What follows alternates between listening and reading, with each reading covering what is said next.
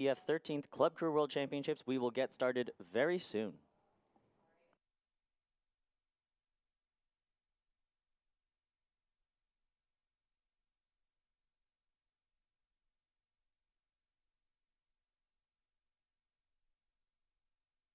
I've been to Australia, to the Czech Republic, to Germany, to Thailand, and there is no course that is as beautiful and as technically accurate as Nathan Benderson Park is. This is a great facility, and coming from Boston, we have been to many different races before in other counties or countries, but we think this is absolutely one of a kind. And if we got another chance, we can come back for the World Championship. That will be our honor. And such a great weather, such a great spirit, and a lot of other teams. So absolutely looking forward to that. We're excited to come back to the World Championships at Nathan Benderson. I mean, this is a world-class facility, and we're going to hopefully take a championship when we come back. One of the things that we have found to be really enjoyable about being here in Sarasota is the hospitality of the community. It just makes for a perfect setting for teams that are traveling from other locations, makes their stay more enjoyable in the community, and I can't wait for our world teams to experience that next year.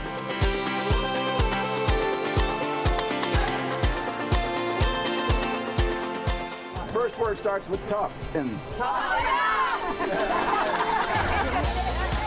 Nathan Benderson Park is a wonderful place for us to paddle and compete. The technology, the racing tower, and the timing tower is phenomenal. It's one of the most impressive facilities that I've raced at all over the world.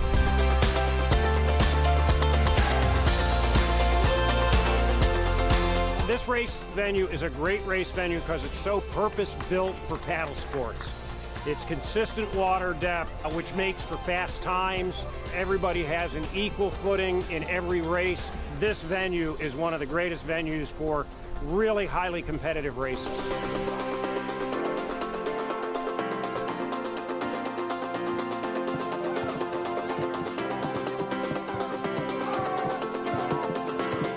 I've been to Australia, to the Czech Republic, to Germany, to Thailand, and there is no course that is as beautiful and as technically accurate as Nathan Benderson Park. Nathan Benderson Park is a wonderful place for us to paddle and compete. Personally, I've raced here before with our regional championships and now with our national championship. The technology, the racing tower, and the timing tower is phenomenal. It's one of the most impressive facilities that I've raced at all over the world. The course is technically fair, which you don't always get in all venues, and it's just a beautiful place to be. Nathan Benderson Park is one of the best locations I've ever raced in the world. It's a great competitive location. The lanes are all the same depth, makes for great racing. Spectators at Nathan Benderson have a great view from the base of the tower. They see the finish very clearly.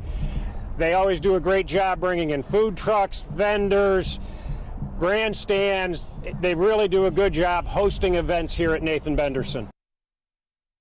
What are people going to see when they come out? They're going to see a really exciting races. The 200 meter is probably the highest speed race because it's the shortest race. 500 meter is not an endurance test, but it's more technique. 500s, they're really good races because the finishes are really strong. You're going to see some people working really hard and really good athletes giving everything they got. And Sunday when we run the 2000, which is an oval course, tight turns, lots of teams competing head-to-head with each other in the middle of those tight turns.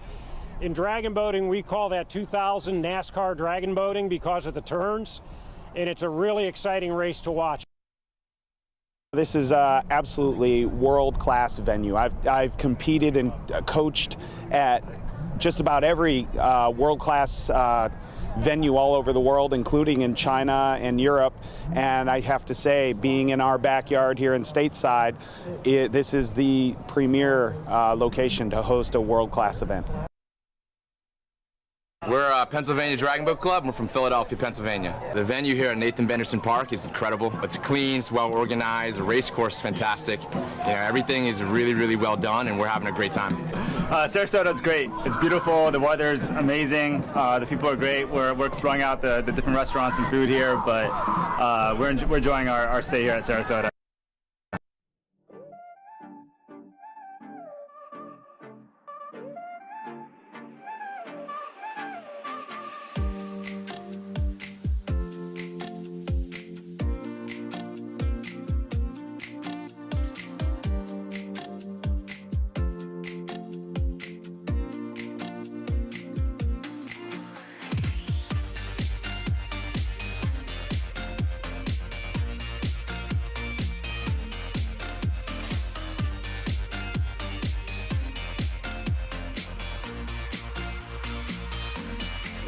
Ladies and gentlemen, we are starting race number 6 of the day.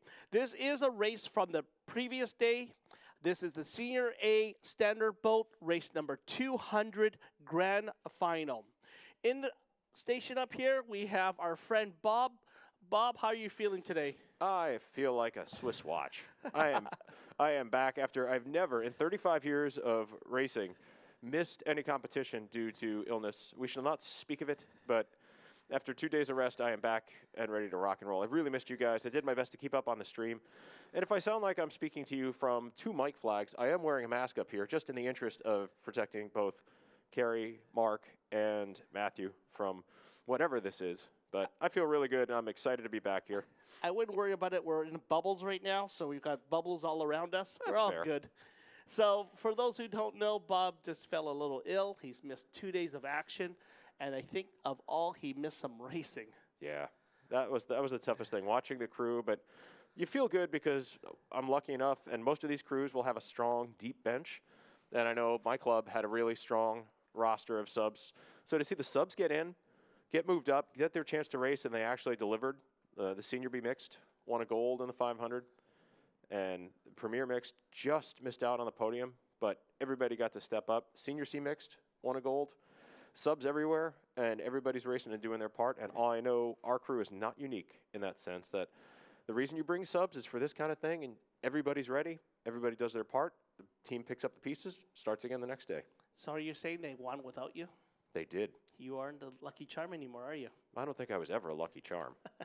But one person, and come on now, 20 people in a standard, 10 in a small, one person does not make a team. That's true, that's so true. It's a testimony to the strength of all of these teams, so I know everybody is kind of fighting the same thing. We're online already, and there's about 100 people online to watch the ladies Senior A Grand Final. Bob, since you're here with us this morning, I'll let you call the teams down for this next race. All right. We are running race 200, which should have been yesterday, but thanks to Mother Nature, she decided we were going to start off today with this barn burner. This is the Standard Boat Senior A Women's Final, which will feature in Lane 1, Bytown, Lane 2, H2O Montreal, Lane 3, True North, Lane 4, CSDC Liquid Assets, Lane 5, Bucks County Fusion, and Lane 6, South Breeze. And if you heard a faint woohoo in the background, that has become Matthew's official reaction to any mention of Bucks. Woo! Because why not? I've got my taser. We're ready to zap them today. After day 6, he's had enough of our shenanigans. Check this out. Mitch San is back online. He went to bed a little earlier yesterday, and he's back up with his gorillas. Nice. Mitch San, can you explain this gorilla? Because here, my friend Matthew is really confused about the gorillas. Let's see what he says up here. Kev, Jen, we have 2 extra tickets for sale for tonight's closing ceremony, if anyone is interested. Kev, Jen, I'm not sure which team you are or how they find you in the Racers Village. Can you just let us know who you are by either a visual description, a team description, or if you have fancy pants, let us know and we'll direct teams to you. Dominic Butcher says, "Go Germany, last day, all out." That's the truth. Where did you see that? Oh, you're faster than me, my friend. I flipped it to live chat. Make sure, because we're looking here. We have 2 laptops. Matthew has set up his MacBook here. I've set it to live chat. If you have it to top chat, it may show you in a different order. So live just shows them in real time. Oh, I should go to live chat. Yep. Yeah, I learn something new each day here. Kevin, Jen, Gail, sorry, Team Pickering from Canada. You have 2 tickets for sale for tonight's closing ceremony. This is your chance to start exchanging jerseys. You can start eyeing the South Breeze one that I see in blue. Check out their jerseys, very nice quality. Oh, the South Breeze jerseys are awesome. They were highly coveted last year at CCNC. I think they have like comical features on theirs. Is that correct? There is some artistic interpretation of what exactly the peach is doing on that jersey, which it's just one of those things that's vague enough that it makes you wonder. I like it. There's no peach on it, is there? It's a peach. What's the peach for? It's a peach emoji. Yeah, but please help me connect South Breeze to peach. That's a good question. All right, if you know why there's a peach on the South Breeze jersey, put it online and tell us what it's all about. Marissa Goldsmith, let's go True North. Ooh, a Canadian. Oh, Matthew's apparently met you. Matthew's on the rounds of meeting people that he sees online. Matthew's really, really interested in meeting everyone. I'll let Matthew explain this little story and his online presence. Yeah, so I run a blog called Humans of Dragonboat, if you've ever heard of it. It started in 2018, and I've featured and profiled, I think it's 195-ish. Amazing, just dragon boaters from around the world, trying to, tell their incredible stories, tell their incredible diverse stories in particular, people from all over the world. I featured Bob here once. I think you were number 5. Yeah, number it was 6, early. It was something fun. like that. Yeah, it was really great. So if you don't know what Humans of Dragonboat is, go to humansofdragonboat.com or follow us on Instagram and Facebook. Yeah, and if you want to be featured, send me a message, and I will help tell your story. Thank you very much, Matthew. We're looking for Bytown, H2O Montreal, True North, CSDC, Bucks County Fusion, and South Breeze to marshalling now. To start off the morning, I'm going to play some music that will wake us all up. Coming from Sarasota, Florida, this is the 6th day of racing.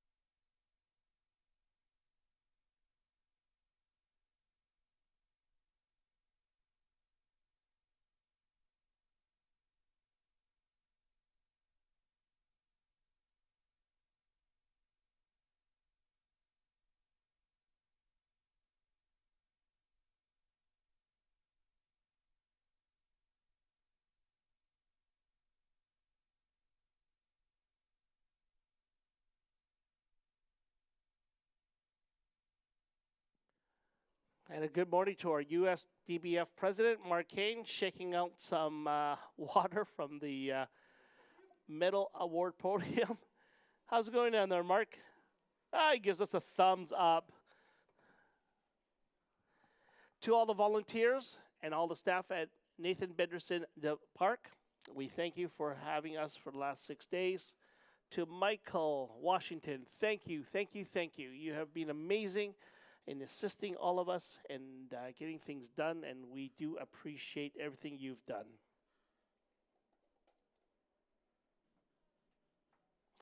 This is Treasure, Bruno Mars. And the reason we aren't playing music online for those who are watching from afar, if we played 1 inch of music online, the internet police would shut us down so fast. So we do apologize. I know it goes to dead air online. but we will always try to keep you amused. I've got Bob here. I've got myself. We're ready to go. The Senior A is coming your way in just a few minutes.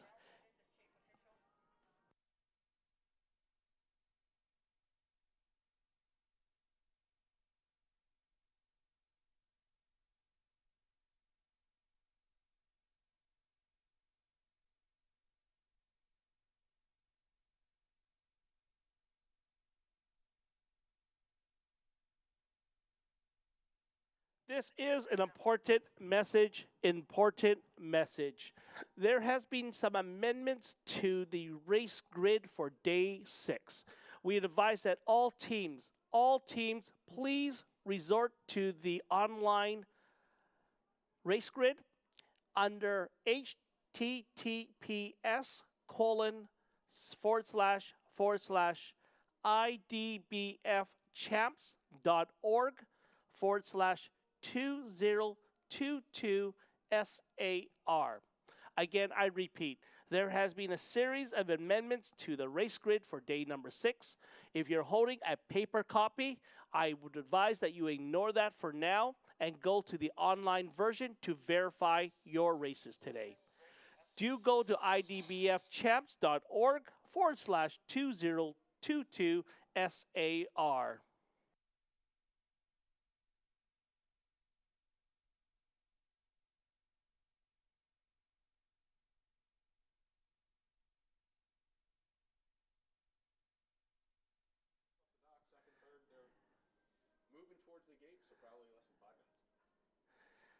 Mitch San is online. He's saying that his team in Hong Kong is called SMUGS, Southeast Massive Urban Gorillas.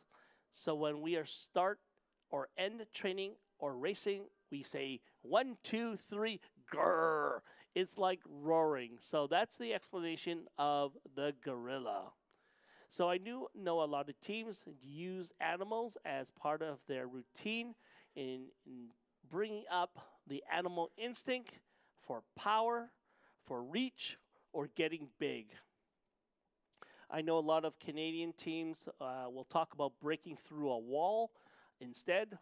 As they get to that 300-meter mark, you'll hear a call, something to the effect of breaking through the wall, and it's that next race that you get into after the 300-meter mark. Adrian Wang, thank you. We love you too. Good luck to South Breeze for sure today.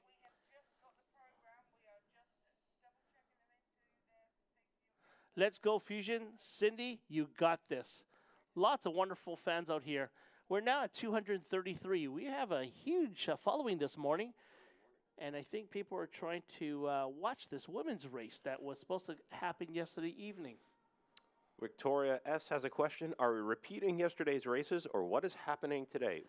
Victoria, we are not repeating what the officials decided last night was that the races that were going for time, where they were supposed to do 3 rounds, they had all completed 2. This is an urgent call for race 204, 205, 206, and 207 to marshalling, please. 204, 205, 206, and 207.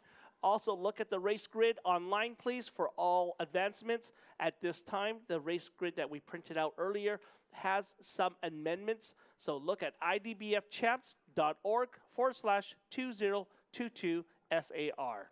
So just to finish that thought real quick, the races that had 2 rounds that were done were declared finals after 2 of 3 rounds. There was only 1 race remaining yesterday that needed to be run after a semifinal or a qualifying heat and then a repechage, and that was this race right now, the Senior A Women. So every other race yesterday was declared final after 2 rounds. Those times were added up. This is going to be the last race from yesterday, the Senior A Women's Standard Boat Final, and then we're going to move into the Sunday progression. It is Sunday, isn't it? Today's Sunday? You know what? I've lost track, my friend. We're still in Sarasota. The gig starts at 7 a.m., I think. We are working on less than 5 hours of sleep, ensuring that these races go off without a hitch. I know a lot of our IDBF officials, USDBF staff, and the NBP staff here have been working day in, day out, making sure everything is in order, keeping everyone safe, great racing, and of all, great medals. Well, the amendments, the changes to the schedule have been coming so thick and fast that, to Carrie's point, the printed schedule, which has already been worked on pretty much overnight by the officials and by the team managers to make sure it's correct, is already incorrect. And is like, okay, find a window, throw it out. Just go to the online version because things are changing that quickly. We're doing our best to keep up, and we will relay those changes as the races come up. The time here now in Sarasota, Florida, 7:36 in the morning. I think this is the earliest I've ever seen a dragon boat race occur. But look at this beautiful shot, Bob. It is spectacular. Drone pilot capturing all of these crews having come through the gate, and now just doing their quick practice starts, staring down at those starting gates for the one last time. For these ladies, this is it. This morning I saw a few of the ladies wake up at about 6 a.m. and doing their morning routine. But because we ran this race at 7:30, they were up just slightly a little earlier and going into their normal athletic mental imaging of this race. And look at that green shirt team. That's lane number 1 from Ottawa, Bytown. You can't miss the color scheme. They've had that color all day, and we're really excited to see the race.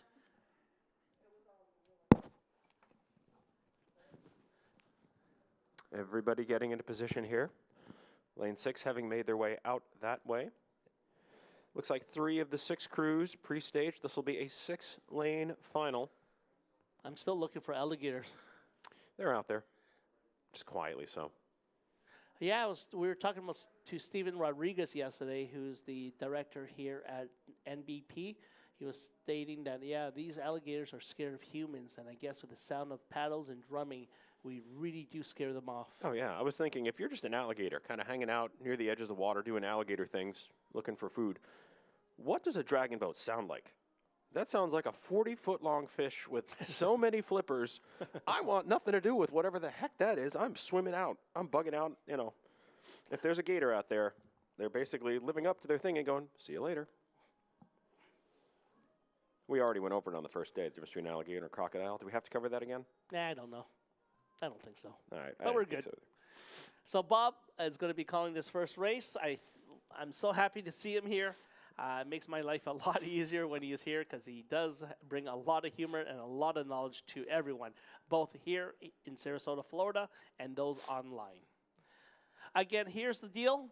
You guys call the race, top 3 teams. If you nail it, you send me an email at carriechow@dragonboatbc.ca. If you're right, you win a prize. When I get back to Vancouver, I'll send you a prize. So you guys call it. Lane 1 is Bytown. Lane number 2 is H2O Montreal. Lane 3 is True North. Lane 4 is CSDC. Lane 5 is Buck County Fusion with a woo woo. And finally, in lane number 6, South Breeze. Name the first, second, and third place team in that order. Put it online now. And if you win, you email me at carriechow@dragonboatbc.ca and we'll send you a prize.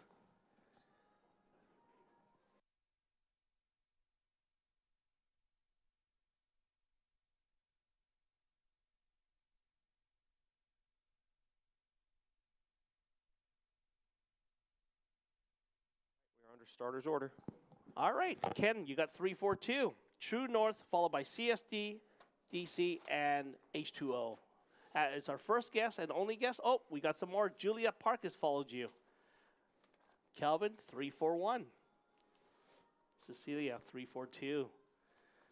Eric, 2, 3, 4. We are underway as the gates drop, and the last race of yesterday, or the first race of today, this is a medal final, standard boat senior A women's. Lane 1 is Bytown. Lane 2, H2O for Montreal. Lane 3, True North. Lane 4, CSDC. Lane 5, Bucks County Dragon Boat. And Lane 6, South Breeze. And right now it is H2O and True North. They've established about a 2-seat lead. Bytown finding the settle, trying to hang right with them. Official boats in pursuit.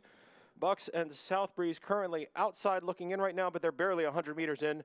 And the beautiful thing about the 500 meter, as I know Carrie, Matthew, and Mark have been discussing, there is time to get into a swing, to find that body stroke and work your way through. Just because you have a good start, it's only a good start. You still have to hit the body of the race and then seal the deal. So now into that swing and the settle, we turn our attention towards lanes 2 and 3. You see the race official in the middle waving the red flag, trying to get that That is a warning to CSDC. See the drummer in CSDC, and she's just telling, go, right. That's real interesting. The officials being very clear, waving the red flag. The drummer telling the steerer to get back into the center lane. They are definitely offline center, but they've found their way back now. So that is CSDC in lane 4. They're trying to get on terms with True North in lane 3 and H2O in lane 2. Bytown is right there. Bucks has, as we're talking about, walked their way up now. They're inside of 200 meters to go here in this women's final. Gold, silver, and bronze on the line for the Senior A Women's Standard Boat. They are overlapped by a boat length. A classic race to start our first day of racing here. And it is looking like it is going as it has for the last 6 days, True North's way. The True North Club has just been running a roughshod in every category they've entered. And out of lane 3, True North has a 2-seat lead coming down. They're being followed by CSDC.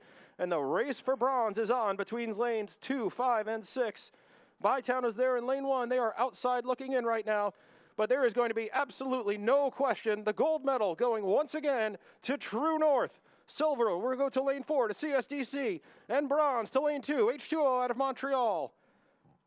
Bucks will be in 4th, Bytown in 5th, and it looked like South Breeze rounds out the Senior A Women's Final in 6th. But True North, once again, the class of the field showing they brought their A game.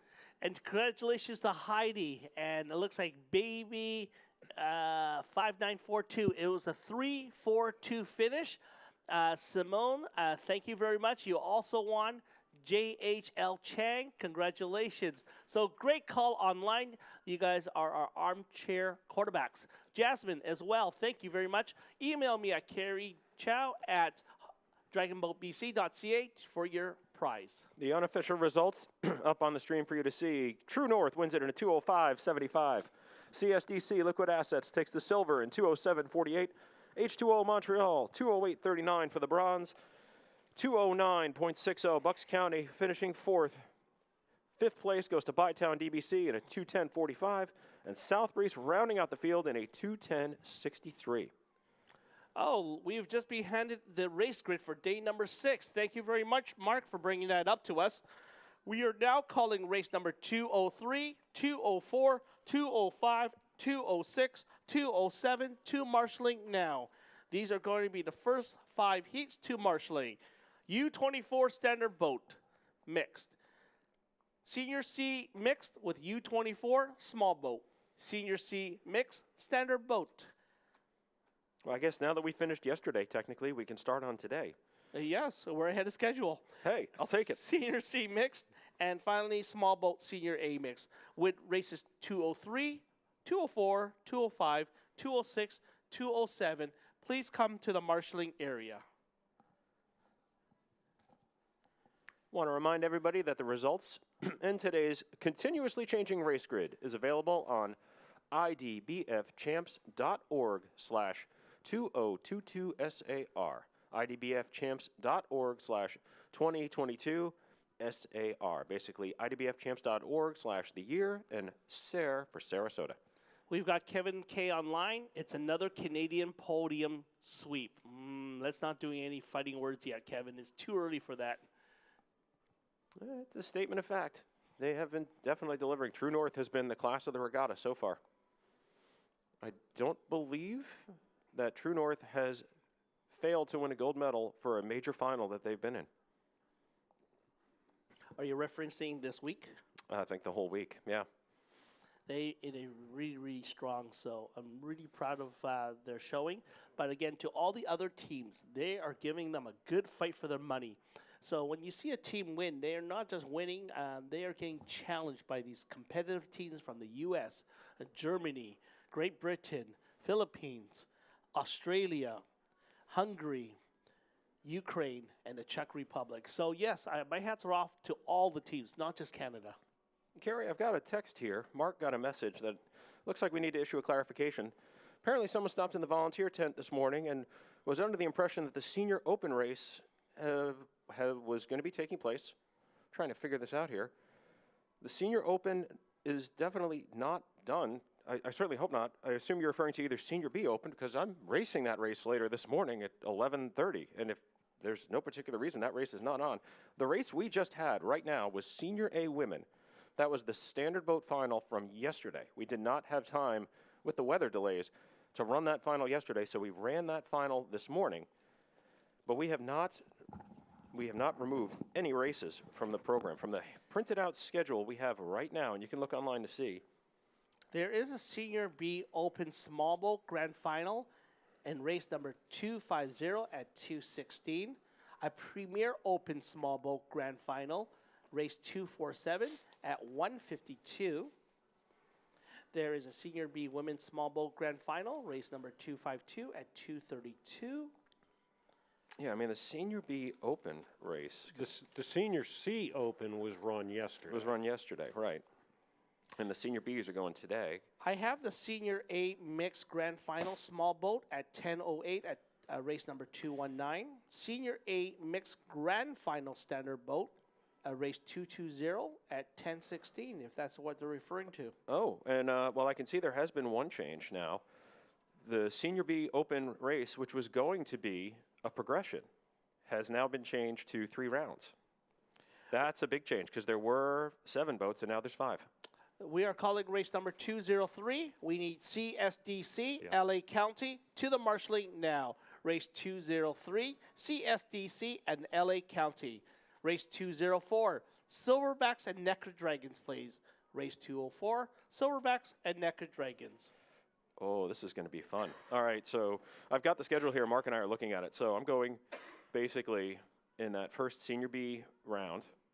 So I'll race at 11:12, and then just get right back, flip my number, and then basically 15 minutes later race the first Premier Open heat. Oh, it's my kind of afternoon. Let's go. Can you get back around the island and run through marshalling real quick? We'll probably just take the direct route. We'll portage the boat.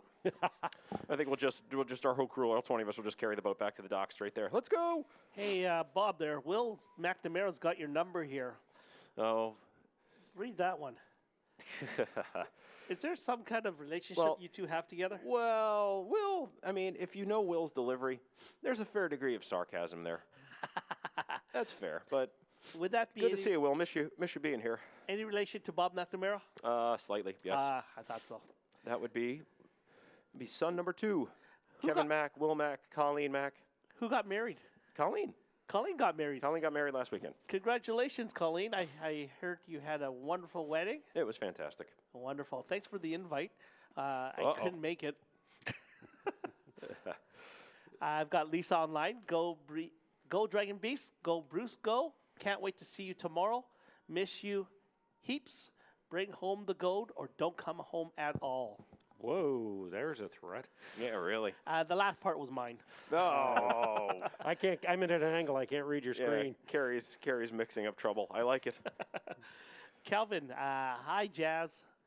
Jazz is not in our tower, Kelvin. I apologize, but I think you're probably referencing someone in the race crews out there. Okay, this first race of, actually the second race of today, first official race of today, is going to be a standard U24 mixed race. And no, that's the boat coming back around from the Senior A Women's Grand Final coming into the dock. I thought it was a boat pulling out. But there's a lot of movement down in the marshalling area, and it's tough to tell if they're coming and going from our angle right here. Those boats are coming back from the Senior A Women's Final. Mark, as USDBF president, are you happy with what you've seen this week? Oh, I'm ecstatic with how this event has happened. We had a good turnout, very competitive racing, great venue. Nathan Benderson's staff has done a wonderful job, even under certain challenging conditions on certain days. Some days we've been able to get everything in without interruption. Some days Mother Nature has challenged us, but it's been a great event. The IDBF officials have kept things moving efficiently and resolved a couple of issues in different races. So, no, I'm very, very happy with how this event has gone. Yeah, I have to agree with you. I've been to a lot of championships around the world, different sites, different teams. I do give you guys thumbs up all the way around for the quality of expertise and professionalism, and I thank you very much. Bob, I have a question for you. I'm looking down the water and I see these ducks with butts in the air. What are those things? Those are duck butts. Excuse me? Well, I really don't know what they are. I just know those are duck butts, and they're ducks going after stuff. I am certainly not a member of the Audubon Society and couldn't tell you, but if I had to guess, that's pretty much these are ducks that are fishing. No, they're actually feeding on grasses and things on the bottom.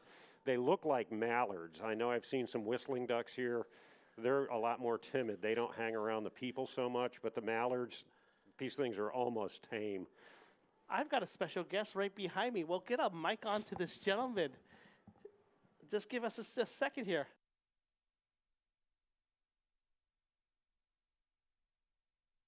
Good morning, everyone. Wow, who is this person? He's been hiding all week. I see you incognito once in a while. I've got to my left here Mike Thomas, the president of the IDBF. This is a special surprise.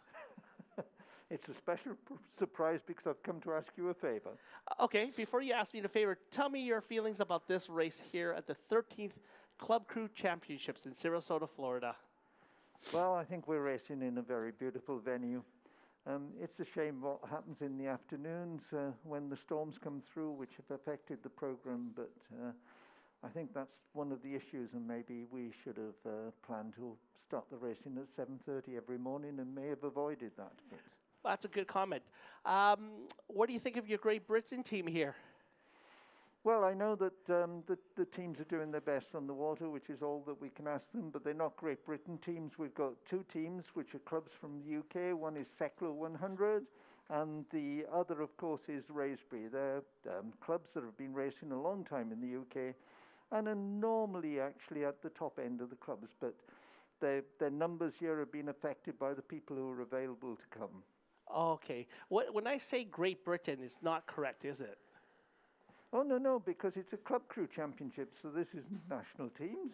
I gotcha. My apologies. Great You're right. Britain's fine, but, we have those two words, Great Britain and the United Kingdom. And what do you prefer when we say the words? Do we say United Kingdom or Great Britain? We normally call the British team Great Britain. Gotcha. GB for short. Thank you very much, Mike, for coming down to say hi to us. And we are having a great time here in the announcing booth.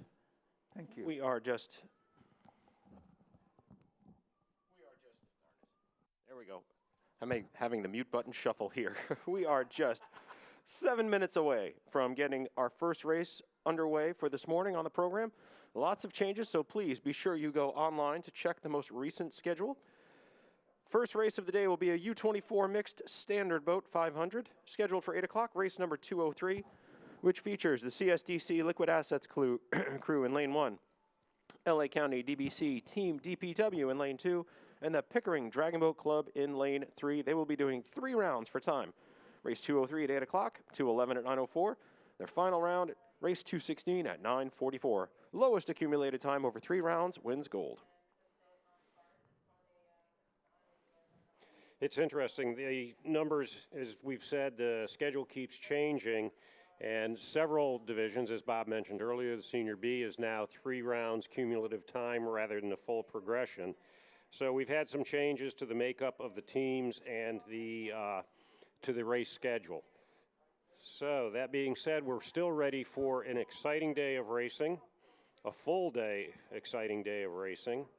And we will go all the way through to race number 256 at just after 3 o'clock this afternoon. Hopefully Mother Nature cooperates. We're confident she will. The weather forecast yesterday evening was today would have less activity than we've seen in the last couple days. So hopefully we're in for a good day of racing today. Yeah, I was optimistic this morning. I don't know how much you trust WeatherBug, but when I looked, it basically said no chance of storms today. Now, none being a Florida none, which means there's always a chance. But it's certainly better than it has been the last few days when it's been 50, 60%. Things are looking much more promising today that we get the full program in.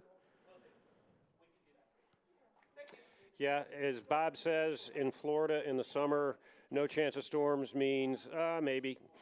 Yeah, there's no chance, and then there's Florida, no chance, which means there's always some. Let's be fair. In July, that's a true statement. Oh, yeah. But I think all in all, if you score the averages, if it works out this way, basically 4 out of 6 days we'll have run with no real weather issues. So that's a pretty good batting average. That is, for this time of year, 4 days with no interruptions, two days with interruptions out of 6. That's a pretty good average for Florida in July. Yep, you bat 650 and you're playing for the Mets or the Marlins, you're driving a Maybach. That's right. So I like those odds. The wind is pretty calm right now. I know it's going to change as the day goes on. Yeah, as I've mentioned before, typically in the morning, because we're not that far from the Gulf of Mexico. The Gulf of Mexico stays warmer overnight than the land, so the air is rising off the Gulf, so that brings a land breeze. So the breeze this morning is going east to west off the land towards the Gulf, and later in the day the land will heat up more than the Gulf of Mexico, so the breeze will reverse and we get a sea breeze. One thing I have noticed about this course and this setup in general, I've raced other places where the wind is definitely a design factor. You could try and convince me otherwise, but I've always felt that Szeged, especially the course in Hungary, when the wind gets going there in the afternoon, you want to be in lane 1 because of the design of the grandstands and the design of the finished structures. Almost the last 300 meters of that course, if the wind is coming from a certain direction in the summer, are sheltered. And I've seen race after race after race go that way. It doesn't seem there's any such advantage here, no matter which way it goes. This course with the west side being the west side of the park with trees lining the park, and the east side with the wave attenuator, knocking down any waves coming from the east. We can stand here in the tower and look down the course, and there is a wind shadow off the land, probably out as far as lane 2. Yeah, there's absolutely no influence whatsoever, and barely a ripple out beyond the way. So this has truly been one of the most fair courses I've ever raced on. The one thing you do get on this course, having raced here numerous times, if you get a straight south wind, because it's a 2,000-meter course, by the time you get to the 500, the wind has had a chance to work on the water.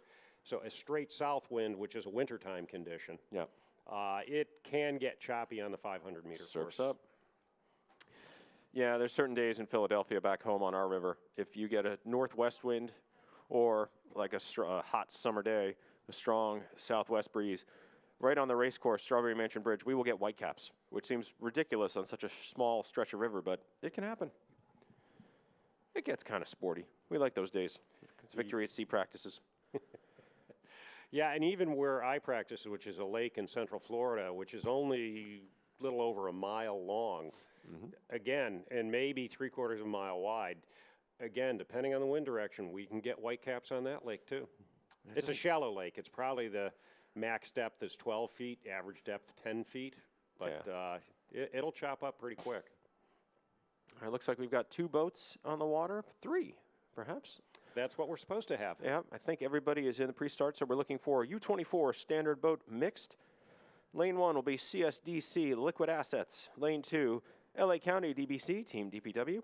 We got some videos yesterday of the LA team actually doing a rain and lightning dance. I'm not sure if they incurred the wrath of Mother Nature or if they were trying to appease her. In either case, considering how the weather went yesterday, we're going to want to talk to them about their dancing because it certainly brought on more if that's what they were intending to do.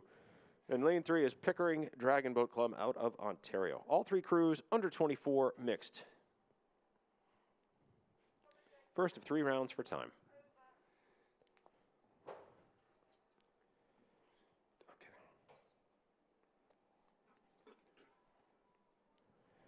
These 3 crews coming in, soon to be under starters order. They're just past the staging buoys, which are about 25 meters behind the actual gates. The gates are up. We've had several different starters working this week. And I know Carrie and Matthew and Mark have sometimes, when they've had the ability, taken the starters broadcast over the walkie-talkie and been able to put it on the mic.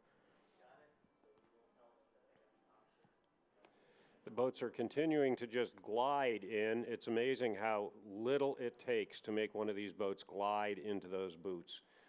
You can do 1 stroke at the 25-meter buoy and essentially just coast the rest of the way in. And that's what makes a starter happy. And looks like in this case, everybody's taken those 1 or 2 strokes and they are all drifting in together in perfect formation. This is exactly what you want. They're all going to just lightly kiss those gates and get aligned. Little adjustments. Love watching the hand signals from the drummers in the helm. They each have their own bit of communication. Sometimes they just talk. Sometimes they use hand signals, combination of thereof, but it looks like all three have done a brilliant job. All three are docked and ready to go. We'll wait for those gates to drop. Lane 1, closest to you on the stream, is Liquid Assets from CSDC. Lane 2 is LA County, and Lane 3 is the Pickering Dragon Boat Club. Gates are down, and away we go. First race of the Sunday program, our final day of racing here at the 2022 Club Crew World Championships here in Sarasota. No clear gaps yet as these crews get in through the first 25, 30 strokes. And now get into that settle, the body of the race. The 500 meter being a classic distance, traditional way to end a world championship. The first 30 strokes or thereabouts are probably the athletes are anaerobic at the end of that stretch. Now as they get into the body of the race and they stretch it out, get into their working stroke, they recover and go for probably the next 400 meters and then go into a finish sprint. I know most of these athletes will do what we do all summer. You spend your summer basically loading up on lactate and then doing a long piece to see how it feels when your muscles are completely scorched. Why? Because that's exactly what it's going to be like, and that's exactly what these athletes are facing right now. Like Mark said, after the starting sprint, you just flood your system with lactic acid, and then you've got to teach your muscles to just swing and fight their way through it, keep your head together, stick to your race plan, and do the job. And right now, it looks like out of lane 3, that is Pickering Dragon Boat Club that has about 3/4 of a boat length lead right now over LA County and Pickering. Continuing to stretch that lead out. They are trying to put as much time in the bank as they can. With 3 rounds, if you can get a huge lead, 3 to 4 seconds, you then only have to essentially be an accountant for that time later. You don't have to win the heat. You just have to make sure you stay close to the other 2 crews. But as Pickering has tried to make a statement, look at Liquid Assets with that closing move. It was a boat length, but now they're bringing it down, and they're going to say, no, let's make this interesting for the rest of the day. We're going to keep it close. We're going to keep it tight. They have definitely reduced that lead from half a boat to less than 2 seats now. As Pickering comes across the line to take the first round, second will be CSDC Liquid Assets, and LA County DBC with Olivia Quinn on the helm rounds out our U24 mixed first round of the day. Time is 8:03. We have run the first race exactly at 8 o'clock. So, hey, we're right on time. White flag from the officials. No center line violations. We were talking about the types of ducks before. I believe those are mallards. Those boats did not make those ducks move. They're just now going through the wake of the boat and having a good time surfing the wake. Yeah, I want to see the ducks surf. Race number 207. We need Pickering, Necro Dragon, pads, ASAP. Race 207. Pickering, Necro Dragon, and pads. Quick look at the official results. 2:02.98 was the winning time, and they flipped the schedule. They flipped the schedule, unfortunately, so I'll have to get those results online for you because they changed it too quickly. I turned around. Sorry about that. Coming up next, small boat Senior C mixed. And very quickly, Pickering took that heat in 2:02.98. Liquid Assets from CSDC in 2:04.10, and then LA County in a 2:06.96.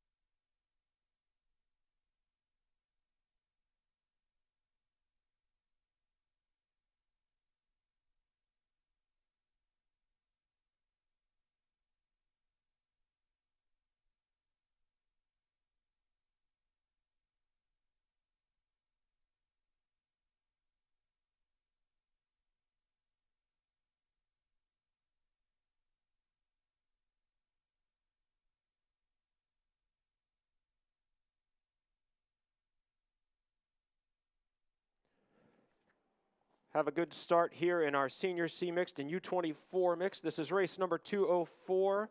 They are also doing 3 rounds for time. Lane 1, 22 Dragons. Lane 2, H2O Montreal. Lane 3, Rogue Dragons. Lane 4, Washington Masters. Lane 5, the Silverbacks. And Lane 6, Necro Dragon. So you've got 5 Senior C small boats and 1 U24 boat. That's right, and that U24 boat is on the outside, Neckar Dragon out of Germany, and it looks like they are leading this charge down this 500-meter course with a very, very strong boat so far. These small boats are hard to pick up, Bob. Oh, they're incredibly hard to pick up. If you try and pick it up by yourself, you're definitely going to get hurt. Despite the fact that they're smaller than a standard boat, I think they're still somewhere in the neighborhood of 600-plus pounds. But I don't believe that's what you meant. It's a little heavier than me. Oh, God, yeah. And it looks like boats 3 and 5 are also starting to come up. That is Rogue Dragons out of Florida and the Silverbacks of Germany. Those are both Senior C mixed crews. I was going to say, you've got 5 Senior C mixed crews, and Necro Dragon, the lone U24 mixed boat. Talking about the steering, though, look at lane 1. They have just taken a huge S-curve towards the grandstands, perhaps to try and get the fans to cheer them a little louder. But at least they're in lane 1. Officials coming down. Not necessarily to wave a flag, but more to check out where exactly it is they're wandering to. They've not gained any particular advantage. They actually steered away from the field, so there's no chance of wash routing, I think, just as we're talking about. These small boats are incredibly finicky. Well, that is 22 Dragons. Maybe they're on their way back to Montreal, Bob. Oh, I don't know. Just feel bad. I am not envious of a steerer who gets behind in their steering on these small boats. But who's having no troubles with steering are the Necro Dragons out there in lane 6, the lone U24 mixed boat. Basically, if they get down the course for all 3 rounds and manage to keep the boat upright with everyone in the boat who starts the race finishing it, they are going to win the U24 mixed small boat. But we have a much closer race amongst the Senior C mixed crews. 22 Dragons in lane 1. They are outside looking in. But as we look, we have got the Silverbacks in lane 5 that are going to come across. So Necro Dragon takes the U24. Silverbacks are going to be first Senior C, followed by the Rogue Dragons, and then H2O Montreal, Canada. And rounding out the field, again, zigging right towards the tower, getting close so we can see them up close, 22 Dragons. And then the Washington Masters crossing in a virtual dead heat for the final position. Wait for the official results. White flags all around despite the bit of creative steering by the 22 Dragons. No advantage gained.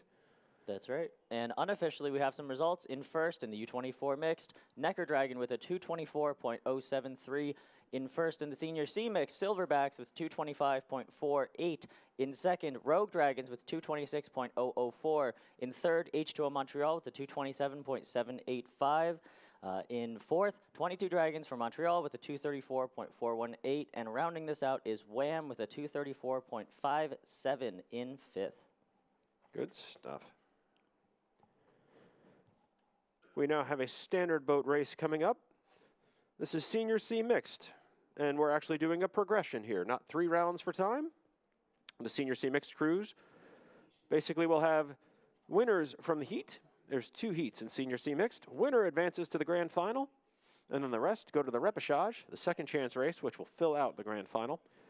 So in the next 2 heats for the Senior C standard boat in mixed, you want to win that heat and punch your ticket direct to the final. The first heat coming up, race 205 at 8:16, will feature in lane 1, CSDC Liquid Assets. Lane 2, the Dragon Beasts of Nova Scotia. Lane 3, the Pickering Dragon Boat Club. Lane 4, Relentless. And lane 5, the KIN Dragons.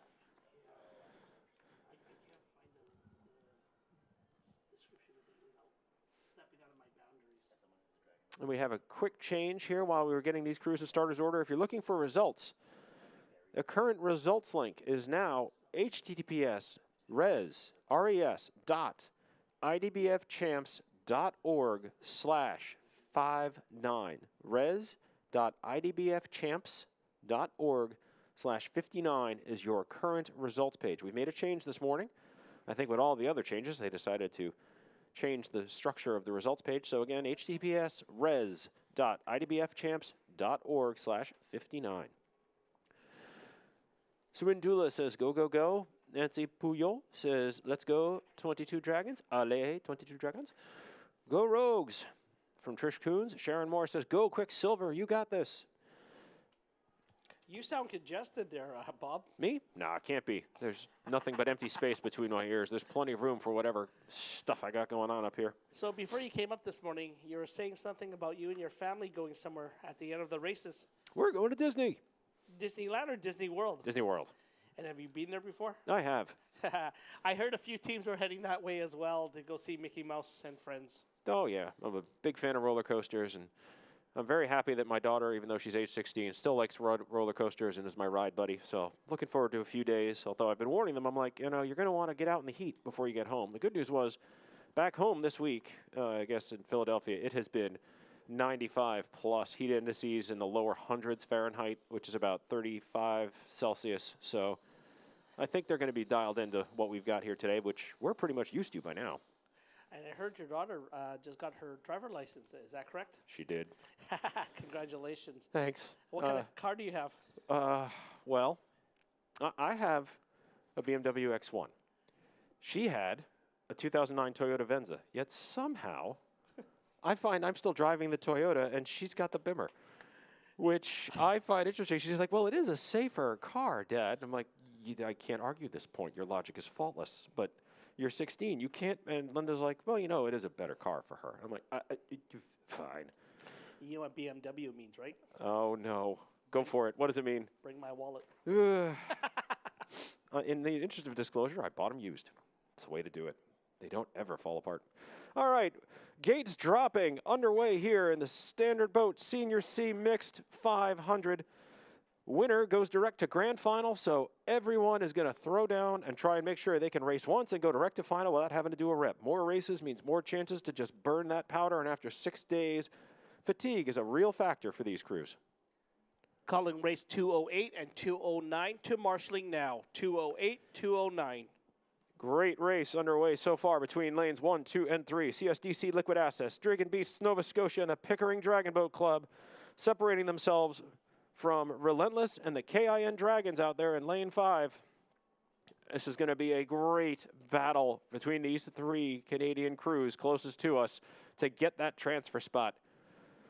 Was saying before, after 6 days of a regatta like this, every little race adds up. If you can just punch your ticket direct to final, miss the repechage, and save what you've got left in the tank for that final, that is every advantage you want, and all 3 of these crews in lanes 1, 2, and 3 know it. Liquid Assets in 1, Dragon Beasts in 2, and Pickering in 3, not offering each other a thing. Relentless and the KIN Dragons right now have fallen off the wave a bit.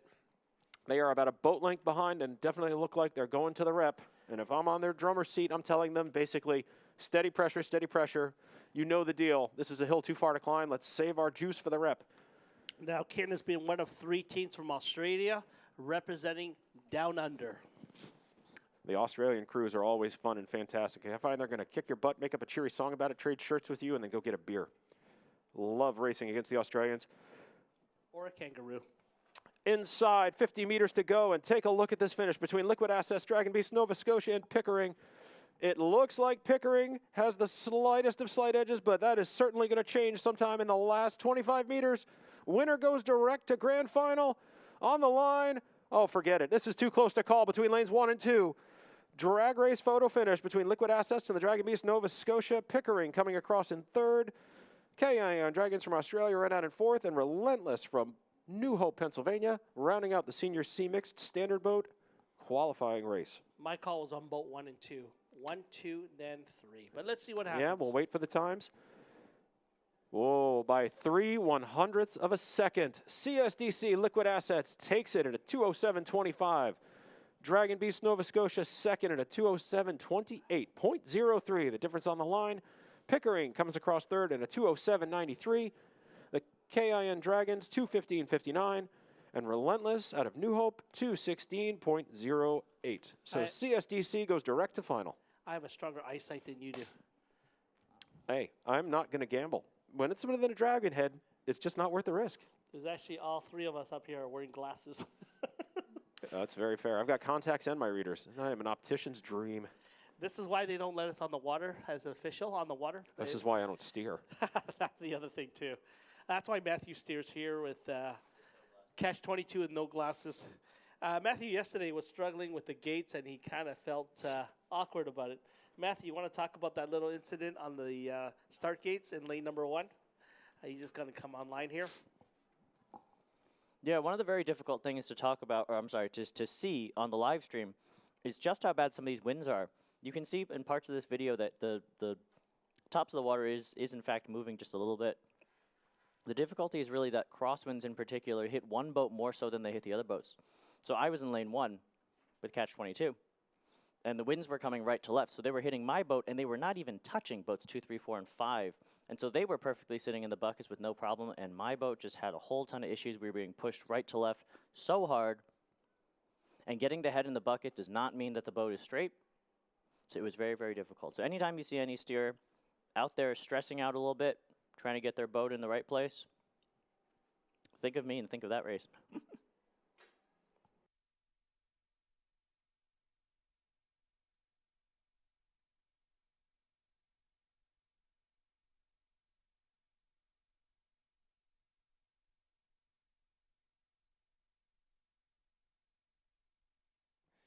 We've been talking about getting in the boots, and you just heard Matthew's issues yesterday with the crosswind. I was in left stroke in our Senior C Open boat yesterday, and sometimes all it takes is one stroke to adjust. Sometimes it's a battle to adjust. You can actually get the head in the boot, and if that crosswind catches you, it will just take that boat and move it right out of the boot as you go. The next race we're looking at is a Senior C Mixed second heat. This is race 206. In lane 1, we have Heat, which is my club. I said lane 1, it's lane 2. Lane 3 is Ottawa DBC. Lane 4 is Great Lake Paddlers, and lane 5 is Dragonheart, Vermont. We have a shout out here online. Kayak 4, special shout out to Maureen from the Dragon Beast. I know she's watching, recovering from a serious bike accident and couldn't make it. All the Beasts wish her a quick recovery. Also from us at the USDBF and IDBF Marine and NBP, we wish you a speedy recovery and we'll hope to see you soon. Going back to aligning in the boots, the other thing that happens, especially with the standard boats because they're so much longer, is the back of the boat can be, you can have the head of the Dragon firmly planted in the boot, and the back of the boat is doing its own thing, which creates real problems for the steersperson. You don't want to come across the start line at a 45-degree angle because then the steersperson is really having to crank that steering oar, which slows the boat down, to get back into the center of the lane. So it's like the tail wagging the dog when that tail starts to move around when you're sitting in the boot. When you're coming into the start line, Mark, does your team have a designated command? Like who is making those calls as they come in to draw, to post, to do whatever? Typically, once you get inside that 25-meter buoy, about halfway in, the steers will tell them that the front 2 rows have got it or the front row has got it. In our case, we use the front row, and if they need help, they can call in the second row to help maneuver the nose of the boat in. And the steer is responsible for getting the tail of the boat aligned properly. Yeah, because I know in our clubs, basically, it's Ellen or Billy are steering this week.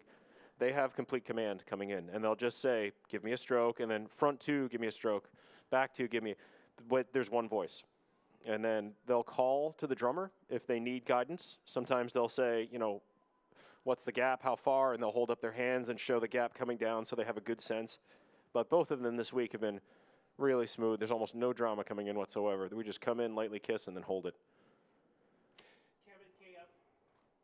Kevin K. online wants a video review challenge for that last race. Wow, that was a finish. Kevin K., we can give you a video review challenge if you like. If you like to give your $150 for a protest, we'll get you a video. Unfortunately, the $150 will stay with the announcers because we need some money for drinking tonight. I did the math a few years ago because I've had plenty of races that have been like 0.02, 0.03, 0.04. Basically, every 100th of a second for a Dragon boat at full speed is about 1.25 inches. So 100th is as close as we can go. Any more than that, and it's outside of the realm of what the finish links can judge. That's why it only goes to 100th, because you just can't get the optics that sharper. But once you get within a tenth of a second from us up here, 3 floors up, it becomes impossible to judge. It really is. Coming your way, there's going to be a discussion about Nations Cup. And I'm trying to get some details for everyone. At the commencement of this race today, one club is going to win the Nations Cup. We're going to get a photo online, and we'll show you what that cup looks like and who gets to win it and take it home to their club. Now, I'm going to ask the question. Is this the first time we're doing a Nations Cup at the Club Crew World Championships?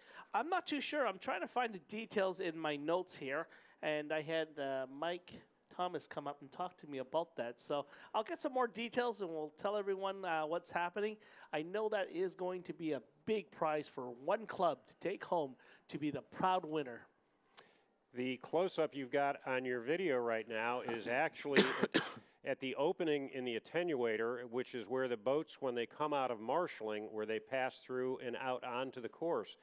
You see a person standing there with a stop and go sign. The opening is actually in front of the 500-meter start. So the stop and go, he will put the stop sign up and hold boats back from the next race to keep them from interfering with the start of the 500. 208. Race 208, Dubai Paddle Club, to the marshalling area now. Looks like we've got a green light here. I know that sign is always nice to see.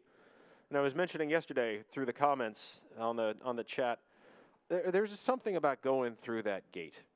Once you've left the marshalling dock and you're taking those strokes and you're warming up and you're getting ready, that's like going through a tunnel into a stadium. It's a really neat piece of the race course here, because once you get on the other side and you see those gates and you know it's your time, there's just a little bit of mental sharpness that comes in. Everything gets a little tighter. It gets a little more real. I really, really like it. It's just one of the pieces of the experience here that I've really enjoyed. And you can see the boats circling just in front of the officials' boats. They're keeping the boats tight to the start here. In a lot of races, boats go out and they disappear from the starting area as they go out and warm up and do major loops. At this venue, they're keeping the boats tight to the starting area so that there's no delays in getting these races underway so that we can stay on schedule. Mark, you have a fan. The Beetle Sanctuary says, "Go Heat." Hey, Mark, nice to hear you calling the races this morning. That's from Susan F. Mary Beth Remp says, "Go Vermont," the entire state. I don't know where she wants it to go, but that's going to really annoy New Hampshire and Canada if it does. I like Vermont. Leave it where it is, but go Vermont. Mitch Sand says, "Go DPC, go." That's the Dubai Paddle Club. He's got lots of Dubai flags. Mitch Sand says, "Last day, let's push it DPC. Excuse me." And the boats are circling, coming into the 25-meter buoy. That's where the starter will hold them until all boats are at that point, and then the starter will bring them in to the boots slowly. You want to take this one, Mark? I will if my team is in it. So yeah, I think that's more than fair. I will be totally biased. No, I won't. You're allowed. It's the last day. Who's going to hold it against you? I don't know. That online chat lights up pretty quick. At least they're paying attention. That's a good thing. Catherine Chandrarakan says, "Go Dragonheart, Vermont." Michelle Miller says, "Go Quicksilver." They're not in this race, but hey, good wishes are good wishes. We'll relay them along. That's right. Again, the order is lane 2 is Heat, lane 3, Ottawa DBC, 4, Great Lake Paddlers, and 5, Dragonheart, Vermont.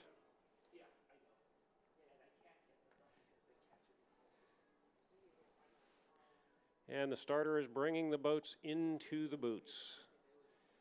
This race scheduled for 8:24. It is currently 8:25, so we are pretty close to being right on time so far. Okay, you can see boat number 2, Heat. They're using the front 2 paddlers, which is what I described earlier because it is my team. That's how we do it. Okay. You've got the little right draw going, and you can see the steers using the back 2 rows to get the tail around. All boats are in. Everybody's there. Your show. Okay. Starter has the race, and gates are down. Race 206 is underway. No clear lead in the first 10 strokes. They're in their start sprint now.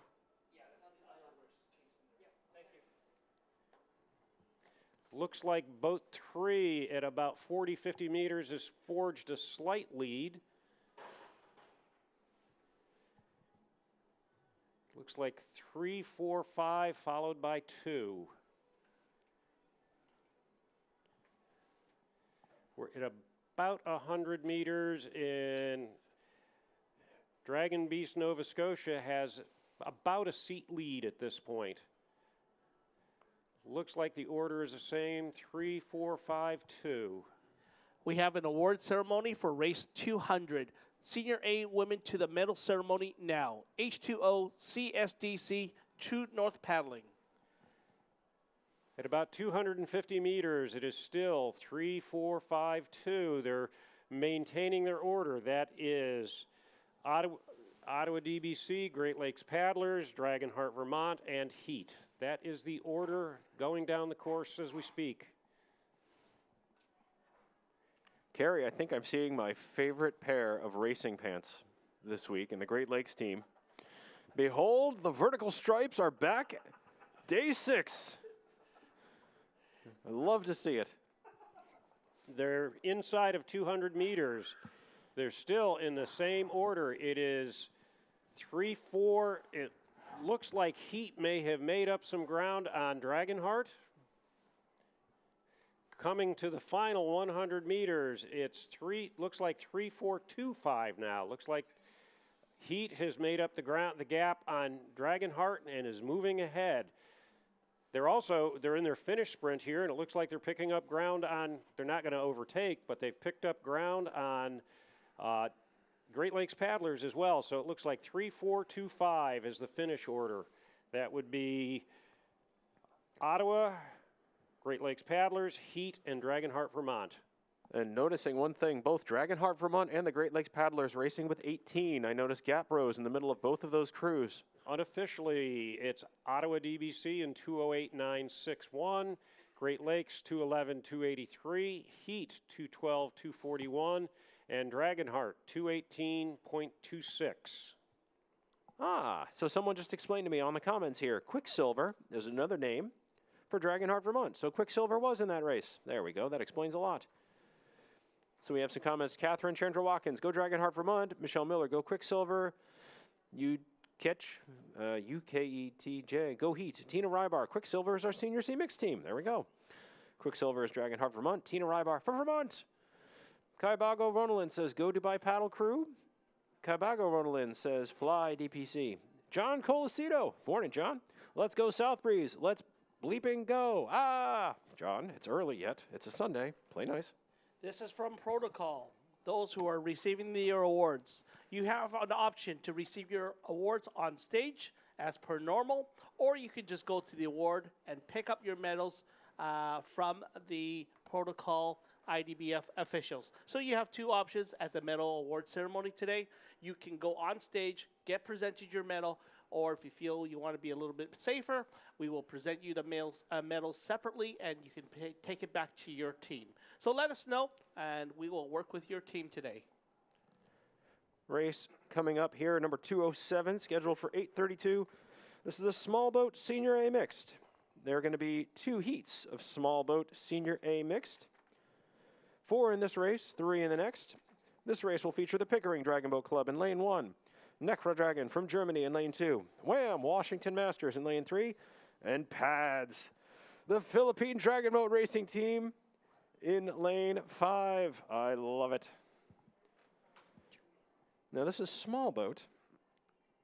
Senior A mixed small boat. So I'm not sure if this is going to be the same approach to the Pads crew. I'm not sure if they're going to attempt to launch the drummer because they were doing that in the standard boat. This is a small boat. I got a private message from Senior A Pads manager here. By the looks of it, they won't be racing today since they've joined the heats yesterday. So it sounds like we do not have liftoff, NASA. Oh, that's too bad. I'm sorry to hear that. So we'll miss you, Pads. Let's see what happens, but it looks like they are not racing, and if they are not, there should be only 3 boats on the water at this time. And there are 3 small boats in the boot, starting in lane 2, out to lane 4. So Pads is not in this heat. And race 207 is underway. Senior A mixed small boat. Good clean start, high stroke rate at the start, starting sprint. Get these small boats up to speed. It's about 70% of the weight with 50% of the horsepower. So getting them up and getting them gliding through the water is a very, very important part of this race. That's why the starts are so critical to these small boat races. At this time, it looks like Neckar Dragon is got maybe a seat on Wham in the outside lane, and Pickering Dragon Boat Club is running a little bit behind, but right there with them. They're not out of this. This is a 500. You can make up ground. Race 210 to marshalling, please. Race 210 to marshalling. Okay, at about the 250 point, it is Neckar Dragon, Neckar Dragon, Wham, and Pickering. That looks to be the order as they come to the 200-meter point.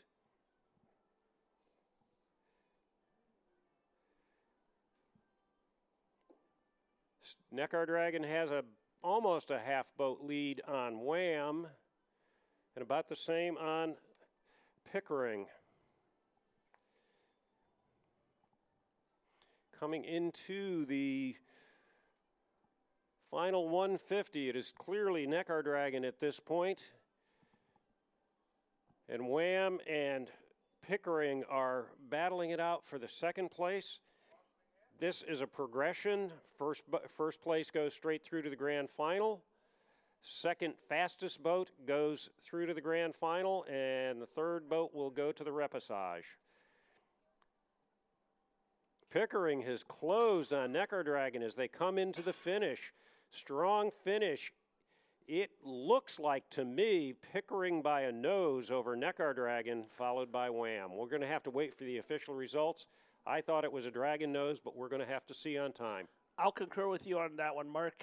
Pickering came out of nowhere like the other races that we've seen on lane number 1, catching Neckar Dragon at the finish line. And the unofficial results are Pickering 219.104, Neckar Dragon 219.251, and Wham 223.574. So it was 0.15 seconds between Pickering and Neckar Dragon. Pickering really had a strong finish there. Punching themselves to the grand final, and now Neckar Dragon will be forced to wait for the fastest of the second place teams to hopefully punch their way into the grand final. Beefcake, you got your fan, Bob's fan, Beefcake, back online. Apparently, both Mark and I feel like chopped liver with that comment, Beefcake. We feel a little hurt. No love for us, Mark. I guess not. If you guys like Mark, give a shout out to Mark. If you like Carrie, put a shout out to Carrie. We just want to show Bob that we have fans too. Of course you guys have fans. I mean, I've been missing 2 days. You guys have been holding up the show on your own while I was basically in the hotel just trying to get through whatever the heck this is. Shout out to Razel and Florence. We're watching from Singapore. So Razel, Florence, our IDBF officials, you have fans here watching you from afar as well, even though they're not racing. Deborah Carson wants to have us repeat the new link for the race results. That is res.idbfresults.org/59. It was a change. They're doing it on a new site this morning, I think, because there were so many changes to the race program. They found it was just easier to upload the new tables on a new web page rather than try and amend the old one. So res.idbfresults.org/59 is the new race results page. Can we ask the Ottawa crew manager for Senior B Small Boat? Again, Ottawa crew manager for Senior B Small Boat. Please submit your crew list for race 225 now. This is the Ottawa crew manager for Senior B Open Small Boat. We need your crew list for race 225 now. Race 208 will be coming up next. This is our second heat of the Senior A Mixed Small Boat. It will feature Relentless in lane 1, Dubai Paddle Club in lane 2, and from Hungary, Dragon Aqua SE in lane 4. So lanes 2, 3, and 4 racing in this heat, a 3-boat heat.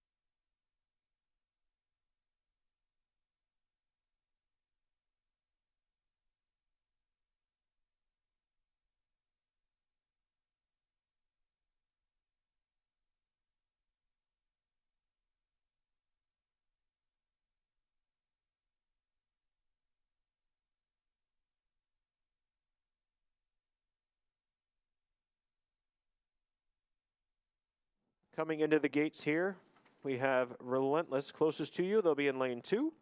The Dubai Paddle Club will be in lane 3. And from Hungary, Dragon Aqua SE will be in lane 4.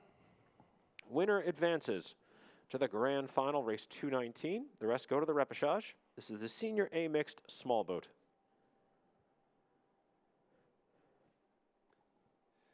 Boats are easing into the boots.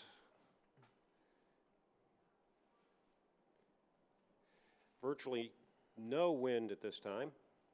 Race 211 and 212 to marshalling now. 211 and 212. Relentless just outside the cup, but they are aligned. Slightly closer than they need to be. That Dragon head kind of, well, if I had to say it's doing it, it's kind of nuzzling the gate, but it's good enough. Let's see. Don't know if the starter's going to let that one fly or not. They are. They are off. And away we go. Gates down. Lane 2 is Relentless. Lane 3 is the Dubai Paddle Club. Lane 4, Dragon Aqua SE from Hungary. Winner from each heat is going to advance to the Senior A Mixed Grand Final for the small boats. And as we've been saying, every crew wants to have that ticket punch because it makes your day that much easier. Dragon Aqua SE getting the jump on the field here. Dubai running in second. Relentless currently trying to stay on terms with the other two boats. And there is going to be some strategy to it. If you're in Relentless's position right now, and you're already a boat length behind, 150 meters in, there has to come a point where that helm or the drummer tells the crew, we're going to the rep. Shut it down, 75%. They can fight for a bit. We can see if they can get the swing back, but that is part of the strategy. In semifinals and progressions like this, you really only want to go as fast as you need to. If it's a final, you're going 100%. But if there's some strategy to it, you're going to a rep, you want to be smart about your efforts because there's more races to come. And right now, Dragon Aqua SE is 2 seats up on the Dubai Paddle Club. Lanes 4, 3, and 2 staggered across. Nice diagonal setup. Officials following closely. No waving from the official, no flag so far. Everybody making their way right down the center of their lanes. Nice drama-free race here. Dragon Aqua SE out of Hungary continues to pull that lead away. They're now head to tail, a full boat length clear of the Dubai Paddle Club. And Dubai Paddle Club themselves continue to be a full boat length clear of Relentless. So inside the last 100 meters, it looks to be this finishing order is set. Dragon Aqua SE out of lane 4 is going to take the heat. They're going to go direct to final. Dubai Paddle Club is going to take second.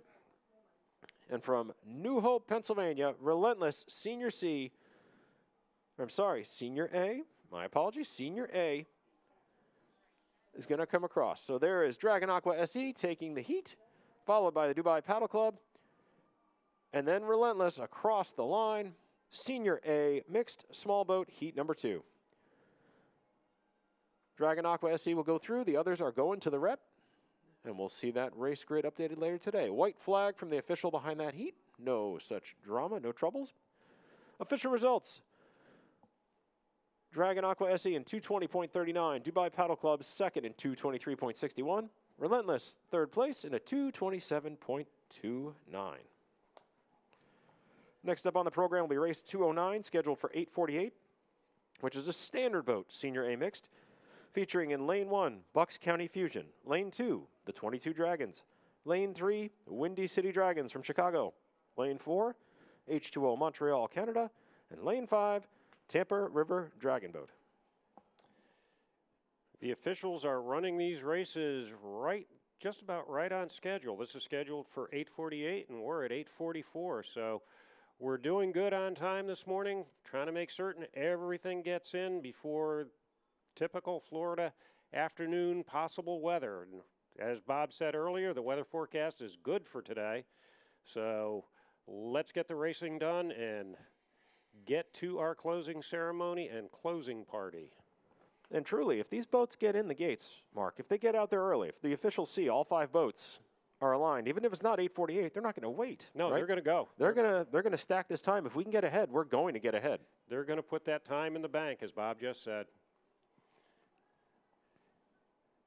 And it's inevitable. Somebody will have a hiccup. And we may lose a minute or two, or we may gain a minute or two. That's racing. They're still circling, trying to get into position. It's a shame Matthew's not up here because I'm pretty sure his father's going to be in the Bucks County Fusion boat. I believe he's in this mixed standard boat for Senior A. I believe that's correct.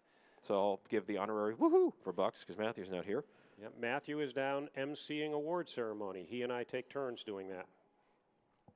You guys have done a phenomenal job. People don't realize how many moving parts there are to this event. There's always something moving somewhere. We're basically the threads that behind the tapestry that hold the picture together. You guys on the podiums, all the communications, the staff, the official, the volunteers, the logistics that go into it. It's not just a couple of boats going up and down the course. Now, Nathan Benderson's done a wonderful job this week taking care of the volunteers and the staff. They've just made it so we can do our jobs, they do their jobs, and it's seamless. On the stream, we're watching a medal ceremony. That is from the senior women's grand final first thing this morning. Yep, so it looks like True North on the podium. It does. And we've managed now to get the camera to pick up these medal ceremonies when it's not covering a race, which is what's been requested, and it's working quite nicely. Yeah, I was saying yesterday on the comments, it's a balance of luck and timing. If there's not a race and this tower camera can look down and catch the athletes on the podium, we certainly will.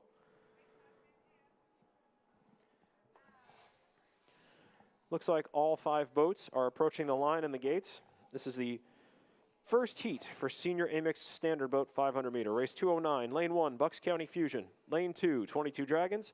Lane 3, Windy City. Lane 4, H2O Montreal. Lane 5, Tampa River Dragon Boat. And the gates are down. Race 209 is underway. It looks like 22 Dragons and H2O Montreal got a little bit of a jump at the start. They're still in their starting sprint. And right now it is clearly 22 Dragons and H2O Montreal with about a seat lead, maybe 2 seats. They're now in their body stroke for the body of the race. The rate has come down. Digging deep, getting pressure on that blade with each stroke. Dropping down, burying that blade, lifting that boat, getting it gliding. Now it's lane 3, which is Windy City has moved in. It's H2O and Windy City now in the lead. Now, one thing that's fun to point out, if you look at the steerers, how they all pretty much get low and slung and rock back and forth. And then there's the steerer for 22 Dragons, who's basically standing up, just kind of hanging out, waving a little bit, almost like they're having a casual boat ride. Certainly not casual. They're working just as hard as every other steerer, but my goodness. Well, Matthew just came running up, realizing, wait a minute, Bucks is here. We'll get him on mic. Looking at this race right now, it is H2O Montreal out there in lane 4. Windy City staying right with him. Matthew, do you want to try and bring this home? Yeah, and that is in fact Bucks County Dragon Boat out in boat number 1 on the near side. But leading this charge is in fact boat 4, H2O Montreal, followed closely behind by Windy City Dragons. They're not taking this lying down. Tampa River trying to stay in the mix along with 22 Dragons, and Bucks County is just trying to hold on here. Look at Windy City, come on. Look at Ula look across at the other drummer. She knows they're closing it down. Oh. And coming in third is boat 2, 22 Dragons.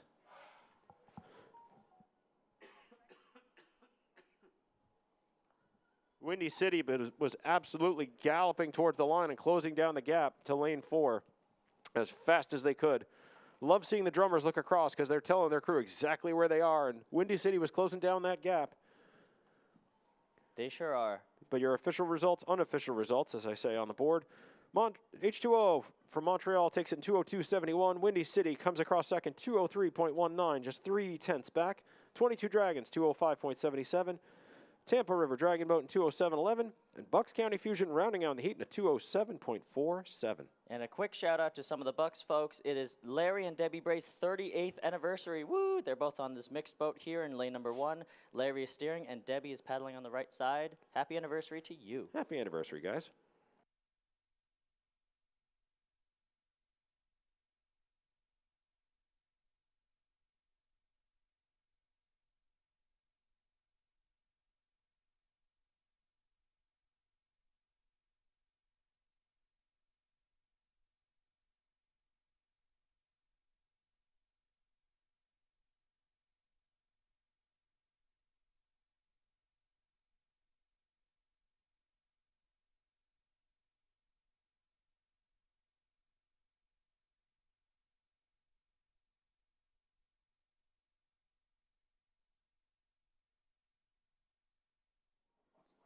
Coming up after that heat, we have one more senior A mixed heat. This will be heat number 2 for the senior A mixed standard boat.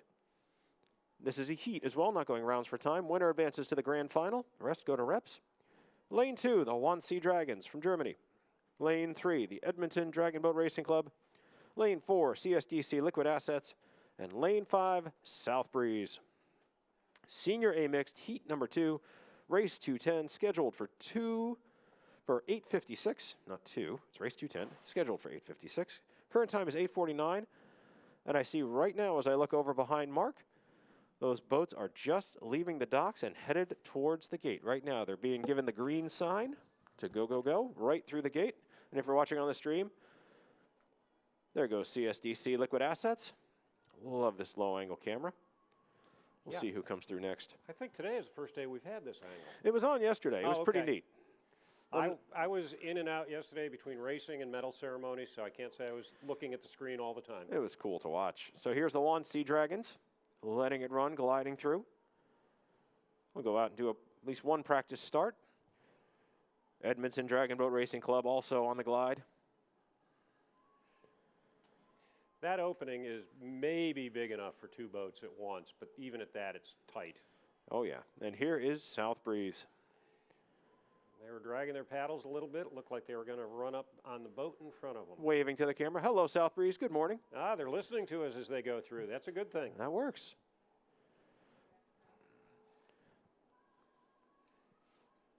Taking a look at the comments here. Mary Thomas says, great race. Kevy B says, let's go, Mom and Dad. Carol Beer says, yay, H2O. Mally Von Durham says South Breeze. Yumi Chen, let's go South Breeze. Yumi Chen saying I am watching. And also says great job Tampa. Beefcake says good luck South Breeze. South Breeze, a lot of fans on the stream early in the east on the West Coast right now, 5:51 a.m. in LA. Kudos to you guys for getting up to see this stream live. So this is a heat. Winners advance to the grand final. The rest go to rep. Senior A mixed, standard boats. Didn't see any gap throws, Mark, when they were coming through the gate. It looks like they've all got 20 paddler complements in these crews. That's what it looked like. Looked like full boats coming through. It's always good to see. Yes. It's a lot easier with 20 than 18. That's a fact. Although it's some boats, depending on weather conditions, they may go with 18. Or if you've got a mismatch weight side to side, substituting paddlers in or out, some boats will go with 18 to get a better power to weight ratio. We saw a lot of that in the 200s, Yes. where they would actually try and lighten the crew and get that hull run shorter to try and gain a little more boat speed, which, hey, if it works in a 200, go for it. Exactly. There's a lot more strategy than people realize in setting a boat up. One thing that I was fascinated with early on was that I always noticed that you don't just balance a boat left to right, which is what I thought. My mentor in the sport, Chris Marquardt, was the first to teach me that there's multiple axes. You also have to set the weight down in the bow slightly, and I couldn't understand why at first. But then, like we talk about pads and how that when they sit all in the back, the hull lifts up. Well, it's dramatic, it's incredible, and we love watching the drummer fly. But you're exposing the widest part of the hull to the water. And what you really want is the narrowest part of that dragon boat to find that sweet spot to carve through the lane, but not so much so that the nose digs in. So you want to trim it down slightly and find that sweet spot. So when the boat's at speed, it sits level or only slightly nose up. It's a fine art. The captains that are getting the crew weights and doing the balance, it's not easy. And the other factor that comes into it, when a dragon boat is under power, the stern actually squats a little bit. Oh, yeah. So that is going to naturally lift the nose a little bit. So that also goes into setting it slightly nose heavy.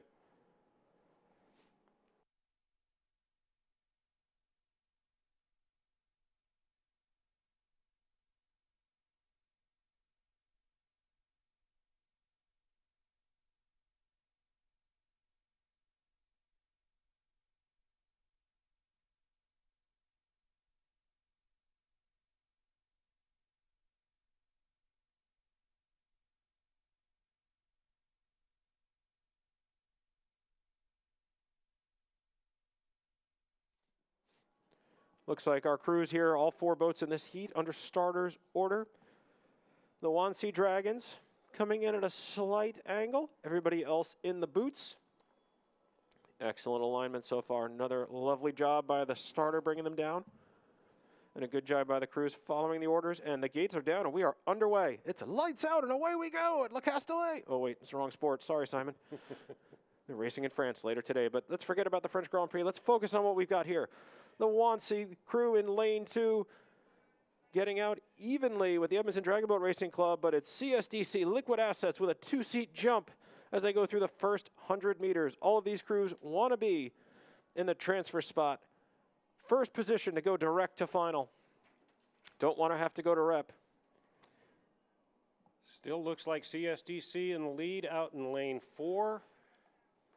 Lane 5, South Breeze is right there with him. It is tight. And South Breeze has time now. We talk about finding that swing and the body of the race. I know the phrase we use back home, we refer to it as the pound, the Philly pound. And this is the part where you get into the body and you use that stroke, you use that technique, and you use your aerobic fitness to basically work through everything you did in the start sprint and then go to technique. Let the stroke do the work for you and let the race distance pull you back in. And the pound is downward pressure. You want to lift the boat and make that hull glide. Looking at that, CSDC Liquid Assets are in lane 4. They've got about now 4 seats clear on South Breeze. Sitting in third right now, Edmonton DB Racing Club and the Wannsee Dragons just out of frame in lane 2, trying to keep their dragon head in the frame, saying, don't forget about us. Coming to about 100 meters, it is still CSDC Liquid Assets, but South Breeze is making its move. Looks like they may have started their finish sprint a little earlier than normal. to close that gap on CSDC Liquid Assets so they can go straight through to the grand final, but CSDC has responded. Looks like it's under control from CSDC. They're letting Southbreeze run it up, but they've still got 3 seats to the good side, and CSDC Liquid Assets will come across to take the heat in first, followed by Southbreeze in lane 5, Edmonton DB Racing Club in lane 3, and the 1C Dragons round out Senior A Mixed Standard Boat Heat number 2. Race 212. 22 Dragons are wanted urgently at Marshalling now. Race 212. 22 Dragons urgently.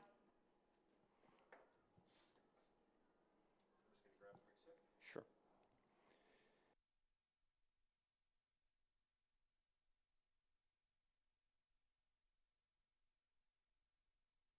Okay, the unofficial results, CSDC Liquid Assets 204.078, Southbreeze 205.712, Edmonton DB Racing Club 206.843, 1C Dragons 210.57. Those are unofficial results. Looks like CSDC Liquid Assets is going straight through to the grand final.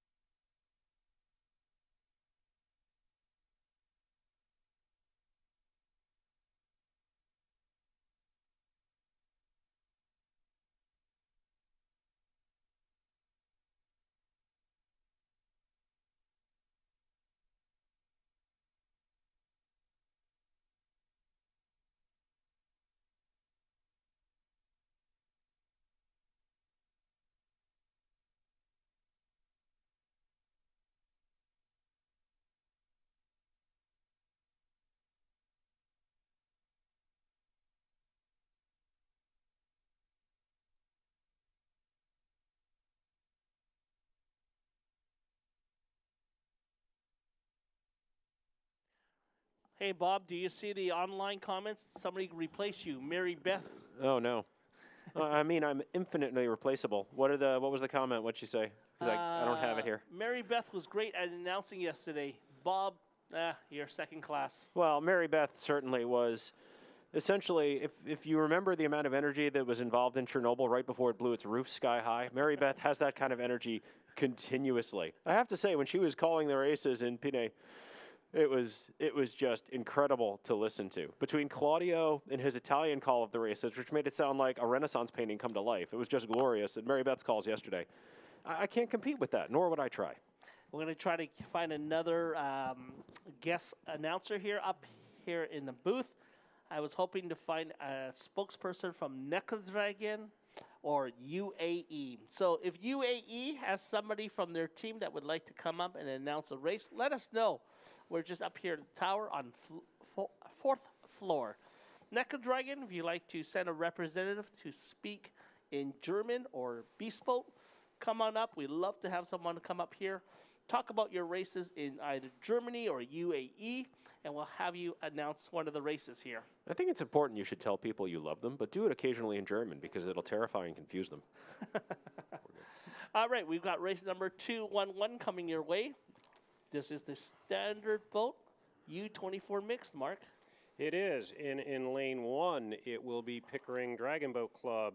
In lane 2, it will be CSDC Liquid Assets. And in lane 3, it will be LA County DBC Team DPW. The LA County took on a new name, not renamed themselves, as they expanded their programs. They have multiple age groups. They're primarily focused on youth right now. Nathan Salazar is their coach, and I'm going to shamelessly plug Team USA for USDBF here. Nathan is our junior coach. He's coaching the U18, U16 teams for Team USA as we get ready for the World Championships in 2023. Race 213 to marshalling, please. Race 213 to marshalling. Bob's got a few fans online. Suyin and Lisa are glad to see Bob back up, and so is Mark and Matthew and myself, Carrie. We're glad to have Bob up here. He looks well. How's it going today so far? So far, so good. I have to say, YYZ Events, that's Steve Blackburn. He's also an IDBF official. Good to see you online, Steve. Where's Steve Blackburn? Where is he? Well, wherever he is. I think he's back in Toronto, actually. Did he split? I mean, that's the thing. He's generally a man of international mystery and conflicting witness reports, and wherever he goes, he's documenting it online. Oh, sorry. I just realized YYZ Events is Steve That's Blackburn. Steve, yeah. I didn't realize that. He is the most interesting man in the world. Hey, Steve, I saw you a couple days ago here in Sarasota, Florida. Where have you gone? Or are you online in Sarasota? While we're waiting for Steve to answer, I see Lisa Raymond up top. Glad I'm up and about. Yeah, me too. Definitely. It's been an unpleasant week. Never had missed a race in my entire 35-year competitive career for any kind of illness. So unfortunate it had to happen, but I'm glad to be on the mend, and I'm glad to make it back for the last day. What race are you in today? I'll be racing Senior B Open, which is now 3 rounds. Was a progression, but it's 3 rounds. That'll be coming up at just after 11 o'clock. And then I'm rostered on the Premier Open. And that's going to be that's a tall ask, but if Philadelphia makes the grand final, then we've done our work, and we'll see what we can do. If you can get to the show, you never know what's going to happen. Excellent. Mark, how are things coming from your point of view or vantage point? We've got 2 out of the 3 boats for this race through the attenuator, and I see the 3rd boat approaching the break right now. So this is a 3-boat race, and we're also getting boats for the next race already coming out. So marshalling is moving people through quickly. Coming through the opening is Boat 2, which is CSDC Liquid Assets. This is a U24 standard boat race. They're listening to us. I can see them waving and pointing. Who's waving at us? CSDC was waving as they went through the opening. They come through the gate, they can hear us. They can hear us as they come through the opening. Oh, no way. That's awesome. We've got Bob for president. Steve, you know that the president is right here with us. Mark, are you referring to president of the US of A? All right, let's just nip that campaign in the bud right now. No, not just no, but definitely no. There's some things that even I can't fix. There's only an amount of humor I can go so far with, and yeah, that's no. I appreciate it, but no, I'm not even going to start a pack. I'm out. Assuming that comment was USDBF, Bob is a former officer of USDBF for many years. This is true. I did serve as secretary. But though, speaking of president and congressional things, didn't I hear a comment yesterday, Mark, that you said basically I was like an elected congressman, and that once I got the job, I just stopped showing up? I heard that. Yes, and that is Florida politics at its best. I'm sitting in the hotel going, wait a minute, I can't defend myself. I have nothing but a keyboard. Mark, how many officers are on the USDBF right now, and who are they? I am president. Chris Marcourt is our VP1 from PDBA. Bob Ricks is our VP2. Annalie Thorstad is our secretary. Judy Lee is our membership officer. He's doing this without notes. Give the man a break. He's doing very well. Paula Humphreys is our competition officer, and our treasurer position, we're currently redoing the job description and creating a deputy treasurer position, so we're currently working through that process. So that position is open because we're revamping the position. And Steve responded, I am back in Toronto. Had to leave to a family emergency. I'm watching from the hospital ICU. I know Steve is there with his mom. And Steve, I know everyone here, everybody who's ever met you, everyone who's ever started a race with you as the starter, we're sending you our best thoughts and wishes and hope your mom continues to fight through. The boats are coming into the boots now.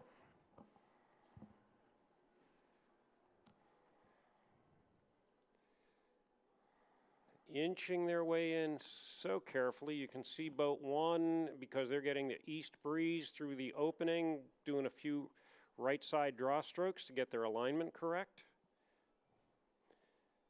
You can see the drummer holding everybody.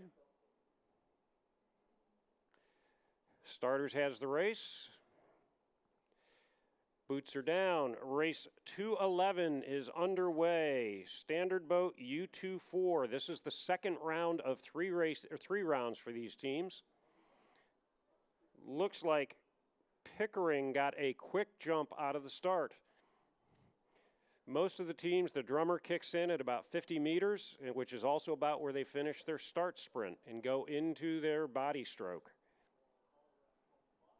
This is a tight race. Pickering has maybe a dragon head on it right now, and it is a very competitive race. LA County out in lane 3 is matching them. Interesting, LA County in this age group looks like they've slowed their stroke rate a little bit for this race. I think they have tried to add to that swing a little bit more. Trying to find that sweet spot. It's all a balance of rate can only take you so far. Rate gets you off the line, but it's the body of the piece. The body of that 500, that's the money segment of this race. They're just past the 250-meter mark. As I have said repeatedly, this is the point where, as a paddler, you're going, are we there yet? But no, you're not. It's interesting. I've heard you make that comment. I don't think so much. I don't look around. Usually I'm surprised that the finish is where it is because I'm listening for calls. It's funny how your head goes different places in these races. Well, I tend to look down a little bit and the buoys change colors. Race 214. 214 to marshalling now, please. 214. Inside of 200 to go, and Mark, take us home. It looks like it's going to be a good race between 1 and 2. Looks like right now it is Pickering Dragon Boat Club. CSDC is right there with them. Pickering has a very slight lead, but CSDC is closing. They've made it interesting. Will they run out of real estate? Yes, it looks like Pickering has a surge at the end, a good finish surge, so it's going to be 1, 2, 3 finish order, which is going to be Pickering, CSDC Liquid Assets, followed by LA County DBC. This is a 3-round accumulation or cumulative time determines your medal position. They've got one more shot. Basically, if they're down on time, they've got one more race to have the heroic comeback. If you've got the lead, you find out what that math is, do the math, and then go only as fast as you need to in the last round. This is the message for all clubs. Please check the online program for results and progression, as we cannot print them at this moment. Again, for all clubs, please check the online program for results and progressions, as we cannot print them at the moment. Unofficial results for race 211, Pickering 202.76, CSDC Liquid Assets 203.794, and LA County DBC in 207.777.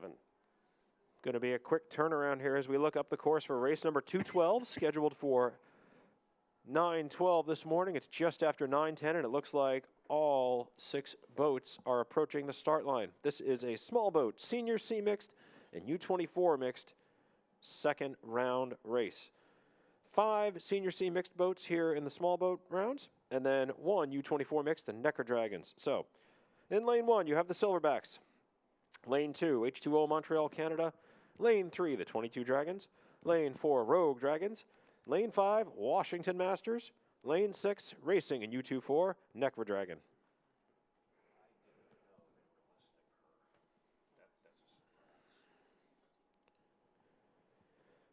All 6 boats making their way down towards the gates and starters order.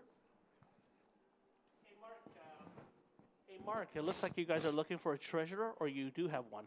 No, that's what I just said. We are revamping that position. We're going with a treasurer and a deputy treasurer, and we've got to get job descriptions for the deputy treasurer written, which will impact the job description for the treasurer. So we're in a little bit of a flux position with several of us managing various aspects of that position. And a shout out to John Miller, who is up on the 5th floor working this event, and he is doing a lot of the detail work in the absence of a regular treasurer. So if you've got a background in handling money and finance or accounting background, the USDBF is looking for a treasurer. So come out and help us out, be part of the team. We'd love to have all the support we can from around the regions. Okay, we're still waiting for boat 2, which is H2O Montreal, to make its way into the booth. Coming in a little hot. There we go, holding it, good stop. Steersperson cranking the tail around, straighten it up, and they are over the line. Oh, just a bit outside. Yep. Wide left. What football game have we heard that in? Everyone who's ever been to Buffalo has their right eye twitch uncontrollably. Technically, Norwood was wide right, but I know exactly where you're going. Wait. Buffalo has a very good chance this year. Oh, I know. Well, yeah, they do for sure. Oh, you watch, guys. Buffalo.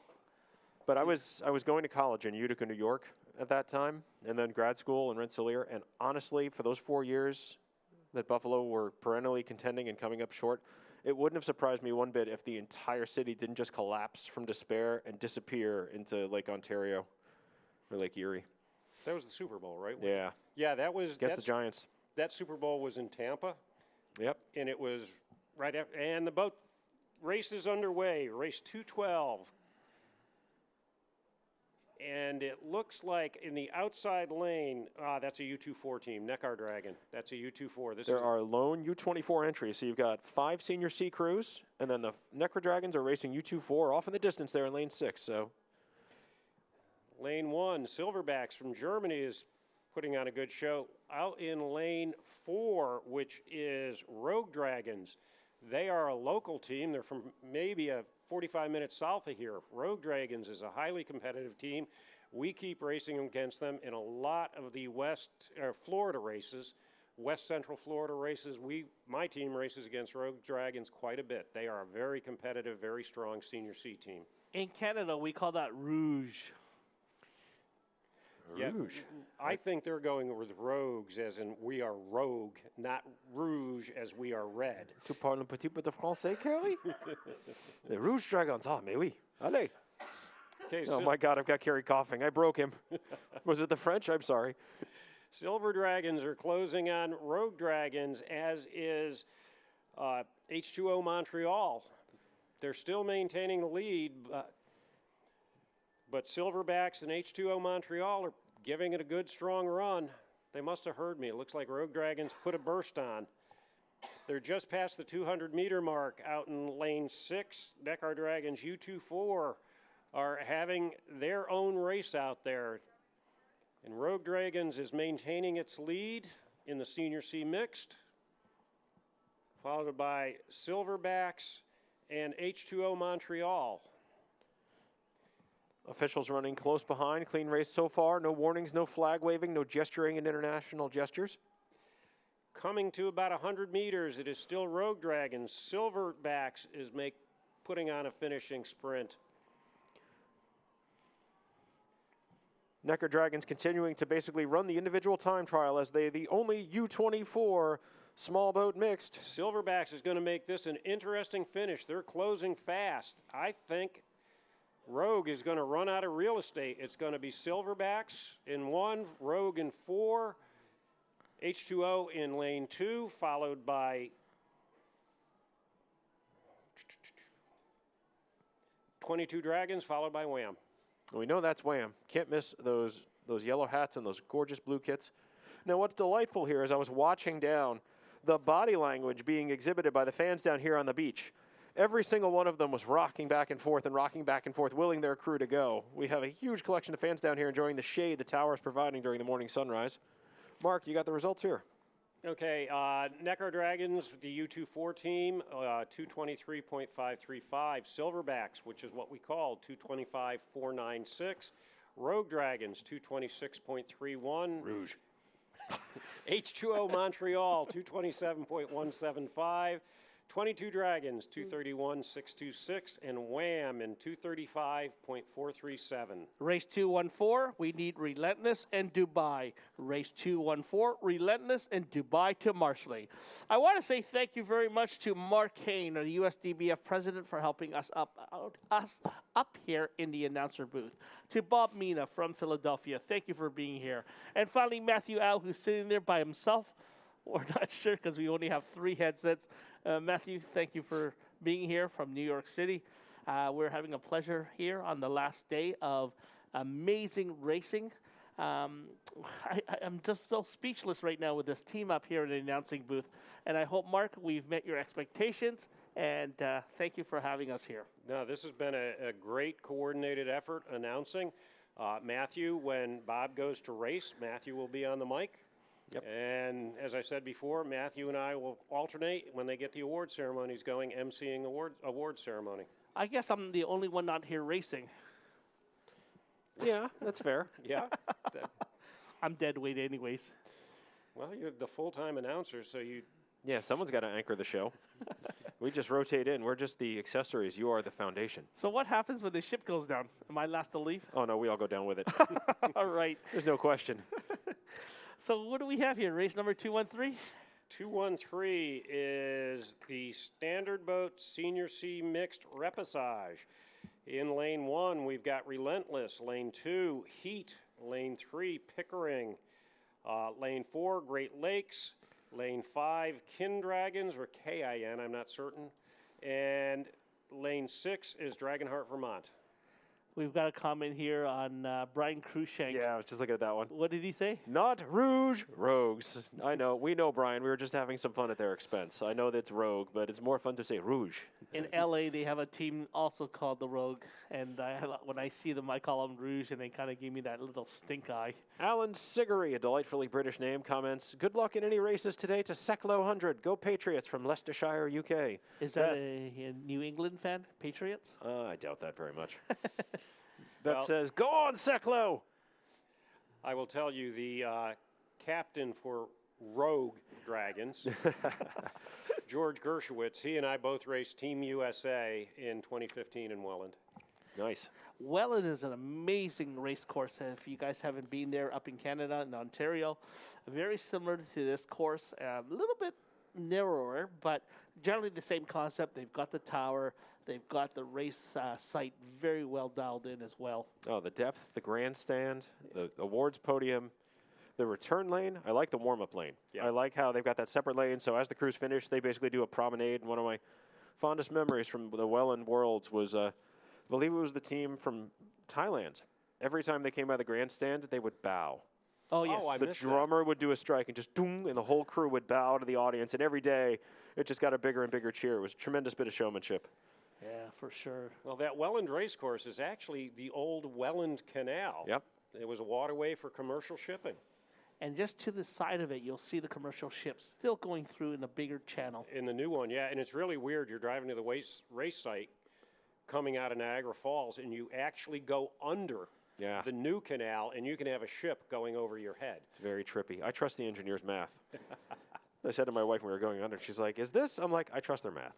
What are the other top courses you guys have seen around the world?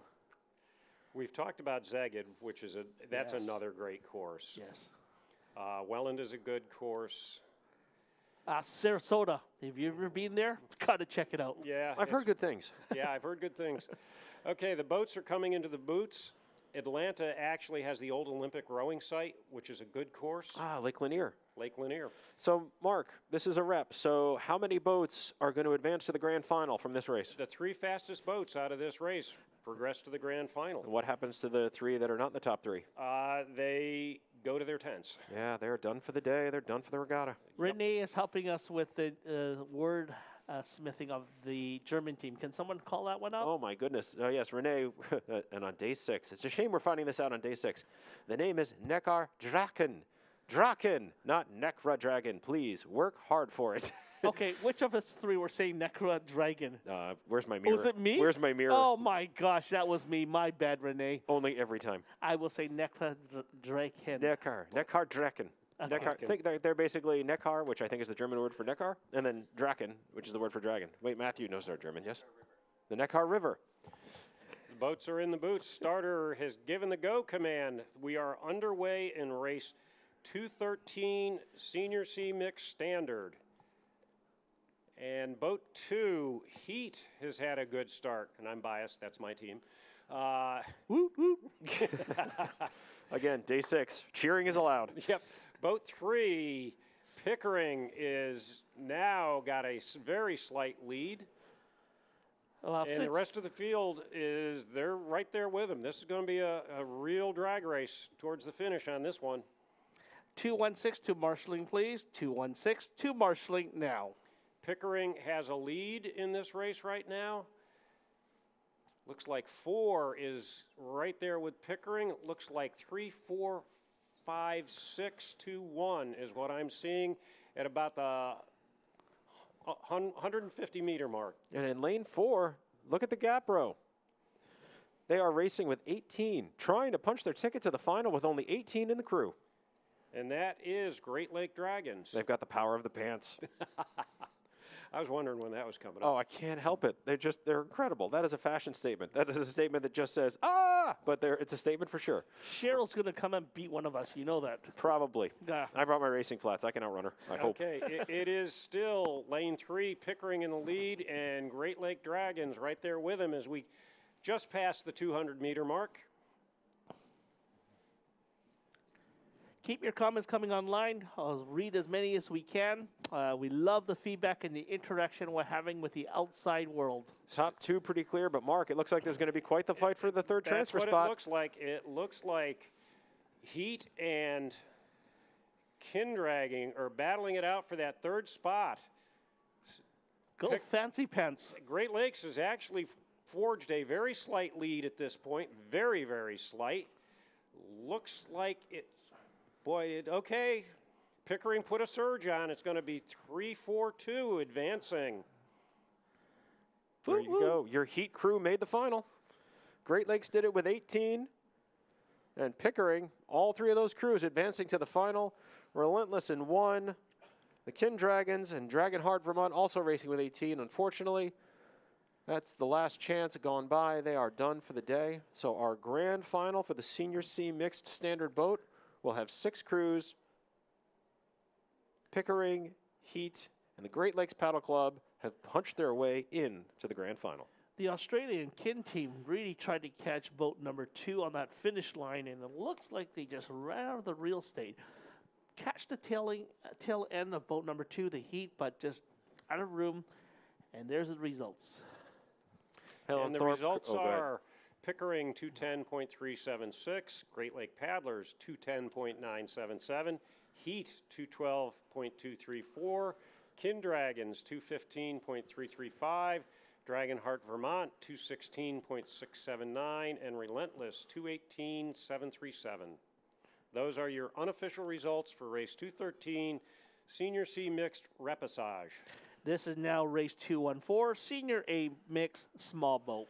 And as Bob looks down to his watch, he's itching to get back into a boat and abandon the announcing booth. No, I wouldn't do that. It's a long fall from here if I bail out. It's 4 floors. Looking at the comments real quickly, Helen Thorpe says it's Great Lakes Paddlers, capital letters, 4 exclamation points, not Dragons. I didn't think we called them Great Lakes Dragons. If we did, we apologize. We know that. It's Great Lakes Paddlers. That may have been my gaffe. Yep. No, it's all right. Suyan Dula, great job, Pickering. We all get an air here today. That's fair. Again, day 6. I'm lucky I remember my own name. Suyan Dula saying, let's go Pickering. Love seeing these comments here.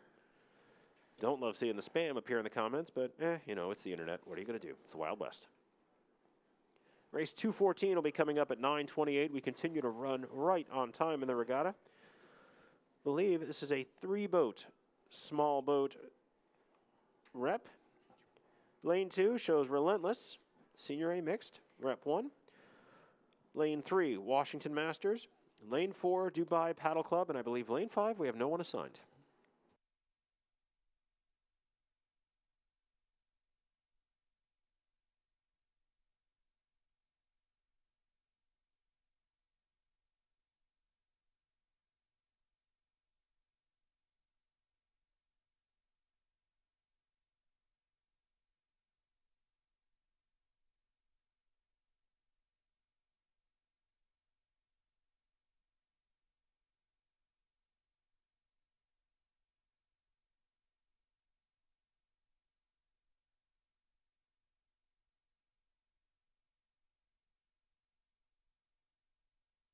Says my voice sounds scratchy, but otherwise okay. Hi, Mom. Oh, we heard that. Yep. Suyin, she basically said, thank you for the announcers today for great commentary. I think she's referring to Carrie here, but For sure. that's my guess. That's definitely you. Go Relentless from Montana, says Liz Knees. I wonder if she's related to the bee's knees. No. That's Liz. Thank you for the comment. Montana getting some good support for the Relentless Senior C crew we just saw racing in that rep.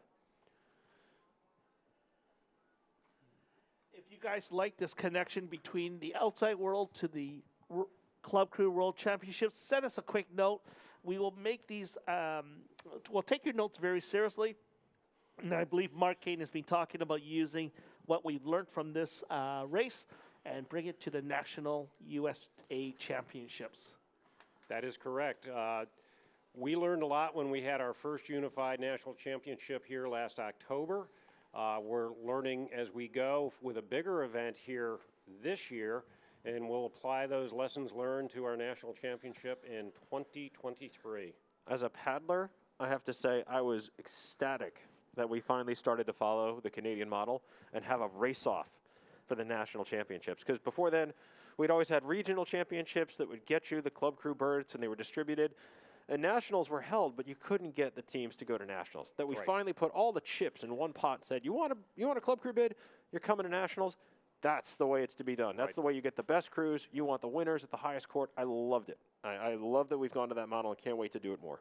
And actually in 2019, the problem we had was we had our nationals scheduled, and it coincided with the Worlds in Pattaya. Yeah. Have you met Chloe from the Canadian Dragon Boat Association? Virtually numerous times. I can't say that I have shaken her hand in person, but virtually numerous times. Chloe's been very instrumental in helping the Canadian Dragon Boat Association really get down to the top club teams. And even for the Nations Cup, we help get the top paddlers down to these races and around the world. Yeah. So Chloe, thank you very much for doing what you do back in Canada. We're hoping to see you down here, but maybe the next one for sure. This next race, a Senior A mixed small boat race. This is Repassage 1. We have Relentless, Wham, and the Dubai Paddle Club in lanes 2, 3, and 4 respectively. There's a quick fact on the attenuators. Each one of those can hold up to 3,000 pounds of weight. The panel that is missing will be replaced, and that is possible to transit the entire floating mile. So that is a 1 mile length of attenuators that are adjustable and allows for teams to come through into the race course, preventing any of the waves from entering the course at any given point. Very interesting fact. That is very cool. And there's the note there that if you come and run Thanksgiving morning a turkey trot here, the Florida Turkey Trot 5K, the attenuator is the final floating mile. That's trippy. Have you ever seen a turkey run?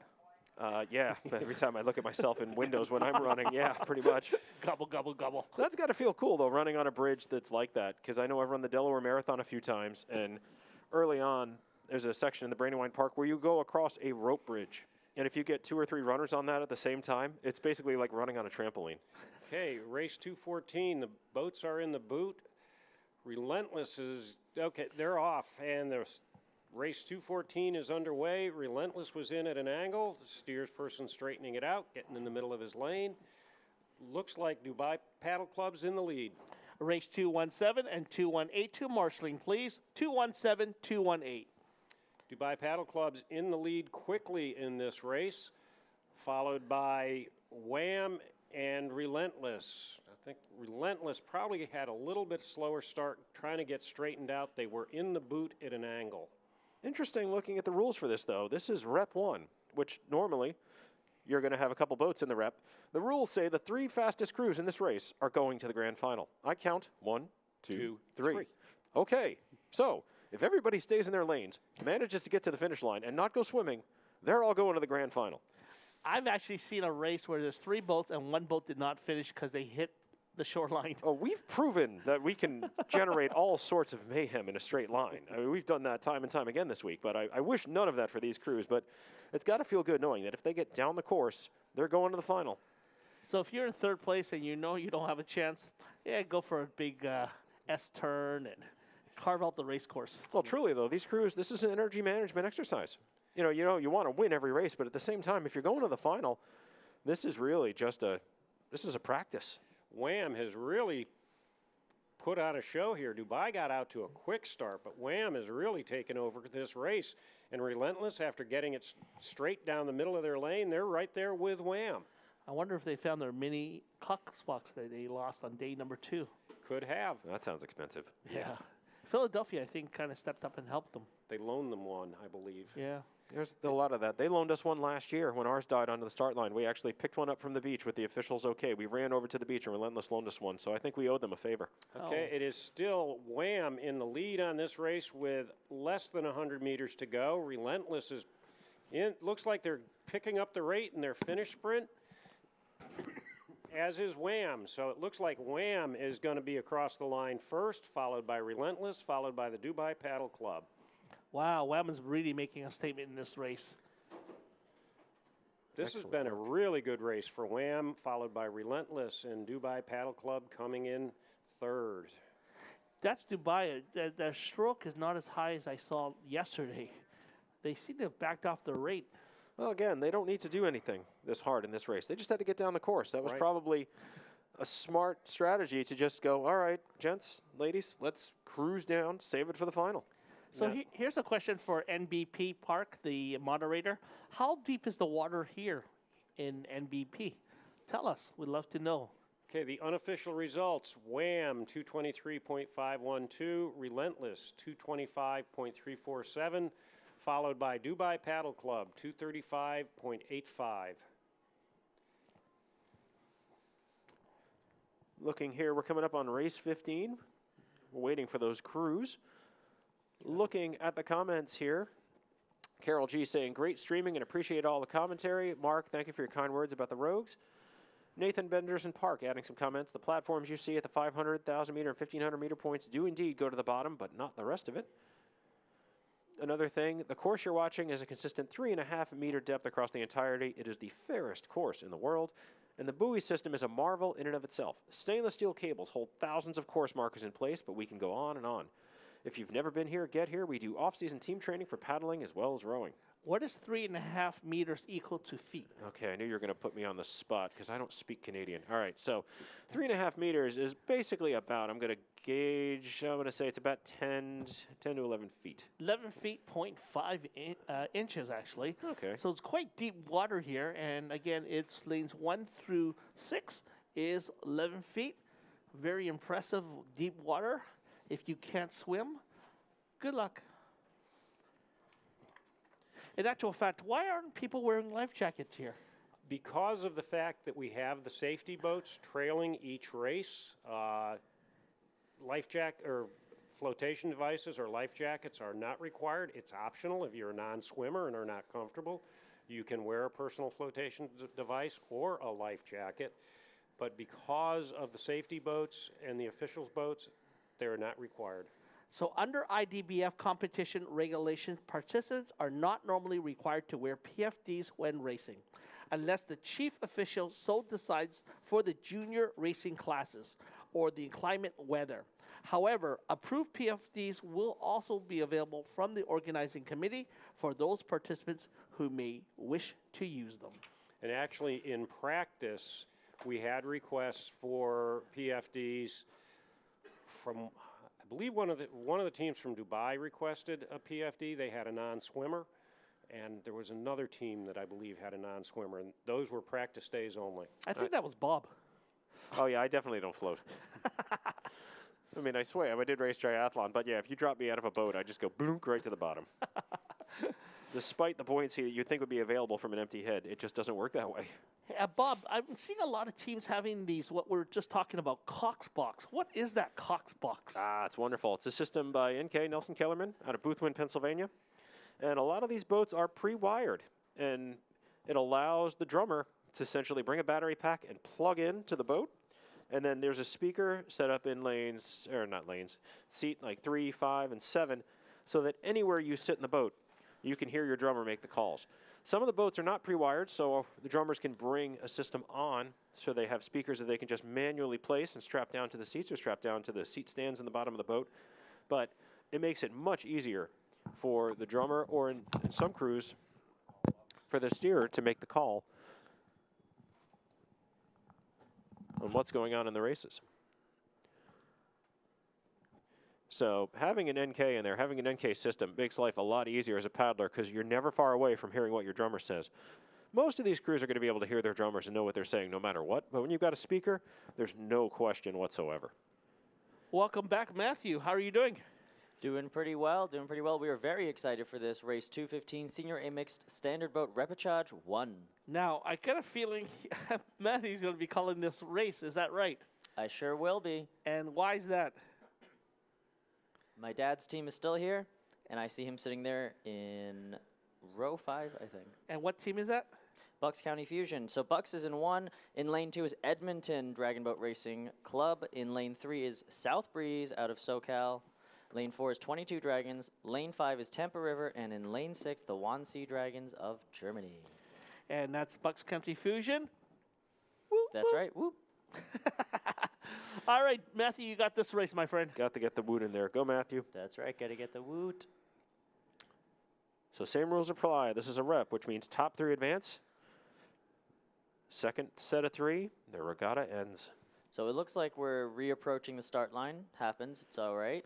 Out in lane 6, we see the Wannsee Dragons of Germany. Now, the Wannsee Dragons are part of the Berlin Dragon Boat Company. They're based in Berlin, Germany, of course. Founded in 1990, they are one of the oldest dragon boat clubs, I believe, in Germany. This is not their first CCWC. They were at Szeged in 2018, and they pulled a silver medal in the Senior A Open 500-meter distance. Now, that was Senior A Open 500. This is the Senior A Mixed 500. We will see how they perform. What happened there? It looks like all the teams had pulled out. Yep, just looks like we're reapproaching the start line. Is there a head missing on boat number 5? Oh, no. I believe there might be. Or is the head being chopped off? Haven't they seen Highlander? Don't lose your yes, head. the head is gone. Oh, That's dear. why they backed out. I was sitting there thinking we were going to call a start there, and then 5's head comes off. Off with their heads.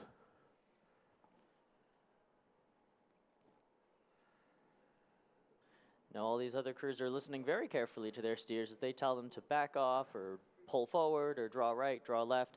As we've talked about before, a good crew will really listen to and respond immediately to whatever their drummer or their steerer says, especially when they're coming into the buckets. So when these teams cross the finish line, is it the back of the boat, the front of the boat, the drummer's head? What part of the boat is actually calibrated as the finish? It is the head, typically, and in this case, personally, in my boat, I call let it run at the end, but a lot of drummers like to do that as they see the finish markers pass them themselves. So what we try to do in Canada is we put a little longer tongue to win. That explains a lot, Kerry. Okay, you got this race, Matthew, coming live from Sarasota, Florida, race number 215, the Senior A Mix Standard Boat. Sounds good. We are very excited. This is the last day of the 13th Club Crew World Championships, again here in Sarasota. The last time we held a CCWC was in 2018 in Szeged, Hungary. Bob, I believe you were there? In 2018, I was not. Oh, you were not unfortunately. I did race in Szeged, but I was there for the Nations World Championships in 2013. So I know the that's course. right. Mark was there. That's right. Mark Kane was there, and he's saying that he had a great time. And as he mentioned before, it's a really, really beautiful course. I have also not raced there, but I've heard terrific things about it. The City of the Sun. That's right. And now we're coming into the booths, reapproached very nicely. All heads are on.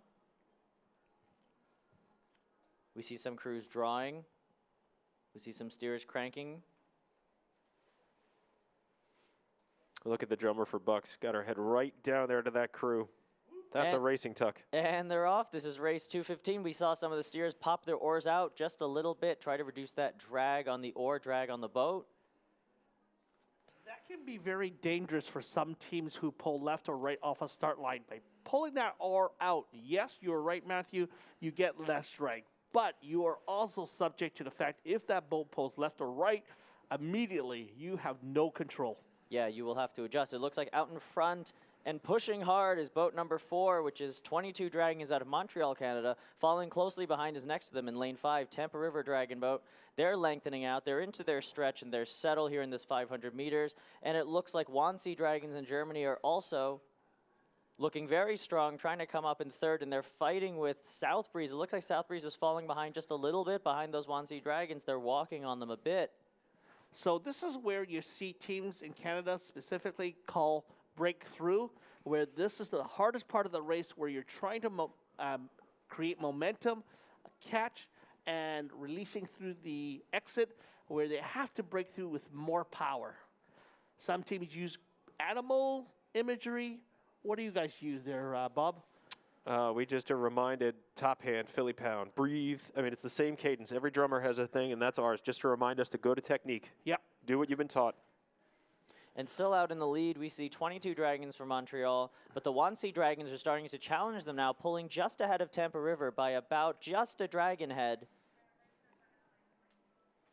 Coming into the final stretch, the Wannsee Dragons are in fact putting on a good challenge to 22 Dragons. They are almost level with them, with Tampa River falling behind slightly. Top 3 are going to the grand final. Bottom 3 have their regatta come to an end. That's right, and it looks like those bottom 3 will unfortunately be South Breeze, Edmonton, and Bucks in last here. But over the line first, who is it going to be? It looks like it's going to be boat 6, Wannsee Dragons, barely, with boats 4 and 3 following behind. There was a virtual photo finish between South Breeze and Tampa River for that third transfer spot. That's right. Too close to call. Look at this. At the finish line, they're coming together. Way too close to call. That got much more exciting than we expected. We're going to have to wait for the unofficial results to see who snicked through. That's right. South Breeze really pulled up super strong there, and we can see it in the results. We have the Wannsee Dragons in first with a 2:05.677. In second, 22 Dragons with a 2:06.066. In third, South Breeze with 2:06.368. And in fourth, Tampa River Dragon Boat with a 2:06.581, a difference of 0.2. Ugh. In fifth, Edmonton So Dragon cool. Boat Racing Club with a 2:07.641. And in sixth, rounding this out, Bucks County Fusion, with a 2:09.481. With race number 217, Rogue Dragons, please go to marshalling now. 217, Rogue Dragons to the marshalling now. As I mentioned earlier, at the commencement of day number 6 here at the Club Crew Dragon Boat Championships in Sarasota, we will be awarding a cup to the top club team here today. There is 10 teams in the final rankings. If you are racing in any of the heats, any of the race, and you earn points, those points are accumulated for each club team. And if you are in that top 10, you have the chance to win the coveted cup. And as you can see, this is the best overall club challenge cup that you take home to your club. Here are the top 10 teams in no particular order. We have Philadelphia Dragon Boat Association in the running. Hey! CSDC Liquid Assets. H2O Montreal, Canada. True North Paddling Club. South Breeze. Gorging Dragons. Neckar Draken. Wait. Neckar. We learned this. Neckar Draken. There you go. Ottawa. Pickering and 22 Dragons. As you can see, Mike Haslam and Mike Thomas, they will be presenting the best overall Club Challenge Cup to one team. And those 10 teams that I just mentioned in no particular order are able to win this cup at the end of the races today. Let's go. Hey, it's nice to hear that we're in the mix. And we've got a few boats left today. We've got our Premier Open crew, the Senior B Open, and the Senior B Women are racing today. So 3 more crews for Philly. Still a lot of racing to go. Next race up will be 216, which is going to be a 3-boat heat. This is the 3rd and final round for the Standard Boat U24 Mixed, featuring in Lane 1, LA County DBC, Lane 2, the Pickering Dragon Boat Club, and in Lane 3, CSDC Liquid Assets.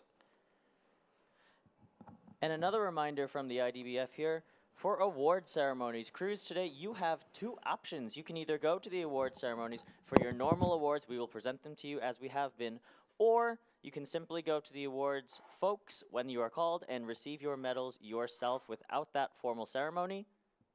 We are very proud of you and excited for you either way, but you have 2 options.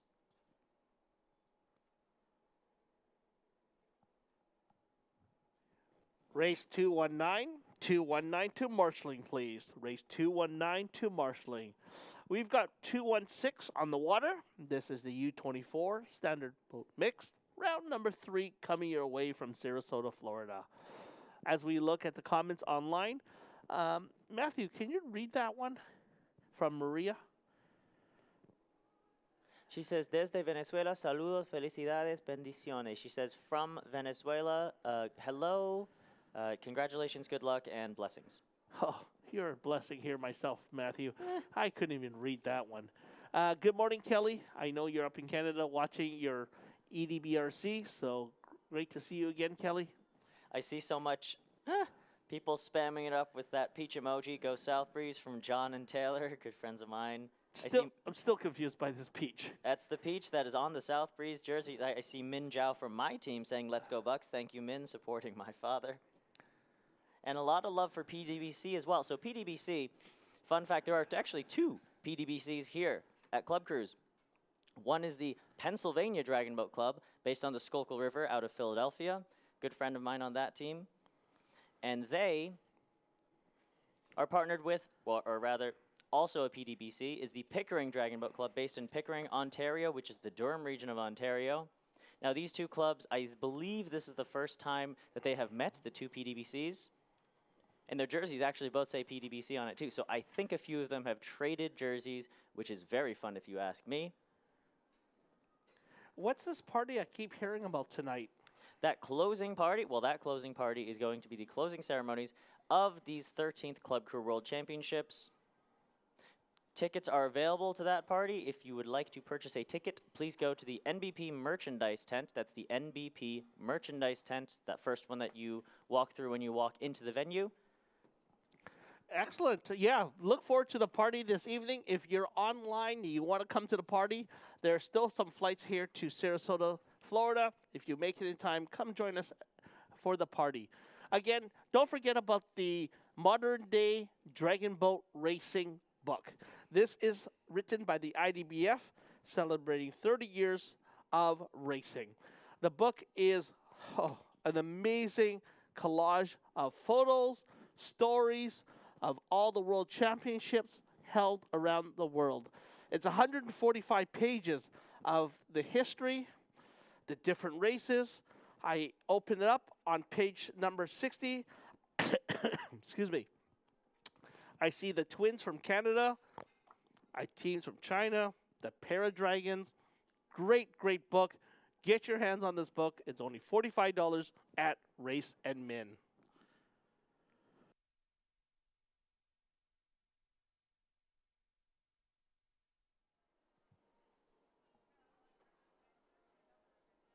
And now coming up is race 216, which is the U24 Standard Mixed Boat. Again, we have LA County in lane 1, Pickering in lane 2, and CSDC Liquid Assets in lane 3. Looks like we have all 3 crews. They are paddling out to the start line. doing some warm-up paddling, doing a few starts perhaps. Get those muscles moving. Now, as we talked about before, PDBC, Pickering Dragon Boat Club, is one of the foremost clubs in the Durham region. They've been to virtually every CCWC since 2002. They've been to Rome 2002, South Africa 04, Toronto 06, Penang, Malaysia in 08, Macau in 2010, Hong Kong in 2012, Ravenna in 2014, Adelaide in 2016. They've pulled over 40 plus Club Crew World Championship medals since 2002, a very impressive crew. Maria's come back online there, Matthew. Can you help me? Can you help me out with this one? She says, "Hola, soy la mamá de uno de competidores. Se llama Edgar Salazar. Saludo." She says, "Hi, I am the mother of one of the competitors. That competitor's name is Edgar Salazar." I wonder if that mom is related to Nathan Salazar. I don't believe so. Oh, just a same last name. Same last name. Coincidence then. We see the three teams on the water. This is the U24 Mixed Standard Boat Race. Lane number 1 from Los Angeles, LA County DBC. From Canada, lane number 2, Pickering Dragon Boat. And then lane number 3 from Ontario, Canada, CSD Liquid Assets. And I see another comment in there about LAC DBC, LA County. We see Slay, LA County, Slay. Very nice. Just a quick reminder, if you're looking for the book or you're looking for some merchandise to purchase, email us at admin@2022ccwc.com. That's admin@2022ccwc.com if you want to purchase this wonderful modern-day dragon boat racing book celebrating 30 years of dragon boating. Already have a Burnwater paddle? Stop by and check out our paddler clothing and accessories. From our specifically formulated grip tape to tip guards to protect your blades, to unique t-shirt designs and performance apparel. Burnwater carries something for everyone. Burnwater, gear paddlers love. Made in the USA.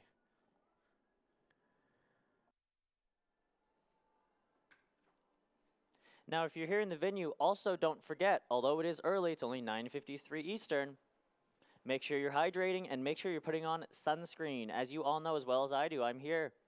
Sunglasses are a priority. They are a necessity every single day here in Florida because it is very sunny. Make sure you put on that sunscreen as well and make sure you reapply. Yes, I'm supporting my dad paddling for Pickering. His name is Kevin Gale. And now on the water, we have 216 U24 Mixed Standard Boat 500-meter round 3. They are off to blazing fast starts. Pickering Dragon Boat Club, who we've been talking about so much, is off and to the races. They're into their stretch now. They've lowered their rate just a bit, but they have that huge Canadian A-frame swing, and they're putting their entire bodies into this. You see a really strong rotation and a really nice shoulder drop as well into that stroke. You see the team from America, from the U.S., in lane 1, LA County Dragon Boat Club with a slightly different technique. They're using a bit more rotation. They're using a bit of leg drive as well, but they don't quite have that powerful shoulder throwdown that many of the Canadian teams have. It's just a difference in technique.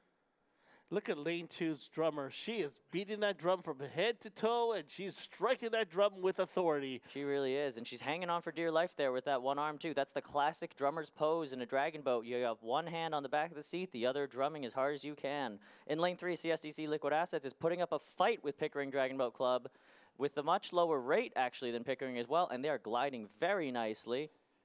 Down this 500-meter course, we are probably 200 through.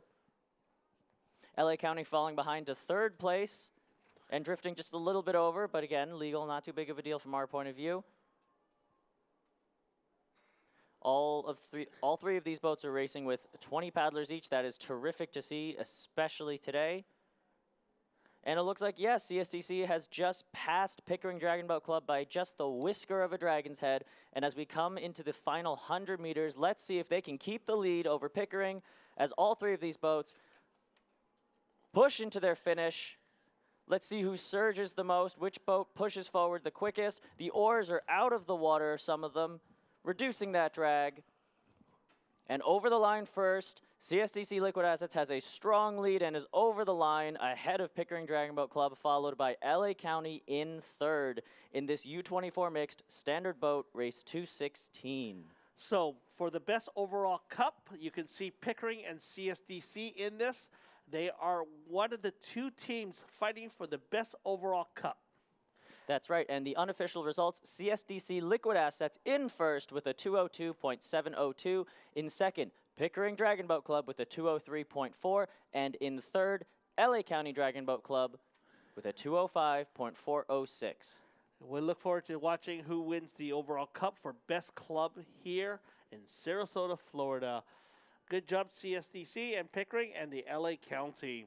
We are now going to race number 217. 217 being the Senior C Mixed Small Boat with the U24 Mixed Small Boat. There will be 6 teams in this race. Lane number 1, Rogue Dragons. Lane 2, 22 Dragons. Lane 3, Wham. Lane 4, Silverbacks. Lane 5, H2O Montreal, Canada. And in their own lane for the U24 Mixed, it's the Neckar Draken. Did I say that right, Matthew? Neckar Dragon, that's right. Neckar Draken. And so again, this is round 3. The way that we determine medals is by adding together the times for rounds 1, 2, and 3. That's for, in this case, races 204, 212, and this one 217. And the 3 fastest times, aka the 3 lowest times, will receive medals.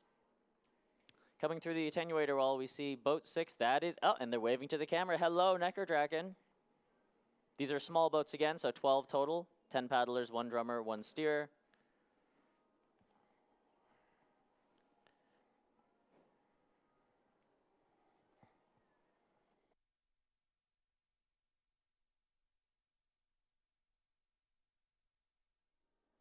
When Matthew comes on, I'm going to see if he can speak a little bit of Hungarian. Martina and Eva have said something I cannot read, but I'll wait for Matthew to come back online in a second here. Eric, I'm back again. Message from H2O Senior A Mixed. Possible to make the final with 20 rowers. Please, from the big guy, Eric. Yeah, Eric will pass that message on to the H2O team for sure. Most importantly, we are paddlers, not rowers. One of the most important things that we as dragon boaters always have to explain. In paddling, you face the direction you move, and in rowing, you face the opposite. That was your bad, Eric. Race 220 to marshalling, please. Race 220. Can you read that Hungarian there? I do not read Hungarian, unfortunately. There it is. Ooh. Ooh. I see Pesh. That's not Pesh. The team name is PTE. PEAC. PEAC. I see the 2 of them, right? Correct. But we've been calling them Pesh. That is not how you spell Pesh. No, but we've been. It is the University of Pesh, correct? Ah, yes. Anyway, they've actually been doing a terrific job here, PTE, PEAC, which is, again, University of Pesh. They've been racing, I believe, in the U24 categories. They're a very strong team from Hungary. In fact, a lot of the Hungarian teams are terrific at dragon boat. I've heard that canoeing is pretty much like the national sport of Hungary, which is amazing. Let's Go Mama from Rogue Dragons. This is from Mane, number 09. And Nathan Benderson Park, moderator. Yes, rowers go backward. They also have an entirely different motion, a much longer oar. Not paddles. Oh, this one's a tough one. Matthew, I can't even do this one. I can't even recognize the language. Oh, that's Tagalog. Oh, is that Tagalog? She says, go tekaran bugsay gyot pagayo. Wow, that was impressive. Not sure what you just said there, but it sounded very sexy. I try. Anyway, on the water now is race 217. Small boat for the Senior C Mixed, 5 of those, and 1 U24 Mixed crew, and that is, of course, Neckar Dragon.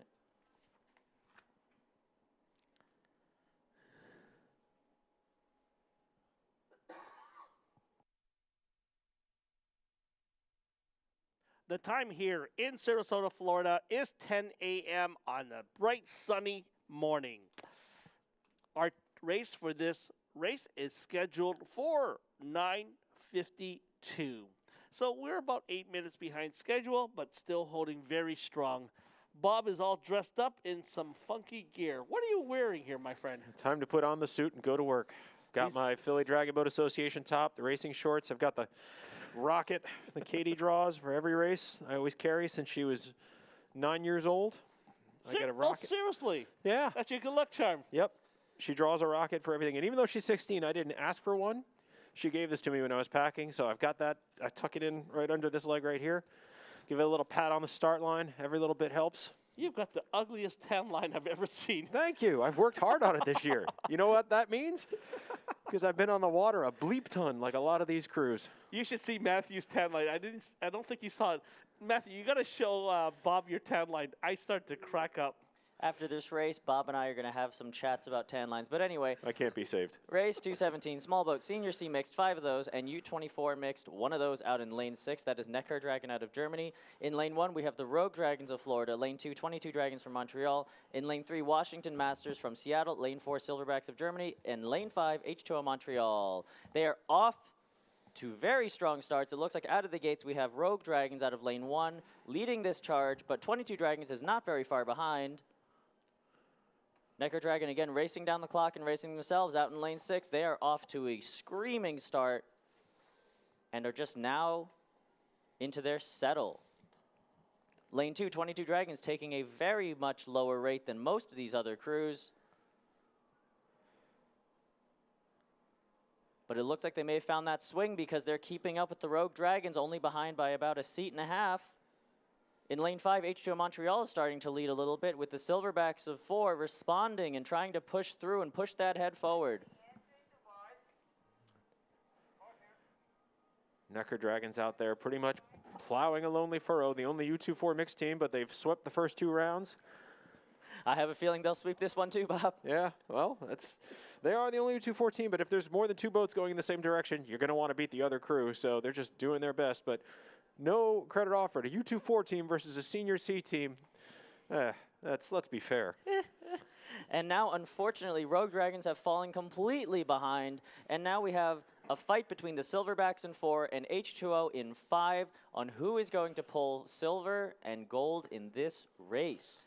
Lane number 1, Rogue Dragons flew out of the gates ahead of the other boats, but start to lose traction after transition. They ran out of steam about halfway through, and unfortunately, like Bob has said, in the 500, it's really the settle. It's the body of this 500 that really makes the difference. That final push in the finish is important, and that start, you must get off to a nice good start, but the settle, the swing here in the body is really what makes or breaks a good 500-meter race. Any crew can have a good start, but it takes an exceptional crew to have a good start, a good body, and then seal the deal with the finish we're into right now. Last 100 meters, Matthew. And in these last 500 meters, it is, in fact, the Silverbacks of Germany leading with H2O Montreal just on their tails, and I believe H2O Montreal is trying very, very hard to walk up on them, just trying to pass them here. Will they do it? Will they do it? I don't think so. Silverbacks look like they've got a seat at the line. And they're just expanding that gap. Silverbacks over the line first, followed by H2O. Unofficially, Rogue Dragons coming in third with 22, and Wham rounding out this heat, 2:15. Again, out in lane 6, the Neckar Dragons ran a terrific race as well. Looking very strong throughout these U24 crews. They got a lot of energy, Bob. White flags all around, and they should have a lot of energy. They made it look easy, though we know it certainly is not. 3 for 3 in the U24. And in these small boats, too, again, very not easy. And here are the results. Unofficially, Neckar Dragon in first in their U24 mixed division, 225.301. In first in senior C mixed, the Silverbacks with a 226.714. In second, H2O Montreal with a 227.595. In third, the Rogue Dragons with a 230.836. In fourth, 22 Dragons with a 232.269. And in fifth, Wham with a 236.18. Well, I've got to bid farewell to both of you fine gentlemen and to Mark for my announcing duties this time because I'm going to be pretty much booked the rest of the day. I'm going to be in the Senior B Open, which is now 3 rounds. No direct-to-final rep stuff going on there. We're going to do 3 rounds for time, 5 crews. And I'm rostered in Premier Open, and who knows how that's going to go. So I've got to say it's been a lot of fun, and I still feel bad about missing 2 days. I'm glad I could get up here for a bit of the finale. You guys have done a phenomenal job, and it's been an absolute joy working with you. I hope we get to do this again sometime. Thank hope you, so too. Bob. I really, really appreciate it. And I hope to see you at the next World Championship or Club Crew Championship. If you're bored, you want to come back to Vancouver and propose to your wife for the second time at the bottom of Grouse Mountain, doors are open, and we will take care of you. She loves Vancouver. She'd go back there in a New York minute. So just a quick reminder, the 2 p.m., Burnwater has their raffle prize for an adjustable paddle. And also, straight off the press, all demos that were used in the race are going to be 20% off from Burnwater. So if you're looking for a deal of a lifetime, go to Burnwater, pick up one of their demos for 20% off. That is an amazing deal if I've ever seen one. Thank you very much, Burnwater, for being part of the races this week and being a sponsor. We are now calling race 221, 2212 marshalling. That is race 221, 2 marshalling at this time.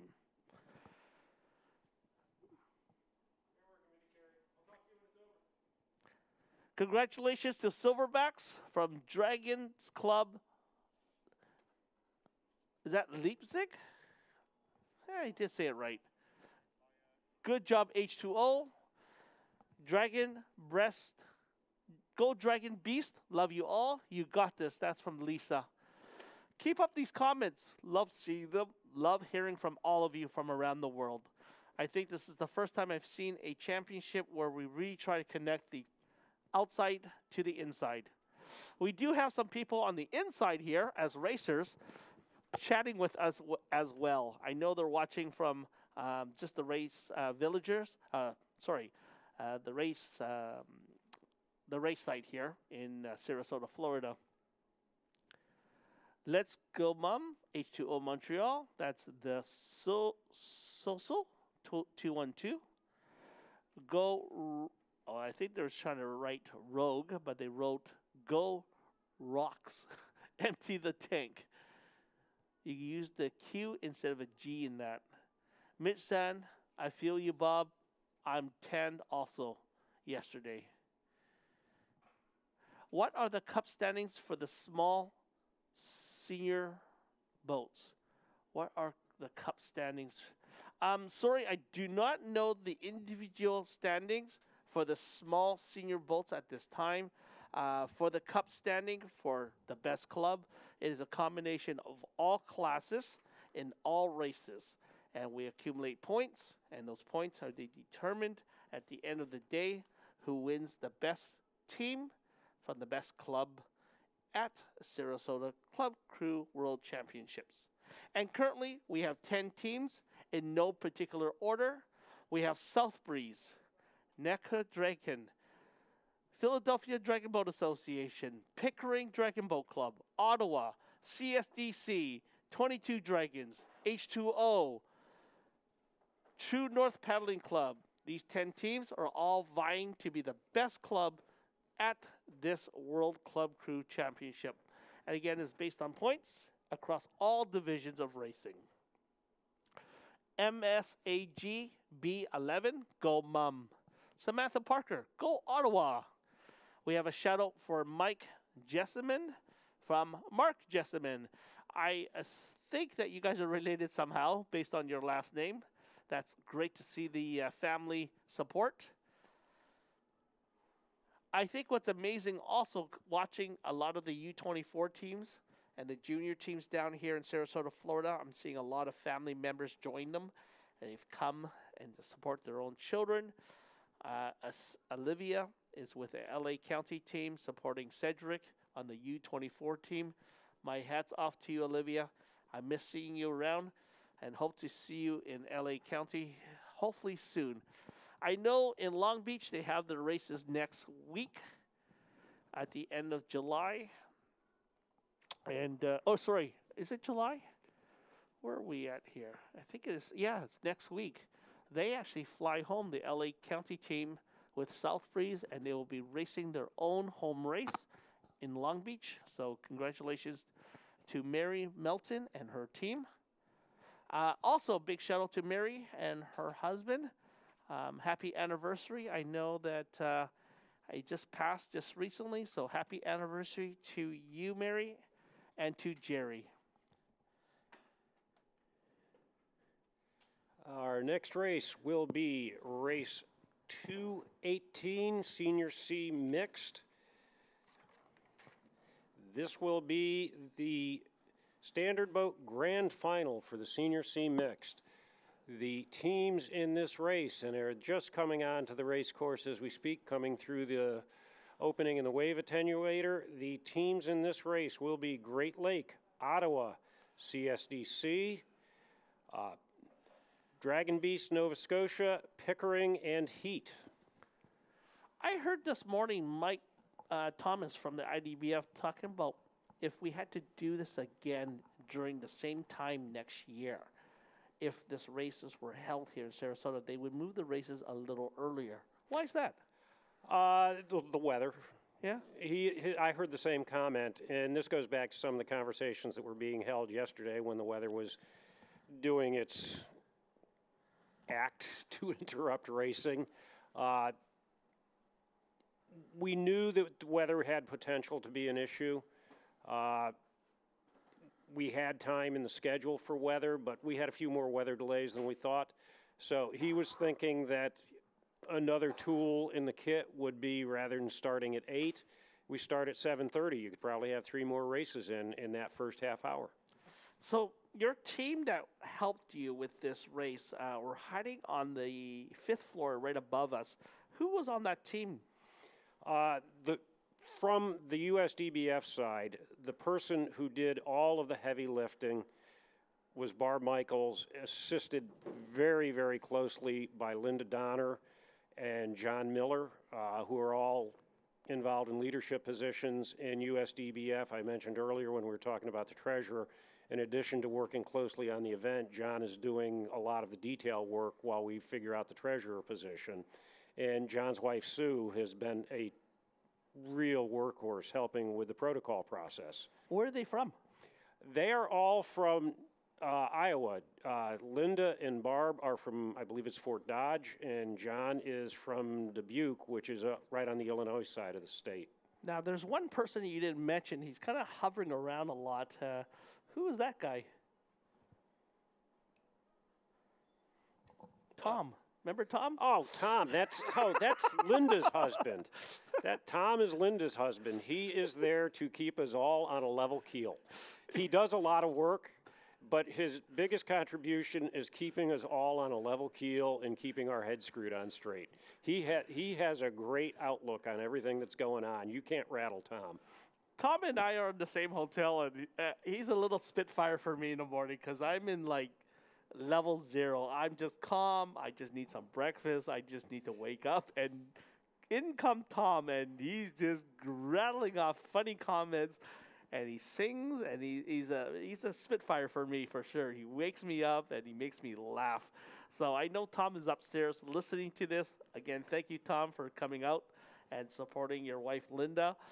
Love your humor. And to you, Mark, and to the USDBF, Barb Michaels, Sue, Linda, and John, thank you very much for your outstanding work. I know you haven't had a lot of time to unwind or, back off a little bit. I know when I arrived here in Sarasota, Florida, you were running 100% full steam ahead, trying to make sure everyone knew what they had to do and what we were responsible for. And each and every night, I know we leave, we go back to the hotel to just back off, but we know you're still on site working your butt off, and we thank you very much. Thank you, Kerry. And again, I have to freely admit that Barb Michaels and Linda are doing a great job of keeping this event running, and they're looking after a lot more detail than I am. They're working tirelessly to make certain this is a successful event. Yes. Barb Michaels, my hat's off to you. If you guys get a chance, do go visit their race. Their race is in Iowa, and I'll just get you some quick details about their race. Okay, we're coming up on race 218, Senior C Mixed Grand Final. The boats are coming up to the boots. Lane 1, Great Lakes Paddlers with Bob's favorite steersperson. Lane 2 is Ottawa. Lane 3 is CSDC. Lane 4 is Dragon Beast out of Nova Scotia. Lane 5 is Pickering. And Lane 6 is my team, Heat. They continue to glide into the boots.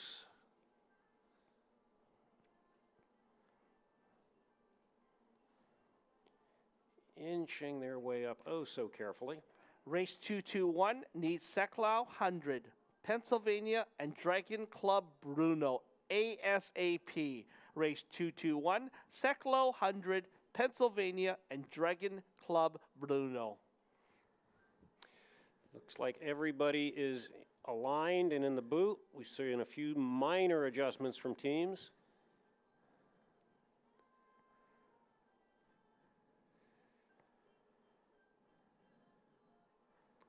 Starter has the race. And race 218 is underway. Looks like lane 2, Ottawa, had a very, very slight jump on the start, but it is virtually a straight line across the noses on this start.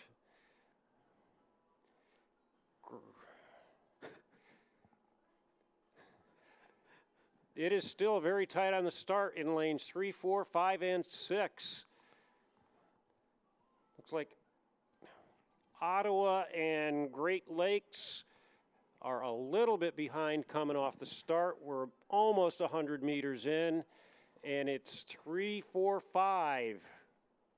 Neck and neck out there. They are, again, almost a straight line across the noses on those 3 boats. In lane 6, Heat is... they're right there with them.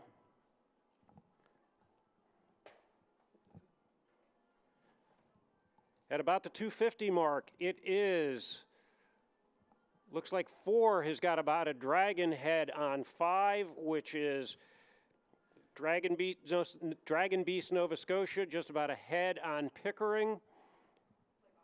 And 3 is CSDC, right there with them. Looks like Heat is in 4. Coming to the 150 mark, it still looks like Dragon Beast Nova Scotia, Pickering, lane 3, CSDC has made a move. This is going to be a very close finish between Dragon Beast Nova Scotia and Pickering. They're all in their finished sprints. Right now, it is Dragon Beast Nova Scotia, and it's going to be tight between CSDC and Pickering. Dragon Beast Nova Scotia looks like 4-3-5. And there comes Fancy Pants in lane number 1 with Cheryl. Looked like, from us, it looked like Dragon Beast Nova Scotia, CSDC, and Pickering in the top 3 positions. That was race number 218 coming from Sarasota, Florida. Senior C Grand Final. The unofficial results, Dragon Beast Nova Scotia, 205.967. CSDC Liquid Assets, 206.358. Pickering, 206.686. Ottawa, 208.167. Great Lake Paddlers, 209.557. And my team, Heat, in 210.498. That is race 218, Senior C Mixed Grand Final. Thank you very much, Mark. Just mentioning earlier, this is the race in Iowa. If you get a chance, go to Badger Lake Dragon Boat Bash. They're holding their 25th year of paddling at Kennedy Park, Fort Dodge, Iowa. Again, their race is August the 12th and 13th. If you have a race that you want to go see Linda and Barb at the Badger Lake Dragon Boat Bash, August the 12th and 13th. John Miller actually has another race in Dubuque. I believe it's the first week of September. I'd have to verify the date, and it's an interesting race. It's a flag catcher race. We'll try and get you some information on that race as well. Now, flag catching is in reference to the Taiwanese boats. They're tanks, but they're fun. Yeah, that is where at the finish You have a person hanging out of the front of the boat. First one there that catches the flag wins. Now, it's not the drummer. They also have a drummer on top of that. So Yes. the drummer and a flag catcher at the front of this big head. These boats are raced in Taiwan. Kaohsiung is basically where most of these Taiwanese boats are raced, and you'll see them dotted through the U.S. and in Canada. The next race, we're going to let Matthew call this race. This is race 219, the Senior A Mixed Small Boat Grand Final. Very exciting. Here on your screen as well, you can see an awards ceremony for, it looks like, Edmonton Dragon Boat. Congratulations, Edmonton. Woo! They're waving. Hello, hello, hello. So anyway, out on the water, we see race 219, the Senior A Mixed Small Boat. In this race, this is the grand final. This is for medals, everybody. We see in lane 1, Relentless from New Hope, Pennsylvania. In lane 2, Dragon Aqua from Székesfehérvár, Hungary. In lane 3, Pickering Dragon Boat Club. In lane 4, Neckar Dragon. In lane 5, Wham. And in lane 6, Dubai Paddle Club. It looks like we are already off to the starts of this race 219. Again, this is a grand final. Race 222 to Marshalling. Race 222 to Marshalling. And we see all 6 of these crews off to a very strong start. In this small boat, they know medals are on the line. They know they could have something hanging around their necks at the end of this day, and they are not going to let anyone take it from them. It looks like boat number 4, Pickering in particular, putting on a very strong start. They are into their stretch, into their settle on this 500. Dragon Aqua from Hungary in lane 2 in the blue. They are having a little bit of a higher stroke. Oops.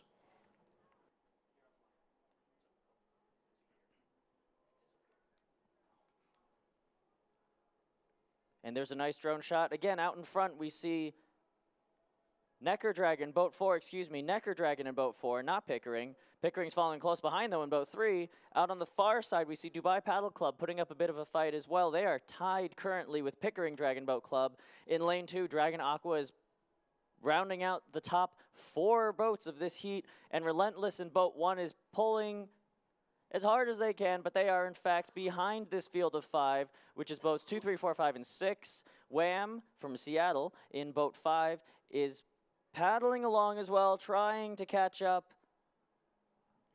And halfway through the course, it doesn't look like they're going to catch Neckar Dragon in boat 4. Neckar Dragon now almost into open water. Not quite. There may be 2 seats from open water, with Dubai Paddle Club pulling up second behind them. Again, all 6 of these crews knowing that medals are on the line. Neckar Dragon putting everything they have into this final stretch. These 40 and above athletes, Senior A athletes, are incredibly strong.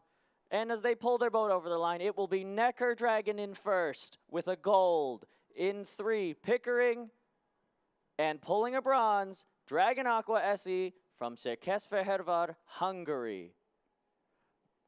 Thank you very much, Matthew. On the race official boats, I see the white flag up. It looks like a clean race. And the race results, Matthew, look like? In first with a gold, unofficially, Neckar Dragon from Germany with a 2:15.449. In second, Pickering Dragon Boat Club with a 2:16.812. In third, bronze medal, Dragon Aqua SE with a 2:20.1.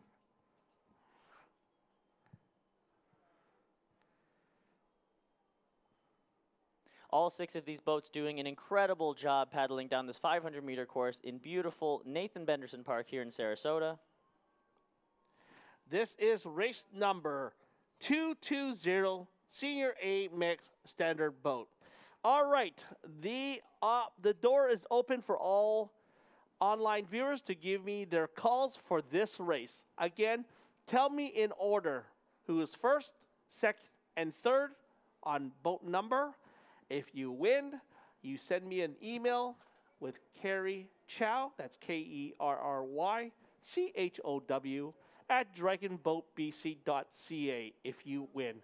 If you win, I'll send you a gift from Vancouver, Canada when I get home.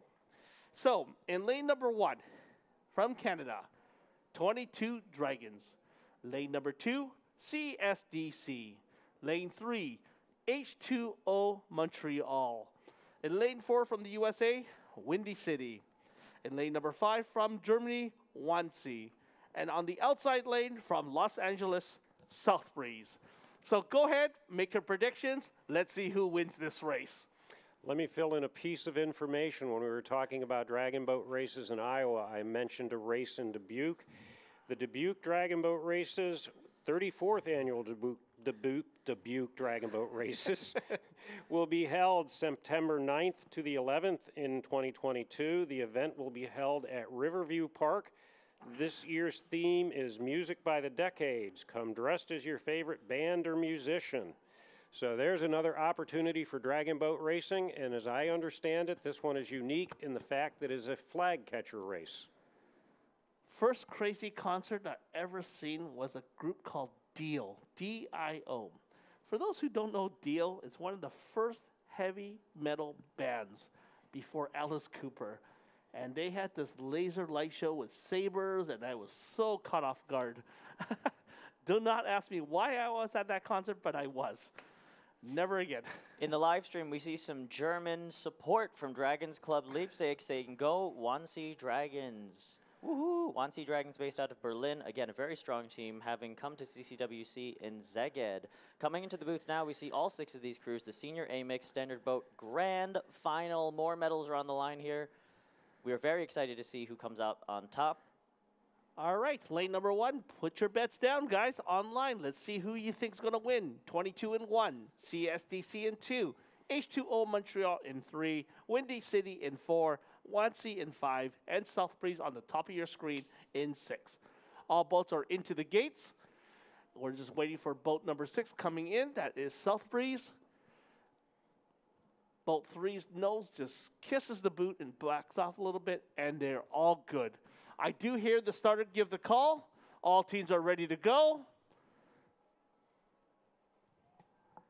And there they off. It is a clean start, and off the line, it is going to be 22 Dragons, followed by H2O. H2O in lane number 1, and lane number 3, and in lane number 1 is 22 Dragons. It is 1-3-5. Wannsee is also with that pack in lane number 5. There is going to be a fight here to the first 100-meter mark. It is between 1, 3, and 5. That is 22 Dragons, closest down on the bottom of the screen, followed by H2O Montreal. And on the top, the Wannsee team is starting to fall off a little bit. 4 and 2 have now caught them. Boat number 4 is Windy City. And in also the same position is boat number 2, CSDC. Coming off the first 200-meter mark, it is still boat number 3, H2O Montreal in the lead, followed by boat number 4, 3, 5. Both 2 and 1 are trailing the pack, but not by far. It is boat number 2, CSDC, and 22 at the bottom of your screen. On the outside, it looks like we are still with boat number 3. Boat number 3 being H2O Montreal. Coming to the halfway mark, it is still H2O in the lead by a half a boat length. But looking for second place, we have a tie right now between 2 and 4. 2 being CSDC and 4 Windy City. Coming to the last 200-meter mark, it is still H2O Montreal in the lead, followed by boat number 2, CSDC, and boat number 4, Windy City.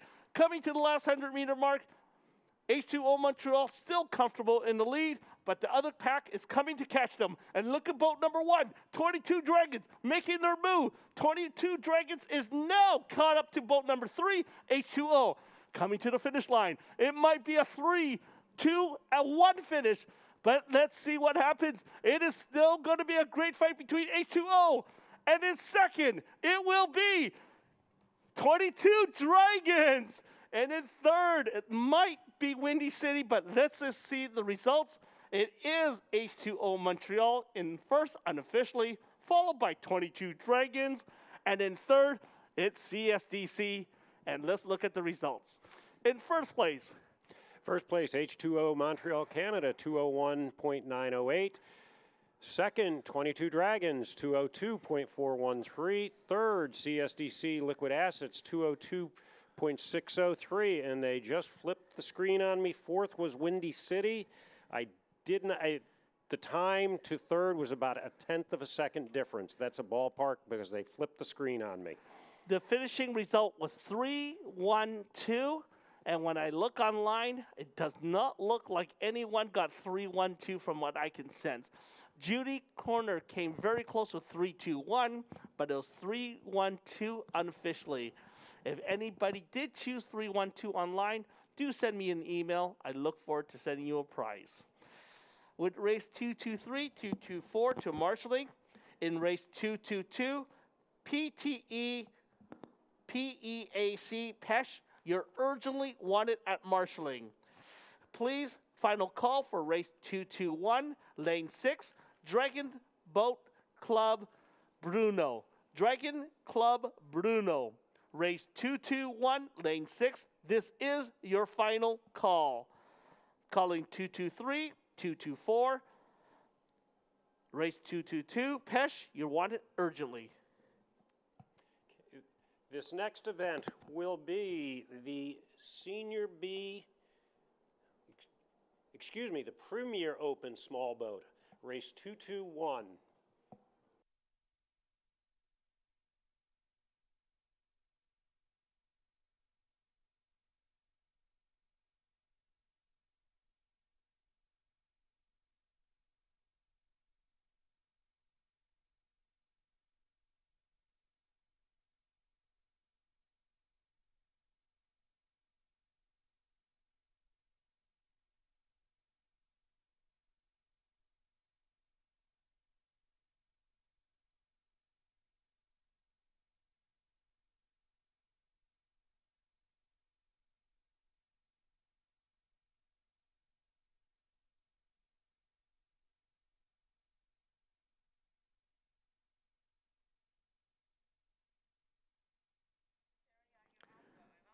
This is an important announcement.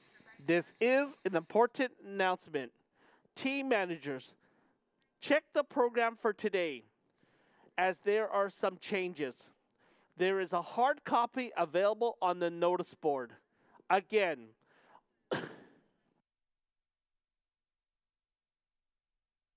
team managers, check the program for today online, as there are some changes.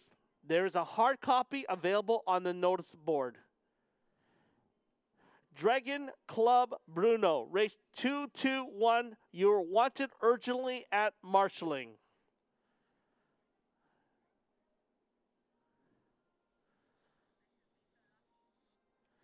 We are doing the award ceremony now. The award ceremony for U24 Standard Boat Mixed. With the following teams, please go to the award ceremony now. CSDC, Pickering, and LA County. Again, award ceremony U24 Standard Boat, race 216, to the medal award ceremony. Calling race 217. This is a call for Senior C Mix Small Boat Award Ceremony.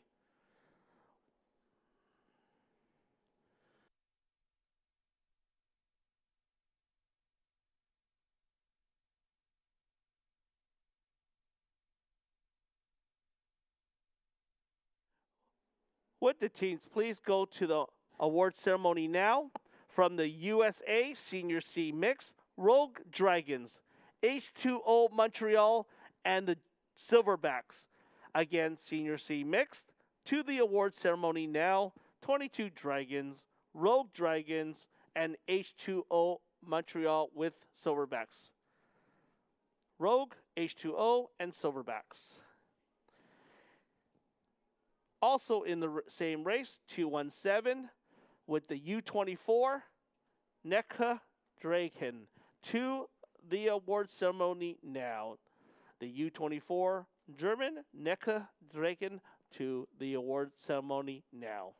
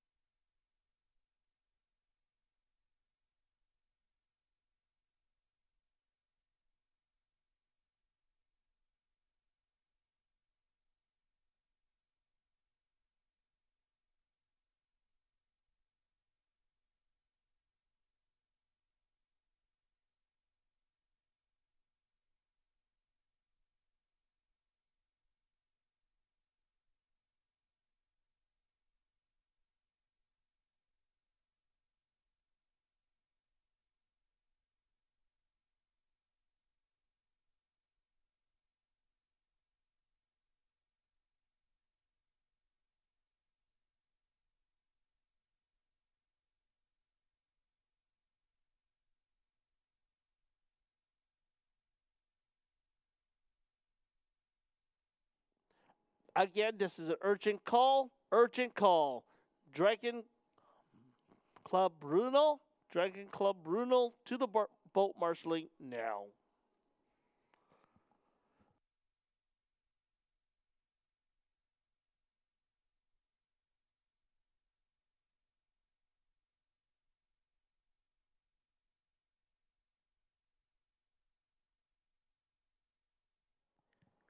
Now, that team that Kerry just called Dragon Club Brno is based out of the Czech Republic in the city of Brno. Brno is the second largest city in the Czech Republic after Prague. And Dragon Club Brno was actually established in 2008, a relatively new club.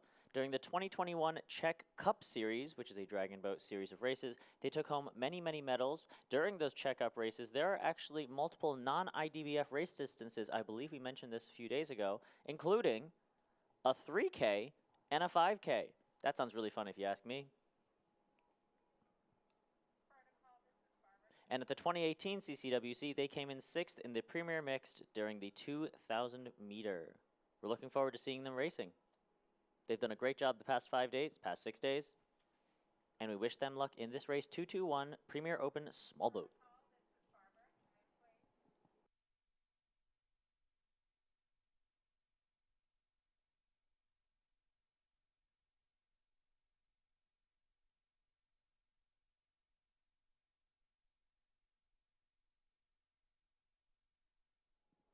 Okay, excuse me, we just received news. Boats 1 and 2 will not be racing in this heat. That is Pads will not be in lane 1, and Dragon Club Brno that we just talked about will not be in lane 6. So in this heat, Premier Open Heat 1 Small Boat, we have Beast Boat in 2, Neckar Dragon in 3, Seklo 100 in 4, and Pennsylvania Dragon Boat in 5. And it looks like Beast Boat from Germany is out to an incredibly high rate and a really fast start. You can see the bib number on the steers is flapping around, flying around in the wind there. They're blazing fast in this 500 start. With a slower rate and settling now is Neckar Dragon from Germany in boat 3. And it looks like Seklo and Penn are fighting it out for 3rd place in this race right now, out in lanes 4 and 5. 4 is Seklo 100 from the UK, and 5 is Pennsylvania Dragon Boat Club from Philadelphia, USA.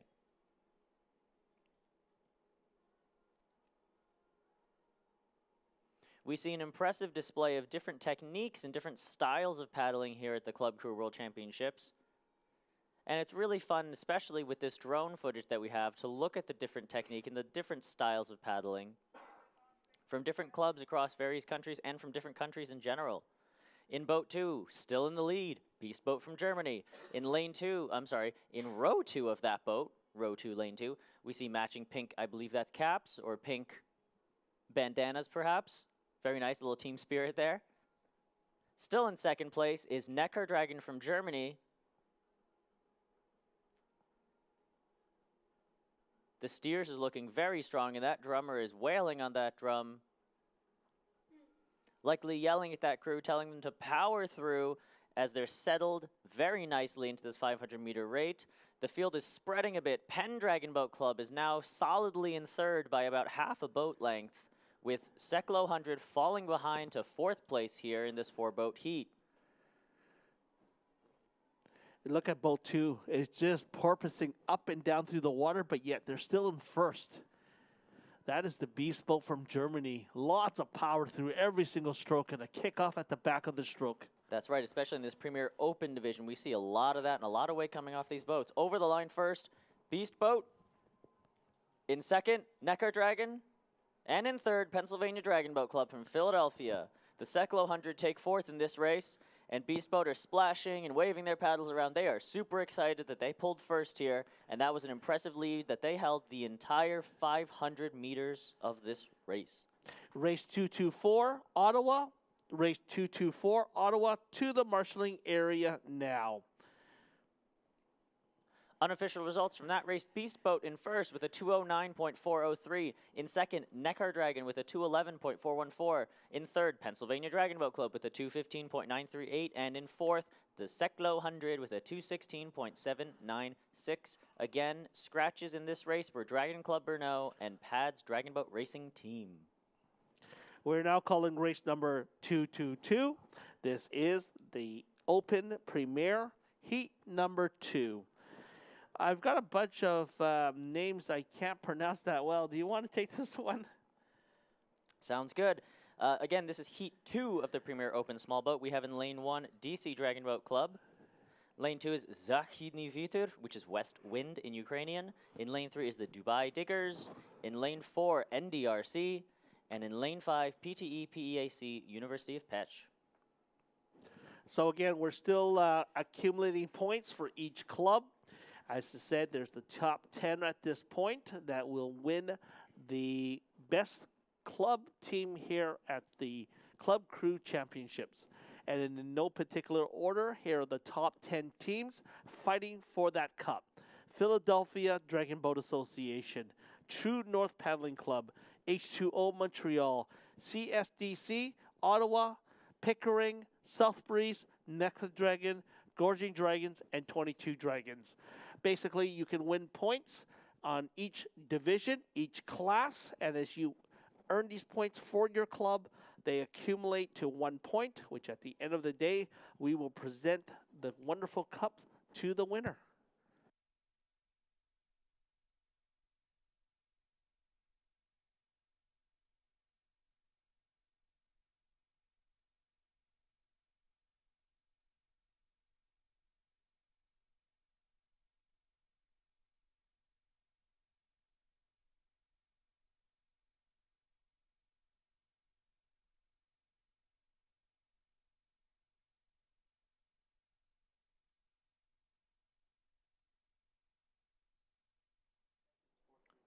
As we're waiting for these boats to get into the boots and line up, we'll remind everyone that when you post on social media about this event, whether you're here, whether you're online on YouTube, make sure you use the hashtags, hashtag CCWC2022, hashtag MyNBP, hashtag USDBF, and hashtag IDBF to make sure that we see, and all your friends see, and all your other fellow Dragon Boaters see, all the exciting content, photos, and videos that you are posting on social media.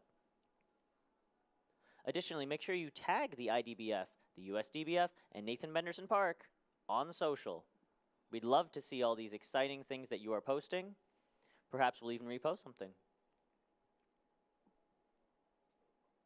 Those of us here in the Athletes Village, make sure you're staying hydrated, make sure you're drinking water, drinking something with electrolytes as well, and make sure that you're staying under the shade, out of the sun, and putting on sunscreen. Do not forget to reapply in particular. I know I will put sunscreen on in the morning and just straight up forget to reapply. Make sure you do that every hour, every other hour. I tend to do it every time I get back from a race. Stay safe.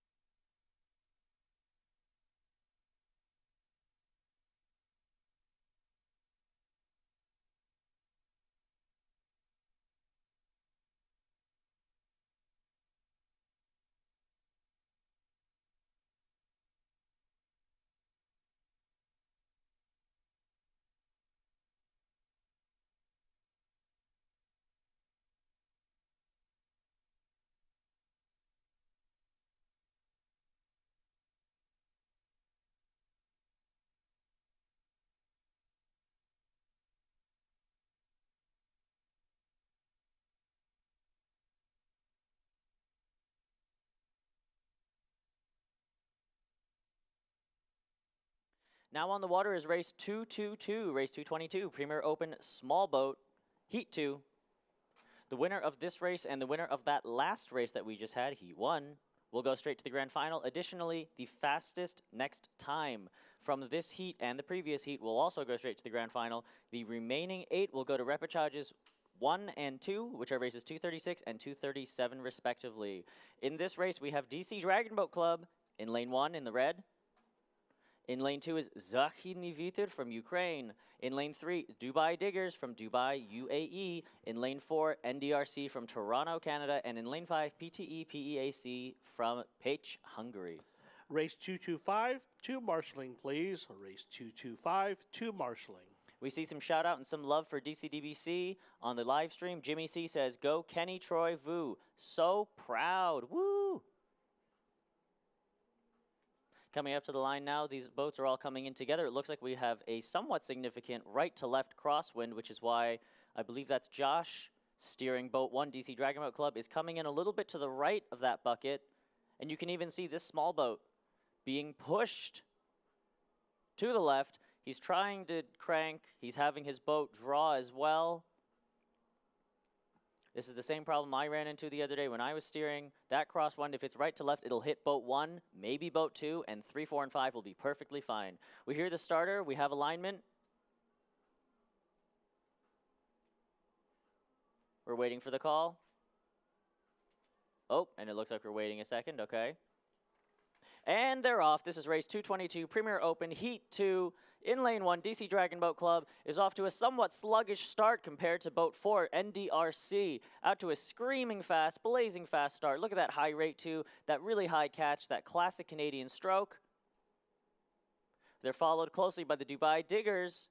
They've been a very strong team this past week. They have a very interesting stroke as well. It's somewhat similar, but they have an interesting top arm cranking down motion that they seem to be leveraging there. In lane 2, Zahidny Viter from Ukraine is also looking very strong. It looks like they're in contention for 3rd in this race. And on the outside, PTE PEAC in lane 5 knows that they have to be in the top 1 or the next fastest time. All 5 of these crews fighting very, very hard to stay in the mix. DC Dragon Boat Club has fallen behind a bit here.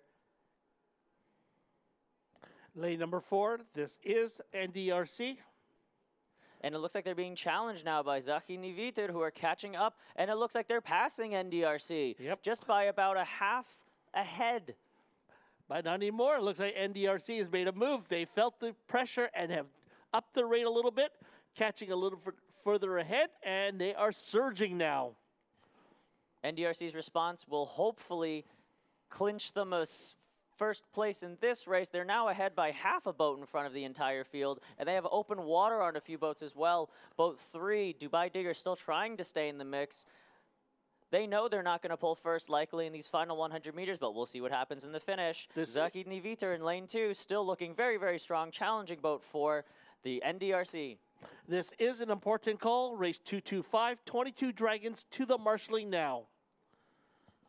Coming into their finish, NDRC is putting the pedal to the metal. You can see them really cranking down on that paddle, pulling all the way back, forcing that boat forward. There's an impressive wake coming off of boat 4, NDRC. In second place, it's going to be Zahidny Viter, West Wind from Ukraine in boat 2. And in lane 3, the Dubai Diggers will pull 3rd in this race, followed by PTE, PEAC in 5, and the DC Dragon Boat Club rounding out this heat.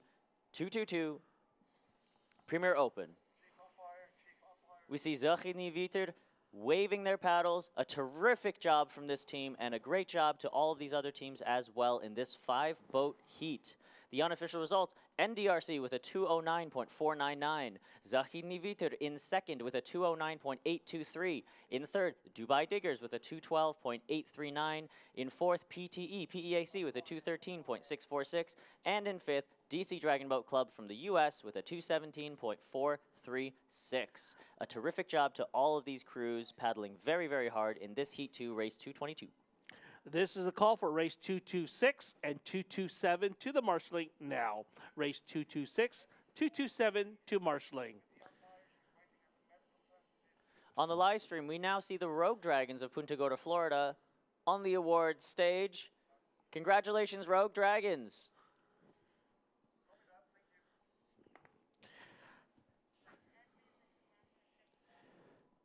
Dubuque.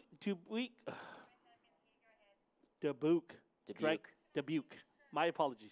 Dubuque Dragon Boat Festival in Iowa on the Mississippi River, September 9th to the 11th, a weekend after Labor Day. The festival has been running for 35 years, includes meal on Friday, September the 9th. Taiwanese-style racing, i.e. fly catching. 18-seat boats. Come over and try that race. You can find that race at DubuqueDragonBoat.org. We see some love for a whole bunch of these teams here in the comments on the live stream. Marci Androkiti says Hajra Strakok. I can't read that, I'm sorry, I don't really speak Hungarian. But there's a lot of love for PTE PAC here. Sharda Naidu says, let's go Diggers. Woohoo, they did a terrific job. Svetlana Shaposhnikova says, Malatsi, which means excellent in Ukrainian, terrific job. And Tanya UN says, yes, NDRC. Yes, indeed, Tanya. Who are we looking at there, Matthew, on the award ceremony? I am not quite sure who that is on the award stage right now, but it looks like they have pulled a terrific medal, a terrific job to this crew. And that's the Hungarian team, actually. Oh, nope, this is the Silverbacks of Magdeburg. There's their Magdeburg SC Sports Club. Oh, that's the German team. It is indeed. Congratulations. Why are they wearing the different color shirts? I'm used to seeing black and yellow and red for the Germans. I do not know. But you can see the color of their flag, which is their sport club, Magdeburg, from That's Germany. right. Coming onto the race site next will be race 223, U18 Open Small Boat, round 1. We're going to see LA County Dragon Boat Club, 22 Dragons, and Pickering Dragon Boat Club. 2 Canadian teams and 1 American. This is an urgent call. Urgent call for race 225. We are looking for 22 Dragons. Again, Senior B Open Small Boat, race 225. Go 22 Dragons to marshalling now. We see more love for the Dubai Diggers in the live stream. Mitch San says, well done, Diggers, and claps. Kim Korsen says, go, Diggers. I will say in Arabic, Jayid Jiddan, which means very, very good. Great job to these Dubai Diggers coming from all the way out in the Middle East, United Arab Emirates. Very, very far flight, I would imagine. Mitch San hasn't slept. He's been online all 6 days from the looks of it.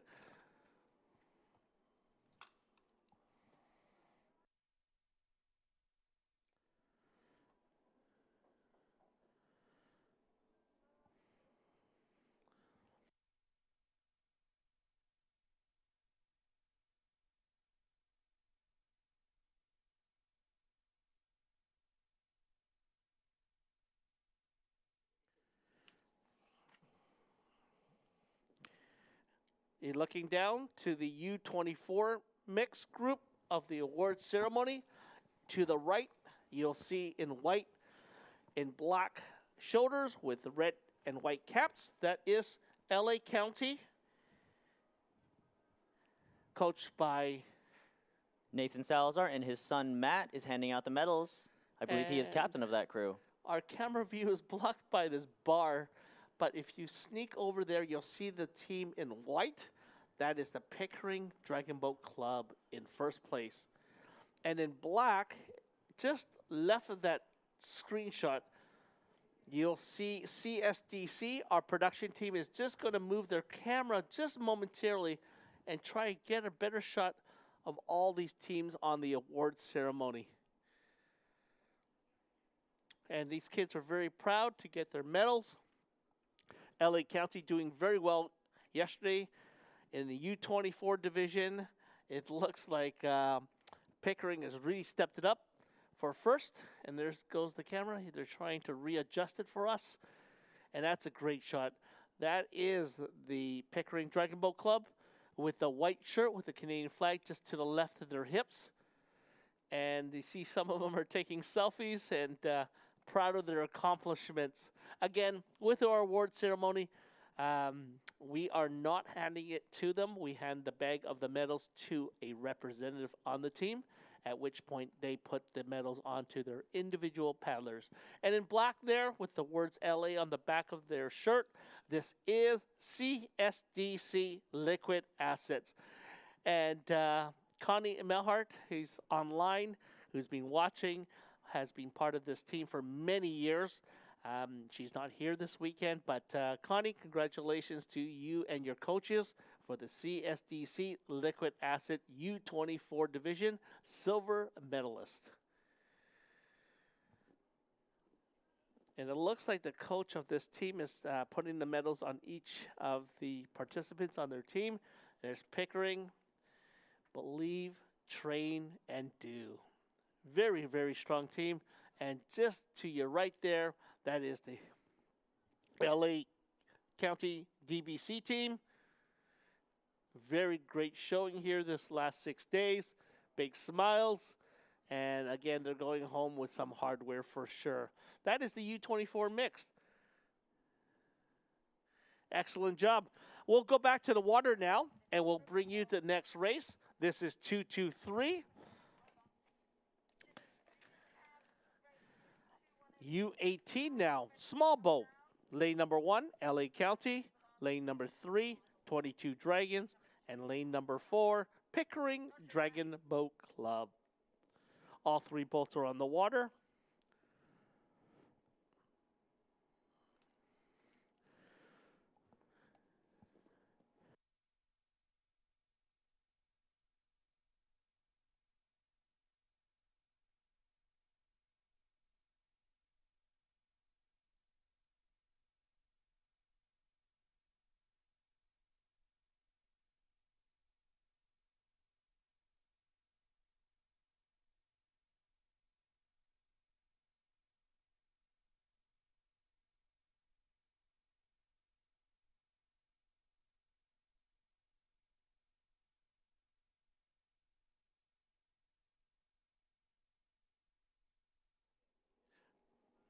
We have the winds currently blowing from east to west at this time, so we're going to see some teams get into the gates, and they're going to get pushed off the gates. But look at this wonderful shot. This is what happens at the end of all these races, where all the teams, even though they are fighting on the water as individuals, they come at the end, and we take a big group picture. This is the U24 division. That is the next group of youth that will be running the adults divisions and possibly into the seniors division. But this is where it all starts. These are the kids of the future. Good congratulations to the LA County there on the right, in the middle, Pickering, and to the left is CSDC, and they're gone. Oh, nope. Pickering just took off like they're starting the race, and they're going to do one more shot. And there they go.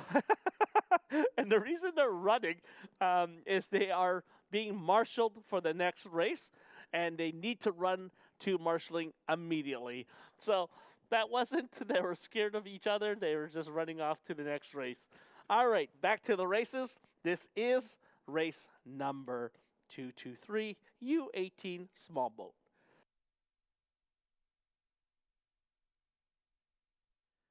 Lane number 2, LA County. Lane number 3, 22 Dragons. And lane number 4, it is Pickering Dragon Boat Club. Starter has the race start. They're all loaded into the boot.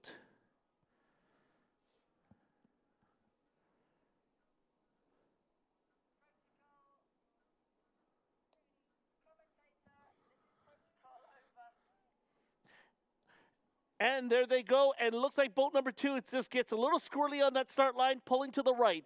As they take off, they resettle back into their lane. It is boat number 4 in the lead, of Pickering in first. In second is LA County with that small little squirrel at the beginning. And in third, it is 22 Dragons. As they come down the race course, boat number 4 takes advantage of that little mistake from LA County off the line. It is Pickering in first, LA County in second, 22 Dragons in third. But 22 Dragons still staying with the LA County team. It is 2-3 fighting for second. But look at this, with a 1 boat length lead, it is Pickering Dragon Boat Club in first, followed by 2-3 or 3-2. Let's see what happens. We have our director of NBP watching from the 4th floor, and it looks like he's getting excited. And it's still going to be boat number 4, Pickering Dragon Boat Club, followed by LA County and 22 Dragons. That's right. All these boats looking very strong, although Pickering is out almost with open water over LA. And now they do, in fact, have open water over LA County Dragon Boat Club. Boat 3 is surging, 22 Dragons. These under 18 kids are very excited, and they are pushing that boat forward. LA and Montreal, that is LA and 22 Dragons, are fighting it out for second and third here. LA County surges just a bit, and they're ahead by about a half seat. Pickering still with open water in lane 4, powering through here.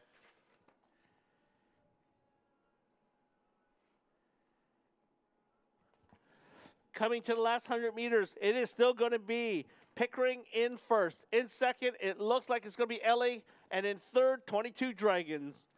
This is race number 223 of the UAE 18 Open with Clearwater. It is going to be Pickering coming to the finish line with the clear win. As long as they don't make a mistake, it looks like they'll take this race. Followed by lane number 2, LA County. But look at 22.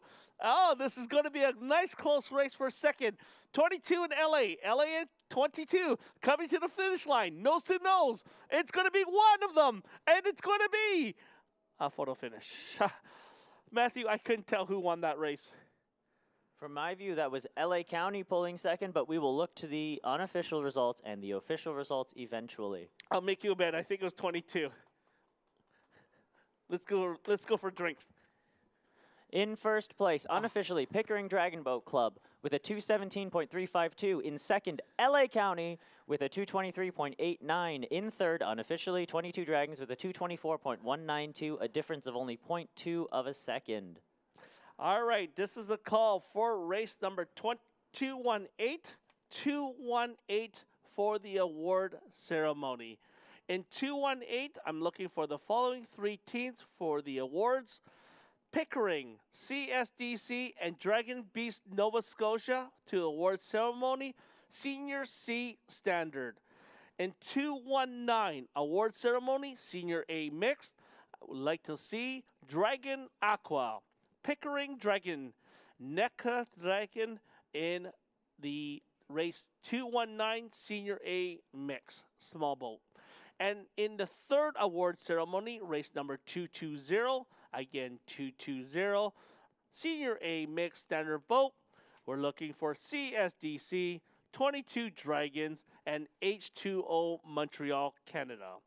Again, award ceremonies for race number 218, 219, and 220 to the awards now.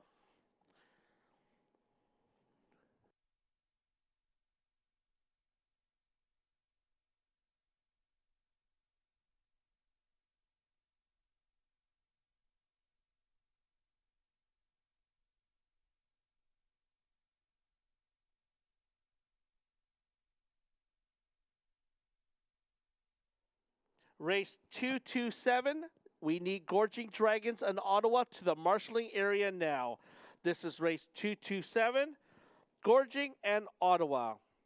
Race 228 to the marshalling now.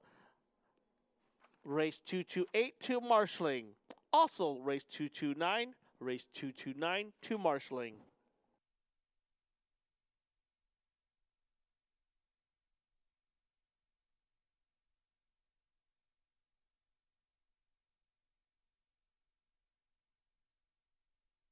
This is a quick shout out to Coach Drayton of the CSDC kids. He's a rock star, and they're all brand new paddlers. So Connie, thank you very much for your shout out to Coach Drayton. Coach Drayton, you've done a wonderful thing with all these new paddlers for CSDC.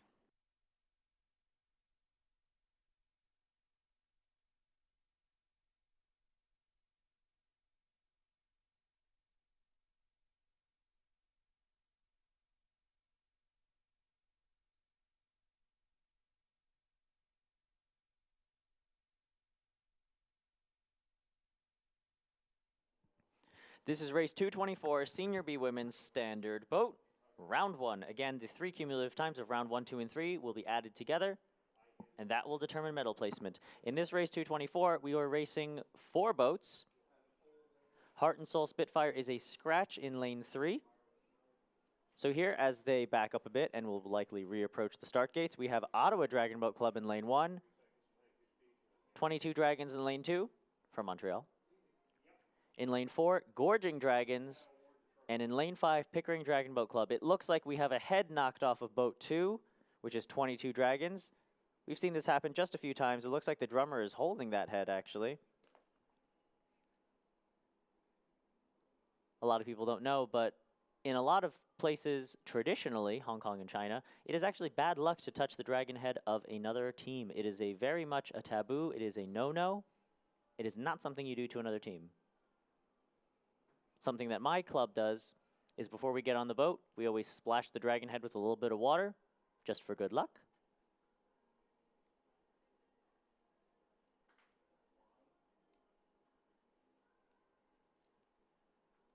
And it looks like one of our officials is helping boat 222 Dragons put that dragon head right back on there. We don't want to race with some with and some without. That would not be fair.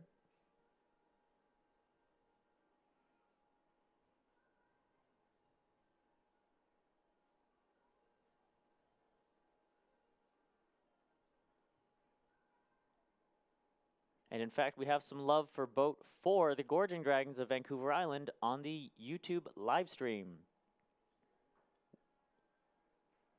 One, Yukasa Allen says, shout out to Mom and the Gorging Dragons. Oh, it's from Lucas. Oh, Lucas Allen. Ah, I see you.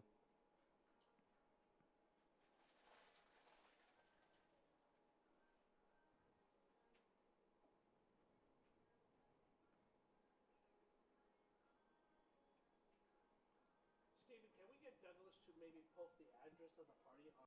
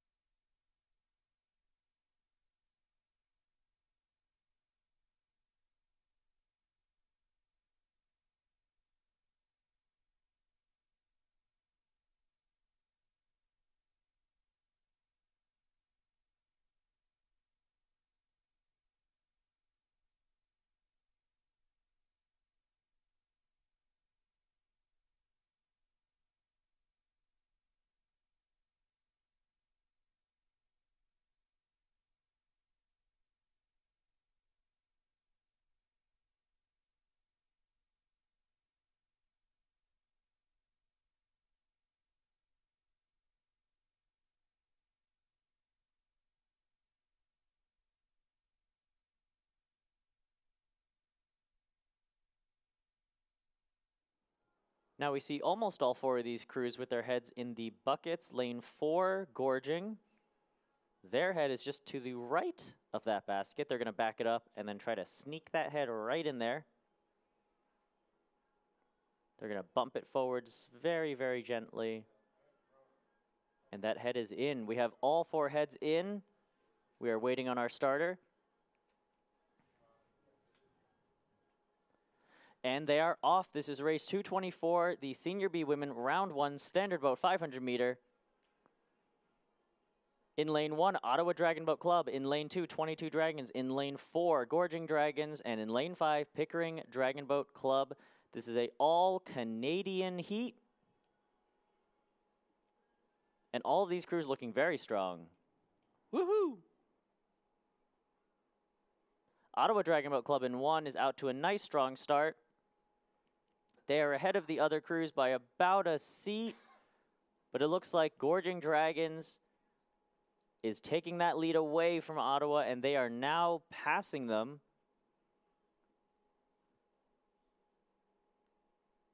Gorging Dragons is about a seat ahead. Oh, but they are fighting with Ottawa Dragon Boat Club out in lane 1, vying for first. We will see who comes over the line first here in the middle of the race in the settle.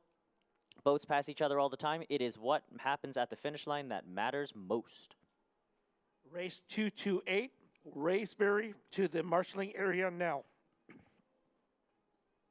228, Raysbury to the marshalling ASAP now. Ottawa Dragon Boat Club is pulling ahead of Gorging Dragons right now. It looks like they found a little bit more left in the tank. And it's a good thing, too. There's another 250 or 175 meters to go. Lagging behind this entire field is 22 Dragons in 4th place currently, with Pickering Dragon Boat Club on the outside in lane 5 coming in 3rd. But we will see how they cross the line as they come into their finish right now. We can see some of these crews start to really pound down on that paddle, push that boat forward, increasing the rate, some of them. Trying to get that hull speed up as they cross over the finish line in just a few strokes. Yeah, with most of these racers, what you see the boat really accelerate off the line, gets up to a maximum speed, tails off. That's right, and over the line first is Ottawa Dragon Boat Club in lane 1. In lane 4, it is Gorging Dragons, and in lane 5, Pickering Dragon Boat Club round out the top 3 of this round 1, with 22 Dragons coming in 4th unofficially. Who's the drummer there on 22 Dragon? I do not know who that drummer is, but she looks like a very strong and powerful drummer. We're going to see unofficial results here in just a few seconds in the Senior B Women's Standard Boat. And in first, it is Ottawa Dragon Boat Club with a 213.523. In second, Gorging Dragons with a 214.206. In third, Pickering Dragon Boat Club with a 216.336. And in fourth, 22 Dragons with a 220.619. A terrific job by all of these 50 and up women in their standard boats. Round one, excuse me. I thought that was Wendy, your friend. No, it is not. She is not Senior B. That's true. This is race number 225 coming your way from Sarasota, Florida. The time locally is 11:12 in the morning. 11:12. This race was scheduled for 10:56, so we're off just a little bit, but not too far behind. We are now going to be calling the Senior B small boat. In lane number 2, it is 22 Dragons. In lane number 3, Gold Coast Dragons. Lane 4, Jack's Fire Dragons, and lane number 5, Raysberry. We're now also calling race 29 and race 30 to the marshalling area now. Race 229, 230 to the marshalling area now. With 231 prepared to get to the marshalling, that is Premier Women's Small Boat and U18 Small Boat.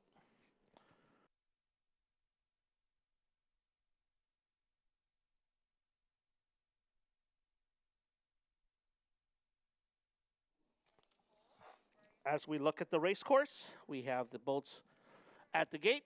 Lane 1 is slightly off on an angle, but prepared to go. This is 225.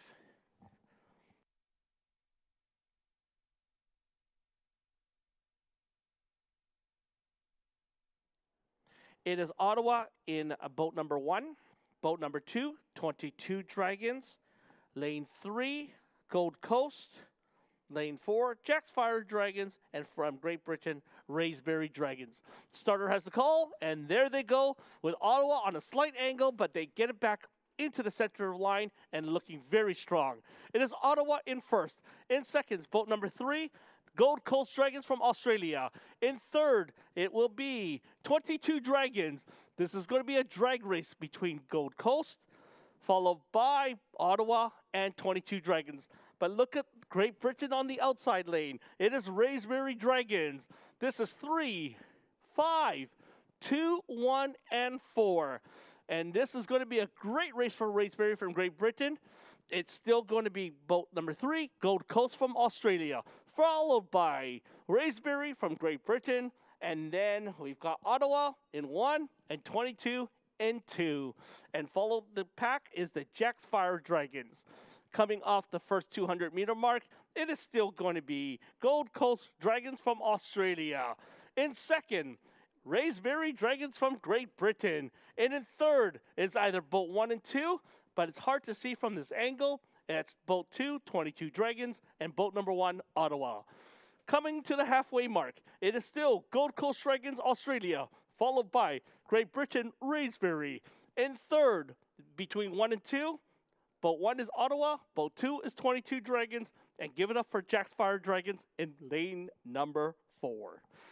Coming to the last 150 meters mark, it's still a very comfortable lead for the Gold Coast Dragons from Australia, followed by, and look at this, Ottawa's made their move on the Great Britain team in lane number 6, or lane number 5. Coming to the finish line, it is still Gold Coast, followed by Ottawa, and then Raysberry Dragons. 22 Dragons falling off a little bit there. and the Jacks Fire Dragons trailing the field. Coming to the last 75 meters, it looks like a comfortable lead for the Australian Gold Coast Dragons. And it's going to be a fight between Raspberry and Ottawa. Coming to the finish line, it will be Australia Gold Coast Dragons. And at the finish line, it will be Great Britain Raspberry. And third, Ottawa, followed by 22 Dragons. And in the final position, lane number 4, the Jacks Fire Dragons. Both officials give a white flag, clean race. Looking at the screen, we have our final results that are unofficial. Australia Gold Coast Dragons with a time of 2:17.61, followed by Great Britain Raspberry Dragons with a time of 2:22.11. Third, Ottawa. Look at how close this is, Matthew. 2:20.31, difference of 0.2. In fourth, 22 Dragons with a time of 2:23.33. And finally, the USA Jacks Fire Dragons with a time of 2:31.41.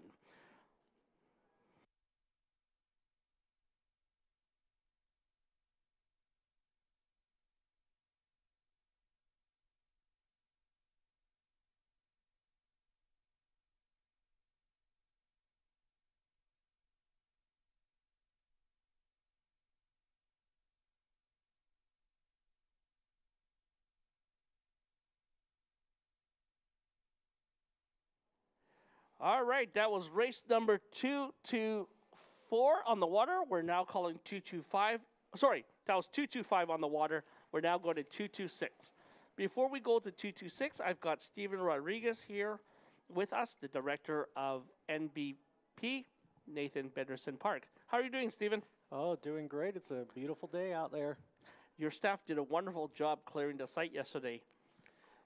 Well, thank you. Those situations are always unfortunate, but safety comes first, and we're glad we have beautiful weather today and a wonderful last day of racing. Thank you. Now, at the end of this today, there's something happening down here. I heard some rumors. What is going on? Oh, my goodness. Well, there is a closing party tonight, which I know teams have been purchasing their closing party tickets. And if I'm not mistaken, we might have a few available for any stragglers that forgot to buy their tickets. The tickets were pre-purchased and given out at check-in. So anyone that's coming to the closing party should have their little IDBF 2022 sticker on their badge in order to get in. But I'd love to tell you all about the party if we have some time. Sure, and the party is really close by, I heard. It is. So literally, if we just look due north of the finish tower right now, and I'm not sure if our drone operator can see that direction north, but if you look due north, you can see Dillard's is the first store in the UTC Mall, and that's the south side of the mall. So the entrance that we'll be using for the closing party, which will take place in the mall, is the East Grand entrance. And the way you'll know that is there's a Kona Grill restaurant right there at the entrance of the mall. So anyone that's driving themselves or taking their buses, they'll park in lot 3 of the mall, which is right on the east side there. And you can see a blue UTC sign on the right side of the screen. Is it the left side, middle, or the right side of your screen? So we go to the right side of the screen. Yep. So that'll be the east side of the mall. So, and the grand entrance will be where you come in, and really the entire one half of the mall is going to be used for the party, and there's 2 levels in there, so there's plenty of space for everyone to move around, be socially distant. And really to get together and have a great time and have lots of fun. And throughout the entire north half of the mall there, we'll have individual food stations with specialty drinks as well. And everyone will be getting 2 drink tickets in addition to that. And we'll have entertainment throughout the mall. So it'll be a spectacle that everyone will want to attend. So a lot of fun. And the theme is a taste of Florida. So each of the different food stations will be different areas of Florida and a taste of our local culture here in Florida. I heard there's going to be some Cuban sandwiches. I heard there'll be a paella station. And I even heard a rumor, don't quote me on this, but I think there's even a mojito station. So anyone that likes mojitos will be able to partake. Is this indoor or outdoor? It is indoors. So we will be in the air conditioning. And that East Grand entrance does have a nice overhang, so anyone that wants to enjoy the outdoors can certainly meander outside and come in and out for the party. And now there's going to be music as well, a live band or DJ? There will be various entertainment stations. So we'll have individual entertainers out there, as well as music playing. So there'll be lots of fun, lots of things to do. And I heard a rumor that there's even shirt exchanges that happens at these parties. So they do. Yeah. Now, if I'm a U18, am I still allowed to go to this party? Oh, absolutely. It's certainly family friendly, kid friendly. So we certainly have taken that into consideration when planning the party. And also, family and friends can go to, not just paddlers? That is correct, yes. So we are able to have family and friends come, and they can, again, get tickets down at the front merchandise, the MVP merchandise tent. You want to help me on this race, Sure, Stephen? sure. This is race number 226. 226. You want to call out the teams? Yeah, so in lane 2 here, we have Great Lake Paddlers. In lane 3, we have Northern Beaches. On lane 4, we have Neckar Dragon, and on lane 5, we have Pickering Dragon Boat Club, and the race has started. And who's in first? It looks like to me it's lane 4, which is Neckar Dragon. They're looking really strong. Now, if you look carefully here, then lane number 2, that stairs lady, her name is Cheryl. We've been calling her Fancy Pants the whole weekend because she's the only one wearing long pants that are striped. So back to the races. We got Neckar Dragon in first. Who's in second? In second, it looks like to me, that's kind of close, but that might be lane 5, right? Yeah, lane 5. In third? That is Pickering. And in third here, that's a little close to call. That's a millimeter apart. Pretty much. I'm going to guess 3. All right. 3's ahead. That is Northern Beaches. When we look onto the race course, they're just coming off the 200-meter mark, Stephen. As we look down, it's going to be a tight race, and you can see the pack really closing up together. Neckar Dragon's being caught by 5 and 2. 3 is still slightly trailing behind by a half a boat length. It is Neckar Dragon Germany in first. In second is boat number 5, Pickering. In third, unofficially, it's still going to be Great Lake Paddlers from Ontario. And you can see the official boat is in 5th place, right, trailing all the teams.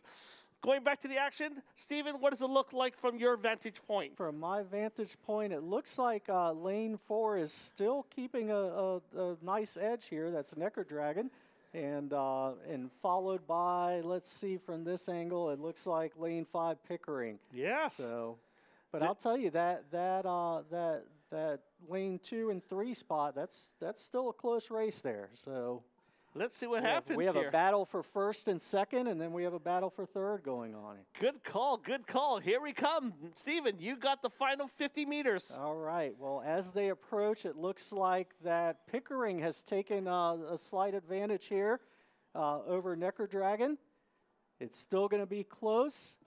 And then it looks like here Great Lake Paddlers in 3. So what do you think? It's Neckar Dragons with the hands raised by the drummer. They take that race unofficially, followed by Pickering, and then the Great Lakes with Fancy Pants in lane number 2.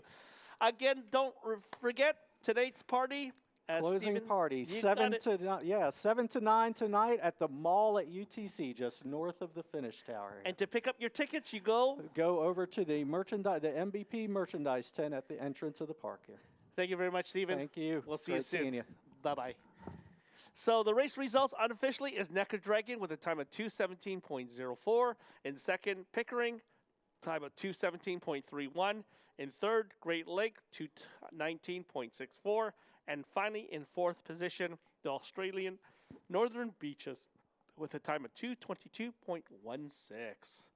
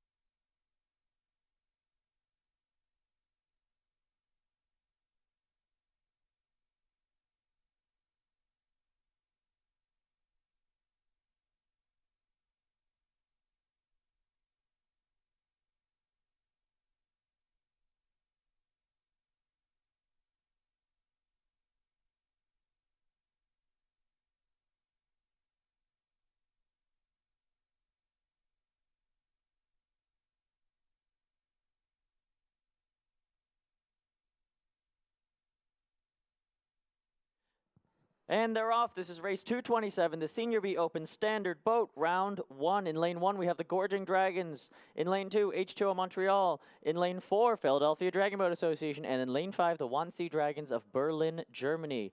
All 4 of these crews off to extremely strong starts, especially in this open division.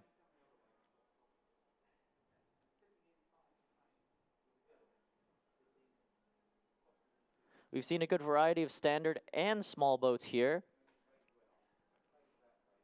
But there's really nothing like paddling a standard boat, especially in the slightly longer distances like these 500s.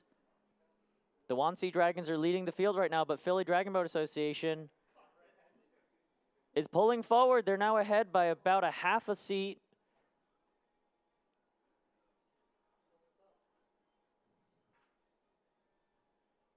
Distant third is Gorging Dragons from Vancouver Island down in lane 1. And in lane 2, H2 Montreal is still trying to fight to get in the top 3 here in boat number 2. Philly Dragon Boat Association in their stretch right now. You see that nice long stroke. They have a really strong rotation as well. We can see them pulling back with their outside arms and pushing down with their top hands. The Wannsee Dragons and 5 from Germany are using a little bit of a different stroke. You can see they have a nice high catch with their top arms, and they're pulling down, propelling that dragon boat forward. That drummer hinging back and forth as well. Same in lane 1, the Gorging Dragons of Vancouver Island looks over and says, wow, we are in third right now. Put the pedal to the metal. We need to finish strong. Coming into the finish, Philly Dragon Boat Association is going to come in first by about 2 or 3 seats. The oar is out for less resistance. In 5, that is the Wannsee Dragons coming over the line in second. In third will be Gorging Dragons. And in fourth, H2O Montreal unofficially.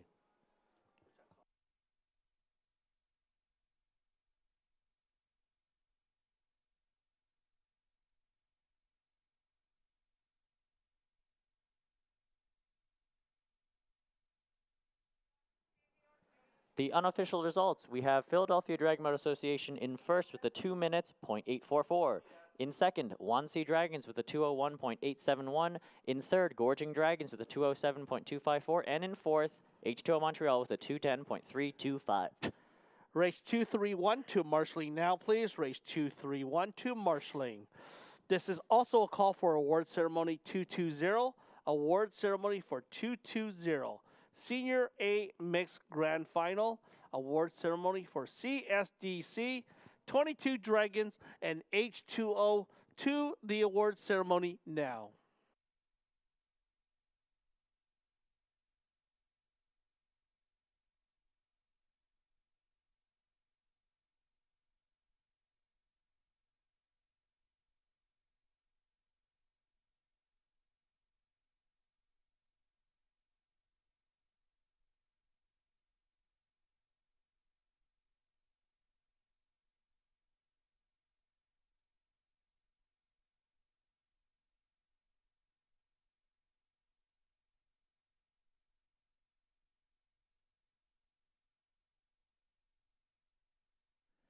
Black Mustang Girl, I cannot repeat what you wrote online, but thanks for sharing.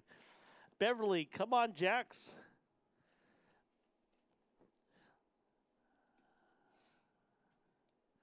Pie Lovers, woo, PDBA. The PDBA race? Was that my sheet or your sheet? Oh, sorry. My sheet keeps wandering from me. This is race 228 coming your way. This is Senior B Women's Small Boat. So if this is race 228, we're completing the races based on our schedule to 256. And the last race of the day will be Premier Open Standard Boat, scheduled for 3:04. So the time here is 11:31. And it looks like we have about 3.5 hours left of racing. And that will commence the 13th annual Club Crew World Championships here in Sarasota, Florida. It's been a great 6 days.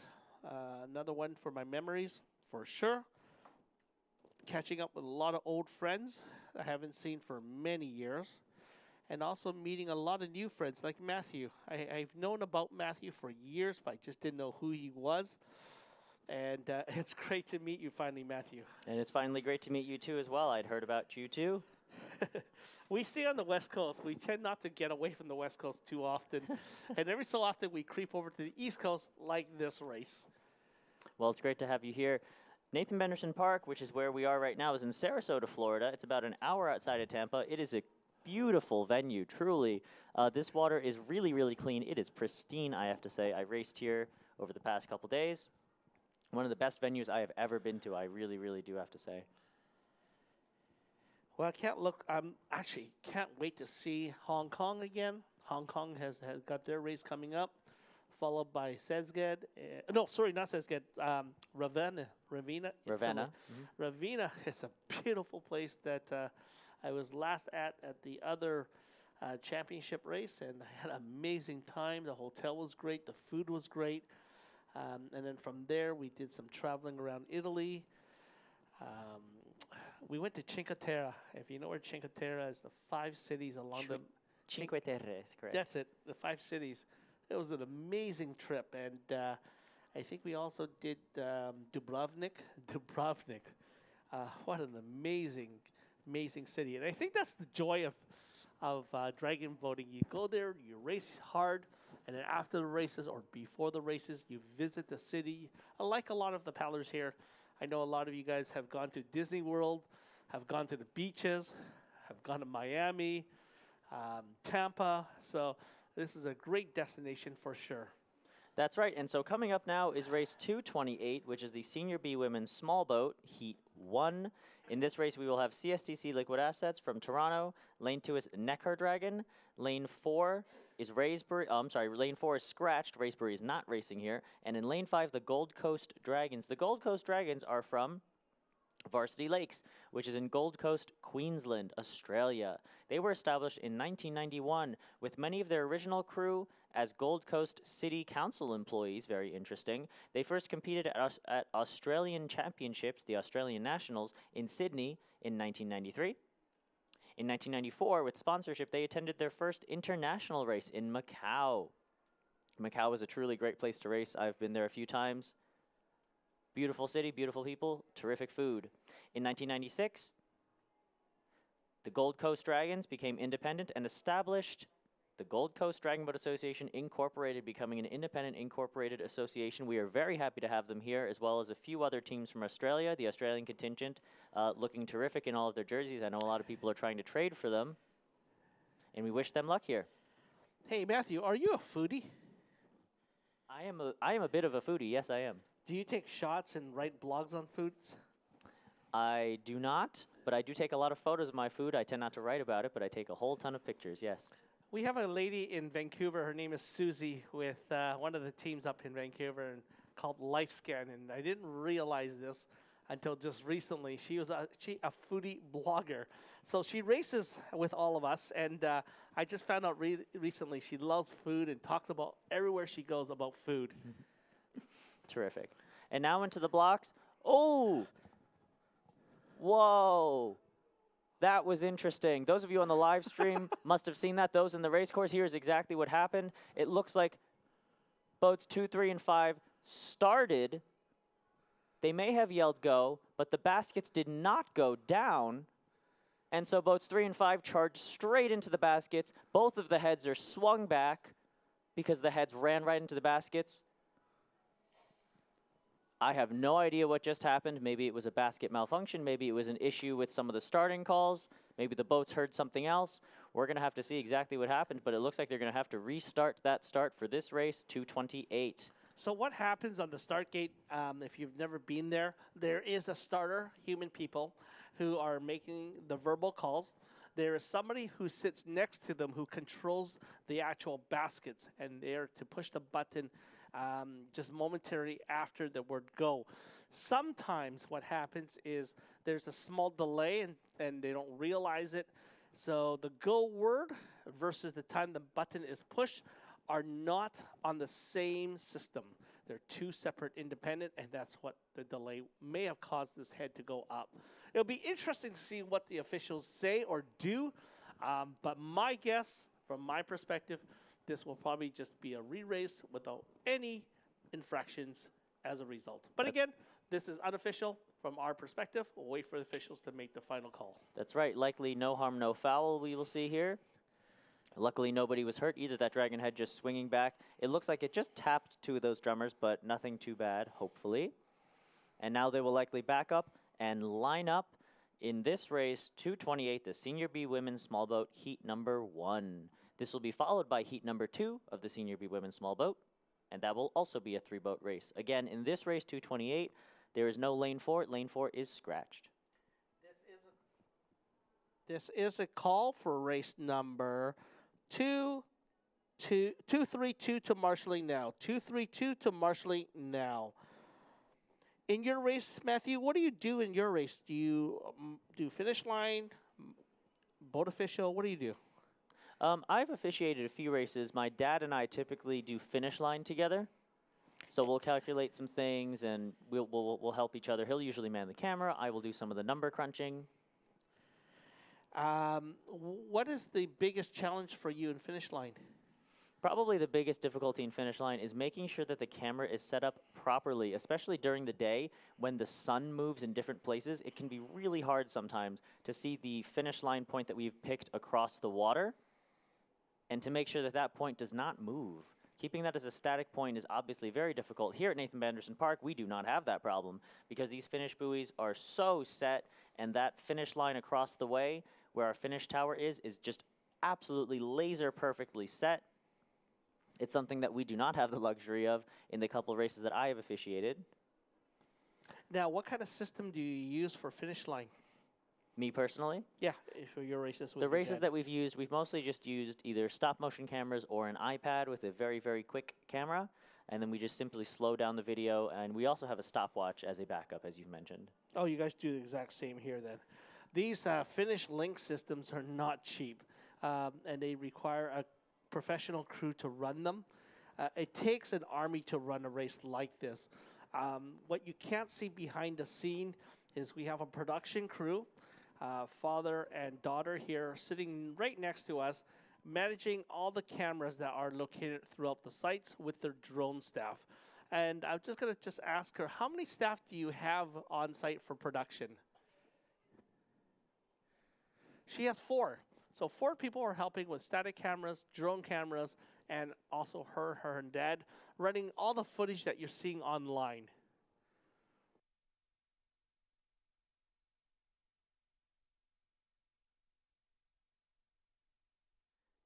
And now back into the gates, we have race 228, the Senior B Women's Small Boat. It looks like the heads are all in the baskets once again. We're looking for a nice clean start and hopefully a nice quick start as well. And they are off with no issue. Boat 2 is CSDC Liquid Assets. Boat 3, Neckar Dragon. And in lane 5, that is the Gold Coast Dragons. Boat 3 is surging ahead just a bit. That's Neckar Dragon from Germany. They have a super high catch and a really strong crank down on that catch phase of their stroke. We see CSDC Liquid Assets falling behind by about a half seat right now in lane 2. And in lane 5, Gold Coast Dragons are still paddling hard into their settle, into their stretch right now. All 3 of these crews into their nice 500-meter rate, not too high, not too low. In these small boats, you typically see a slightly higher rate than in the standard boats because it takes a bit to get these boats up, and they fall down almost immediately. They do not glide very easily. We can see a lot of weight coming off of boats 3 and 2, and we can see that head surging forward with each stroke as well. As Bob and we have mentioned as announcers, that swing, that mystical swing that we keep talking about, that is when that head doesn't simply surge forward with each stroke, but rather continuously moves forward consistently. with a consistent velocity and catching that boat just as it's about to fall back down, but no, picking it back up every single time. Still in the lead is CSDC Liquid Assets right now in 2. They have since passed the Neckar Dragons, and they are now 2.5 seats ahead of Neckar Dragon. Rounding this out is Gold Coast Dragons in 5. They are in 3rd currently as we come into the halfway point of this 500-meter race.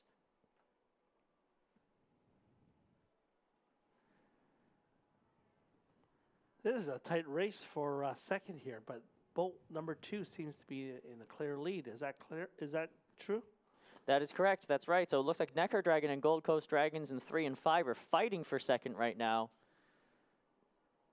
They know that only the number 1 winner of this heat will go through. It seems like that is CSDC Liquid Assets in lane 2 right now, but the fastest time, the next fastest time of this heat and the next heat will also go through straight to the final. You see that helm in boat number 2 where she's just jostling her body forward to try to give her team that edge?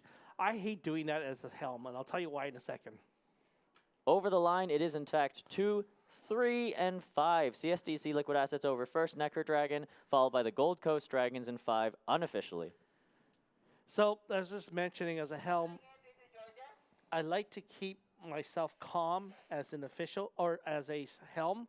And the reason I do that is I want the drummer to really feel the boat, and if I'm jostling back there, she gets the wrong feeling. Lane number 1, in first place unofficially is Liquid Assets, 2:31.07. Germany, Neckar Dragon, time of 2:33.32. And in 3rd, Gold Coast Dragons, time of 2:34.97.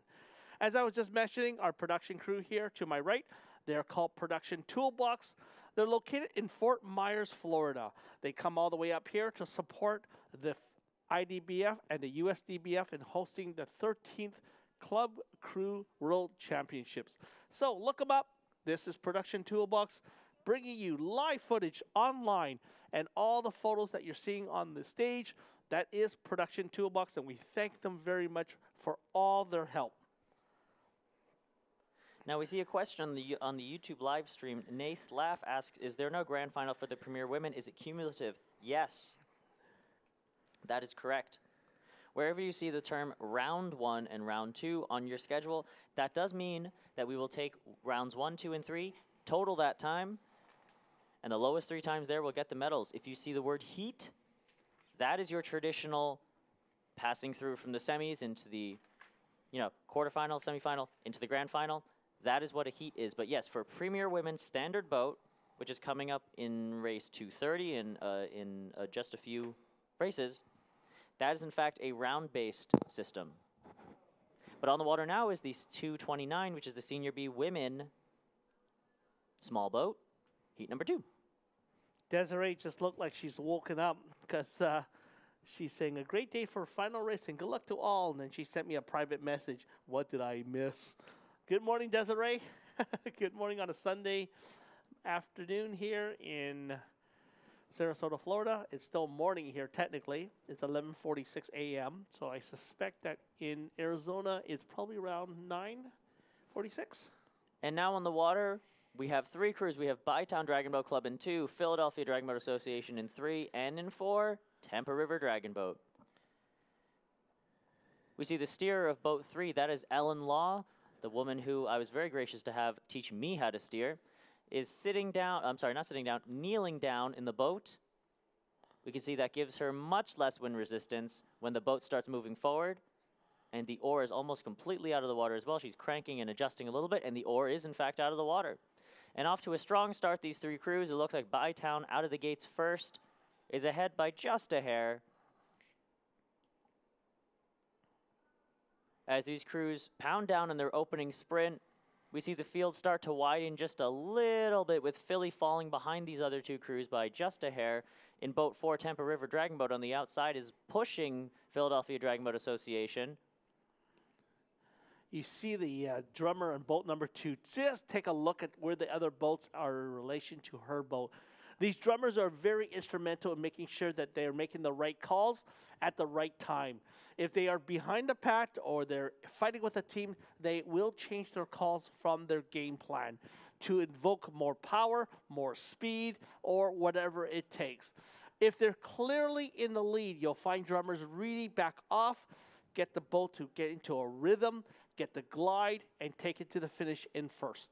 That's right. A good drummer can really make or break a race, and especially a slightly longer race like this 500 compared to something like the 200, that drummer makes all the difference. In a sprint, they can just say, go, go, go, that's great, you're sprinting, your timing is great, but in a 5 like this, they have to tell them, you're ahead, you're behind, we need a little more, we only have 200 meters left, this other boat's in front of us, things like that. And in fact, here we do see Bytown Dragon Boat Club is ahead of Philadelphia Dragon Boat Association by 3 seats.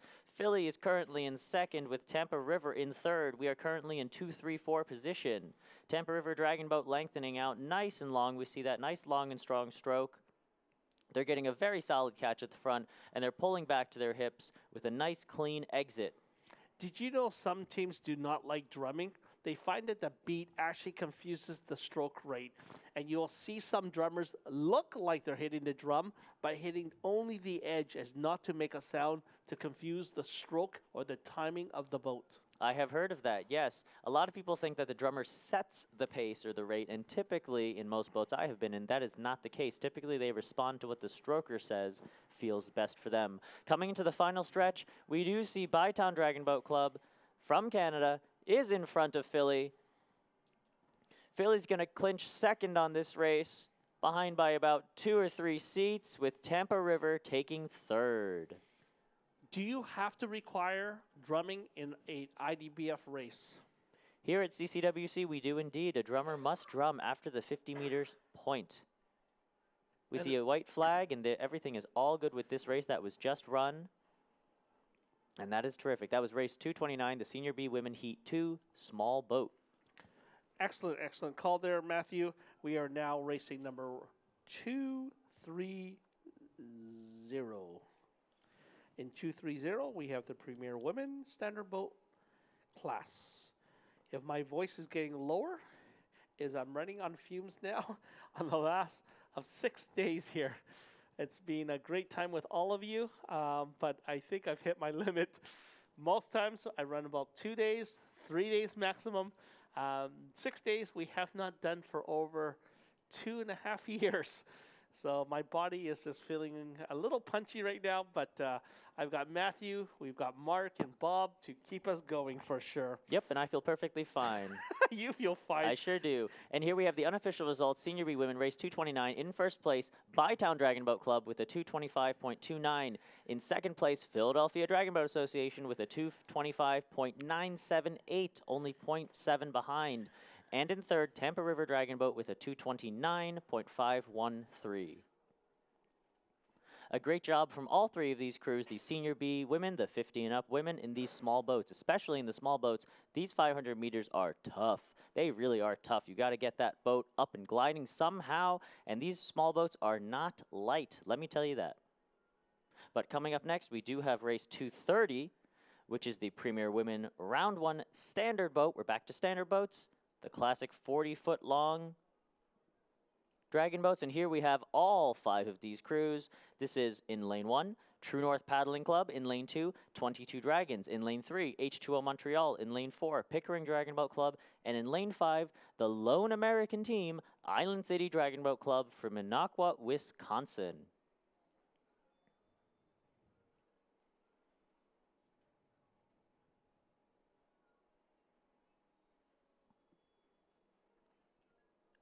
The starter has the call. These blades are buried, and they are off.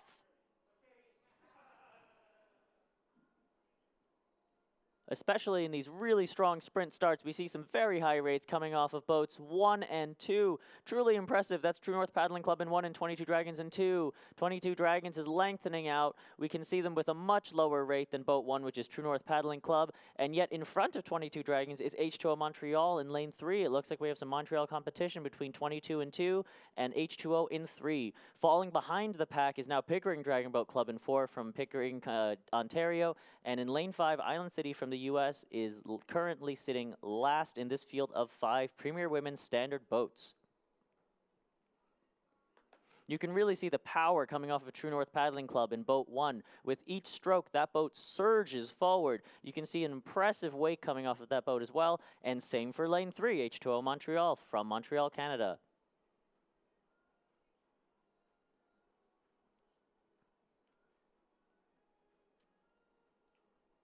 We can see in lane 2, 22 Dragons, their steerer giving some hand signals to their drummer. That's exactly how I communicate with my drummer too. There's so much craziness and loud energy going on in the middle of a race, especially a 500, that you need to use things like that. You need to count off with your hands. You need to wave wildly and erratically, things like that, to communicate with your drummer. Now the field has widened significantly. In first place currently, True North Paddling Club. Still in second is H2O Montreal. And in third is 22 Dragons, also from Montreal.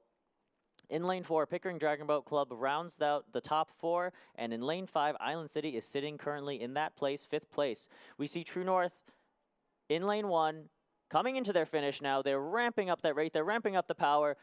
Helm has given their drummer a signal. It is time to pound down those paddles. In lane 3, H2O Montreal is coming in a very, very strong second with a 4-5, now 6-seat lead over lane 2, 22 Dragons, who will come in third. Coming in 4th and 5th will be boats 4 and 5. That's Pickering Dragon Boat Club now over the line, with Island City pulling their boat over the finish line in lane 5.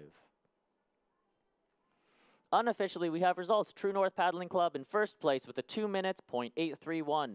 In second, 4 seconds behind, H2O Montreal with a 2:04.171. In third place, 22 Dragons with a 2:05.261. In fourth, Pickering Dragon Boat Club with a 2:11.662. And in fifth, Island City Dragon Boat Club with a 2:18.032. Congratulations to all these premier women on an incredible round 1. We are excited to see how they will perform in rounds 2 and 3. And we're excited to see which teams will place in 1, 2, and 3 for gold, silver, and bronze at the end of the day after all 3 rounds have been run. We see a whole bunch of love in the YouTube live stream chat. Woo, TNPC. Woo, 22 Dragons. Bravo, Roxanne and H2O. Wow, so fast. TNPC. That was pretty darn fast. I agree.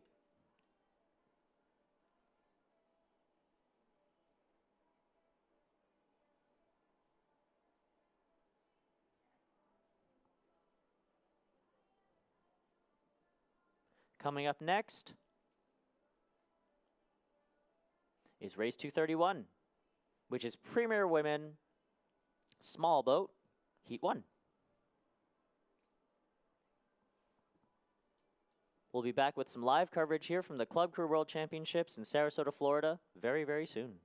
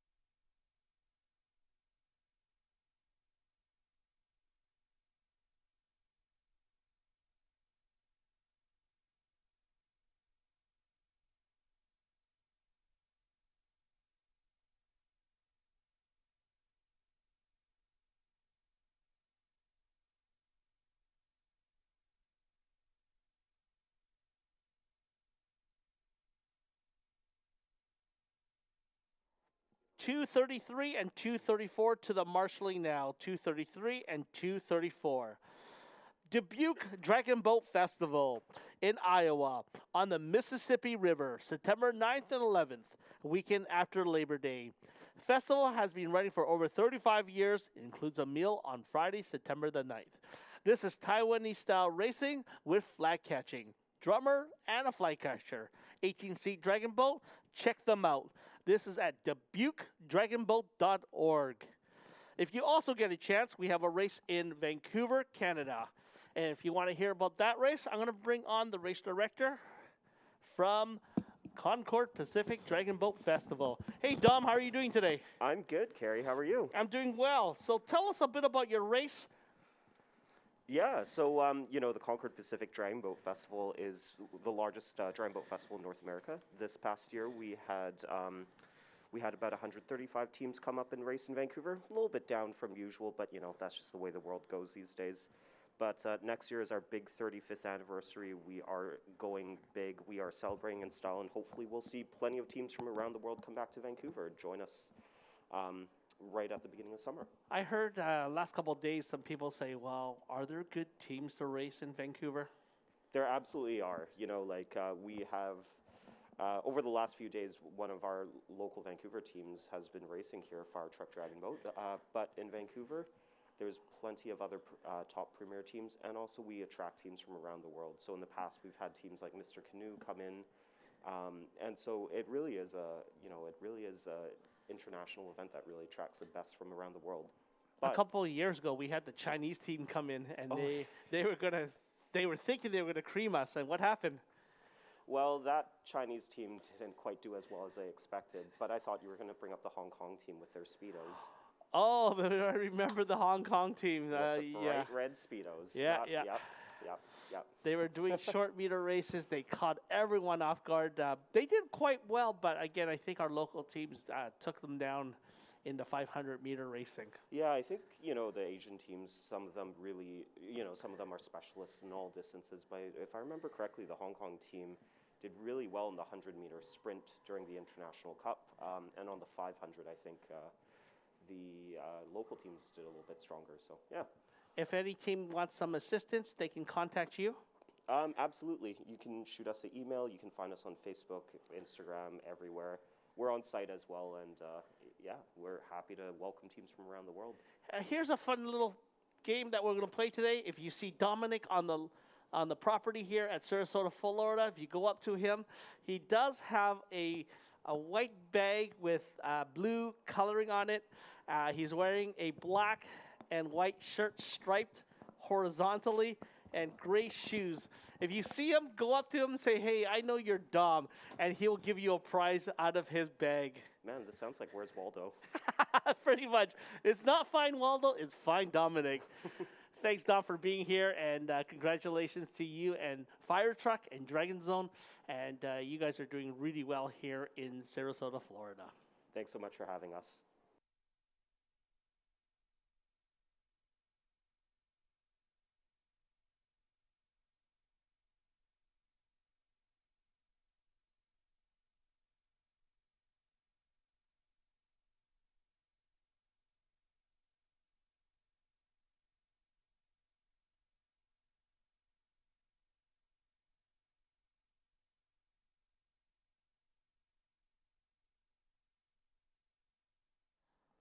Welcome back, everyone. This is Race 231, Premier Women Standard Boat.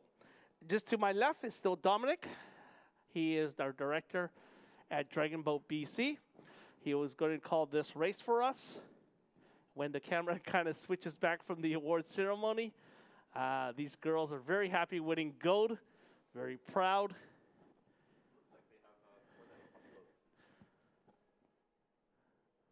It looks like they have more than a couple of medals there. Yeah, they've taken a few medals from this this Club Crew Championship. What do we have here? So in lane 2, we have 3R Dragons. I believe they're from Quebec. Lane 3, we have Necker Dragon from Germany. Lane 4, we have NDRC from Toronto. And 5, we have Sekla 100 from the UK. Lining up into the start blocks, getting ready for the start. You've got this race, Dominic. Excellent. It looks like they're just getting ready there for the start call. And they're off. In lane 2, we have 3R Dragon, lane 3, Necker Dragon, lane 4, NDRC, 5, Sekla 100. It looks like 2 and 4, 3R and NDRC are taking an early lead. NDRC pulling ahead right now, but 3R still putting up a strong charge. Looks like lane 3 and 5. It looks like lane 3 is a little bit of 5. It's a little bit tricky to tell with their parallax sometimes, but yeah, looks like at the moment NDRC is well ahead with almost a 4-5 boat lead two and three are coming up very close together, and bringing it up is lane 5, Seklau 100 there. As we approach, I believe they're going to be getting to about the 300 mark right now. Oh, there we go. There's a 250 mark on the side there, actually. And it's still NDRC with almost a boat lead on everyone else. 2 is pulling ahead. 3R Dragon, just about up to the drummer there. Lane 3 Neckar Dragon still staying up with the rest of the pack. And lane 5 Seklau 100 battling to stay up with the other teams there. Coming to the 250 mark, as Dominic had mentioned, great call, Dominic. Lane number 4 still in a clear lead with NDRC, followed by lane number 2, 3R Dragons. And in third, unofficially, still is Neckar Dragon from Germany. In last position is Seklau 100 from Great Britain. And out on the top of your screen, that is lane number 5. And trailing that group is an official boat, taking it very easy and slowly. Coming down to the last 150 meters, you call this one, Dom. You have the better view. Well, it looks like lane 4 is still well ahead of the lead. We're down to the last 100 here, so it looks like lane 4 might be taking it. But I think right now the real battle is in for second place there. We have 3R Dragons and Neckar Dragon fighting it out for second place. It's very close right now. As you can see, when teams come down to the last 100 meters, both hands get on the steering oar. They don't want to lose control and have the race on their heads. Coming to the finish line, in first, it is. Unofficially, it looks like it's going to be NDRC by open water. In second, it's going to be very, very tight here. I think I'm going to call it for 3R. And unofficially, third is going to be Neckar Dragon, and in fourth is going to be Seklau 100. Unofficial results, but it's a very, very tight race there for second place. Thank you very much, Dominic, for coming up and talking about your races. We hope to see you again soon. Thanks for having me, Kerry. You're welcome.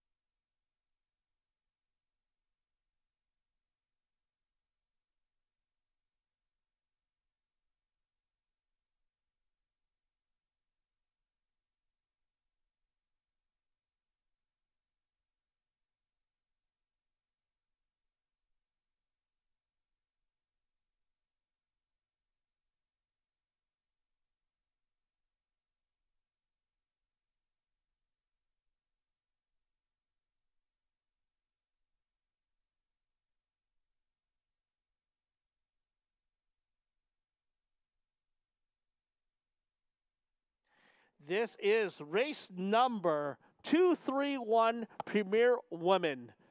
In race 2-3, sorry. It should be 232. Somebody downstairs is trying to confuse me. This is race 232 Premier Women.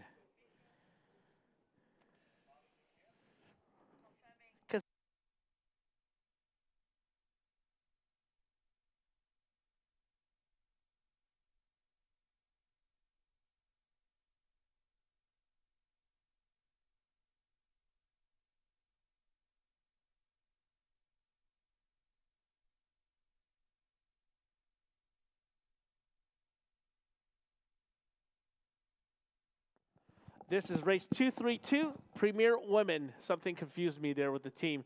Mark, you see what's happening here, and who are the teams? The teams.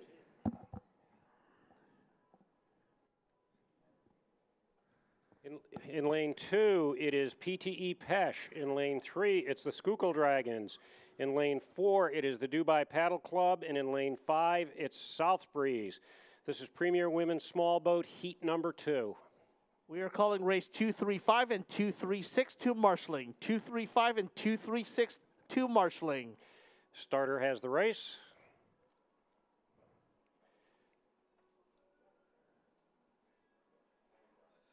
Boat 4, the drummer has their arm up. They are past the boot. Give them a chance to readjust. That is Dubai Paddle Club in lane 4.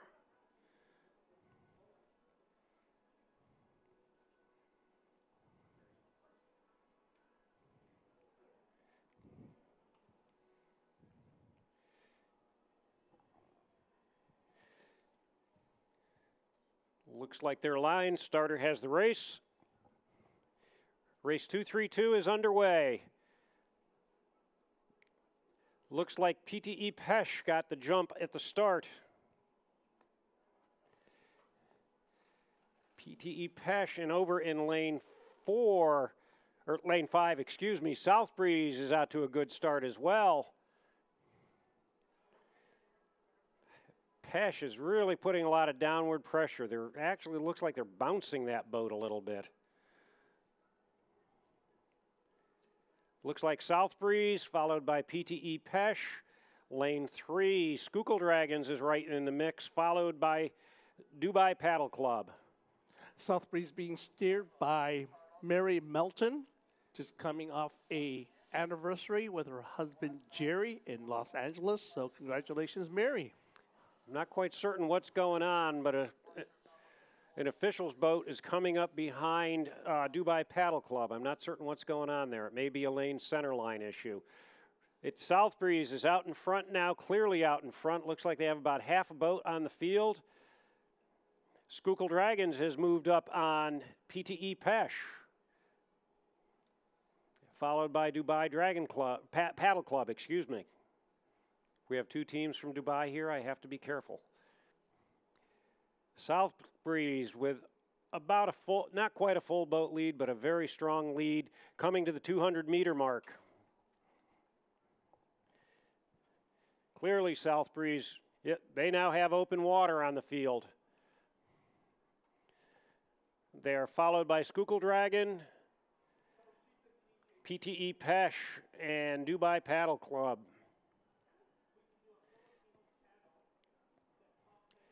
South Breeze is pulling away on this one. They're making a statement with this race, putting time in the bank. This is cumulative time on 3 runs, so they're putting time in the bank with this race.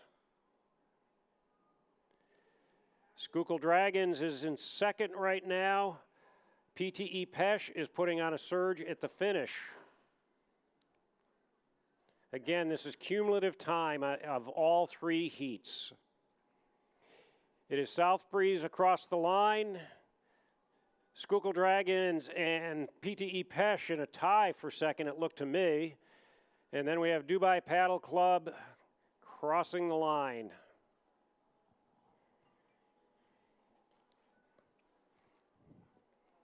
Wait for them to post the final results so we can see where the times are. There it is. South Breeze in a time of 2:23.153. Schuylkill Dragons in a time of 2:28.499. PTE Pesh 2:28.569. It wasn't quite a tie, less than a tenth of a second. And Dubai Paddle Club in a time of 2:37.094. South Breeze being their first Club Crew World Championships.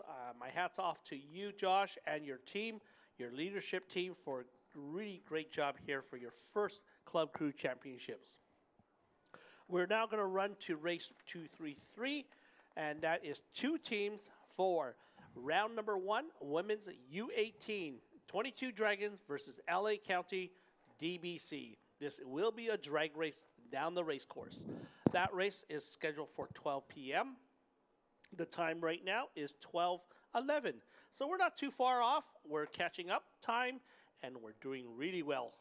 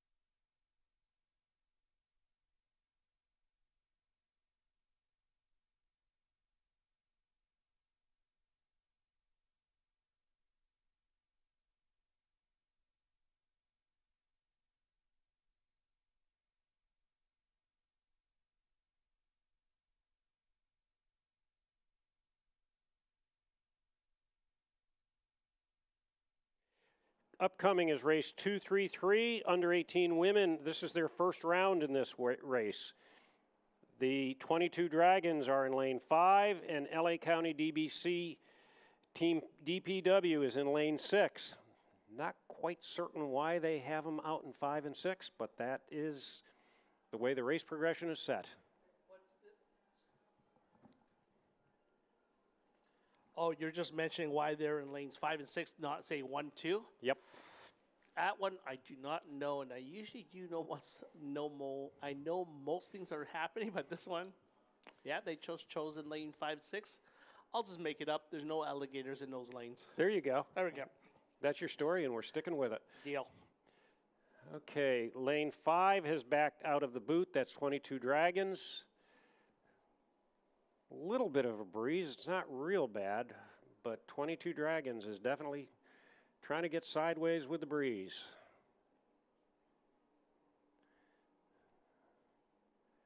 They're backing up, and they'll come in and try and come in straight one more time.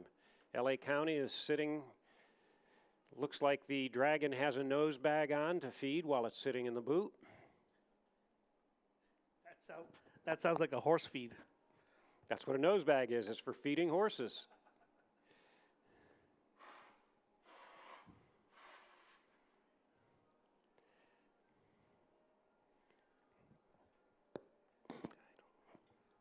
Don't forget, Badger Lake Dragon Boat Bash. This is in Iowa. This is the 25th year of paddling, and they're having their race on August the 13th and 14th. On Friday, they also have an opening band with a breast cancer silent auction. So if you get a chance, go to Fort Dodge, Iowa. Badger Lake Dragon Boat Bash, 25 years of paddling. 22 Dragons is struggling getting into the boot. They're in. Yeah, they're in. They're not quite straight, but they'll make up for it once that. And race 233 is underway. 22 Dragons needs to get it straightened out over next couple of meters. Get into their lane center line. There they go. Now they're getting into their lane center line. That gave LA County a bit of an advantage at the start, but 22 Dragons has more than made up for that slightly off-center start. This is under 18 women, round 1. 22 Dragons and LA County. It looks to be pretty much a dead heat at this point in time. They're at about the 100-meter mark. Still a dead heat.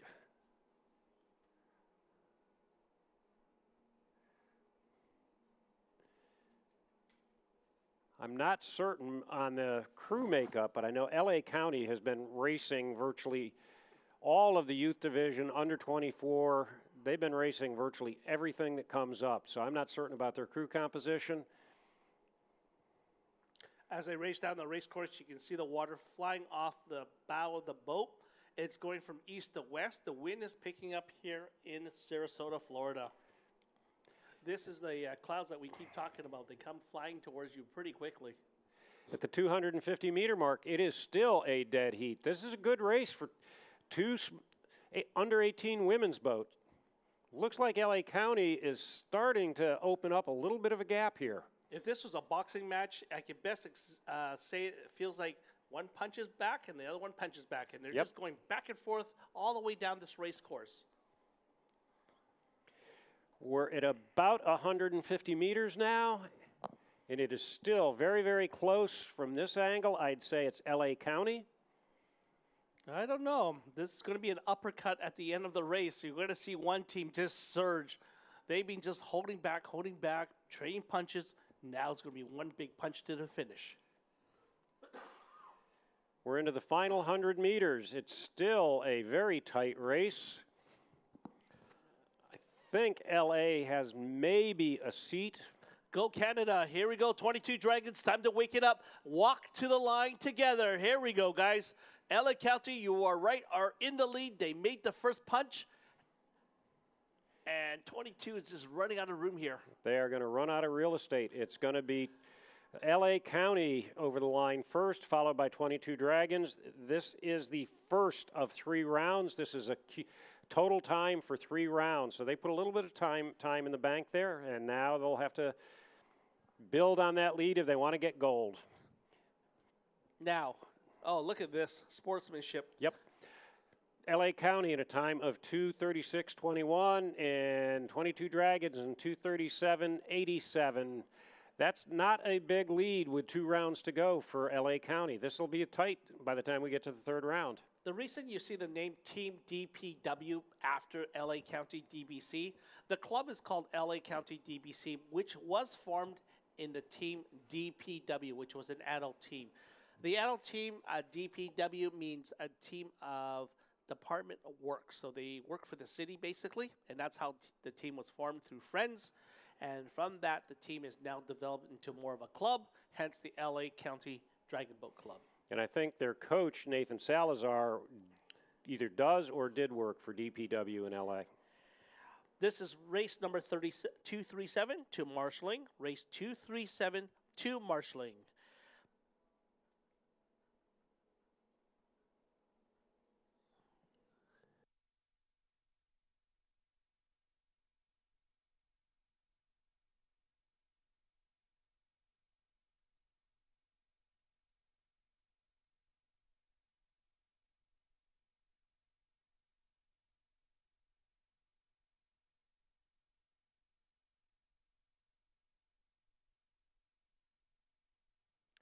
This is race 234 on the water, Premier Open Standard Boat, race 234 on the water.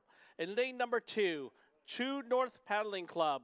Lane number 3, H2O Montreal, Canada. In lane number 4, South Breeze from Los Angeles. And lane number 5, Philadelphia Dragon Boat Association. And if you look carefully, you'll see someone called Bob on that boat, who is our announcer, and he is racing this race. Up in the booth, we have Mary Beth. Mary Beth, welcome back. Hello, hello. There we go. Hello, Carrie, and hello, everyone. Have a good race out there. Mary Beth, where are you from? Again, the Philippines. All right, the race is off. Here's lane number 2 on the left side of your screen. That is True North Paddling Club. In lane number 3, H2O Montreal, Canada. And 4, South Breeze. And in 5, Philadelphia Dragon Boat Association. Yes, you got it. Okay, all right. So, Mary Beth, you're going to do Tagalog, switch it over to English with me, and we'll go back and forth for this race. Okay, Ambe, mukhang malakas lahat ng mga paddlers ngayon kasi magandang araw at ngayon makita natin na sa 500 meters pa rin tayo at sabay-sabay pa rin sila. In first place at this time, it still looks like it's going to be boat number 2. That is True North Paddling Club. And look in second and third, it's going to be South Breeze fighting with No, H2O. Correct. What happened to boat 5 in this race? They're mukhang magka-catch up naman sila kasi may nangyari po ba? But no, again, it's boat 3, 4, 2, 3, 4. And boat 5 has only got 16 paddlers. They don't even have a full complement. But let's go back to the races. In first place, it's still unofficially True North Paddling Club. In second, we've got South Breeze. In third, followed by HO Montreal, Canada. And boat 5. And Philadelphia Dragon Boat Association. You guys can do this. Kaya-kaya niyo yan. Keep going with your Tagalog. Here we go. Okay, so mukha naman pong nauuna na ang boat 4, that is South Breeze. Malalakas talaga ang lahat ng paddlers na nakikita natin ngayon dito sa IDBF 13th CCWC. At mukhang unofficial result, South Breeze po ang nauuna sa lane na ito. Kasunod, humahabol po ang boat number 3, that's H2O Montreal, Canada. At, boat 3, boat 2, True North Paddling Club.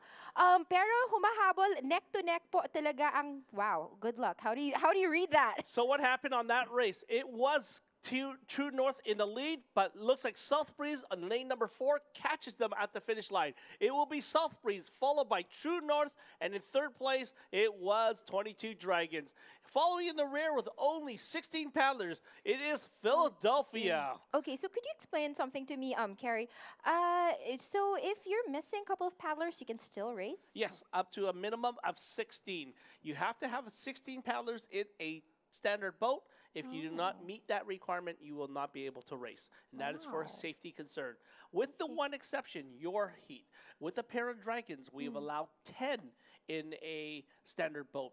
And we know that over the years, the Paradragon division will get bigger and better. So the 10 seats will become 12, 14, 16, and so forth. I see. That's why I was wondering, how come we're using a standard boat, yet we're just 10 paddlers? It's for safety reasons. When you get into a small boat, Mark, you can talk about the small boat. These are performance small boats. They are, you've probably raced at a festival in a festival small boat. Yes. They are much more stable than the small boats we have here this week. These are performance small boats. So that's where the safety issue comes in. These boats, they're very stable if you got them going in a straight line. Right, but when you turn. You turn, that's a totally different question. Or we had a boat go over. Yeah, just a few days ago. What happened to that? Typically, at the finish with a small boat, if the boat wins, everybody raises their arms, cheers, turns to high five. That's what happened. And that's a recipe to turn a boat over.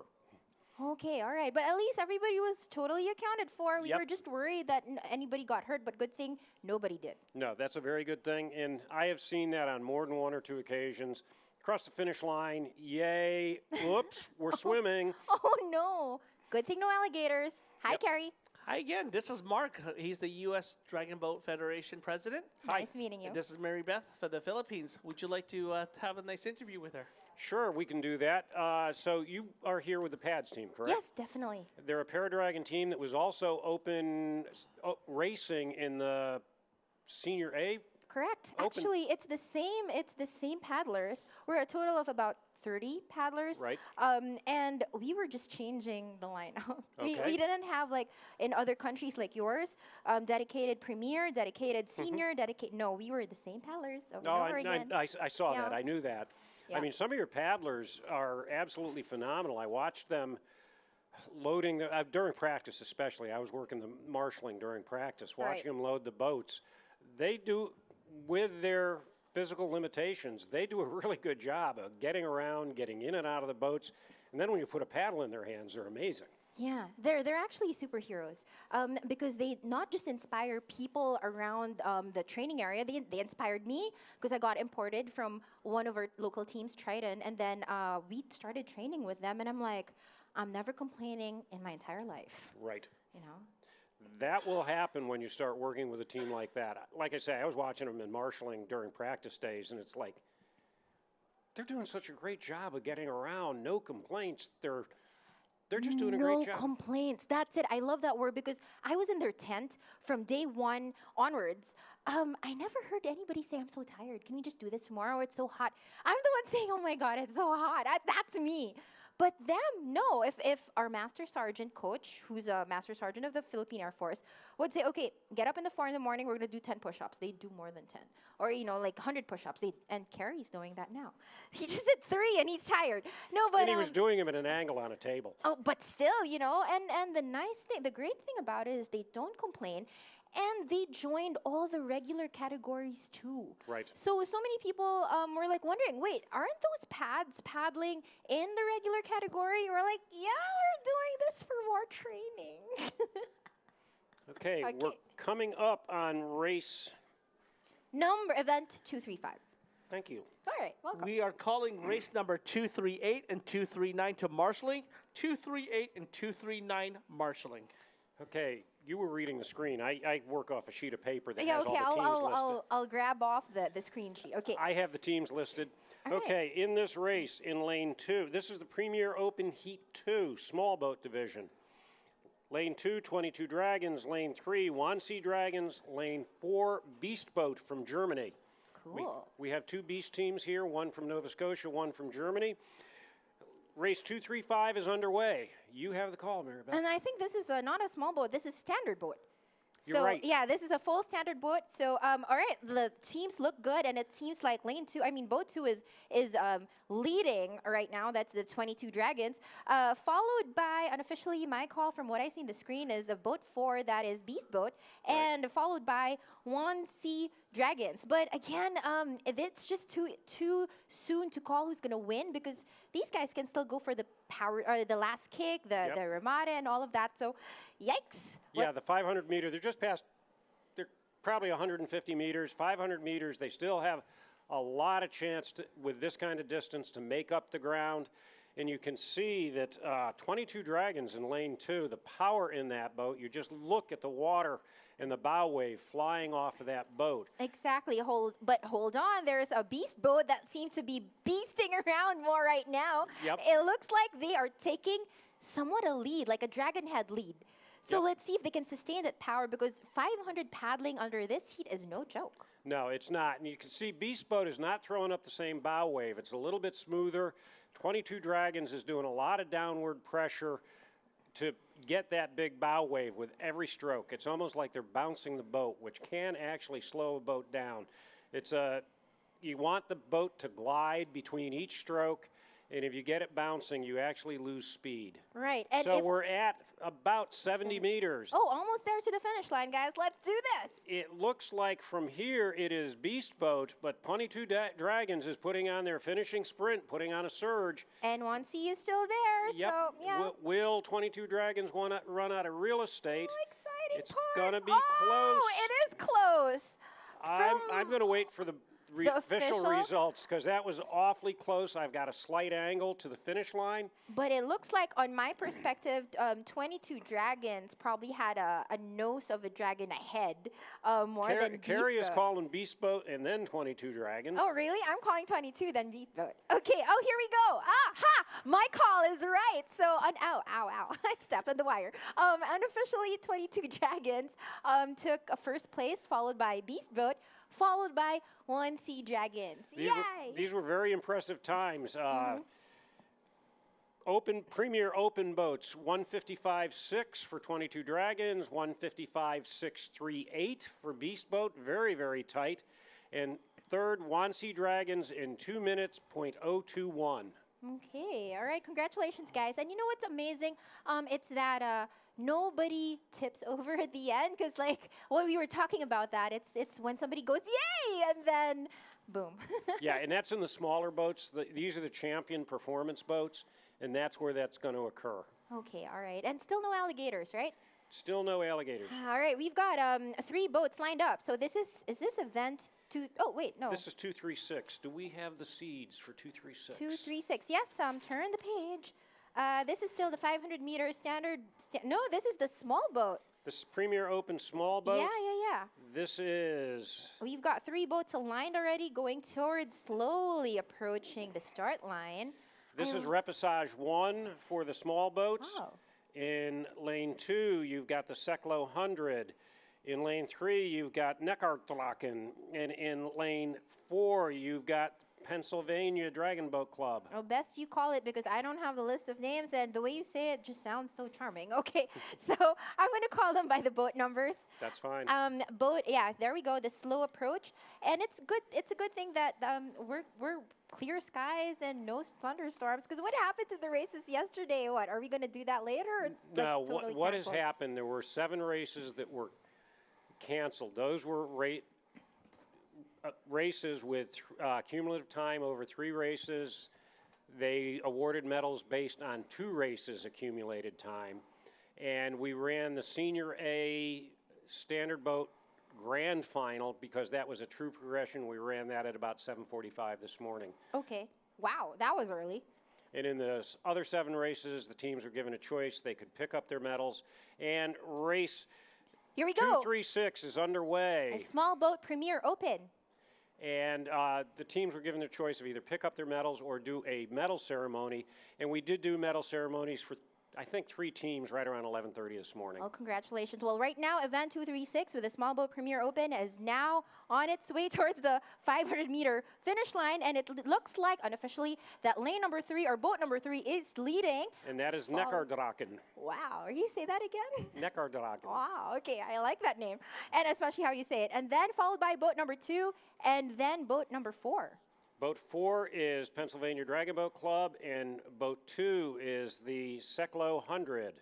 They're from Great Britain. Neckardraken is from Germany, and Pennsylvania Dragon Boat Club is obviously from the U.S. and the Philadelphia area. Nice. I mean, look at that power. You know what? For me, I don't know. When we paddle, the small boat tends to be tougher at the 500 meters rather than a full standard boat at 500 meters, because you Yes. have more paddlers, more power to help everybody just push towards the finish line. I mean, in the small boats, you've got about 2/3 of the weight with 50% of the horsepower. Correct, correct. And look at that. So now what's going to help these boats are the power longs. So you see them with their stroke styles and their breathing techniques. And like you were talking about, like the bounce a while ago. So could you just mention that to the people who are like we're wondering about inside that? of 200 meters, and it is Neckar Dragon, and I didn't do the German pronunciation that time. And looks like boat 3. Yeah, 3 is Neckar Draken in the front. Lane 4 is Pennsylvania Dragon Boat Club. In lane 2 is Seklo 100. I would call right now with about 70 meters to go. Neckar Draken. Germany, let's do this. Pennsylvania Dragon Boat Club and the Seklo 100 from Great Britain. But that second place is going to be tight. Gosh, it is, it is, it is. 2 and 4, so we don't know who the second spot's going to be. It looks like, yeah, a boat looks like 3. Seklo, first was Neckar Draken, looked like second was Seklo 100, and third was Pennsylvania Dragon Boat Club. In the repesage, the winner goes to the final, and then we look for the second fastest boat in the reps. And here we go with a, well, unofficial posted board. Again, from Germany, we've got. Neckar Draken. And then second place, we've got. Seklo 100. And third place. Pennsylvania Dragon Boat Club. Woohoo. And Neckar Draken 213.046, Seklo 100 214.306, and Pennsylvania Dragon Boat Club in 215.045. I gotta try how to pronounce that. Neckar Draken. Did I get it right? Very yeah, good. Neckar Yep. Draken. Okay. Mary Beth, Carrie, yes. you want to say hi to your fans out there? Hello to family and friends and loved ones. Hello to Carrie. Hello again to everyone also watching and listening to us right here. You are listening from to the 13th IDBF Club Crew World Championships right here in Sarasota, Florida. Now let me share some Tagalog before you leave. Uh-huh. You get, no, you Oh, speak. me? I not thought me. you were gonna No. speak Tagalog. So, magandang umaga po sa inyong lahat. Maraming salamat na nandito po tayo nakapagkompetensya sa IDBF 13th Club Crew World Championships. Maraming salamat po ulit kay Carrie Chow and Mark Kane from the USDBF. thank you so very, very much. Again, have a good race sa lahat ng mga nagkokompetensya ngayon at magkikita po muli tayo sa susunod na karera. Thank you for joining us.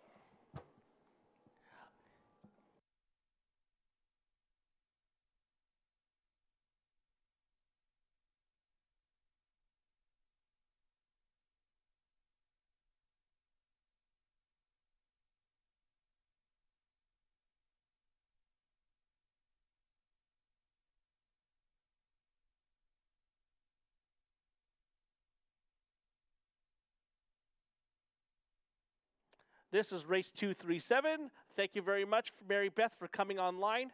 How does this one look, Mark? This is race 237, Open Premier Repesage number 2. We've got Dubai Diggers in lane 2. We've got, DC Dragon in lane 2, Dubai Digger in lane 3, and PTE Pesh in lane 4. This is going to be a very competitive race. Dubai Diggers they've had a lot of success this week. So, as has PTE Pesh. These have all been very, very competitive teams this week, so it's going to be interesting for the results on this race. We have a special guest up with us, between us. This is Franco. Hi, Franco. Hi, Carrie. How are you? I'm doing well. Franco, which group are you with the IDBF? Oh, I'm a president of the Pan American Dragon Boat Federation. We'll talk and to I'm a you. council. Excellent. We'll talk to you in just 1 second. We'll have Mark call this race. Race 237 is underway.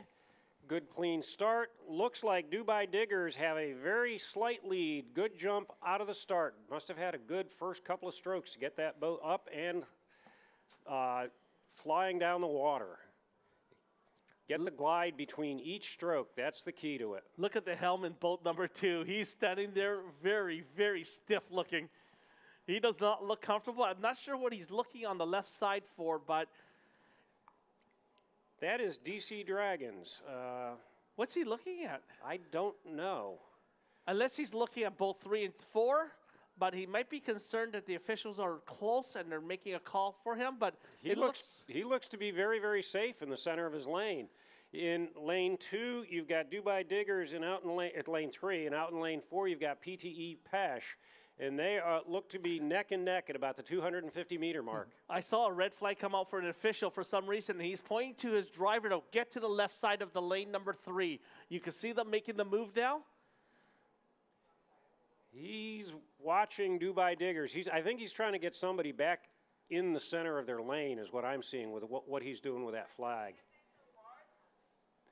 Okay, at about just inside of the 200 meters, it looks to be Dubai Diggers and PTE Pesh are neck and neck, and DC Dragon has picked it up. They're closing.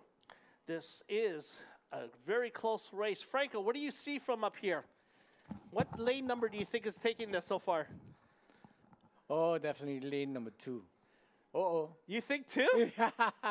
Mark, what do you think? From this angle. I think it's going to be a sprint finish between 3 and 4. Who has the best endurance? Right now, 4 has maybe ahead on boat 3.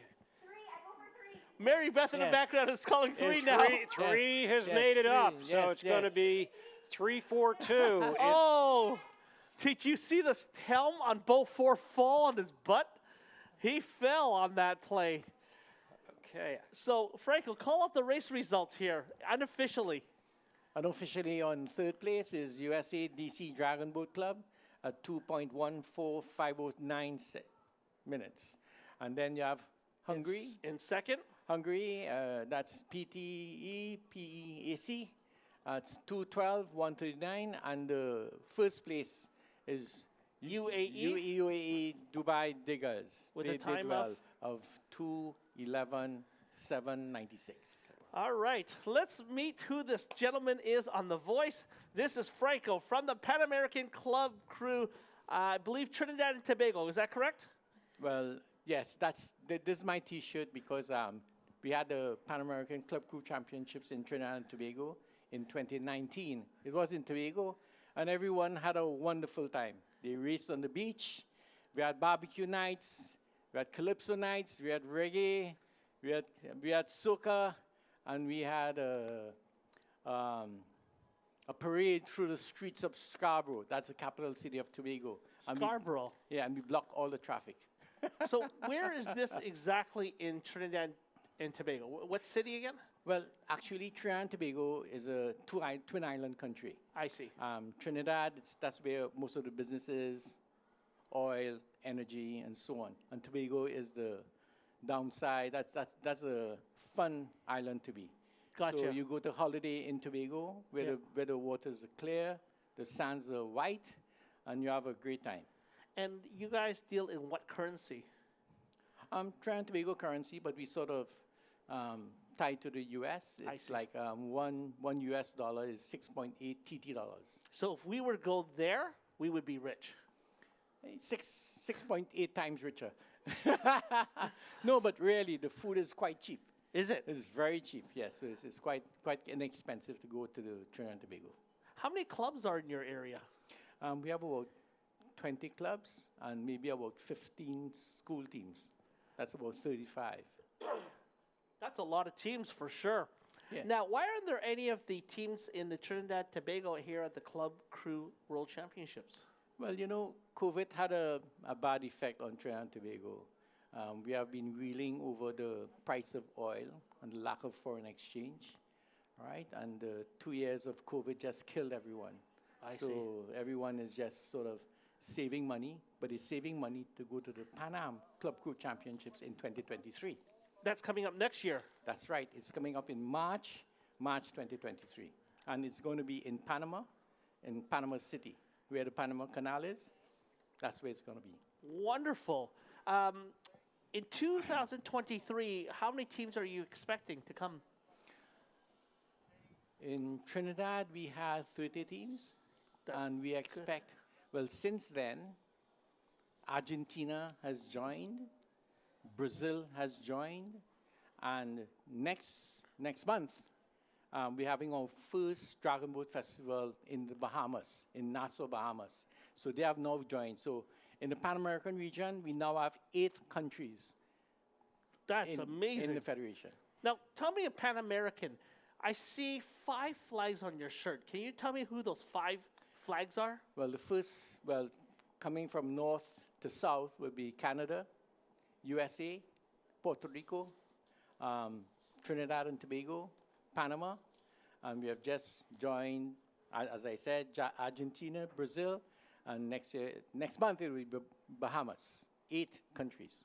Oh, that's amazing. But we're expanding throughout South and Central America.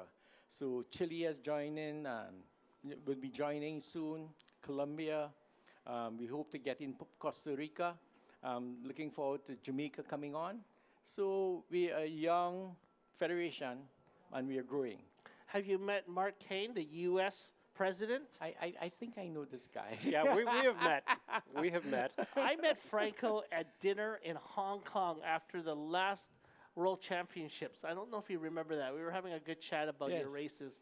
Yes. And that's the last time I saw you before COVID shut us down. Yes, that's right. It was kind of funny. I was going up the elevator and I looked at you. It's like, hey, that's Franco from Trinidad Tobago. Yes. Now, Franco, the race in the Bahamas, and is the Bahamas joining Pan American Federation, or is this just their first race? They have their application in, and this is their first race. It's a 2-day festival. They have sent out invitations for international, but it's mainly a local race, and they're having it in Goodman's Bay in Nassau. Oh, okay. That bay is very flat. It's nice and like a crescent, and the water is nice and calm. Very good. Now, the Pan Am Club Crew Championships in 23 in Panama City, because we had this conversation a little earlier today, I had to refresh my geography.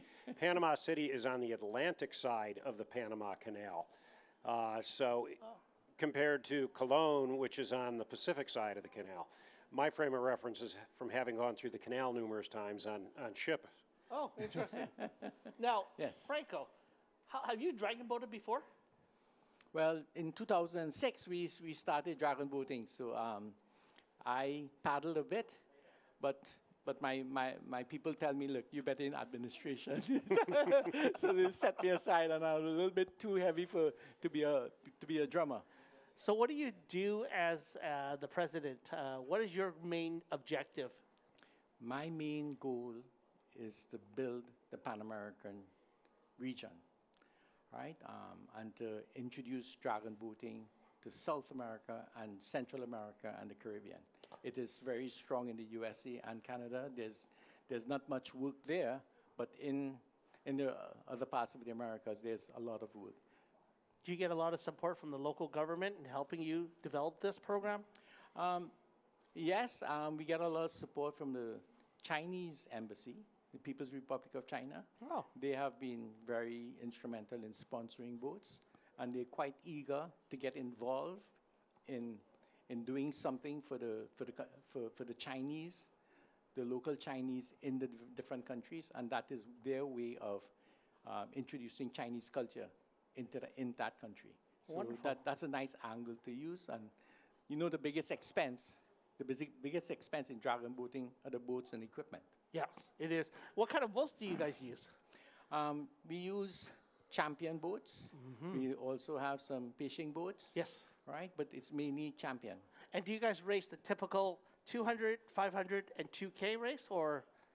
Well, in the championships, we race 200 and 500 and 1,000. But in Panama, they'll be introducing 2,000. And what the breast cancer, the IBCPC, the International Breast Cancer Survivors Paddlers Commission, they have been very instrumental in introducing dragon boating in all the South American countries. In fact, they're leading me. And sometimes I'm pushed to introduce dragon boating in that country because there are so much BCS teams in those countries. And you have a lot of funding from the government as well, not just the Chinese government. Do you have any funding from local governments or a race course or any big area that you can do this? No. Dragon boating is pretty new. Yeah. And in countries and especially underdeveloped countries, they usually look towards funding more the Olympic sports. Where can Because- we find your race information about your Trinidad Tobago? Where can people go and sign up to support you? Oh, we have Trinidad and Tobago. I think you have a Facebook. You Just have a go to Trinidad Facebook? and Tobago Facebook. I Okay. can't remember the Facebook address as yet. So if we were to go onto Facebook and look for Trinidad and Tobago, dragon boating. Yeah. If you look just for Trinidad and Tobago, you'll see Carnival, you'll see Calypso, you'll see Soca, you'll see everything. so But this look sounds for dragon boating. This sounds more like a big party in Trinidad and Tobago. Well, our championships, we usually infuse the culture of the country that is hosting. I see. So in Tobago, we had a carnival, we had barbecue nights, we had races on the beach. You know, so you get a mix of dragon boating. Yeah. So you race hard and you play hard. Oh, that's awesome. Now, this is a 1 day, 2 day, 3 day, 4 day event? Or in Panama City, it will be on, it starts March the 16th. Of 2023? Yes. March the 16th would be the opening ceremony, and we have 4 days of racing. Mark, you want to go? A curiosity question, Franco. The race in the Bahamas, I remember seeing some emails. How are those boats obtained or donated or loaned? Because it's a first-time race. Yes, it's the first time. I've been working with the Bahamas for almost 6 years. And finally, this year, they're celebrating the 25th anniversary of the diplomatic relations between the Bahamas and the People's Republic of China. And we approached the ambassador there. She's a new ambassador, and she was so happy to buy the boats for us, buy the boats and equipment. So she was the kickstart. Good, good. That's glad. You got new equipment, and you're ready to roll for your first festival in the Bahamas. We had Matt Smith about a couple of weeks ago, and he was training trainers, and we had Raul Fernandez. Okay. He's one of your starters there. Yes, he is. And he's doing, and he was down there for training as well. And more importantly, we had the breast cancer people. Mary Gibson came all the way from New Zealand to start the breast cancer in Nassau. Okay, Franco, you and I will call race 238. It is an under 18 small boat. Just a quick comment. We have an announcement. A British gentleman who purchased a book this morning from Race Admin. Please return to the Race Admin. We have a quick message for you. A British gentleman who purchased a book this morning from Race Admin. Please go back to Race Admin. In addition, we are calling race number 238, 239, 240, and 241. Again, 238, 239, 240, and 241 to marshalling. Race 238, under 18 small boat, under 18 open small boat. In lane 2, we have 22 Dragons. Lane 3, we have Pickering Dragon Boat Club. And in lane 4, we have LA County DBC Team DPW. They're easing into the boots, coming in very slowly.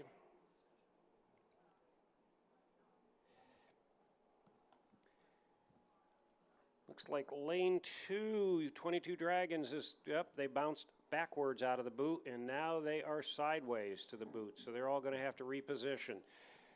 We're in the afternoon. The land breeze is kicked up quite a bit here, so you can tell it's blowing from east to west, which is kicking the tails of the boats around. Once they get the head in the boot, now the trick is to keep the tail straight so they get a good clean start.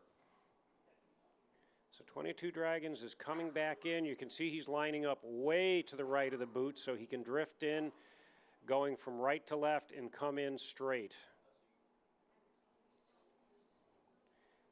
Just about there. Hopefully they do a quick start and not fight the wind. Okay, 22 Dragons is in. They're doing draw strokes, but the drummer does not have the hand raised, which means they're ready to race. He's out of the boot again. We're going to reset one more time. We were talking before about where can you find information on the Pan American Dragon Boat Federation, and the website is, I've got it up, give me a second. It is panamdragonboat.org. That is the website for the Pan American Dragon Boat Federation. So hopefully you can get information on their championship. There's information on the Bahamas race. And Bulletin 1 for the Club Crew Championships is on that website as well. So you're just mentioning about Matt Smith. That's his team right here in boat number 2. That's right. 22 Dragons. That's right. Do you guys have a start system like this in Pan Am? Oh no, it's a holding start. So what we could do at the end of the race, if you and I would like to go dismantle it, we'll ship it on the plane with you. Just don't tell NBP that we did that, Franco. Yes, yes. Okay, and race 230 is on. 238 is underway. So what does it look like, Franco? Tell me who you think is in first. Well, from here it looks like Pickering is first, followed by the 22 Dragons and LA County. Good. Seems to be in third place. You have a good eye there. And just as you said that, Boat 3 just shot forward with Pickering. Trailing now in second place. There's a small shift in change. It looks like it's boat number? Boat number 4. Perfect. And who is that? And that's LA County. Followed in third? Followed in third, it's 22 Dragons. You got Pickering is way up in front. Mark, what do you see from your angle? I'm seeing exactly what Franco just called. Pickering's almost got a full boat on LA County, and LA County's got almost a half boat on 22 Dragons. Pickering's continuing to build their lead as we're at about the 250-meter point, halfway through, and they're starting to get open water. Pickering's starting to get open water ahead of the rest of the field. We're starting to see a lot of breeze coming off of the water here, coming from east to west. The flags are flying really heavily. As you can see the boats coming through the water, you see the waves falling right off that boat, pushing from the bottom of your screen to the upper part. That is east on the bottom, west on the top. Franco, take it away. You put me on the spot here. They've got about 150 meters to go, Franco. We'll help you out here, Franco. Okay, Pickering seems to be way ahead, more than one boat length. And the 22 Dragons and LA County seems to be neck to neck. The LA County want to make sure it's not a clean sweep between for the Canadians. They have to uphold the U.S. All right. Franco, whose team are you on here? Well, I'm in the U.S., so I have to make sure I say nice things about the U.S. Gotcha. Coming to the last 50 meters, who's in first? And it looked like Pickering, and there's no way those guys could catch up. And second, it looks like L.A. County. And coming up, there's 22 Dragons, but they seem to be coming. No, they didn't make it. They ran out of real estate. They didn't have enough time to make it up. Hey, Franco, I want to say thank you for coming up and talking to us about your race in Trinidad and Tobago and Panama City, and also, what was the other city? No, it's the next race, Bahamas. Bahamas, that's it, Bahamas. Okay. If you guys you want to see the race, go and talk to them. Mark is just going to read the results here. In first place, Pickering, 216.533. Second, LA County Dragon Boat Club, 223.296. And in third, 22 Dragons, 224.109. That was round 2, so this is a total accumulated time over 3 rounds. I don't have the results from the first round, but Pickering, 7 seconds, 6.5 seconds. That's going to be a tough gap to bridge in one remaining race.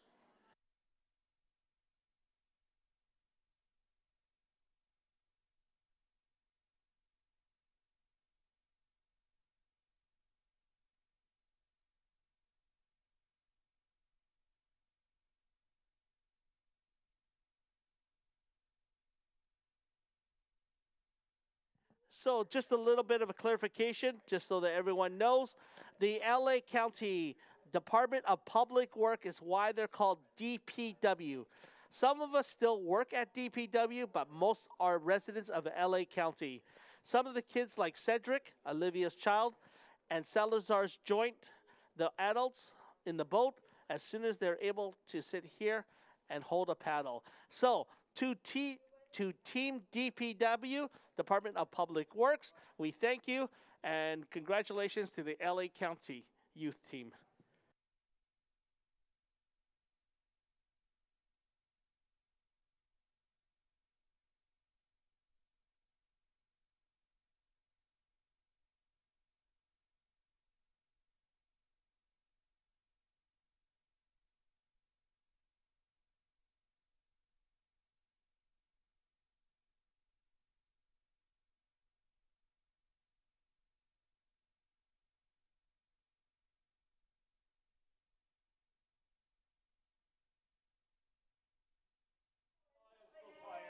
Okay, guys. Okay, this next race, race 239, lane 1, Gorging Dragons, lane 2, Pickering Dragon Boat Club, lane 3, Heart and Soul Spitfire is scratched, and lane 4, Ottawa DBC, and in lane 5, 22 Dragons. That's right. We see all 4 of these boats again. Boat 3 is scratched. All 4 of these boats cleanly in the buckets, looking very strong, and they are off. This is race 239, the Senior B Women Round 2 Standard Boat. Gorging Dragons off to a very fast start. We see a lot of white water coming off of that bow. We see them digging deep with a really nice high rate, getting that boat up with their sprint strokes. On these starts, it's really important to get that boat gliding as much as they can, eh, Mark? It is. You've got to get it. Your first 4 strokes are big, deep, short strokes to get the boat out of the water. Then you get the glide going depending on your start with the next 15, 20 strokes. And you build that rate, and at the end of that sprint, you settle into the body strokes, big, long, strong strokes to keep that boat gliding the distance. And a great example of that long, strong stroke is boat number 4, which is Ottawa Dragon Boat Club. Really nice slow rate. They're getting as much power as they possibly physically can out of that, pulling that boat forward. We see in second place currently is Gorging Dragons in lane 1, and in third is Pickering Dragon Boat Club in lane 2. Ottawa continues to build its lead with that big, powerful stroke they got going. And down in lane 1, Gorging Dragons is closing on Pickering. They're sure creeping up on Pickering, and on the outside, 22 Dragons is still trying to fight here. They're trying to stay in the mix. The only other boat that's far back like them is Pickering Dragon Boat Club currently, because Gorging Dragons has about a 3-seat lead on boat 2 Pickering Dragon Boat Club currently. We're at about 200 meters to go, and it is still Ottawa. They have got almost a boat length on the field, but Gorging Dragons is surging. Gorging Dragons walking all the way up on Ottawa Dragon Boat Club. They are almost level with them now. They're only about 2 or 3 seats behind. With about 100 meters to go, it is still Ottawa. Gorging Dragons is coming on strong, as is Pickering. We're all in the finish sprints here. Let's see who's got the best sprint to the finish. That's right. Strategically, Gorging Dragons in 1 may or may not have thrown on a very early finish, but it looks like they could not do it. And Ottawa Dragon Boat Club crosses the line first, followed by Gorging Dragons, Pickering Dragon Boat Club, and 22 Dragons rounding out this 4-boat heat. 239 Senior B Women Round 2. This is, again, an accumulated time over 3 rounds, so depending on how they did in the first round and how they do in the third round, that will determine their medal standings. And the unofficial results are Ottawa 211.743, Gorging Dragons 213.953, Pickering 215.438, and 22 Dragons 218.412. Next race, which boats are on the water, will be Senior B Open Repechage 1. In this race, we have in lane 1, 22 Dragons, lane 2, Ottawa Dragon Boat Club, lane 3, Great Lakes Paddlers, lane 4, Raysberry, and lane 5, Northern Beaches. So we have Canada, Great Britain, and Australia represented in this race.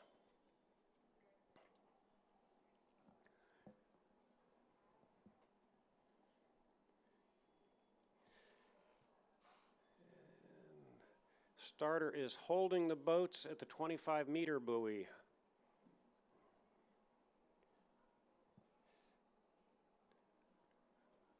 I am missing a teammate name. We've got 6 boats in this race, and I have 5 names, so we need to fix that. We just had a shout out online. Sorry, we just haven't focused too much on the online side. San Diego Dragon Boat Team. Annual race is September 24th, 25th in San Diego.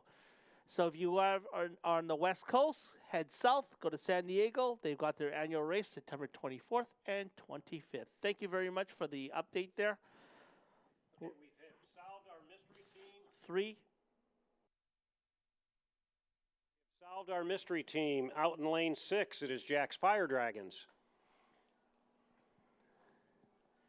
So the boats are in the boots.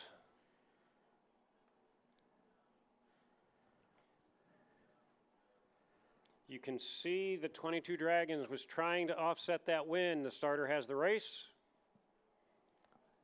Race 240 is underway.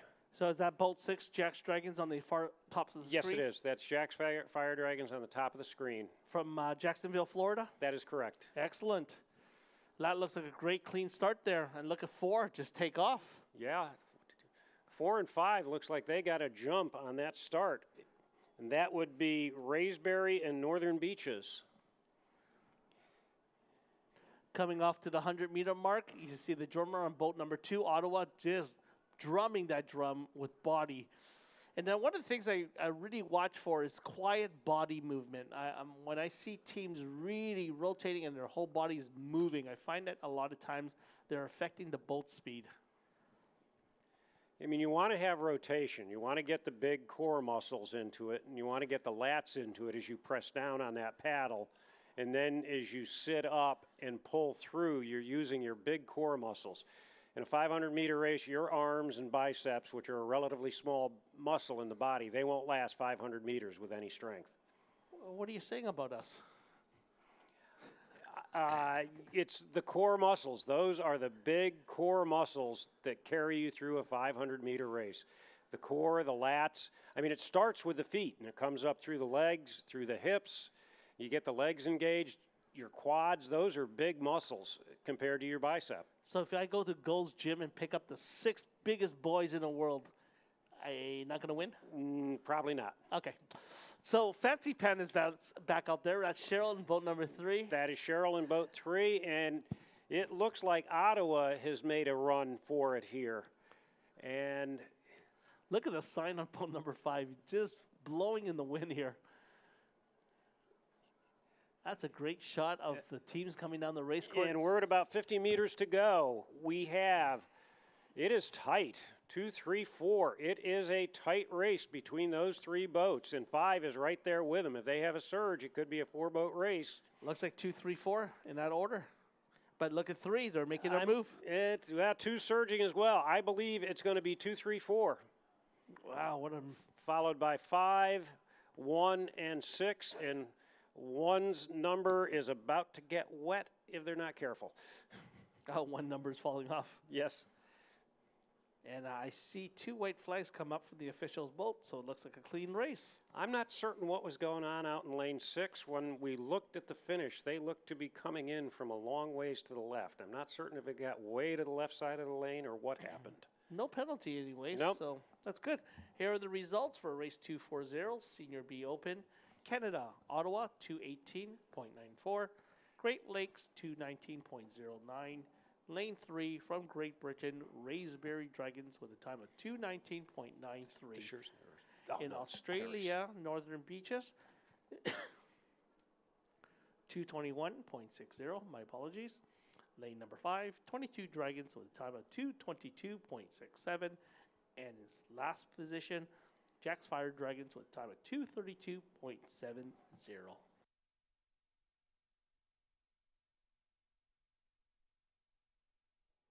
Online, they want us to interview Scott Murray.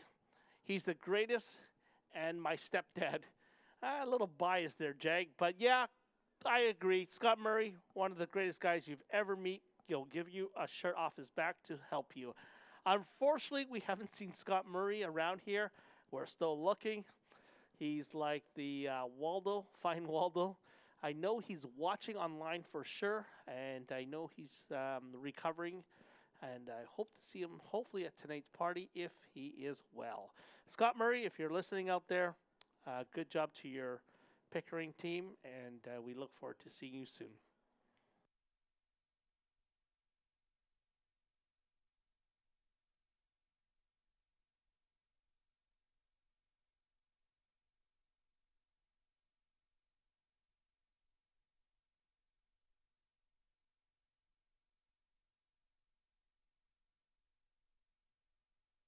Race 243 and 244 to marshalling now, please. 243, 244, and you might as well call 245. 243, 244, and 245. We are going to race number 241, and for the end day today, we are scheduled for race 256. If you do the math, that we are now 15 races away. Not bad, Matthew. You're a little quicker than I am on math. We still have Mary Beth here. How's it going, Mary Beth? Oh, wow. I'm going to be on again? Hold on. Mary Beth is going to come on and say some... I'm not on. Oh, what do I press? Okay, mabuhay. Welcome to the IDBF 13th World Club Crew World Championships. And we are broadcasting live from the 4th floor of Nathan Benderson Park. And we've got Carrie Chow right here beside me. Hey, Carrie, how are you? I'm doing well.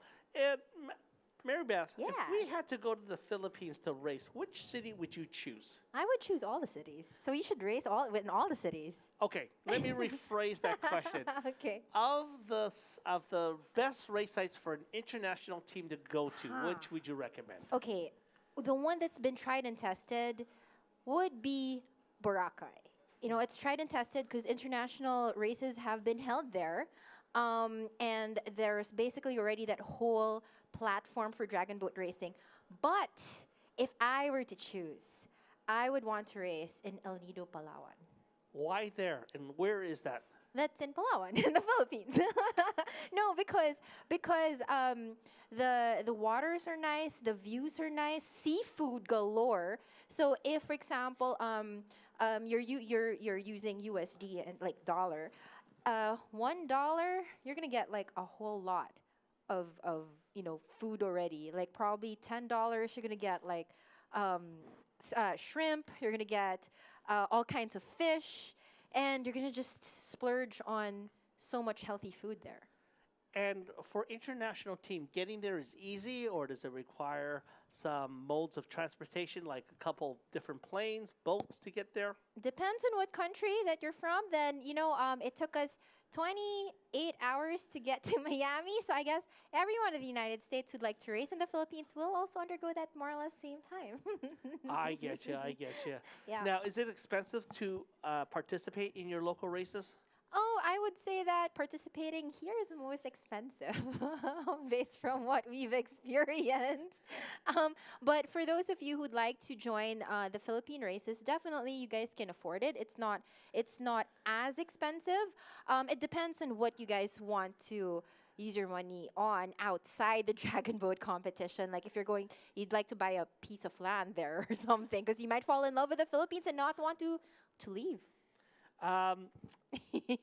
You caught my ear when you said buy a piece of land. Oh, there we go. I love real estate for sure. Okay. Is land expensive there? It depends how much you have in your bank account. Should I ask how much you have in your bank account? Because, it really varies. Do you want a private, an island? Do you want within the city? It really depends on the location. Because some Gotcha. people who are stateside based, they buy their own islands. Oh, I see. That's how Banwa got created. Just to give you guys a little fun fact about the Philippines, the most expensive island in the world is located in the Philippines. It's called Banwa. And how that happened is because the owner of Banwa went to Amanpulo. Amanpulo is really known for its amenities and vacation spots and all of that. And Brad Pitt and Angelina Jolie went there and had the entire island closed. So this guy goes, I want to go to Amanpulo. And then he did go, and they go, sir, I'm sorry. The whole island is closed because, again, Angelina Jolie and Brad Pitt are here. And he got so upset, he bought his own island. And now he had the island created and developed.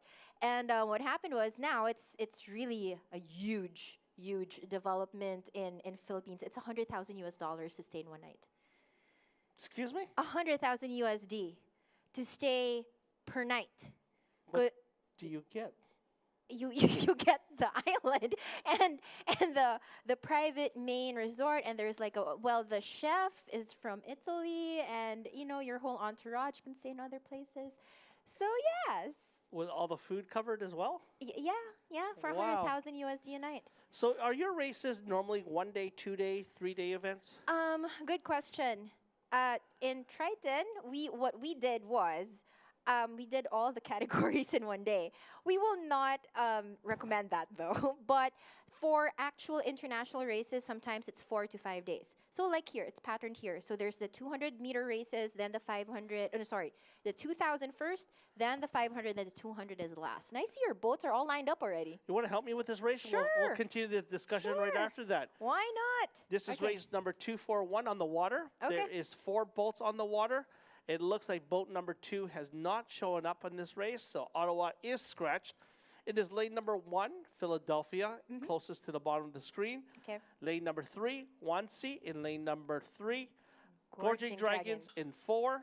And on the outside lane is 5 in H2O, Montreal, Canada. Okay. If I could ask that you do this in Tagalog for a little bit, and I'll transfer to English and back to Tagalog. Okay, so again, ito po ang race, event 241. This is the standard boat, the Senior B Open. Ang nasa lane 1 po ay Philadelphia Dragon Boat Association. Lane 3 po ay C1C Dragons. Lane 4 po Gorging Dragons. At lane 5, H2O Montreal, Canada. Nandito na po sila. Magsisimula na po tayo. Nasa starting lane na lahat ng boats. Naka-align na po. At depende na po sa go signal ng mga race officials. Thank you very much, Mary Beth. Coming from Sarasota, Florida, this is race number 241, the Senior B Open. As the starter gives them the call, you will see Bob Mina, our other race announcer, in the boat right below you. They're given the call. Boats are about to start, and there they go, ladies and gentlemen. And off the line, it is Philadelphia in first. But look at this. Number 3, Wansi has made their move. Wansi is now in first, followed by Philadelphia. In third, it is Gorging Dragons. In fourth, it is H2O Montreal, Canada. At mukhang po ang boat 3, ang 1C Dragons, ang nauuna dito sa 500-meter dash na ito. Pero mukhang hindi kalayuan ang Philadelphia Dragon Boat Association. Hindi pa po natin malalaman kung sino talagang mananalo sa race na ito dahil po magkakadikit pa po ang mga boats na to. Kahit mukhang may half a boat na nauuna ang boat 3, hindi pa po natin alam kasi depende po yan sa endurance ng mga paddlers, sa power longs nila, power star, yung last kick, pick-up power at remate po nila. Ngayon, mukhang ang Boat 1, Philadelphia Dragon Boat Association, ay humahabol po sa Boat 3 na 1C Dragons. Coming to the 250-meter mark, whatever she just said in Tagalog, I'll say it in English now. I am not translating for her, but at the 250 mark, it is boat number 3, Wansi from Germany. In second place, Philadelphia is just waiting for the time to make their move, and as I say that, they do. It's Philadelphia now trying to catch Wansi, and Wansi is being caught by the Philadelphia team in lane number 1. In third is still Gorging Dragons, followed by H2O. Montreal, Canada. So, sa mga nanonood po sa atin sa YouTube Live, kamustahin po rin natin to. Sana nag-enjoy po tayo sa mga nakikita natin sa ating YouTube live stream. At mukha po, dito po sa isang angulo nakita natin, 1C Dragons pa rin po ang nangunguna. So, makita po natin dito sa finish line, mukhang half a boat na po ang lamang ng number 3, 1C Dragons. Pero, hindi pa rin po kalayuan ang boat number 1 na Philadelphia Dragon Boat Association. Tingnan po natin kung makakahabol. Mukha pong head-to-head at mukha pong Philadelphia Dragon Boat Association ang nauna.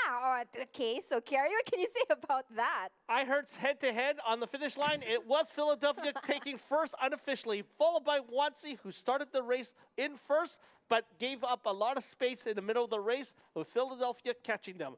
Philadelphia first. Second, it looks like it's going to be Wansi, followed by Gorging Dragons, and on the outside, it's H2O. Well, look for the results right now, Mary Beth. The unofficial results is, and again, first place is USA Philadelphia Dragon Boat Association with a time of 2 minutes, and is that 34 nanoseconds? Second place from Germany, we've got 1C Dragons, 2 minutes and 0.714. You've got third place, Canada, Gorging Dragons at 2:05 and Fourth place, you've got Canada, H2O Montreal, Canada, and that's at 2:10. So that Great race. I know it is. Like I said, we can't tell who really is going to win because even if it seems like they've got a strong start, they're leading in the middle. Somebody can always grab the end. Okay, I am back. Hello. And hello. Did you hear what she just said about the finish? I did not. I was coming in from outside. I missed Oh. that. I'm sorry. No, I was just saying that in the finish, you really can't tell who's going to be leading because even if they have consistently gotten the first place spot from the start to the middle and towards the end, some other boat can just do this last kick and power through and end up to be the first. Yeah, place. I mean, most teams will start their finish sprint somewhere between if you really try to make up a big chunk of real estate, you'll start it with 100 meters and hope everybody can hang on that long. That's true. Most teams will probably start their finish sprint around between 75 and 50 meters. And they build up, and by the time they come across the line, even in a 500, they're probably, in a senior C boat, 75, 80 strokes a minute. So they're really sprinting hard to get across that finish line. Race 244, we need Sook Hill ASAP. Race 244, Sook Hill to the Marshling.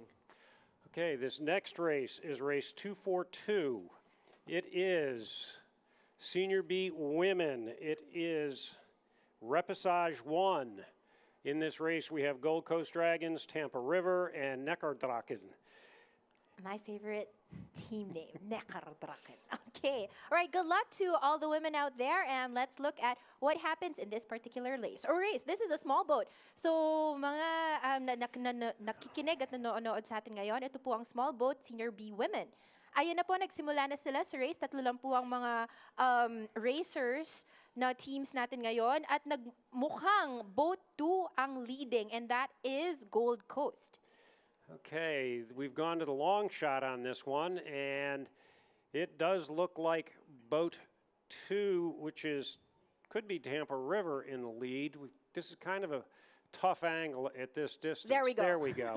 Yes, it is. Boat 2, Tampa River with the lead, and Nekkardraken in lane 3 is right there with them. Oh, boat 2 is Gold Coast. Boat 3 is Tampa River. Yeah, but... Oh, yeah. Boat 3 now is in the lead. Yeah, that's what I said. Oh, okay. All right, Tampa River. I was calling by the team name, Tampa River. All right. Okay, so now it looks like boat 3. Yeah, Tampa River. Tampa River is in the lead, and it's lane 3, so it is Tampa River, but Nekkardraken looks like they've closed the gap on them. Mm-hmm. And Gold Coast is still hanging right in there. Looks like they're back by about 2 seats. Wow, look at that. It's a neck to neck. Tampa River, we're at about 250 meters. Tampa River is still got might have a 1-seat lead over Nekkardraken.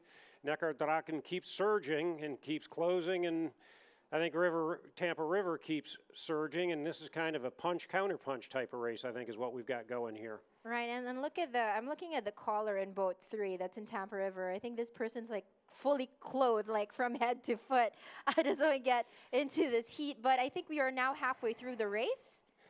Yeah, we're only about 150 meters from the finish, and it is Tampa River. They're having some success there, and Nekkardraken is still right there with them. It's going to be an interesting finish. They've got just over 100 meters to go. Okay, Nekkardraken has still got their long, slow stroke going. Powerful stroke. You can see Gold Coast has picked up the pace. They're trying to do their finish sprint. But you've got Tampa River and Nekkardraken out front. But Gold Coast is closing. Ayan, at boat 3 po, Tampa River na po pa rin ang nangunguna sa race na ito. Kasunod po ang boat number 2, which is Gold Coast. At sa 3rd place po ay mukhang Nekkardraken. Makikita po natin, at yan po ang unofficial na napapansin po namin sa 4th floor. Mukhang Tampa River nangunguna. Tampa River was across the line first, followed by Gold Coast, followed by Nekkardraken. That is a repassage. That means Tampa River is going through to the grand final. And here we go. We've got the unofficial results posted on the board. Again, on boat 1, first place, USA Tampa River Dragon Boat. 2nd place from Australia, Gold Coast Dragons. And 3rd place from Germany, Neckardrachen. Just love how you say it. Okay. I speak enough German to be dangerous to myself. Oh, wow. You should translate in German then. That's why I say I'm dangerous to myself in German. Okay, all right. Okay. And here we go. Like Kerry Chow is busy on the YouTube. He's like a one-man team. I mean, like he's hosting. He's got a walkie-talkie. He was throwing face mask boxes at the ground floor yesterday when we had a delay due to weather. Right now he's replying to all those who are just messaging in the YouTube. So yeah, that's Kerry Chow on my MB Live right now. I saw somebody say hi to me a while ago. I think that was. I'm going to go back later on. But hello to everybody who's been tuning in to the 13th IDBF Club Crew World Championships right here in Nathan Benderson Park in Sarasota, Florida. So it's 1:23 p.m. And for the rest of the world, it's definitely different for every country. So interesting races. I hope you guys hydrate because the heat is no joke. Take enough water, hydration, Gatorade, and if for those of you who are not racing, don't forget to also eat a bit because we don't want anybody to be, fainting due to the heat and also your tiredness because of, paddling is no joke. People think that, paddling, that's easy, but then there's just so much things to break down in the entire of physique and also flow of movement in any dragon boat. What do you think is the most challenging part in this sport? The challenging part, initially, for a brand new paddler, the challenging part is they're using muscles that they don't normally use, even if they're in a gym. And it's a repetitive motion sport. And you could take a gym rat and throw him in a dragon boat, or her in a dragon boat, and at the end of their first 500 meters, their shoulders are going, what are you doing to me? Because it is such a repetitive motion sport. And again, a gym rat's going to try and use biceps and arms, and they're not going to, at least initially, engage the big muscles that really add the power to the stroke to make it go. Learning to use those big muscles takes time. I mean, the other thing is coordination. Dragon boating is all about everybody doing the same thing at the exact same time. And the coordination that's an acquired skill in a dragon boat. It takes time to learn. And, you think you're doing everything exactly right, but if your stroke is 2 inches out, you're going to throw out the people behind you. So you've really got to focus and learn when you first get into dragon boating to be in total sync with everybody else in the boat, both front to back and side to side.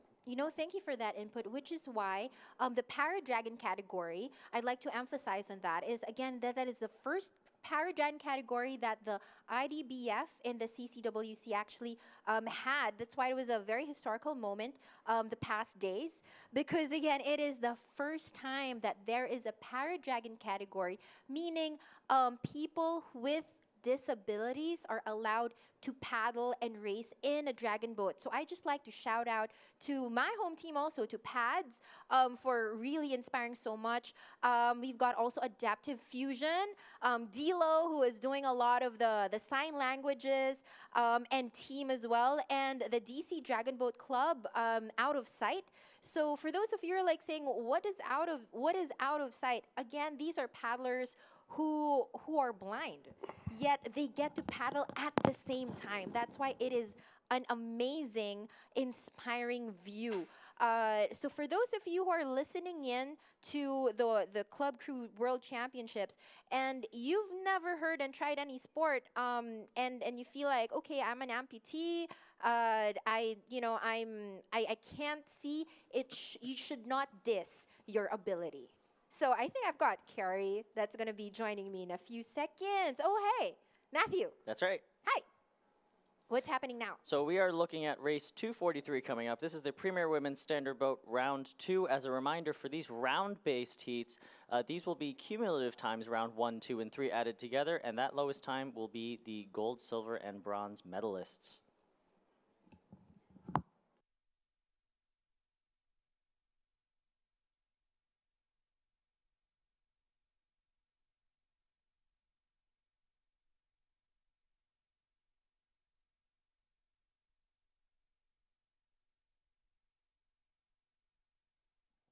Welcome back, everyone. Thank you very much, Mary Beth from the Philippines. We love your commentary, and you got super fans online. You're welcome. I have my new guest here. Next to me is Barb Michaels. Mark, do you want to interview or explain to the audience who we have to our right here? Yeah, Barb Michaels is a director, and she is chair of the USDBF Competition and Technical Committee. Barb Michaels is the person who made this event happen. She did all of the heavy lifting in the detail work that's making this event such a success. Barb Michaels is also the person who made our Club Crew National Championships last year such a success. She has tremendous organizational skills and the ability to juggle about 37 balls in the air at once, I think. Well, I just want to give a huge shout out to the organizing committee for this event. We've been working for close to 18 months in preparation for Club Crew World Championships. John Miller, Linda Donner, our partners at Nathan Benderson Conservancy, Stephen Rodriguez, Shelby Conant from Visit Sarasota and her staff. As you know, it takes a village to put an event on like this. And I just want to give a huge shout out to the team, my competition committee with the USDBF. And I also want to give an abundance of thanks to all of our volunteers. So if you're out and about and you see any of these folks, make sure you thank them because this is a huge job. And without them, it would not have been a success. So Barb, now that the event, well, we're almost done, but during the event, what has been your primary focus? My primary focus, as I tell everybody, is putting out small fires. So anything that comes up, whether it's things people need a marshaling, the start, anywhere things we need, you know, it's constantly changing. The weather's constantly changing. My team fills those gaps and makes whatever they need happen. The IDBF, we work hand in hand with the IDBF team is doing all the officiating, and I think one of the advantages we have is our leadership. Myself, Linda, and John are all IDBF officials, so we have a different perspective on producing an event from an IDBF leadership standpoint. Based on what we've seen here this week and what we saw last October in our national championships, we've got our national championships here next year in 2023, the U.S. National Championships. What do you think you might do different, or have we pretty well got it figured out? Well, I'm thinking October is a really good time of the year here after experiencing July in Nathan Benderson. But I think one of the advantages we've had is we've been working with Dragon Boat Australia, who has shown us some tips to facilitate crew registrations and crew rosters. So I think we'll be making some improvements there to make it easier for teams. Sorry to interrupt this interview. With race number 246, 1C and Philadelphia to the marshalling immediately. Race 246, 1C and Philadelphia. What do you think, Barb, what do you think the biggest success, either IDBF or USDBF, you can bifurcate that answer, has had here this week? Well, hopefully I'm going to say crew satisfaction. You know, most of the people I've spoken to have had a great experience here with the things that we can control, right? We can't control the rain or the lightning, but I think by and large, the crews have had a great experience here in Sarasota. The course is very technically accurate. There's nowhere else in the U.S. that's this accurate. So I think that's been a huge advantage for fair racing here. Great. I mean, and I know that Nathan Benderson Park, and I've raced here numerous times, it is one of the best venues. Can I ask a question of Barb? Sure. Besides the USDBF, what race do you run personally? I actually will be going back to Fort Dodge, Iowa to run the 25th anniversary Club Crew, 25th anniversary Badger Lake Dragon Boat Bash in 2 weeks, because then I'll have free time, right? And I have nothing else to do. That's funny. There's actually 2 races in Iowa, yours and another one. Right, our partners in Dubuque, John Miller and his wife are here, and We'll be helping them with their event the weekend after Labor Day, the Dubuque Dragon Boat Festival. It's the oldest festival in Iowa. We're the second oldest and the only two festivals remaining. You also have a team here with you that has been helping you. Who are your team members? Do you mean my committee or my, yeah, so I have John Miller and his wife Sue, Linda Donner and her husband Tom. And of course, there's several members of my competition and technical committee here who are paddling, but also helping out when they're available. Josh Wong, Tommy Leonardi, Leslie Blight, just a few off the top of my head. This is a true teamwork here, Mark. It is. It's a tremendous teamwork effort. While I'm not an official member, I am an ex officio member of the Competition and Technical Committee. I've been participating in numerous Zoom calls, and everybody on that, both the organizing committee at the top level and the CTC level at the USDBF level, there has been a tremendous amount of work that's been done by all of the various groups making this race a success. These are all volunteers? Yes. Oh, Nathan, wait, we're not getting paid? No one told me. Now, Barb's arrangements for this week was she was demanding that Nathan Benderson provide her a beach chair, an umbrella, and an unlimited supply. Was it pina coladas, Barb? I Right, forgot. and a cabana boy, and That's I never right. got it. Oh, and a sign that said, "Do not disturb." I forgot those last two items. I'm going to have to talk to the Nathan Benderson folks because they never delivered that. So But Barb- honestly, every Friday, we've had Zoom calls for weeks. And I don't work, I still work, I haven't retired, and I really don't know what I'm going to do starting next Friday. Would you like to help us out? You're going to help us call race number 243. And Oh, you're that'll gonna- be scary. And you're going to work with Mark. If you just turn to your backside, you'll call the race number, the division, and Mark and you will work together on this race. All right, Mark, you're going to have to do most of it. Okay. So you ready? Yep. We've got event 243, Standard Boat Premier Women lining up at the start. It looks like we just have one boat out there. Oh, nope, there's a couple. 3 boats out there so far. In lane 1, we've got Philadelphia Dragon Boat Association. Now for those of, oh, sorry, wrong race.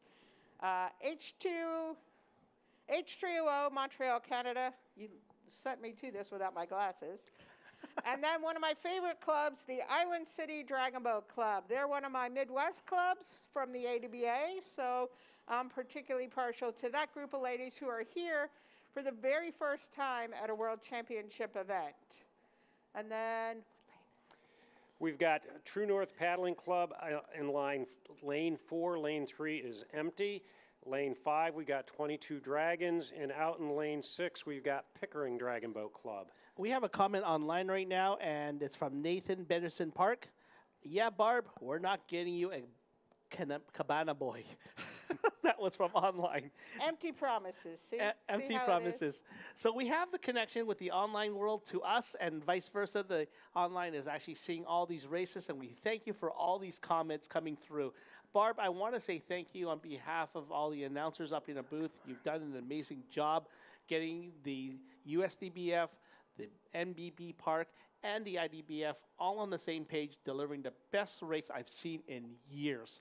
So keep up the good work, and let's hear your call on this race number 243. I'm turning it over to Mark. I'm not a caller. Yeah, you'll see. He'll give you cues. You got no worries.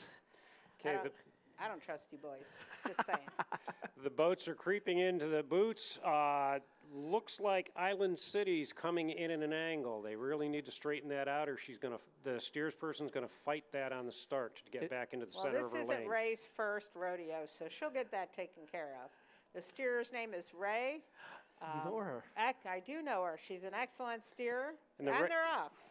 Race 243 is underway. It looks like lane 1 had the best start, and then we're going to jump out to lane 4 because lane 3 is empty. Lane 4 is off to a very good start, as is lane 5. Looks like 5's chasing him. Who's on first? That's a tough call there. It looks like lane 4 has and taken the we're, lead. yeah, I'm gonna we're at an agree with you. angle. We've got a little bit of an angle, so that's what we're seeing right now. They're at about the 150 meter mark, And from here, it looks like lane 4 has got the lead, followed by 5 and then 6. And then 1 following, and Then if I 2. could push 2 along, I would. Like I said, this is their first championship, and I love those ladies. We're about the 250 mark, and it still looks like 4, 5, 6. So I can tell you a little story about Island City. Tom Donner uses a prosthetic leg, and he has a golf cart. And they were at our festival in Fort Dodge, and the golf cart died at the bottom of the hill. They thought they were going to steal it till they found out it was dead, so they pushed it straight uphill to the top of the hill. Got their workout in before racing. Okay, we're at about the 100-meter mark. It is lane 4, which is True North TNPC, followed by, it looks like 5 from my angle, which is 22 Dragons, and 6, which is Pickering, but in lane 1, H2O is moving up. That might be a battle between 1 and 6. This is a 3-round race. This is total accumulated time over 3 races. So it looks like at TNPC Here comes lane 1. Look out. TNPC's putting time in the bank. They've got open water over boat 5.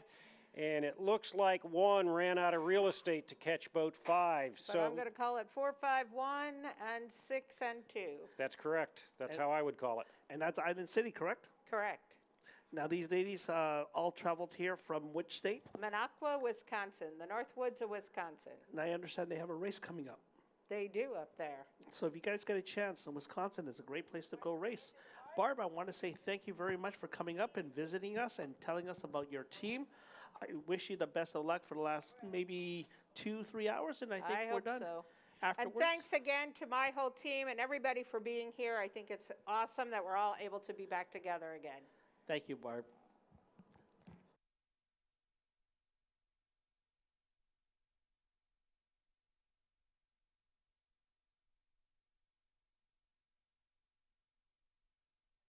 This is call for race 247, 2472 Marshalling. 247.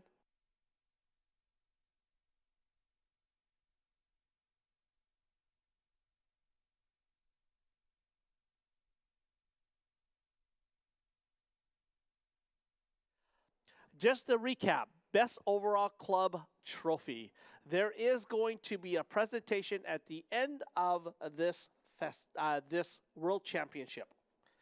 Points are accumulated across all 3 distances, 200 meter, 500 meter, 2,000, plus across all competition classes, open, women, men's, U18, U24, and so forth. The club with the highest points is awarded the trophy. Trophies was first presented in 2018 at Sezged. So, the top 10 teams currently in the bid to win the trophy, in no particular order: South Breeze, Gorging Dragons, Philadelphia, 22 Dragons, Pickering Dragon Boat Club, Ottawa, CSDC, H2O, True North Paddling Club. U10 teams are in the mix to win the best overall club this day, coming today, over the last 6 days of racing. We look forward to more competition. We are now on race number 244, coming from Sarasota, Florida, and we'll come to you live in just a moment. The trophy, which is a very nice trophy that Kerry was referring to, will actually be awarded at the closing ceremony. When we advance the event from the U.S. to Italy, we will also award that trophy at the closing ceremony.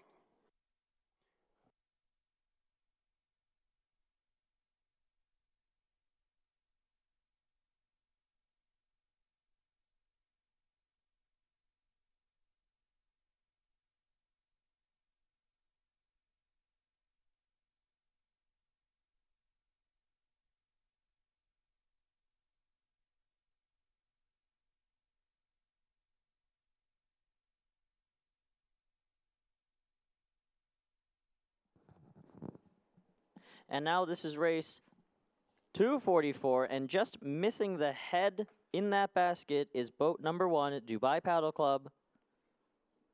Now again, 244, this is the Premier Women's Small Boat Repechage 1.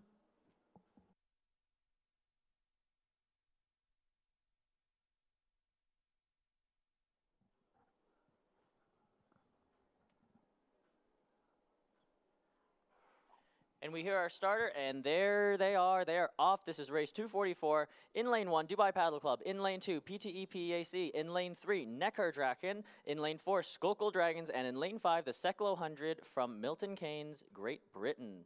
Off to blazing fast starts, all these Premier women. These are the fastest of the fast in the Premier category. In boat 3, surging ahead is Neckar Draken from Germany with a really huge, ginormous German stroke. And just next to them from Hungary, PTE PEAC, also with a huge stroke. You see that huge catch. Their top hands are coming really far above their heads, and they are cranking down on those paddles to move that boat forward. In third place currently is boat 4, Schuylkill Dragons from Philadelphia. Named after the very river that they paddle on, the Schuylkill River. They paddle out of where Boathouse Row is in Philadelphia. Beautiful venue, beautiful place to race. And terrific water, too. Falling behind the entire field now is Dubai Paddle Club in boat number 1. Unfortunately, it looks like currently they're being out-paddled by all of these other 4 crews. On the outside, we see the Seklo 100 still in contention for 4th place. But in this Rep 1, unfortunately, that doesn't... Oh, and they're making a move. They're trying to walk up on boat 4, Schuylkill Dragons. We'll see if they can handle it as we come into the 200-meter mark now in this 500-meter race. PTE PEAC still holding on with their nice classic slow pound of those paddles. The timing and precision of all these crews is also very impressive. We say often there's no I in team, and in Dragon Boat that really is true. All 10 people in this case, or all 20 people in standard boats, need to paddle with extreme precision and accuracy at the exact same time. What do you mean there's no I in team? I've been spelling that all my life. There's no I in team, and there's no you in team either. Oh, dang. And coming into the final stretch here, we see boat 3, Neckar Draken, still in fact in the front. Schuylkill Dragons putting on an impressive performance in boat 4. Pulling that small boat forward. You see their drummer really trying to inch them along. Oh, but threatening them is lane 2, PTE PEAC. They may have caught them just at the finish. We'll have to go to the photo for that. Coming in 4th is the Seklo 100 in 5. And rounding out this heat, boat 1, which is the Dubai Paddle Club. The official boats have given a white flag. Looks like there's no incident on the water. That was really a terrific race, especially these Premier divisions. They are so fun to watch. And the unofficial results: in first, Neckar Draken with a 226.337. In second, Schuylkill Dragons from Philadelphia with a 228.167. Just behind them in third, PTE PEAC from Hungary with a 228.315, just 0.2 behind. In fourth, the Seklo 100 with a 231.78. And in fifth, Dubai Paddle Club with a 239.84. A great job to all of these crews, and especially to our top 3, Neckar Draken, Schuylkill Dragons, and PTE PEAC. This was race 244, repechage number 1 of the Premier Women.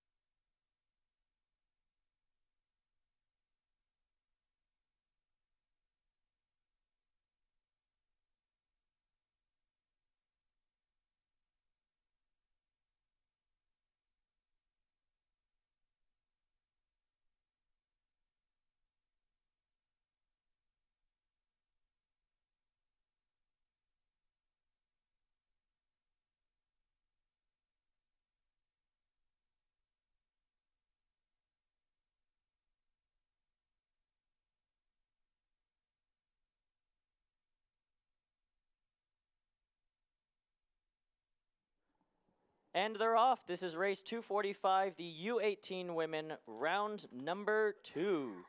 In lane 1, we have LA County Dragon Boat Club, and in lane 2, the 22 Dragons of Montreal. These two clubs have been trading juniors divisions for the past 6 days, and it's been incredible watching them compete against each other and also collaborate. I see high fives all around. I see some pats on the back from both of these crews. It's great to see incredibly good sportsmanlike conduct from both of these young teams. 22 Dragons with a healthy lead over LA County currently. It's about half a boat, and that gap is, oh, not widening anymore. It was widening for a second. Now LA County is fighting back. They're walking up on the 22 Dragons from Montreal.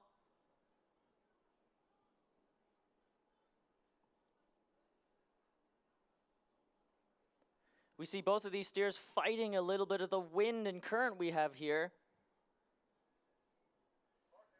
You can see on the live stream too, the wind coming across the course toward the bottom of your screen. That is west to east. Still in the lead is the 22 Dragons from Montreal, but by significantly less now. LA County have walked up 2 or 3 seats on them. They're almost even. LA County still behind by just a hair. They're going to catch them over the next 10 or 15 meters probably. Both of these teams strongly in the settle. Now, as you mentioned before, in these small boats, you'll see a much higher rate than in the standard boats, especially for this 500-meter distance. To me, that looks like about a 67 or a 68 stroke rate in the LA County boat, with only about a 65 or a 64 in 22 Dragons in boat 2. Now 1 and 2 are just about even as they come into the final home stretch of this race 245. Again, this is round 2. They want the fastest time possible to combine with rounds 1 and 3. And into their finishing sprint, LA County is passing 22 Dragons. They're walking past them. They're 1 seat ahead. They're 2 seats ahead. And over the line, LA County beats 22 Dragons with about a seat and a half. With the 22 Dragons, U18 women strongly passing over the line as well. Unofficially in first, LA County with a 232.227 and 22 Dragons with a 232.904. This call for race 248, 249. That's 248 and 249 to marshalling, please. With the following teams, please go to marshalling 248, 249, and 250.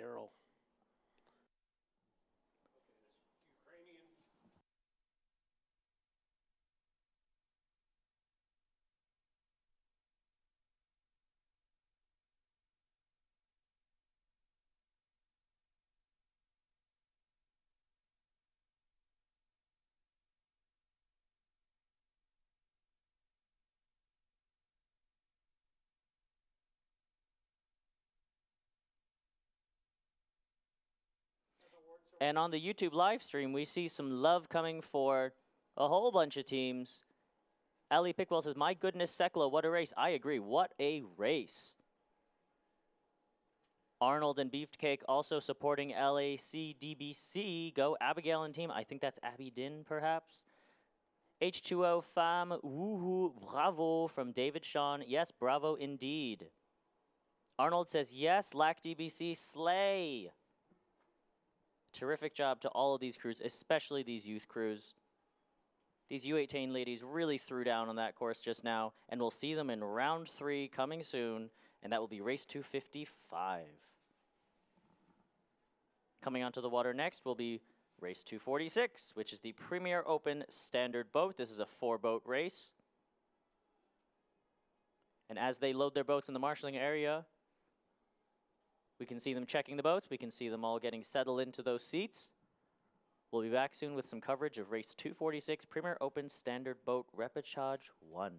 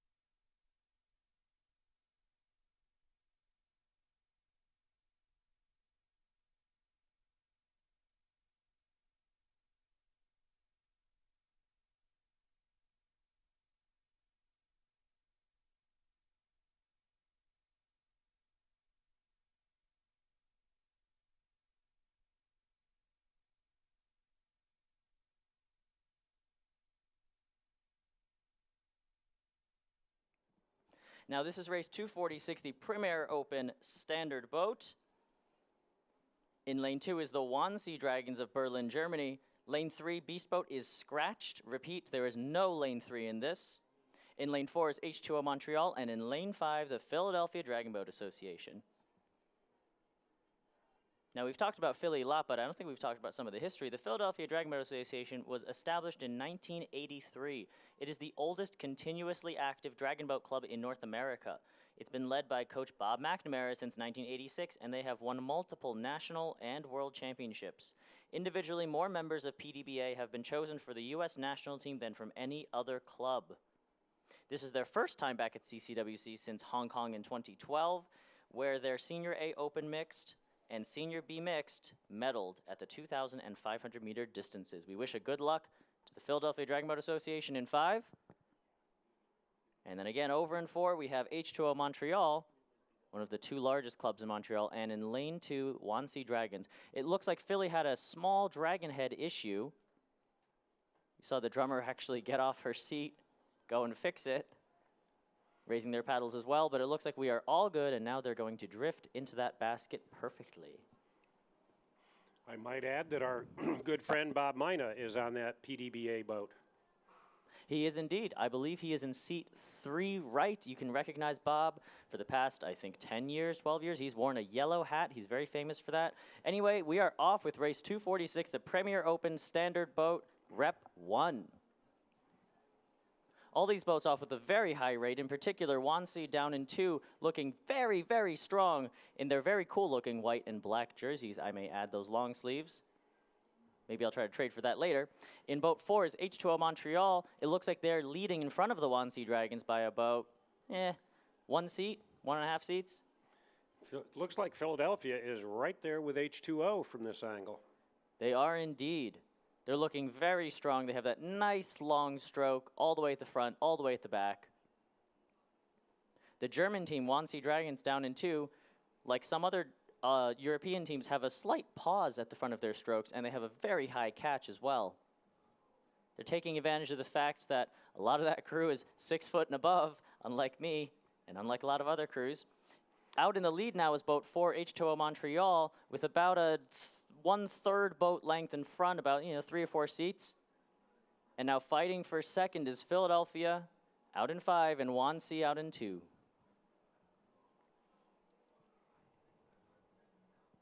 They're at about they're almost to the 150 mark. It still looks like H2O Montreal.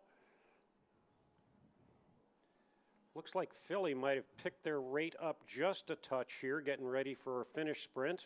That's right. And it looks like the right stroker of H2O Montreal is actually using a wooden paddle. We can tell all the way from here to the tower. It does indeed look like that. And Philly is making a surge with about 30 meters to go. I think they're gonna run out of real estate, though. I unfortunately think you are correct, and in first place over the line is going to be H2O Montreal, followed by the Philadelphia Dragon Boat Association and Wannsee Dragons just over the line. Now, Wannsee had a much lower rate than all the other crews, especially into that finish. I figured they would ramp up to like 70 or 80, and it looked like they were sitting at 62, even 63. That's what I was thinking. They maintained that same powerful stroke rate all the way through, but a lot of teams really ramp it up over the last 70, maybe 100 meters to 70 meters. It was an interesting choice. It may have cost them their placement here, unfortunately. Race 250 and 251 to marshalling, please. Race 250, 251, and 252. Would you guys all please head towards marshalling? 250, 251, and 252. Unofficial results, Montreal, Canada, H2O in first place with a 156.834, blazing fast. In second place, Philadelphia Dragon Boat Association with a 158.36. And in third, the Wannsee Dragons with 2 minutes, .017. These are crazy fast times. My goodness. That 156, whew, really. And again, as a reminder, Beast Boat, which was supposed to be lane 3, is scratched from this race. Coming up next is the Premier Open Small Boat Grand Final, medals on the line. Race number 247. This will be a 6-boat heat, and we'll talk about them in just a few.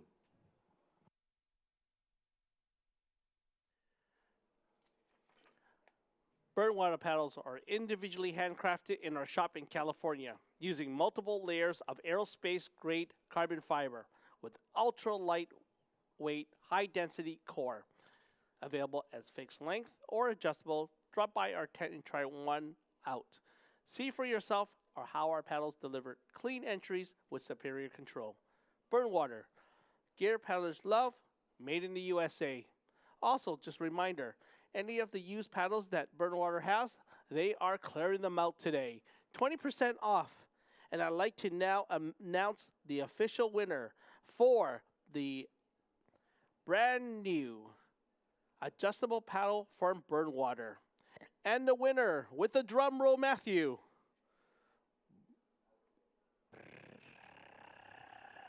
Okay, that was kind of scary. It's a drum. I don't know.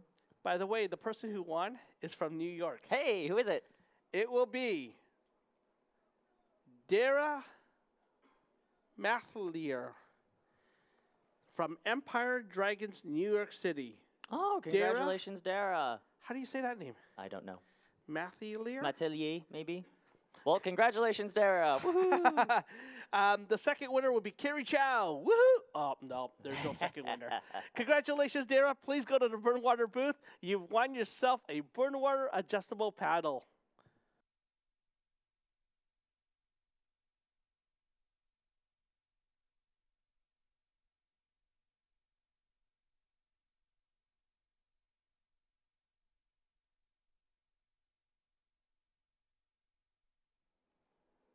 And a quick reminder, especially to all of those here in the race venue, when you post on social media, and I know you are, make sure you use hashtags #CCWC2022, #USDBF, #IDBF, and #MyNBP. That's #MyNBP for Nathan Benderson Park. Race number 250, we need Raysbury to the marshalling area now. Race 250, we need Raysbury. So the race that Matthew just called that's coming your way is race number 247, the Grand Final Premier Open Small Boat. And we've started the challenge again with everyone online. If you think you know the number of the winning teams, first, second, and third, it's PTE, PEAC, Pesh in lane 1, Zahitni Vita in lane number 2, Beast Boat in 3, NDRC in 4, Dubai Diggers in 5, and Nekadakin in 6. If you know the numbers in order, first, second, and third, put them online.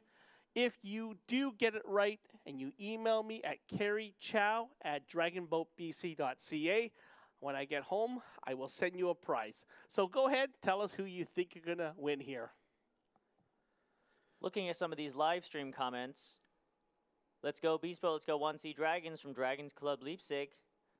Go be like a rocket, says Charlene Hummels. 1C was like a rocket, great job. Yumi's back. Oh, who else? We have Oleg Yashuk says Slava Ukrainia. And we have someone, a fan of H2O Open. They did terrific just now.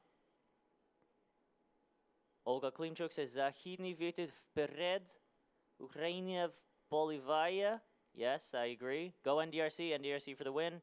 Well, like Carrie just mentioned, this is a 6-boat heat, and this is one of the big ones. This is the Premier Open Grand Final. Medals are on the line. Gold, silver, and bronze is who we will be looking for. We are very excited for this race, 247. We need 3 numbers. Can't be just one winner. Has to be 3 numbers, first, second, and third. All the boats are in the boot. And race 247 is underway. PTE Pesh got a very strong start, but out in lane 4, we've got NDRC with a very strong start as well. Lane 6 got off to a good start. Draken, I'm sorry. At about the 75-meter mark, it looks like Beast Boat, NDRC, and Draken in the lead.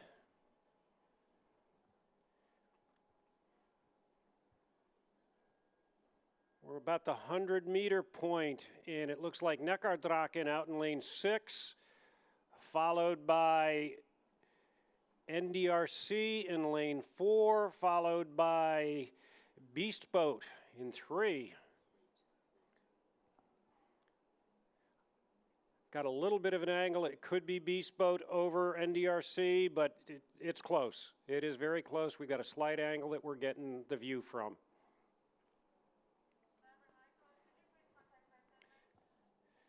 At the 200-meter point, it looks like it's going to be NDRC, Neckardraken, and then Beast Boat.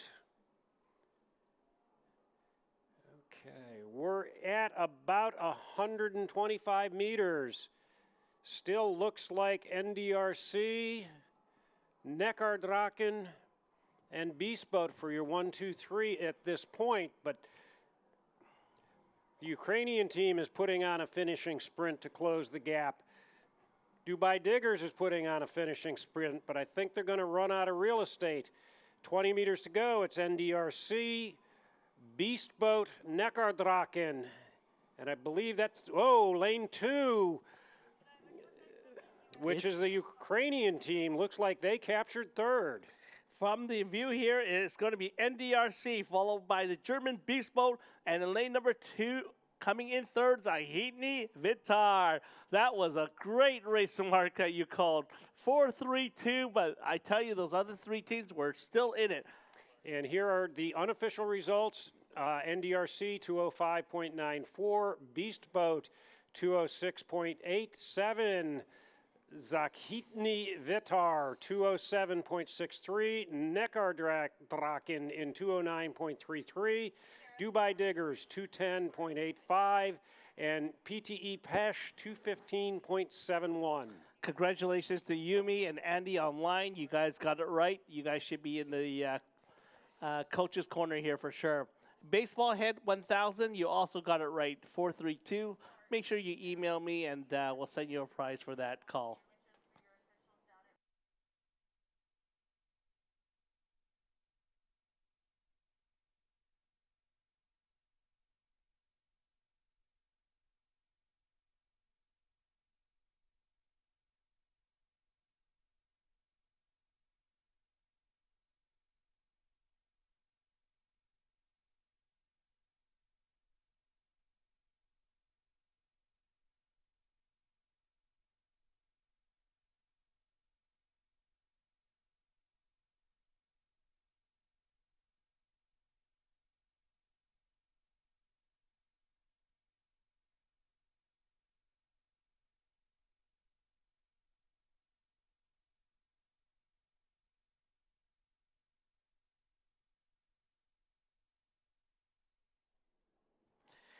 So we're about 8 more races to the end of today.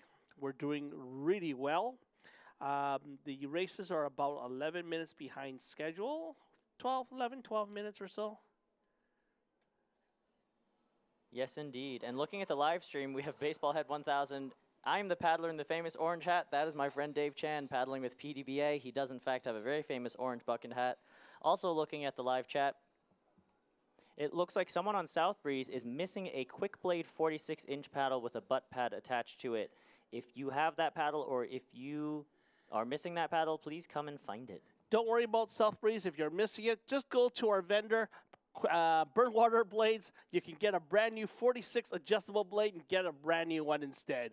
And for butt pad, maybe he has an extra one there for you. But honestly, on a serious note, I do hope you find it.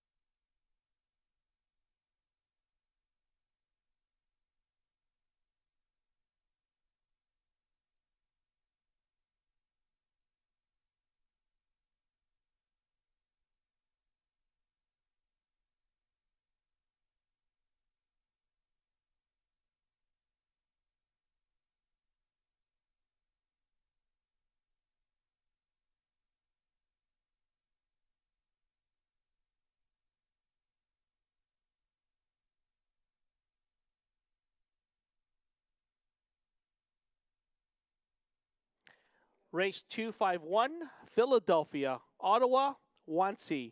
You are requested to go to marshalling right now. Race 251, Philadelphia, Ottawa, and Wannsee. We are now going to be calling race number 248, 248 on the water. This is round 3 of the U18 small boat. In lane number 2, we have from Canada, Pickering Dragon Boat Club. Lane 3, LA County. Lane 4, 22 Dragons.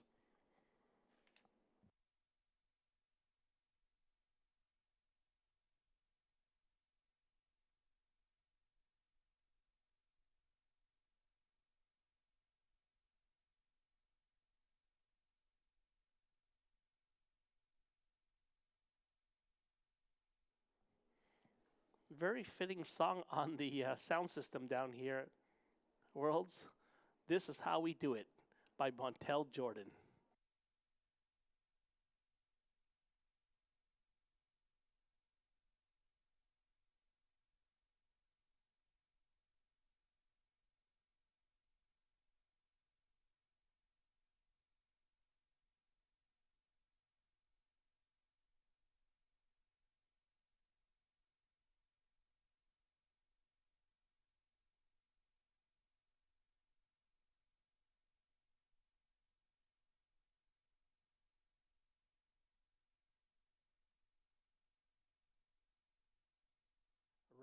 Race 252, 252 to marshalling, please. 252.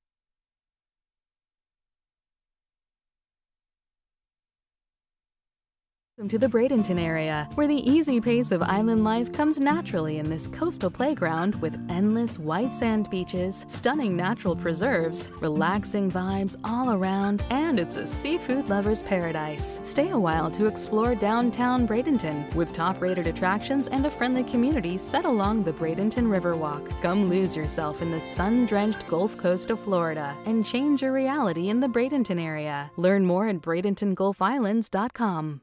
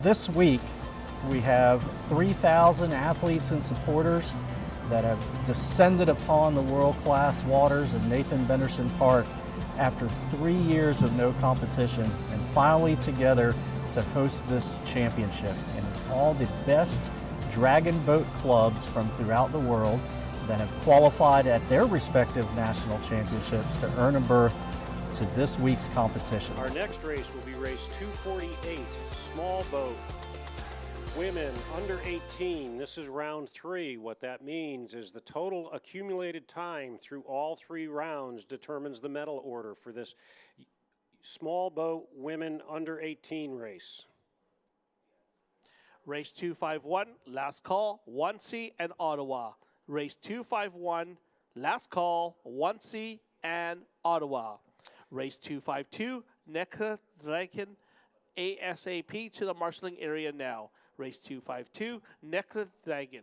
Race 253, also to marshalling now. Let me correct myself. I was reading the wrong line. This next race, 248, is a small boat under 18, but it is an open race, not a women's race. Boats are coming to the line. They're nosing into the boots. Lane 1 is Pickering, lane 2, LA County DPC, and it's actually lane 2, Pickering Dragon Boat Club, lane 3, LA County DBC, and lane 4 is 22 Dragons.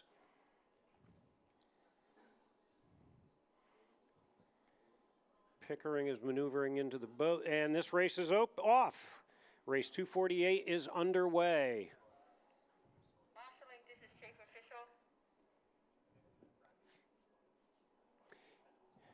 At about the 50-meter mark, it is Pickering with an early lead. Now it looks like they're settling into the stroke they'll use for the body of the race.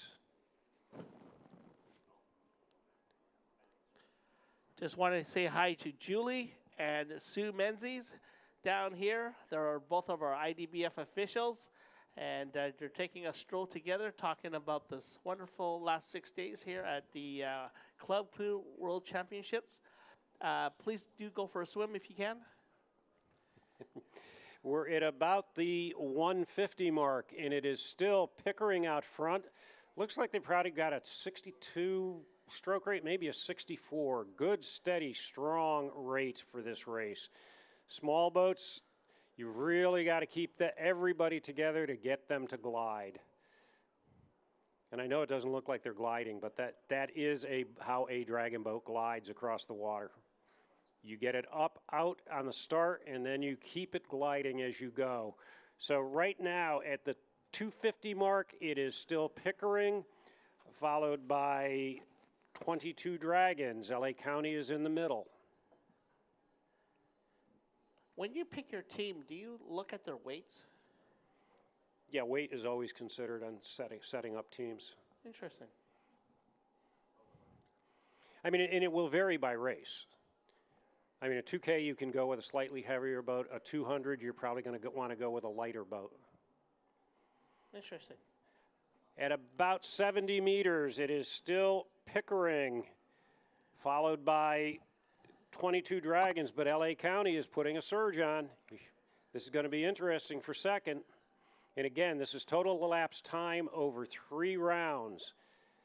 It's Pickering with a boat length over LA Dragons, LA County Dragon Boat Team, and LA County is surged to come across the line second, followed by 22 Dragons. Pickering just nearly tips that boat over, leading to the right, but the Helms kind of pulls them back in and make sure they stay in their seats. Yes, seat 4 was doing a bunch of shifting there on both sides of the boat. They're lucky they're not swimming. No kidding. These 10-man boats are no fun when it comes to leaning to left or right. They're a little tippier than the usual standard boats. Yeah, and these performance small boats, they're great in a straight line or when they're under power, but when you're kind of drifting after a race, there are issues. And Pickering is coming to get some water immediately from one of the safety boats. Somebody must be having a problem that they need water immediately. Yeah, these kids have been sitting in the sun a little too long. It is getting hot here for sure in Sarasota, Florida. And we do have our excellent rescue team down here at NBP assisting the teams with any water requirements they may need. So good to see that. Thank you again for NBP staff. We have some medical staff down there as well, just making sure that everyone is safe. So thank you very much. We'll go down to the race course. This is race number 250. No, 249. I'm off. I'm trying to make this race go faster. Sorry. That's just my feeling right now. Yeah, race 249, standard boat, Senior B women, round 3. Again, total accumulated time over 3 rounds. Mark, if I haven't said this, I'll say it one more time. I want to say thank you very much to the USDBF for inviting me down here from Vancouver, Canada to join you guys in the announcing booth. You guys have an amazing team, amazing location with the NBP staff and the IDBF as well. But my hat's off to you for leading a great team of volunteers in hosting this 13th annual Club Crew World Championships. Thank you, Kerry. It's been a pleasure to have you announcing today. Earlier this morning, we were making jokes about the ducks, and here come the ducks across the race course. In Vancouver, we have goose, like Canadian goose, that were in our race course. And one year, we had a team just smash one of them on takeoff. Ooh. And their name after the race, they were called Smash Goose. Oh, darn. I was going to say one of my favorite things was the Toronto race 2 months ago. First time I'd ever done the race, and as I was steering out, we heard squeaking on the race course, and I said, what the heck is that? It was otters floating down next to us in the Dragon Boats. It was so cool. A couple of years ago, I did a Team USA Senior C tryout camp, and we were out in Morro Bay, California. And there's a number of docks there, and there were sea otters and seals everywhere. In the middle of the night, those seals are barking, and it's like, oh, really? I'm trying to get some sleep. But the sea otters, you're coming down the lane in a dragon boat, and you got a sea otter in front of you, and you go, oh, no, I don't want to hit him. He disappears, comes up behind you. In another one for us was Vancouver, False Creek. We have kind of a it's actually a creek, and they call it False Creek because the explorers, when they came into that creek, thought it led up the Fraser River, but it didn't, and then that's why it's called a False Creek. Well, anyways, we usually do not get whales in there. And a couple of years ago, all over the news, we had killer whales come in to our False Creek, and our outriggers and our dragon boaters noticed it, and it caught us off guard. That was quite an amazing feature. We get to see a lot of sea life in our waters. Mm-hmm. Some of it's not desirable, but yeah. Hong Kong, I remember that race. And we were on the start line, and I looked down, I see this white thing. And I was like, oh, that was an interesting jellyfish. Get back to the water, and I tell the volunteers on the dock what I see in Chinese, and they say, don't touch. And I go, why? It'll kill you. It's like, okay, nope, not touching that one. So yeah, there's some sea creatures that can really hurt you in these Asian waters. Well, I know in 2012 in Hong Kong for the Club Crew World Championships, you've got the swell running down the course with the barges lined up to try and break the swell, but nothing was going to break that swell. That just broke the surface chop, and that was some of the most interesting paddling I've ever done. Oh, you got to admit, when you get open ocean water racing, it is the best feeling. It's like outrigger in a dragon boat, up and down, smashing every wave. Okay, race 249. The boats are in the starting booths. It's about, looks like the starter has the race. So those online, you're from Canada. Lane number 2 is Gorging Dragons. Lane number 3, also from Canada, Pickering Dragon Boat Club. Lane number 4, from Canada, 22 Dragons. And then lane number 5, what country? Canada. Ottawa, TBC. Sorry, I'm looking at my friend Mark here, and we're looking up the race. It just took off. And race 249 is underway. Nobody had a breakaway start in this race. Gorging Dragons might have a nose for the start, but this is early in this race. If you think about it, this course or this lineup of boats, Vancouver, being the Gorging Dragon, is on the west coast, which is the lower screen, and on the east coast is lane 5, which is Ottawa, and in the middle is Ontario, Pickering, and 22. How ironic. We just got a Canadian geography lesson. In the race, out in lane 5, it looks like Ottawa has opened up a lead, followed by Pickering in lane 2. And Gorging Dragons is making a move to come back up and contest this race. We're at about the 250-meter point, and it still looks like Ottawa with Pickering and Gorging Dragons going toe-to-toe, and not much difference in those dragon heads. This is hard to see sometimes from a drone's point of view because the angle of their camera, but as we turn our head, it's going to be a fight between 5 and 2. The two outside teams, Ottawa and Gorging. Gorging in 2, Ottawa in 5. We're at just about 100 meters, and it looks like Ottawa has got a lead. And actually, Pickering has made a move over Gorging at this point. No. Come on, Gorging. We gave you breakfast this morning. Coming to the last 50 meters. Last 50 meters, it's definitely Ottawa. They've got too much of a lead to make that up. And Pickering is got about 2 seats on Gorging Dragons at this point. Oh, they're surging. Gorging is trying to stay with them, but nope. So it's going to be Ottawa, Pickering, Gorging Dragons, followed by 22 Dragons. That was race number 249. Senior B women. Again, those medal results will be determined by the total accumulated time over 3 rounds of racing. Jackson here online saying, try having an alligator in your lane when you're doing time trials in your OC1. I hope you didn't hoolie there, Jackson. Sounds like you've time trialed in the Tampa Bypass Canal. Okay, the results are Ottawa in 213.71, Pickering in 215.56, Gorging Dragons in 216.26, and 22 Dragons in 219.68. Where do they do OC1 trials here? Here, if you're a local, you'll do it on this course. In Tampa, there's a body of water called the Bypass Canal, which is popular for OC time trials. Where I am, we do it on a small lake called Lake Miona. Different teams, depending on where you are, will do their OCs, time trials, wherever you get a suitable body of water. Does your club have a set of OCs, or does everyone own their own down here? We have, it varies by team. My team, a number of us have our own OCs, but we actually do our time trials in a club-owned OC2.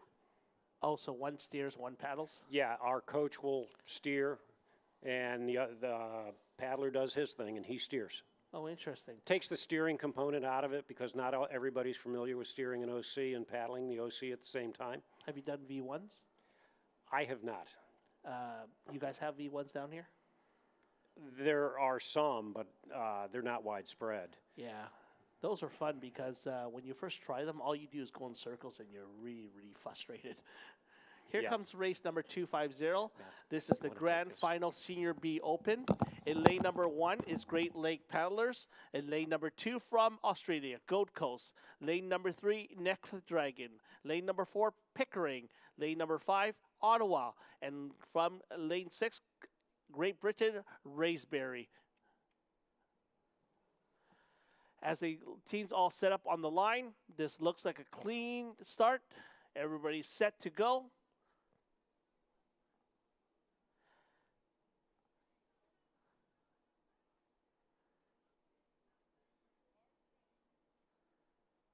Starter gives the call. And there they go. It is a clean start. All teams are off the line, and it looks great from this angle. This is Senior B Open Small Boat, race number 250 from Sarasota, Florida. From the screen, it looks like it's a 2-3-4 start. Boat number 2, Gold Coast. We've seen this start before where they come off the line really quickly. Come the middle and come the end. Can they hold that start? In second, it is Necklace Dragon in Germany in number 3. In number 4, it's Ontario's Pickering. It is 2-3-4, 6-5-1 at this time. Again, Gold Coast is still holding the lead for now. We'll see if Necklace Dragon catches them, followed by Pickering. 2-3-4 still coming off the 200-meter mark, and Gold Coast is still looking very strong. If you could cheer them on online, do so now because they need all the support they can. Gold Coast, I think they may have learned what had happened in the last race. They're still doing quite well, holding off 3 and 4. Gold Coast coming to the 250 mark. It is still Gold Coast in first. In second, Necklace Dragon. In third, it is still Pickering. It is a 2-3-4. But look at this. Fourth place, boat number 5 is now moved up. It's Ottawa, then followed by Raspberry. And in final position, Great Lakes. And now here comes the real thing that matters. Which team is going to finish the best? Boat 3 is catching boat 2 now. Boat 3 is Necklace Dragon Germany. Necklace Dragon now moving into first. In second is Gold Coast. In third is Pickering. With 100 meters to go, it's still Necklace Dragon in first. In second is Gold Coast, followed by Pickering. Ottawa now leads Raspberry from Great Britain, and in last position is Great Lake Paddlers. Coming to the last 100-meter mark, it's still Necklace Dragon in first. In second, still holding with them, is Gold Coast from Australia. In third is Pickering, followed by Ottawa, then Raspberry, and the Great Lake Paddlers. Coming to the last 50-meter mark, it is boat 4-3-2 now. Boat 4 making their move. It's Pickering over Necklace Dragon. Coming to the finish line. It's Pickering and Necklace Dragon coming to the finish line. It's going to be... I'm not even calling that one. And followed by boat number 2. It's Necklace Dragon and Pickering coming to the line together. Let's see the results in Senior B Open, race number 250. And Mr. Mike Thomas just scared me like crap. Hi, Mr. Thomas. How are you? Mike. I'm really good. And the winner by the whisker. I'm going to bring Mr. Thomas on the phone. I know he likes to be called Mike. Mike, how are you doing? I'm doing well, and it's great to see such close racing as we reach the end of the championship with about another 5 races to go. Would you like to call the winner unofficially? Unofficially, it's Necklace Dragon from Germany in 213.856. In second? In second place, we have Pickering Dragon Boat Club from Canada in 213.961. In third? Gold Coast Dragons. Oh, it's disappeared from the screen, so we'll catch it. Gold Coast Dragons in 216.568. In fourth? In fourth, we have Ottawa Dragon Boat Club in 218.693, followed by Raspberry Dragons, somebody who lives not far from me in the UK, in 220.939. And then we have Great Lake Paddlers holding up the field in 6th place. Congratulations to all those teams, and what a wonderful final race it was. I'm going to carry on, and I'd actually talk about the overall club crew champion. We have some nice photographs of the award for the overall club, and we have 5 teams in the mix for this award and this cup that will be presented in the closing ceremony at the end of the racing here today. And then we've got a number of teams in the mix. We've got Ottawa, H2O Montreal, Pickering Dragon Club, 22 Dragons, and Liquid Assets. You might notice that all those 5 clubs who are in the mix to win the award all come from Canada. But there are other teams also following up close behind them. And we look forward to seeing at the end of the day, when we calculate all the points across every competition class and every club, who the overall club champion will be. Thank you very much for coming up here and talking to us about the best overall club, and I hope everything's going well for you. It's going sweet today. It's really nice. We just want the whole weather to hold up for the rest of the day, so we complete the racing program. We do the closing ceremony here on the site at the end of racing, and then we carry on later tonight with the party. I'll stop now because there's a race underway on the water. Thanks, Mike. Race 251 is underway, as Mike just said. In lane 1, it looks like Wansi has an early lead, followed quickly by lane 2. And out in lane 5, Gorging Dragons. Lane 4 was a scratch. So right now, I'm going to say in lane 5, Gorging Dragon has a lead, but we've got a little bit of an angle from the camera here. This is a very tight race. You've got Wansi, Philadelphia Dragon Boat Association, and Gorging Dragons, and with the angle, it looks like they're all very, very close together.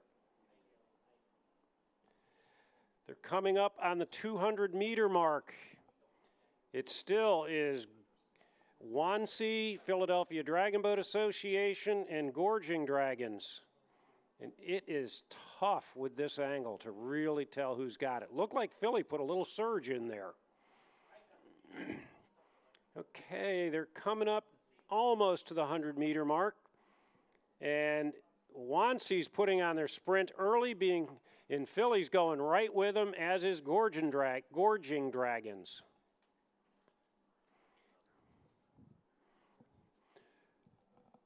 We're at about 50 meters. This is a drag race between Wansi and Philadelphia. It's going to be Wansi and Philadelphia to the line.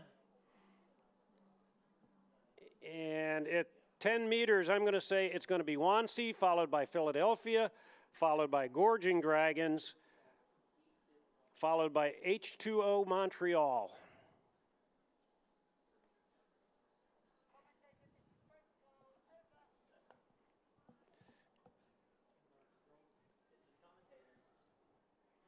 Okay, those results from that race: Wansi Dragons 2 minutes .30, Philadelphia Dragon 2:01.5, Gorging Dragons 2:07.299, H2O Montreal 2:10.999.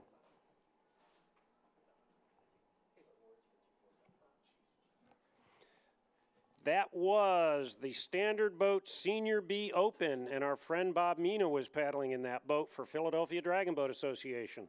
Did they win? Sorry, I missed that race. They were second, but this is the total. They were running rounds, so this is total accumulated time over 3 rounds. That was round 3. Oh, thank you very much for that update. We're calling race 247 for the award ceremony. 247. This is the grand final Premier Open with the following teams. Please go to the award ceremony. Zahitnit, Vitar, Beast Boat, New Dragons, NDRC. Zahitnit, Vitar, Beast Boat, and NDRC to the award ceremony now.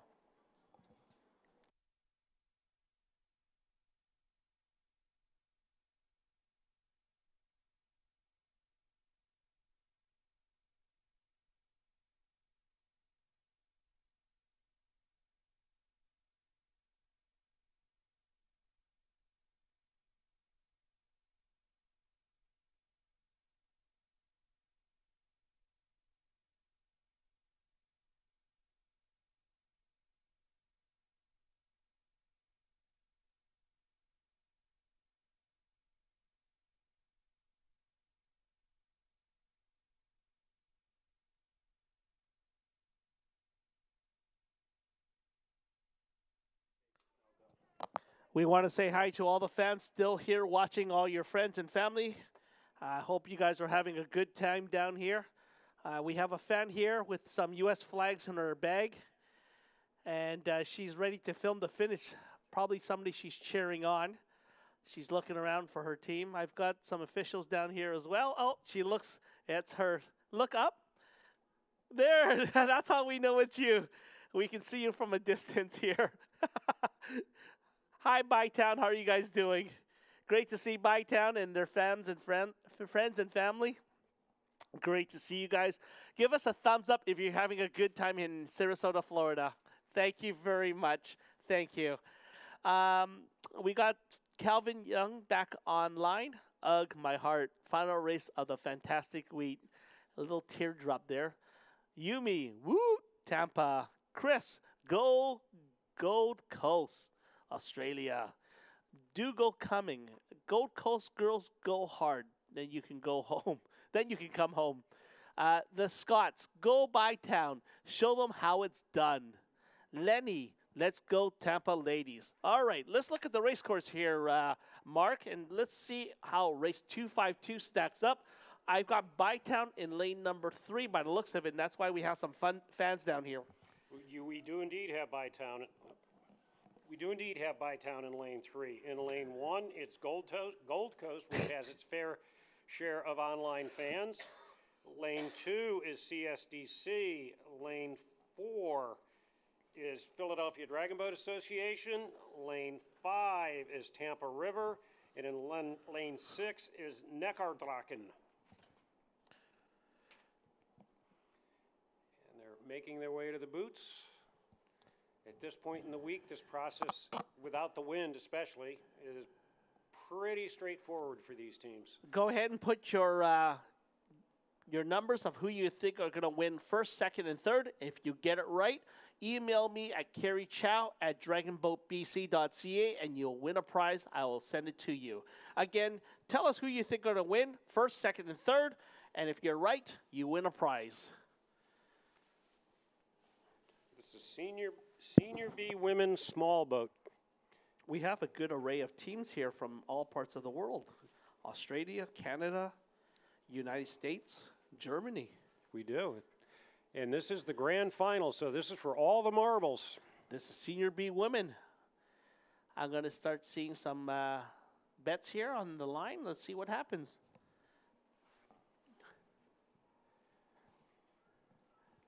These women have been working really hard, and I know Senior B, they're committed.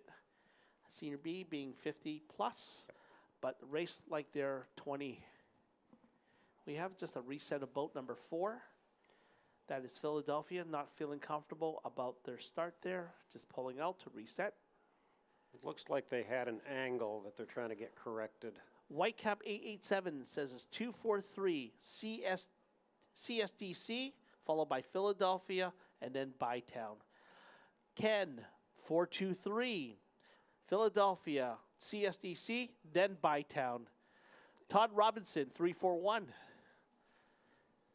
Oh, this is all over the map. There's no favorite here. Keep going, guys. Take your guess. Andy, you've won too many prizes. You said 435. Philadelphia, Bytown, and then Tampa River. Okay, boat 4 is coming back in. They had to reset again. Everybody else has managed to maintain their position. It looks like everybody's where they're supposed to be. Hang on a second, Jeff. That's a little favoritism. 243, Jeff. CSDC, Philadelphia, and then Bytown. Okay, race 252 is underway. Oh, if we had to call the race right now, it would be 342? 342, yeah. That's close. The wind is picking up here a little bit. A little bit. It looks like right now with the angle we've got, it looks like 456 at this point in time. But again, we've got a little bit of an angle on the camera. Nobody rolled 456. Andy was close at 435. Let's see what happens here. They're almost to the 100-meter mark. It still looks like 456 from our angle. From my TV, it's 432. I had a vantage here from TV, and you're looking at the water. But one is just pulling off a little bit. What's happening with one? It looks like they're accelerating the rate, hoping to catch the team. But here's the danger: when you raise the rate, but you're not grabbing water, you're actually spinning your wheels, and you can see boat one tailing off in this grouping right now. And that is Gold Coast we're talking about. Looking at almost to the right at the 250-meter mark, it is lane 4, lane 5. It looks like 3 is right there in the mix, as is 6. Jeff, you got 2-2-2-2 all the way through your message here. It means that you're only voting for one team, CSDC. Let's see what happens in the last 200 meters. Mark, here it comes your way at this point. Just past 200 meters, it is still boat 4, which is PDBA. Looks like 6. Neckardraken is second, followed by Tampa River in 3 at this time. So you're saying it's 5-2-3? No, I'm saying, I'm sorry, it's 4-5-6 still. Oh, the number fell off the boat. I couldn't see it. It is 4. 4-2-3 is what I'm seeing now. Now I'm seeing 4-2-3, yes. And Eric online has got the closest bet here, but watch out, Eric. It might be 4-3-2. Let's see what happens on the finish. With 20 meters to go, it's 4-3-2. But it could be 4-2-3. No, I think Bytown held off boat 2 on that finish, but I could be wrong. I've been wrong a few times today, but it looks like it's a 4-3-2 finish or 4-2-3. And the results are just going to come up momentarily. And we have white flags all around.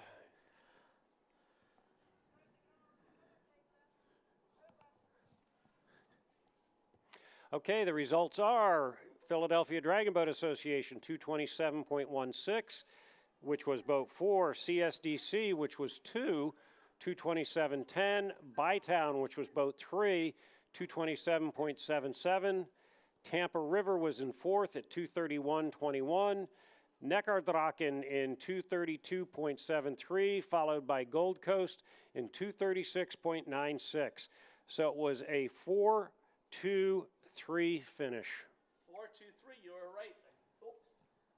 You're right. I'm so sorry. I said 4-3-2. So it's 4-2-3, correct? Yes. So if you got it right, email me, Carrie Chow at dragonboatbc.ca. I'll send you an award. We're calling an award ceremony for race number 247, Grand Final Premier Open. Would Beast Boat Magdeburg please come to the award ceremony now? Also, we're calling for the award ceremony 248, U18 Small Boat, 22 Dragons, LA County, and Pickering. Would those teams also please come to the award ceremony now? That is race 248, U18 Open Small Boat, 22 Dragons, LA County, and Pickering. Beast Boat Magdeburg, Grand Final Premier Open Small Boat, also to the award ceremony now.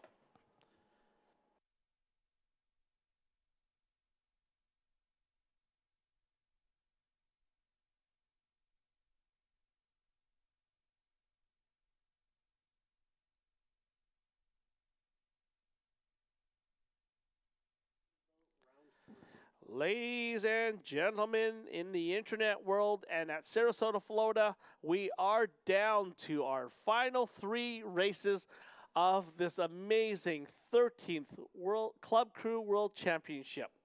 As Mike Thomas had come up to talk to everyone about the best overall club, we are now down to the top 5 clubs, and one of you 5 will come down to the last 3 races to determine who wins.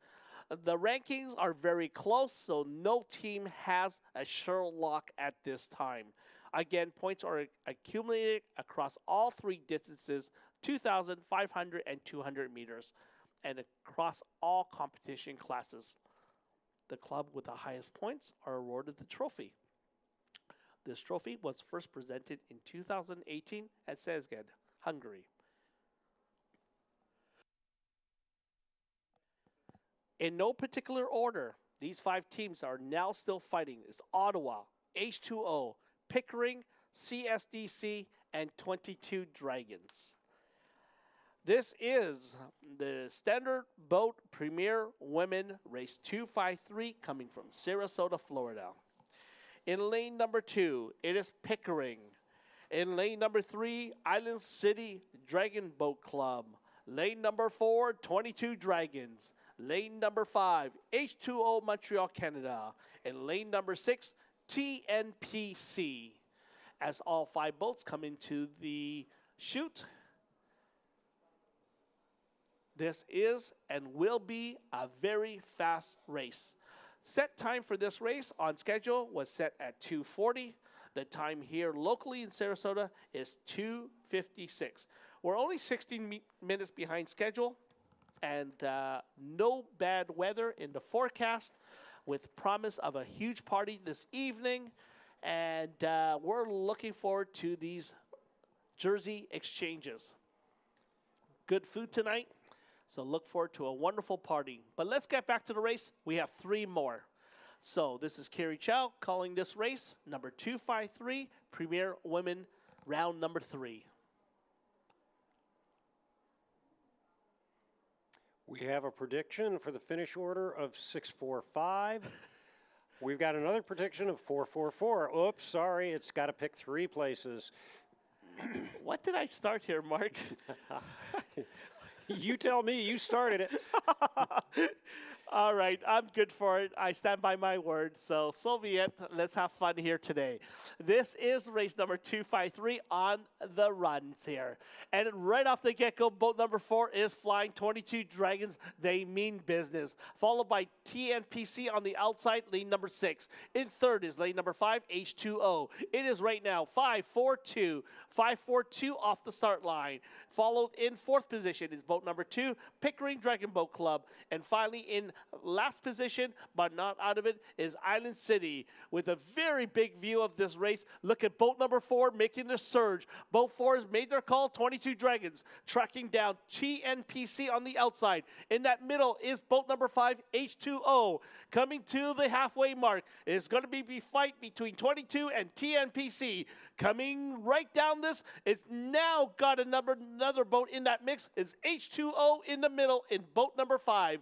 And here we go. It's going to be a drag race. 6, 5, 4, and look at this angle from the drone. They're getting really close. 6 is still holding a very comfortable lead by a boat length. It is TNPC in the lead. Now trailing is H2O in second. In third, it will be 22 Dragons. 22 Dragons trying everything to muscle up and pass 5 if they can. This is a fight for gold, silver, and bronze. Coming down the race course, it is still 6, 4, 5, but look at 4 making their move. It's 22 and H2O fighting it out. It is still going to be TNPC in the lead. Everyone's fighting for second now. Coming to the finish line, it is still going to be TNPC first. In second, 22. In third, H2O. Coming to the last little bit, last surge, right up, power through. Here we go. TNPC followed by boat number 4, 22 Dragons. And in third, unofficially still, it's still H2O. And it's 6,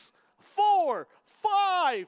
And coming up the rear, we still got boat number 2, Pickering Dragon Boat. And in last position, it's the Island City Dragon Boat Club. Great race, very competitive race. That seesawed back and forth. TNPC got the lead, but then it was a drag race between 22 Dragons and H2O Montreal. Great racing. So if we were right, that was a 6? That would have been a 6, 4, 5, I think. Yep. Yep, 6, 4, 5. And the results are TNPC in 202.22, 22 Dragons in 204.758, H2O Montreal 205.194, Pickering in 214.509, followed by Island City Dragon Boat Club in 221.494. Great racing. Did anyone call 6, 4, 5? YYZ Events called it. Turk 211 is saying, yes, I called it 6, 4, 5. Awesome race. At least Andy didn't win another one. Looking at the screen here, we got the award ceremony. In gray shirts from Germany, beast boat. You see the Hulk on that? Yeah. Yeah, that's They've an got a awesome great shot. sign. They've Yeah, got they a great do. sign. Who's that in the middle there in the black? Is that CDSC? That's NDRC, I think. Oh, is that NDRC? I think so. And then that's the Ukrainian team, Zydnik Vitar. In the blue, I thought they were greenish. Oh, I see. Yeah, you're right. I see the Ukrainian flag. Obvious clue that I missed. If that is that race, then that means that was race number what on the awards? 247, I think. Was that 247? We'll just confirm it for all the viewers online. Should be. It was. Good call. That was 247 Premier Open Small Boat Award Ceremony. You want to take this race? This is the second last race. I will. This is race 254. It is the Premier Women Grand Finale, or Grand Final. In lane 1, we've got Schuylkill Dragon. In lane 2, we've got Three Rivers. In lane 3, NDRC. Lane 4, South Breeze. Lane 5, Neckardraken. In lane 6, PTE Pesh. Looks like the the boats are in the boots. All right, go ahead and make the calls. If you think you know who's going to win this race, let's see them now. And the race 254 is underway. Premier Women Grand Final. This should be an exciting race. Iron and San online says, my wife, ex-wife, ex-girlfriend are all racing in different boats, same race. Iron and San. Okay, at about 100 meters, it looks like 5, 4, 6, and 3 are all just about neck and neck. Iron and San, who are you voting for in this race? The wife, the ex-wife, or the ex-girlfriend? Tread carefully here. That sounds like a complicated arrangement that I would not want to get in the middle of. Okay, we are at about 100 meters, a little more. It looks like 4, 5, 6, 3 still. Sorry? How'd you get 4? 3 looks like they're in first.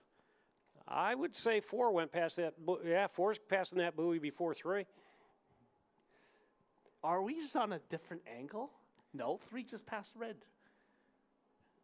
I'm using, well, whatever. We're debating our calls. We're sorry.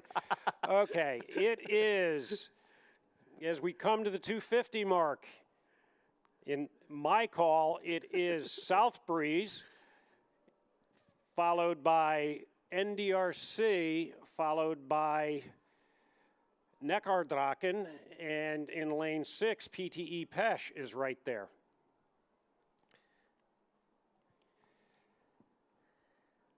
Coming up on 100 meters, it is going to, my call is NDRC, South Breeze, followed by, it's going to be Neckardraken, and 4th is really tough. It could be 3R and it could be PTE Pesh.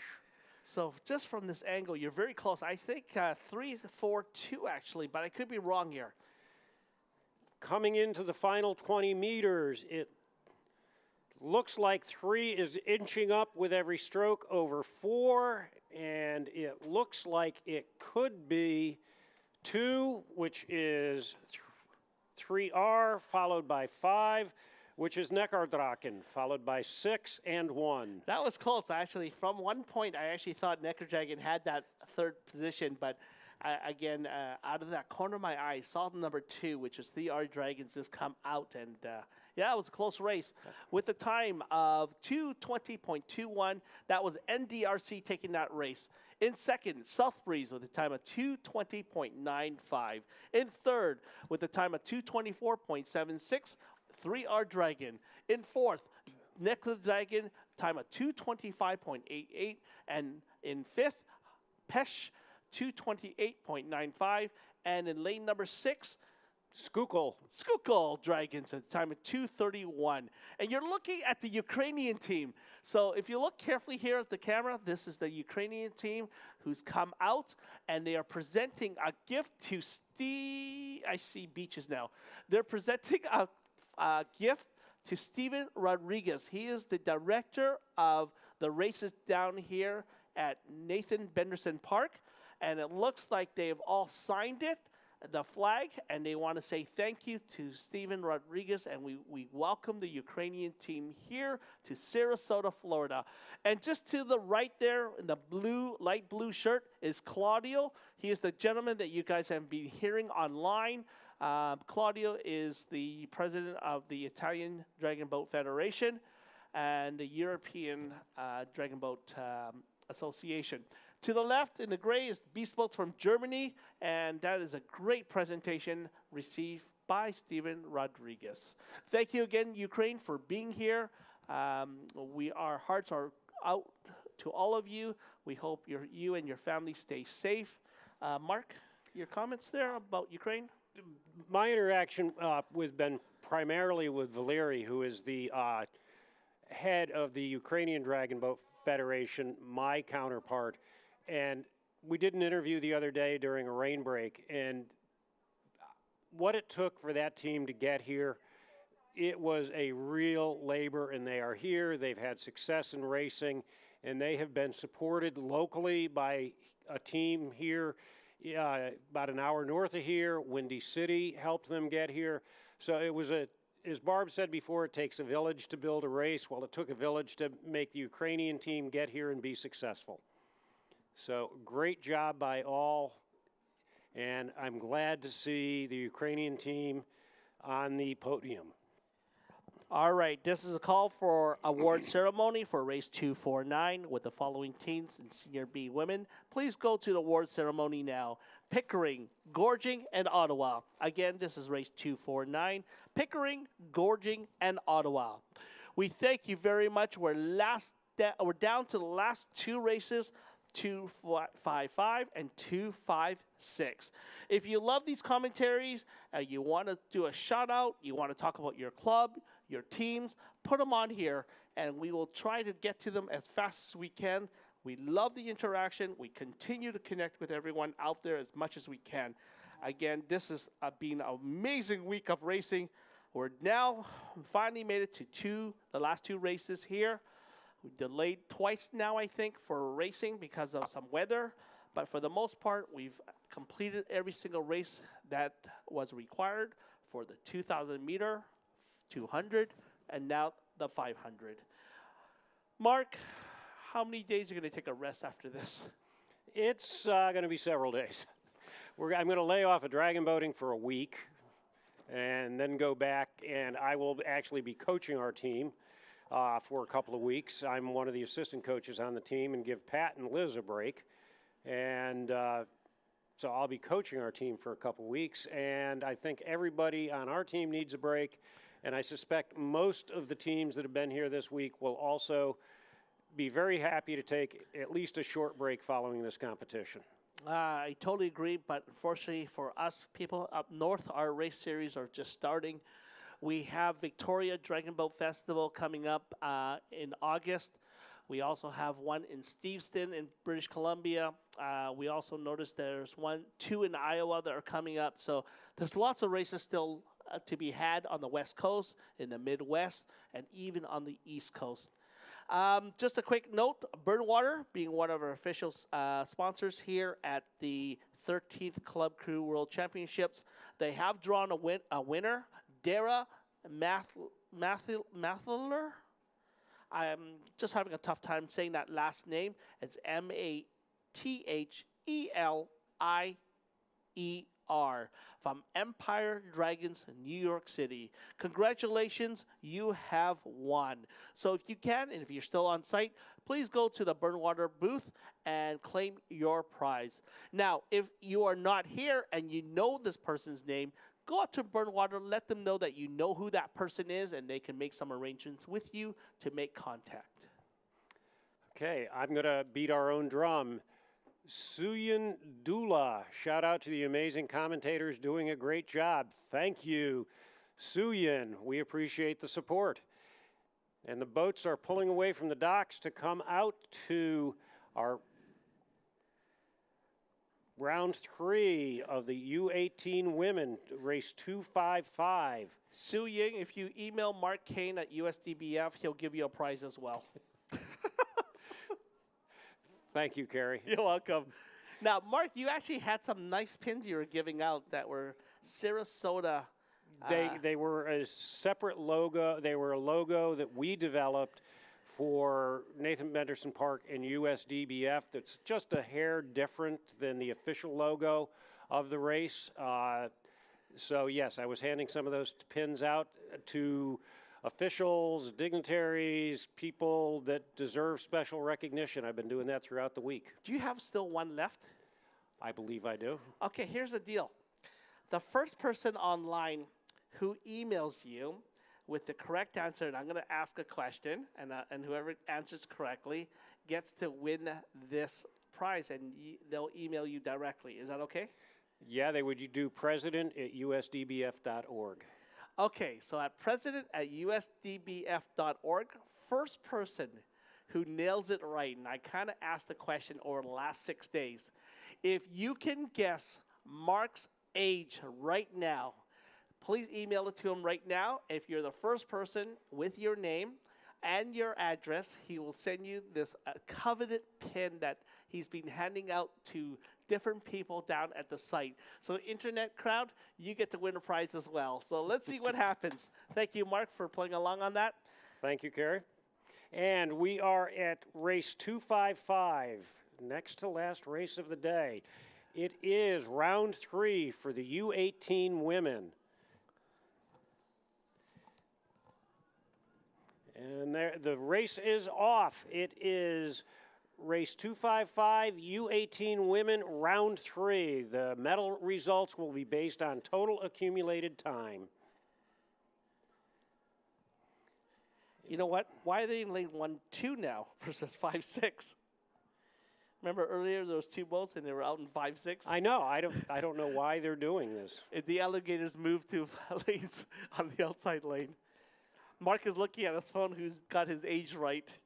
This is going to be hilarious. He's going to even announce who the winner is. No, actually, by using that USDBF president, it takes a little bit for me to get him. Oh, you got a little firewall. Yeah. Okay, in this race right now, race 255, lane 1, 22 Dragons. In lane 2, LA County DBC. It is neck and neck. It is tough we've got a really good angle from the drone right here, and it is very, very tight at this point. 22 Dragons might have a dragon head on LADBC at about the 250 mark. LA County DBC.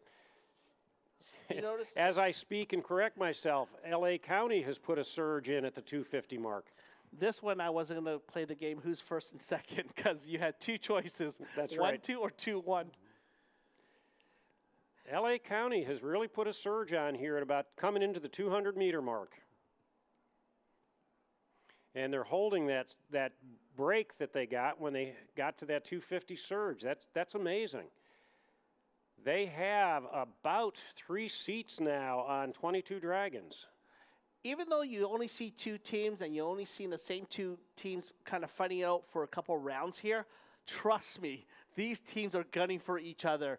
Every single race, they're trying to change their strategies to beat each other. So this is still a very highly competitive race within a race. I mean, one of the motivating factors for LA, I don't know what the total elapsed time through the first 2 rounds is. I'm certain they do, so they may be trying to either shut the door or make up a gap. I'm not certain. And they have a full boat lead on 22 Dragons. In fact, they're going to have open water coming across the finish line over 22 Dragons. So it is LA County across first, followed by 22 Dragons. So this has nothing to do with who comes first or second, but this has to do with timing. That's correct.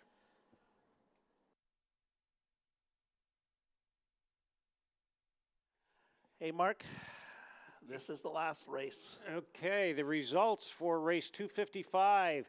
LA County 230.7, 22 Dragons 235.09, almost 5 seconds. That is a big gap.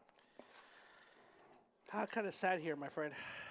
Last race? Last race of the day. 6 days. First day I got here, I was like, uh-oh, there's a lot of races here. And as I met you guys, I got very comfortable with you very quickly, with you, Matthew, and Bob. And as we got into a rhythm, Mother Nature came up to us and said, no racing today. Okay, small breather. Then the next day we come back in and we're in amongst the 200-meter racing. 200-meter racing, rapid fire, boom, boom, boom, boom. Come back one more day, this is day number 5, and Mother Nature rears its ugly head and says, slap, slap, slap, no racing today. Puts us back a little bit, and we finish the 6 days with amazing racing, 500 meters. We've met some wonderful people. We've reconnected with people we haven't seen for multiple years. A lot of them are Facebook friends. I'm glad to have met you, Mark. I'm glad. We actually met in Vancouver. San Francisco, excuse me. The San Francisco race, the last time it was out on the island, we shook hands and that was about it. I really didn't get a chance to know you, but we did meet before, and it took me a while to recognize your voice when we first met when we got here. We were sitting in a small group, and I'm going, I know that voice, and the light bulb finally came on. I actually didn't tell my friends or a lot of my close network of dragon boaters I was coming down, and through the first couple of days, I got messages all over my phone like, is that you? Are you there? And I didn't say much, and then somebody convinced me to say something ultimately, and I did on my Facebook. I am really, really honored to be here. I've had an amazing time really connecting with everyone, watching you guys race the race, and this is why I do it. We are a family. I had an amazing time reconnecting and finding new friends for sure. Kerry, we need to do one thing on the Guess My Age contest. We need to set a time limit to submit your ideas before somebody does too much online research. Okay, at the end of this race, that's it. We call it right then and there. If you do not enter your answer to president@usdbf.org and you don't have it in by the end of race number 256 Premier Open, you do not win. Is that fair? Fair enough. Okay, so we're just looking for a year. You don't have to tell us what year he was born, but just how old he is as of right now. He did say it, if you're listening carefully. We're going to call this race together. This is Premier Open Grand Final. Do put in your bets of who you think is going to win this race. You call it online. Winner wins a prize from me. And the race is off. In lane 1, we've got PDB, Philadelphia Dragon Boat Association. Lane 2, 22 Dragons. Lane 3, South Breeze. Lane 4, TNPC. Lane 5, H2O. And in lane 6, Wansea. And off the line, it looks like it's TNPC, followed by boat number 6 on the outside, Wansea. In third, it looks like it's going to be boat number 5, H2O. As they get to just about the 100-meter mark, it still is TNPC, followed by H2O, Wansea, and then H2O.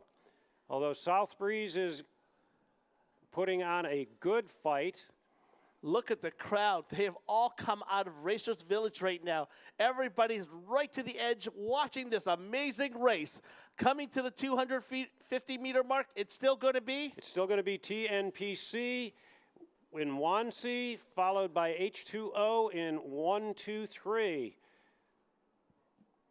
You've got South Breeze in 4, and they could be making a move on H2O as we speak. Coming to the last 200 meters, it is still boat number 4, followed by boat number 3, followed then by boat number 2. It is going to be 4-3-2. It is TNPC, South Breeze, and 22 Dragons coming to the line. In boat number 6, it's Wansea still fighting with the South Breeze team.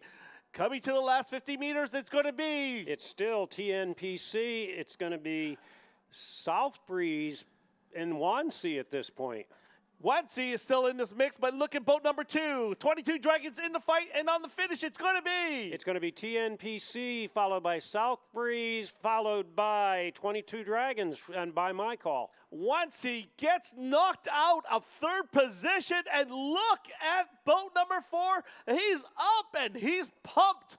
Oh, my, that was an amazing race. That was boat number 4, TNPC, walking on the crowd. South Breeze really challenging for that race in second place, coming out of nowhere for their first Club Crew World Championship. And the official, unofficial results, TNPC 151.49, South Breeze 153.38, 22 Dragons 154.58, Wannsee 155.33, Montreal Dragon or H2O 156.5, and Philadelphia Dragon Boat Association 157.96. Did you see that 151? Yes. That is the fastest time all 6 days here. Yes, it is. I think both TNPC and South Breeze, I think those are the two fastest times that I've seen. Wow, look at this shot. This is an amazing shot, and if you look carefully, we're just sitting underneath that tower there with the balcony. We're just one floor down, and we'll try to wave from the window if we can. But man, what an amazing race. You'll see a team just down here by the first aid. That is Philadelphia with Bob Minna. He's just getting some water. We're still looking at, they were just looking at the awards ceremony. That is it. I don't want to leave. No, I have been asked to go assist with award ceremonies, so I need to run downstairs. Carrie, it's been great. Thank you very much. And did anyone guess the right answer on your phone? The one, I only saw one guess when we set the time limit. Let's see what we've got now. That is our cameraman on the 5th floor. You'll see him in a red shirt there. That's the angle that we were talking about. It's very sharp for him to see. If our cameraman can just wave to the drone. Well, so far we've got 3 guesses. The race is over. There's always a little bit of lag. Yeah. And 2 way below, and 1 I'm offended you're above. I knew that would happen. But 2 of the guesses are way below, and 1 is only slightly above. How's this? Those 3, would you like to send them a gift? If they included their mailing information, one of them did not. So far, of the 2 emails, only 1, and that's the one I'm offended by, sent his mailing address. We'll wait and see if we get more guesses. Now, so far, 2 out of 3 sent no mailing information. Thank you again, Mark. You go do the award ceremony. You'll see Mark on camera in a black shirt, white hat. I'll stay up here, and we'll keep the cameras on the award ceremony going forward now. So cameras will stay on the award ceremony. We'll pan in and out of the site. The 6th day, the end of the 13th Club Crew World Championships coming from Sarasota, Florida. We thank you for staying online. Stay and make comments. I'll read them. I'm going to be here for about another hour, helping the USDBF and IDBF close up this race with award ceremonies. And again, to the production team to my left, thank you very much for everything. We've had a wonderful time. And to all the vendors out there, to all the volunteers, thank you very much. And of all, to the IDBF, Mike Thomas, and the rest of the crew, thank you very much.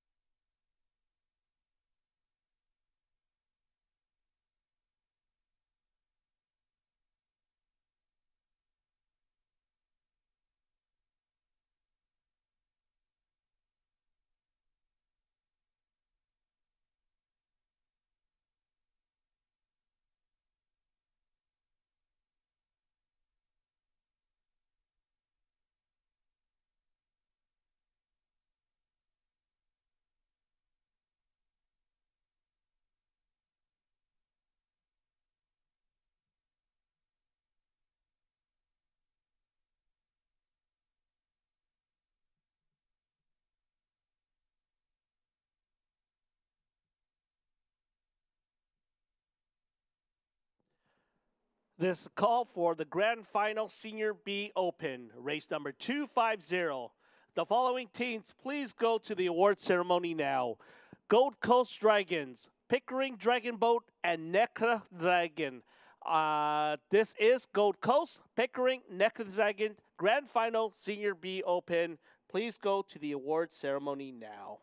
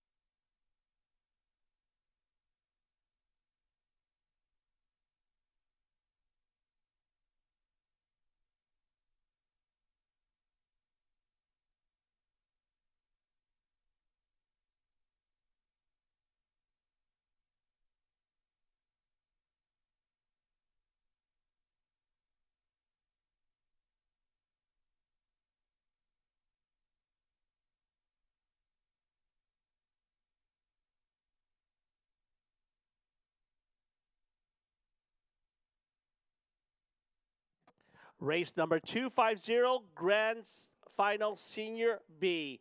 Would Gold Coast please go to the marshalling area now? Again, just a repeat, Grand Final Senior B Open, Gold Coast Dragons. Please go to the medal award ceremony now.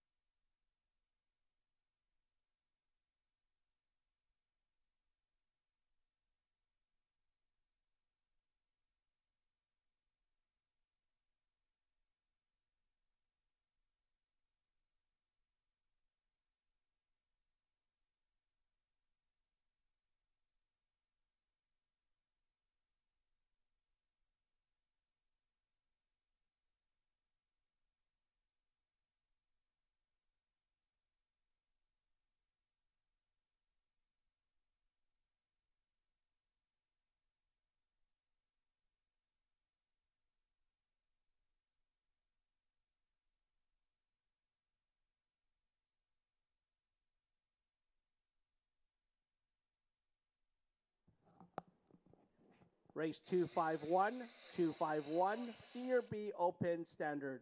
To the medal award ceremony, Philadelphia Dragon Boat Association. That is Senior B Open Standard Boat, race 251, Philadelphia.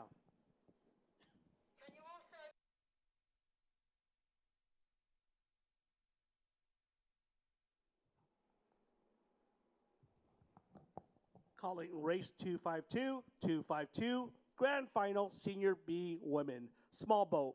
With Bytown, CSDC, and Philadelphia, please come to the medal award ceremony. Again, race 252, Grand Final, Senior B Women's Small Boat. Bytown, CSDC, and Philadelphia.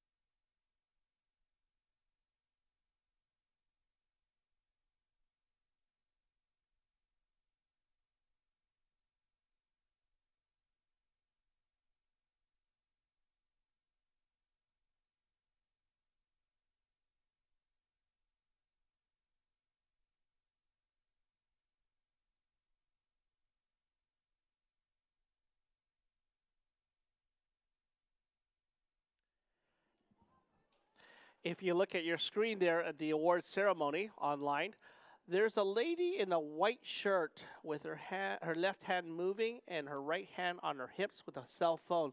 That is Melanie Cantwell from Australia. She's part of our championship jury. So if you're wondering who Melanie Cantwell is, that is her with the phone on her hip, kind of left of the kangaroo, and that is Melanie Cantwell.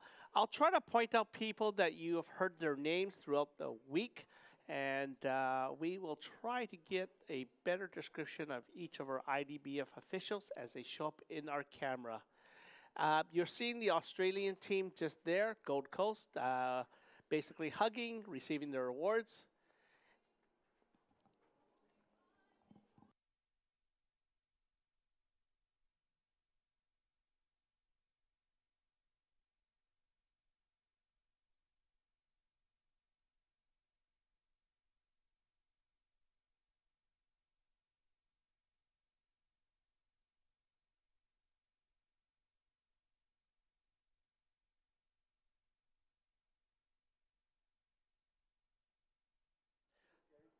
Just to clarify for all teams out there, there's going to be a closing ceremony here on site. Please do not mix up closing ceremony and closing party. They may sound like they're closing, which they are, but the closing ceremony is going to happen here on the site at the award ceremony stage. And that will finish off the races here. At the closing ceremony, we will be presenting the cup, the coveted cup that everybody's been waiting for. And this is going to be presented to the best club with the most points that you've earned through the last 6 days through all classes and in all races, meaning 2,000, 500, 200 meters, men, women's, U18, all the different classes. We give each team a point, and each club that earns the most points wins the coveted cup. That cup started in 2018 in Hungary, in Szeged, and has continued to this day. So stick around. All teams do not leave. we will be presenting the best club here in Sarasota, Florida, at the end of all the awards that are being presented here today. Followed by that, there will be a party here at the mall. And if you look to the north side, you'll see Dillard Store. Well, just at that mall to the right side is where the closing party will be. Like Steven Rodriguez said earlier, tons of different types of foods are locally here. We're going to treat you to some amazing sounds, some amazing food, and of all, we're going to have fun and party. So please come on down, bring your friends and family. If you still need tickets, go see Race Admin. There's some tickets still that you can purchase. If you're under 18, you're still welcome to come. You're just not allowed to drink. All right, hope to see you guys all soon, and let's continue with the award ceremony.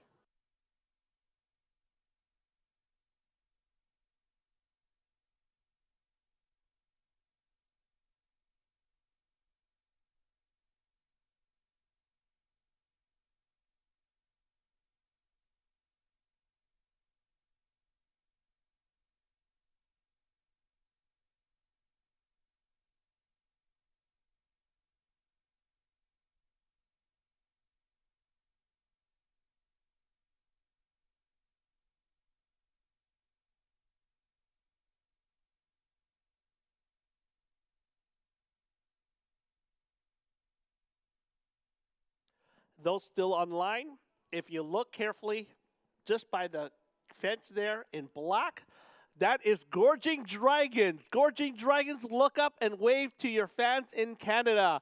This is Gorging Dragons. On the stage, on the right side, please get up for Gorging Dragons. In the middle, that's the Philadelphia team. And you see the yellow hat? If you look at the yellow hat in the background, that's Bob Minna, our other announcer. He's got his hand up in the air with the yellow hat. That's Bob Minna, our other announcer. And the far left, I'm just trying to take a peek at who that team is.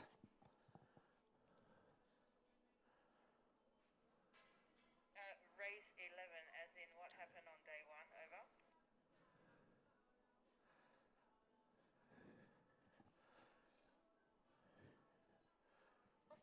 All stations, just to let you know, we are definitely standing down. Thank you everyone for your contribution.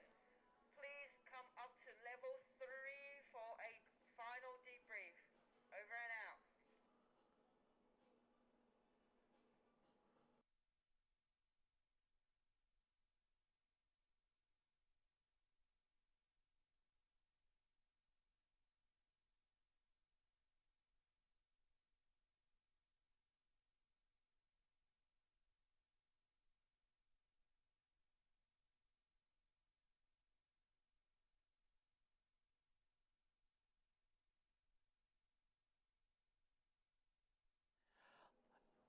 On the stage that you see there, you'll see Wannsee from Berlin, Philadelphia Dragon Boat Association, and Gorging Dragons. That is Senior B Open. Again, that is Senior B Open. Race number 251 for Senior B Open. In first place, it was Philadelphia. In second, it was Wannsee Dragons from Berlin on the left side, and on the right side, give it up for the Gorging Dragons from Vancouver Island, Victoria. We are now calling race number 252 to the award ceremony, grand final, Senior B Women Small Boat. With the following teams, please come to the award ceremony: Bytown, CSDC, and Philadelphia. This is also a call for race number 153 for the award ceremony, round 253. The winners will be H2O Montreal, 22 Dragons, and TNPC. That is race number 253, Premier Women Standard Boat, with H2O, 22 Dragons, and TNPC come to the marshalling area now. In race number 254, Grand Final, Premier Women's Small Boat, with 3R Dragons, South Breeze, and NDRC, please come to the award ceremony.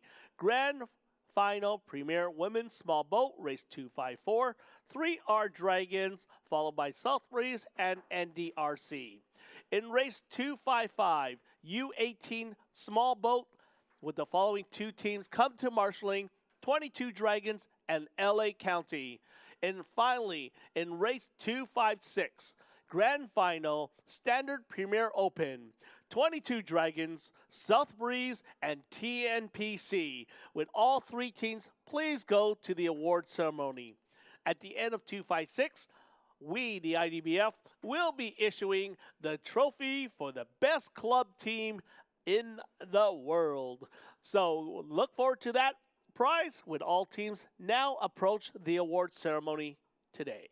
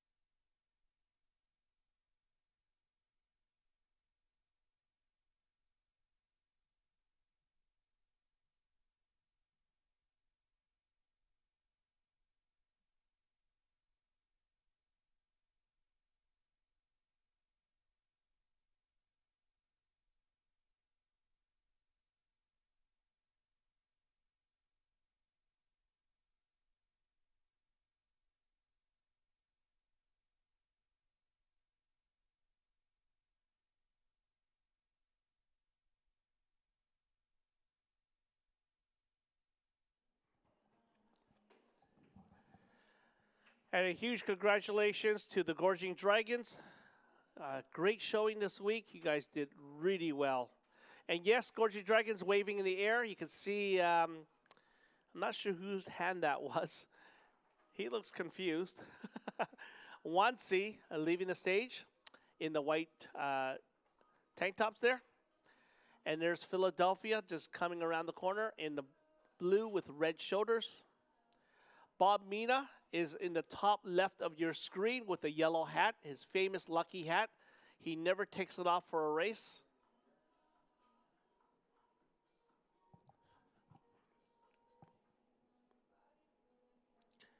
That was Wansi from Berlin.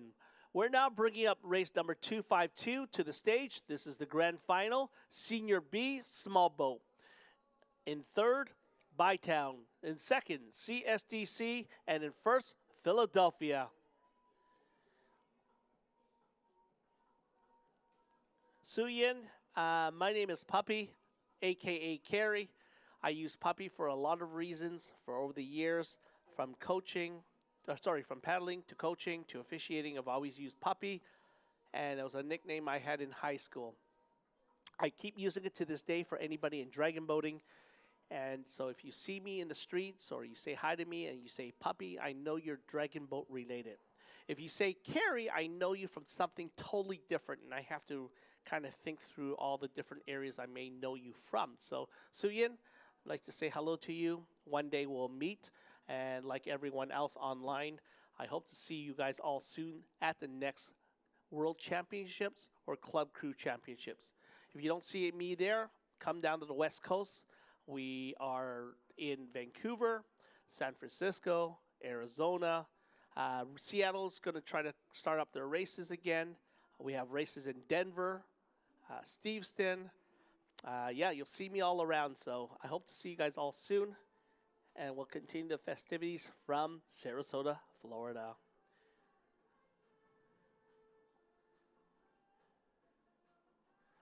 Yes, in BC, British Columbia. So in Canada, we are based on provinces. On the left side, or the west coast, the first province that you see is called British Columbia. And in British Columbia, the capital of British Columbia is Victoria, and that's where the Gorging Dragons come out of. On the mainland, a lot of people think Vancouver is the capital. It's not. It's just one of the biggest cities in British Columbia, and that's where I'm from. Just to my left, you'll see them very shortly. Just to my left, you'll see green shirts. They'll come out and receive their awards. That is the Ottawa team. Bytown Dragon Boat Club. In black, who's kind of dancing in the marshalling area right now, that will be CSDC, Liquid Asset Toronto. Connie Melhart, who's on this, coming up to the stage right now. You'll see them. I just realized you guys are about 20-second delayed from what I see.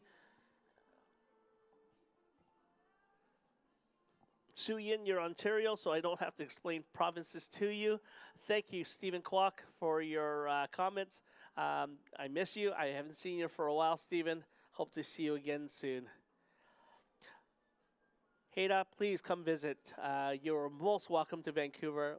We'd love to have you come over to our race for sure. We'll put you up. We'll get you some food as well. And if you'd like to also announce in Vancouver, just let us know.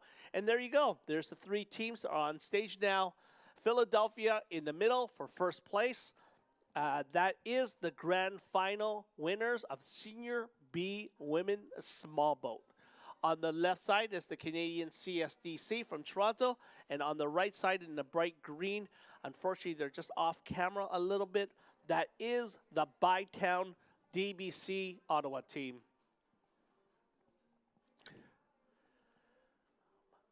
Look at the fans of the Philly team. They're all taking photos. And you can see Bob Minna, he's in the yellow hat. Don't confuse with the orange one, but the one to the left in the dead center, roughly left baseball cap, that is Bob Minna. He was our funny announcer.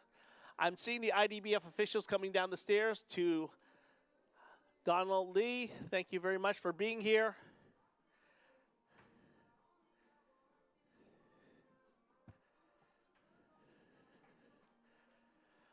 The IDBF officials have been here for over a week, really helping out, putting on a great show. Coming up the stairs is our other technical and chair, Melanie Cantwell. Melanie has had a wonderful time, I guess. She's been very instrumental in helping host this IDBF 13th Club Crew World Championships. Again, thank you, Melanie, for being here. I missed Ronald there. Ronald is from the Netherlands. I wish I can get you guys a photo of all these IDBF officials I've been with for many years. They're a great group of friends. Very supportive, very experienced, and a lot of technical knowledge. And they all come from their own cities, running their own races. And they all come together, and we come under one banner called the IDBF to host this. And there's Bob Minna. Bob is putting something in the gates or handing something to someone. And that's him in the yellow hat. That's Bob Minna.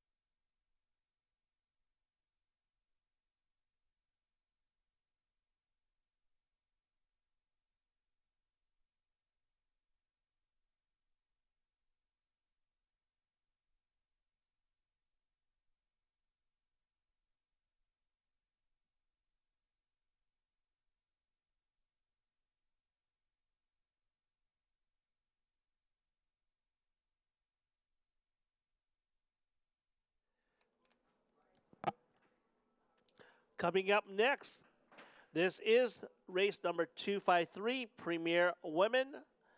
And in this heat that has taken the medals, we've got 22 dragons. TNPC.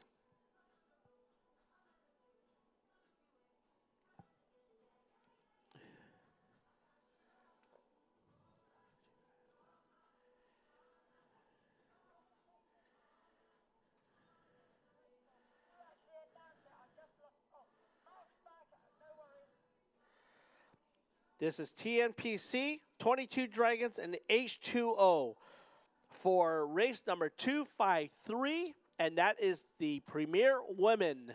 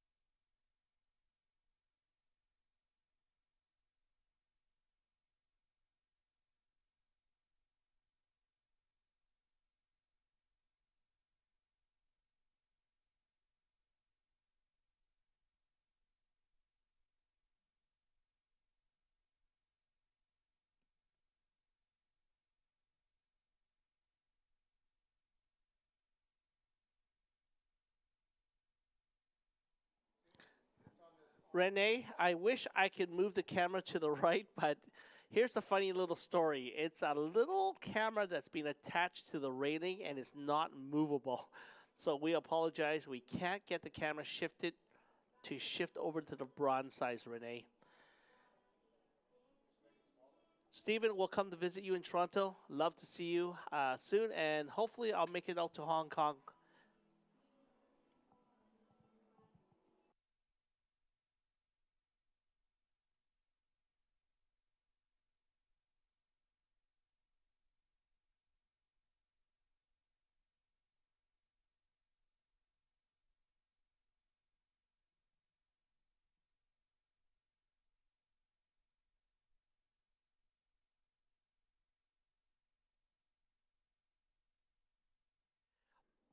If you look at that camera that you're seeing online right now, you'll see a gentleman in a white shirt handing out medals to the bronze. He's got that tan shorts. That is Franco. Franco is the president of the Pan Am Games there. So that is Franco that you heard earlier. Claudio's in the blue shirt handing awards to the first place team. The first place team that you see there is TNPC. In second, to the left of them is 22 Dragons, and to the right of them is H2O Montreal. And if you look carefully in there, Marion Tai is in that group. Those who do not know Marion, she's on the national team.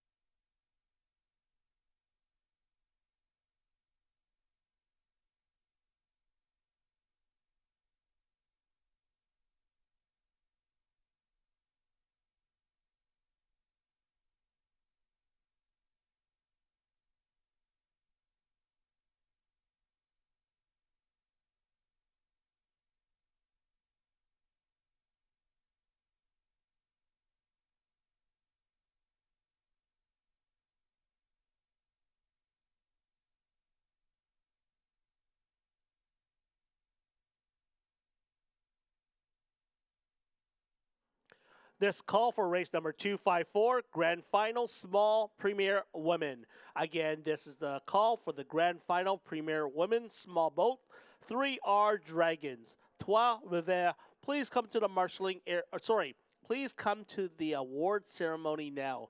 Please do not go to the marshalling area because all races are now done. 3R Dragon to the award ceremony now.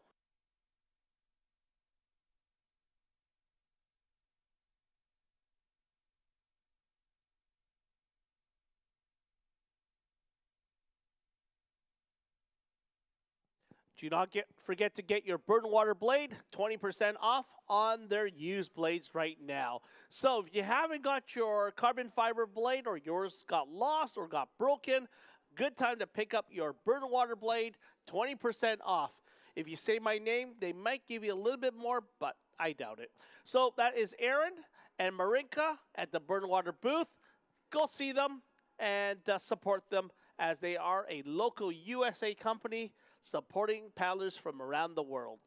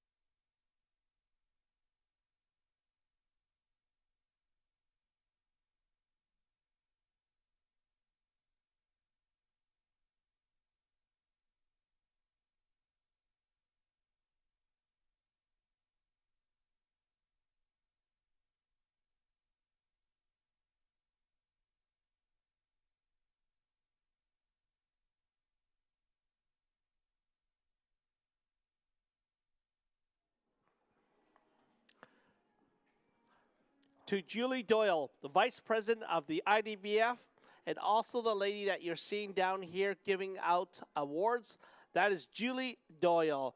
She is the President of the Ireland Dragon Boat Association. And we thank you for being here and helping us issue these awards to all these wonderful athletes. Julie Doyle, we hope you had a good week, and thank you very much.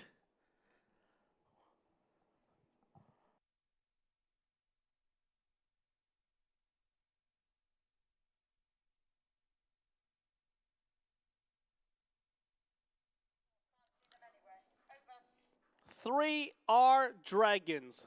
3R Dragons, Trois Rivers. You're being requested to come to the award ceremony now. 3R Dragons, please come to the award ceremony now.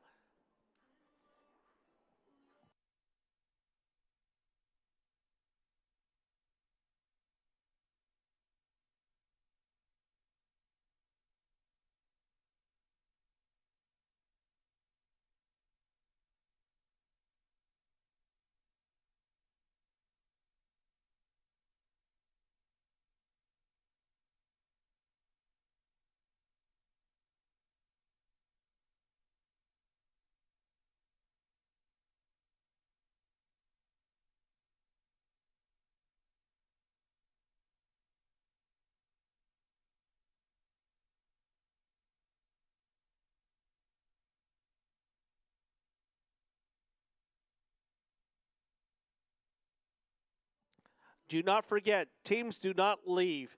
At the end of the last set of awards for the Dragon Boat race, we will present the cup to the best club team that has come to this year's 13th Club Crew World Championships.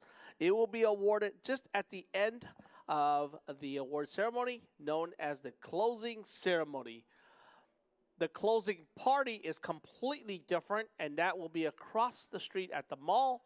Again, that is the closing ceremony, closing party across at the mall, but the closing ceremony will happen right here on the stage at the end of the final awards, and that will be, the final race would be Grand Final Premier Open Standard Boat. Once we issue that, we will then commence to the closing ceremony and present the best club team here.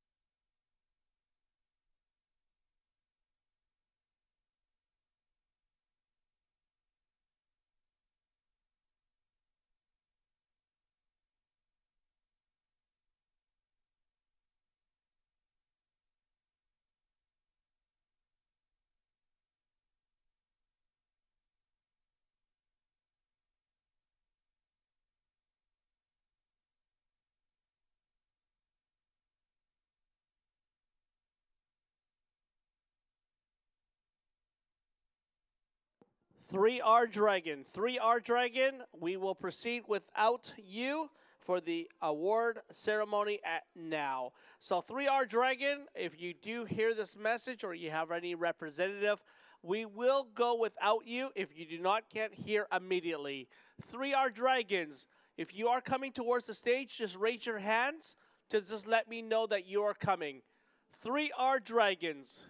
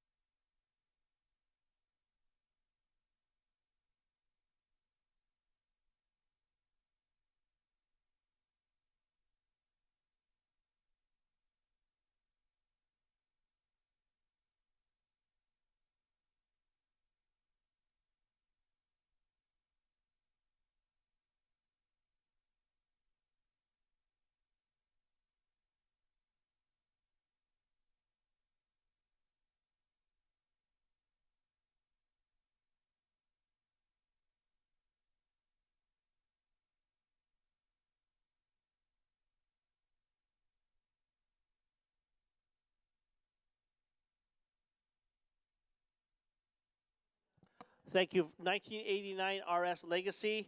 Thank you for the comments about the coverage and the streaming. We had a whole team helping get this done for you. Christine Sticks, well done, True North. Miss you out here, Christine. Hope to see you again soon. Are you still writing your blog about dragon boating? Let us know. Put it online here. Heidi Ma, Colbert, get me a blade. Colbert, I think Heidi Mount wants a burn water blade, so make sure you get one for her before you go home. Thank you very much, Buffalo 96. We'll see you in Arizona. Go South Breeze.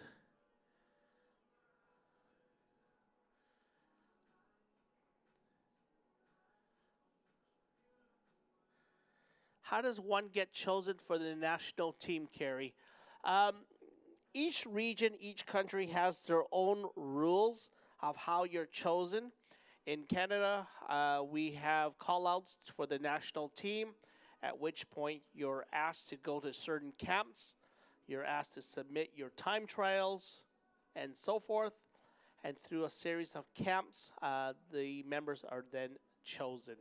I'm not sure about the U.S., so Mark Kane isn't here to talk about how the U.S. national team is chosen, but I would think that it's something very similar. They would have camps, they would have time trials, and based on those, you're then chosen. But I would highly recommend from your own countries, do look up the local association or local federation and ask them the question directly. And they usually will tell you who the national coach is online. And from there, with the national coaches, they will then, you can email directly to them and say, okay, how do I make it this team? What do I need to do? And how do I prepare myself? So yeah, do find out from your local countries and from your local associations, and they can fill in those details for you.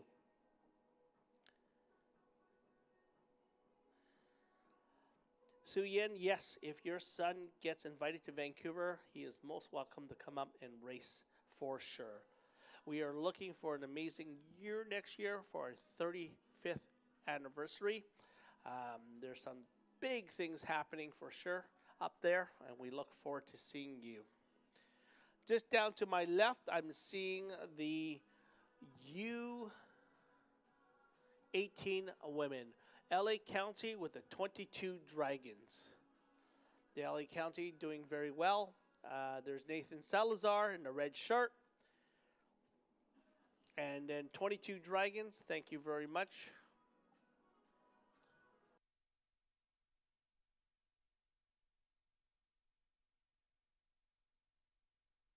Angela Salazar, so proud of LA County DBC. The coach is kind of cute. I want to marry him. Angela, I'm just going to leave that one alone. Rick, excellent coverage, great commentary. Thank you, Rick. We appreciate your comments for sure. We love the interactions we've had with the outside world. We will try to keep this going through all the World Championships and Club Cruise. It's important that we always try to connect you from the outside to the inside, sending out messages to your friends, your family, and your loved ones. Love the drone shots. Yes, production. I also conclude that I concur on that. The drone shots above and behind the boats as they leave the start line. If Dragons ever did swim, that's how they would look. I agree. 1989 RS. I completely hear you on that. It is great when you're on the outside. You can see the different angles. You can see the close-up shots. Hopefully to the point you actually can see your friends, your loved ones' faces as they fight hard and try to win for your club and for your families and your friends. So yes, for sure. Those are great shots as well. Dragon Boat, the ultimate matchmaker. I'm again going to leave that one alone.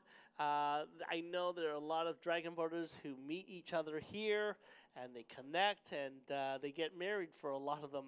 Some of them don't work out as well, but I guess that's the same with any dating. It is a great place to really meet each other socially and also on a athletic point of view. You have the same, common ground with dragon boating and feeling healthy about a sport and pushing each other. So yeah, dragon boating really brings a likeness together for sure. And there goes Alan. Thank you, Alan.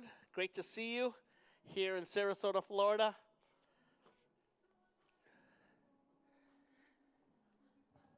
I hope you're liking the music. I randomly chose a bunch of music over the last couple of days, and I just put it on a repeat play and a random play. For the internet world, we are sorry, we can't play music. If we did, we would have the internet police shut us down very quickly. So the music that you've been hearing about is playing all over the site, but unfortunately we can't stream it because of copyright laws. Yeah, so that's what's happening there.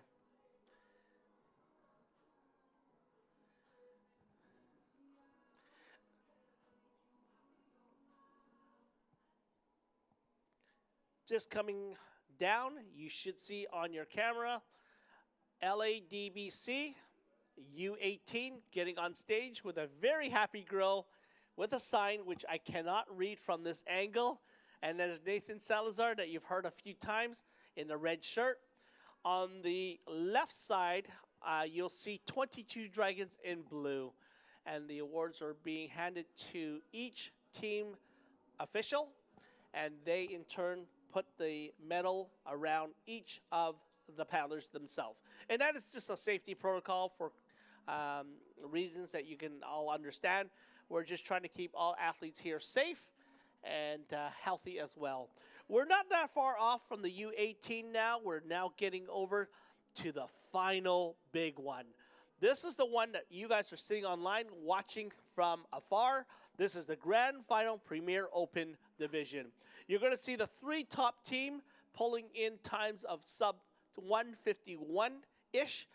In lane number, in third place is 22 Dragons from Montreal. In second place from Los Angeles at their first Club Crew World Championships. Give it up for South Breeze. And finally, the cream of the crop, the top of the top, the best of the best, it's TNPC in first place. So congratulations with a time of 151.49. That is TNPC, and they're coming up just momentarily. You're going to see some guys really pumped, really jacked, really happy, but it's going to be an exciting moment. Don't go away.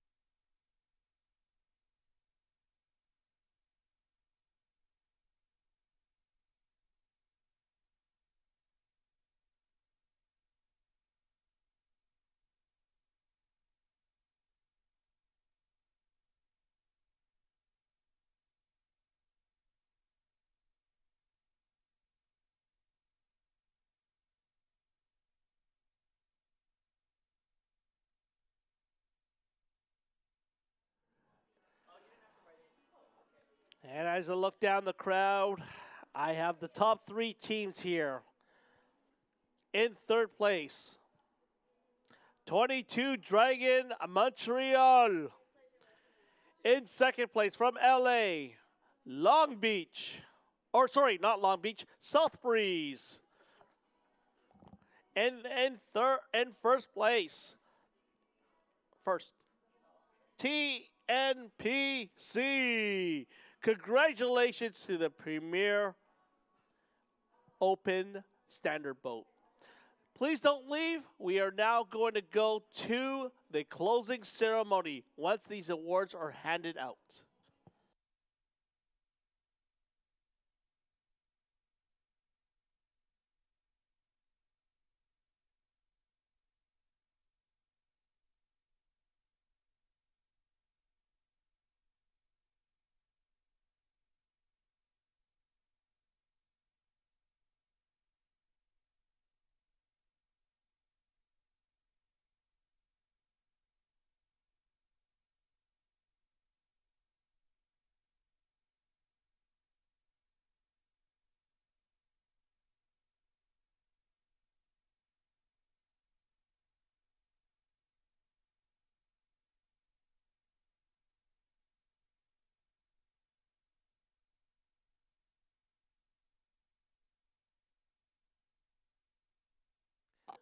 Hello. TNPC are so cracked. Not sure what that means, but I get the idea. Well-deserved trophy. We'll see what happens. Heidi Bob, TNPC men, good job, everyone. All the hard work really paid off. Looking good. Heidi Ma. Yeah. IPWHHAO. I'm sorry, I can't say that online. Rick, that's some big dudes. Yeah, they're jacked. JHL Chang. Yay, TNPC. These are your top 3 teams, Open Division of the Premier Open. You can see their fans here. 22 Dragons on the right side. I don't see Wendy. She's in there somewhere.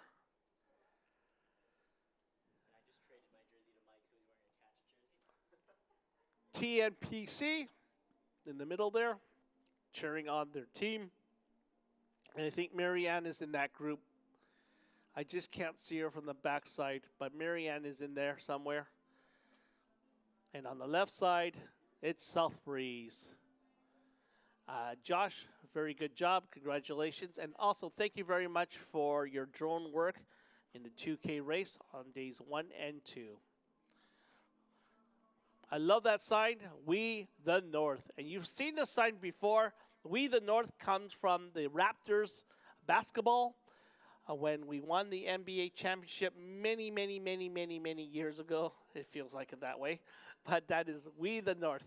So great job. We have some IDBF officials, Alan and Claudio, taking photos with the top team from the 13th Club Crew Championships. Closing ceremonies are coming your way. I'm going to start to turn down the music, and we'll do some presentations now.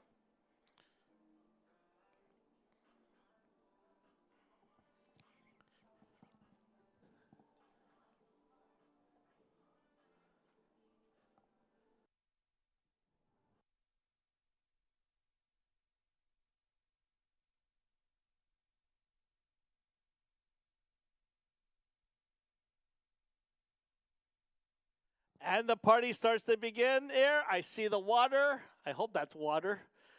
Or it looks like a can if I'm looking carefully. And here comes all the guys coming in together for the group photo. And I see Mike Thomas coming out with a table with the official trophy for the top club crew. And this is the closing ceremony as soon as these photos are done.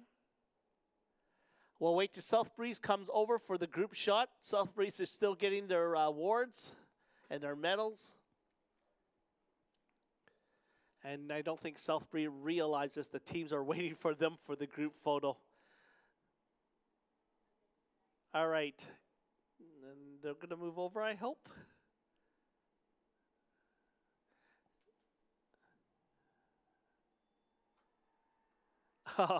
Josh just gets dunked with a bucket of water, and they're giving Josh the biggest celebration a coach can ever get is the support of their team, and that is cold water for sure. All right.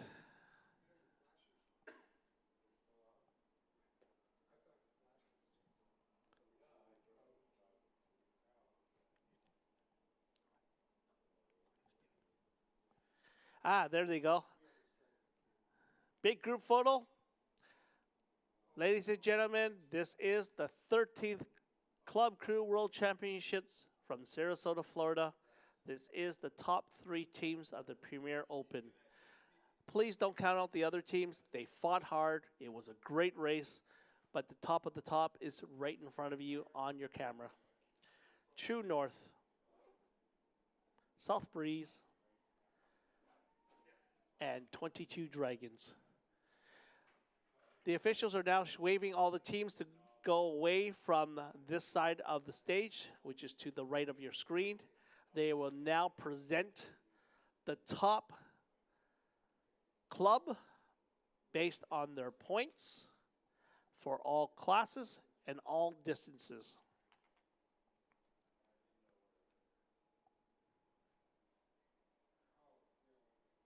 Unfortunately, I can't hear what's going on down there, so I'm going to have to improvise my discussions to the internet world of what is happening. And it looks like the officials are trying to get the clear to the stage. Just to the bottom of your screen there, you'll see two of our officials. You'll see Belinda. Belinda is just in the blue pants, right by the table there with the 4 red. I can't tell what that is, but it's 4 red. But Belinda in there is just to Melanie. Melanie in the white cap. That is Melanie, Alan, and Belinda on the stage now.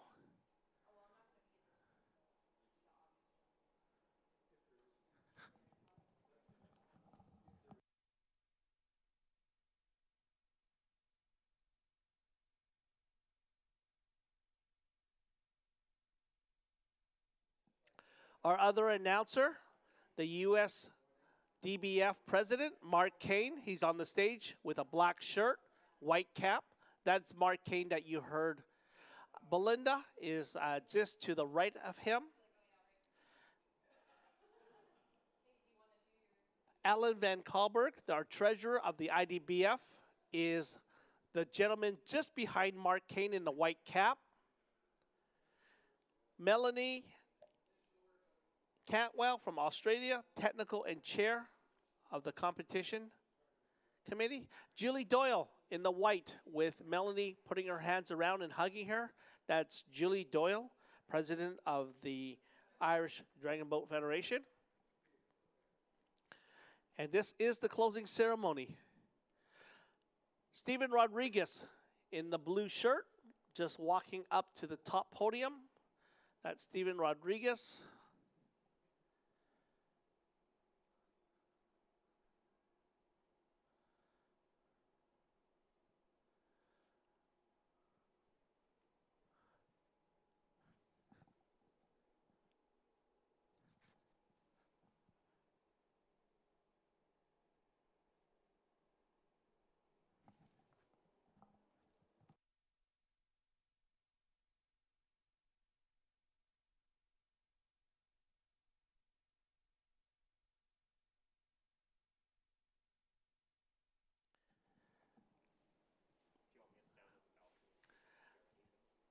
That's Mike Thomas in the white hat talking to Mark Kane.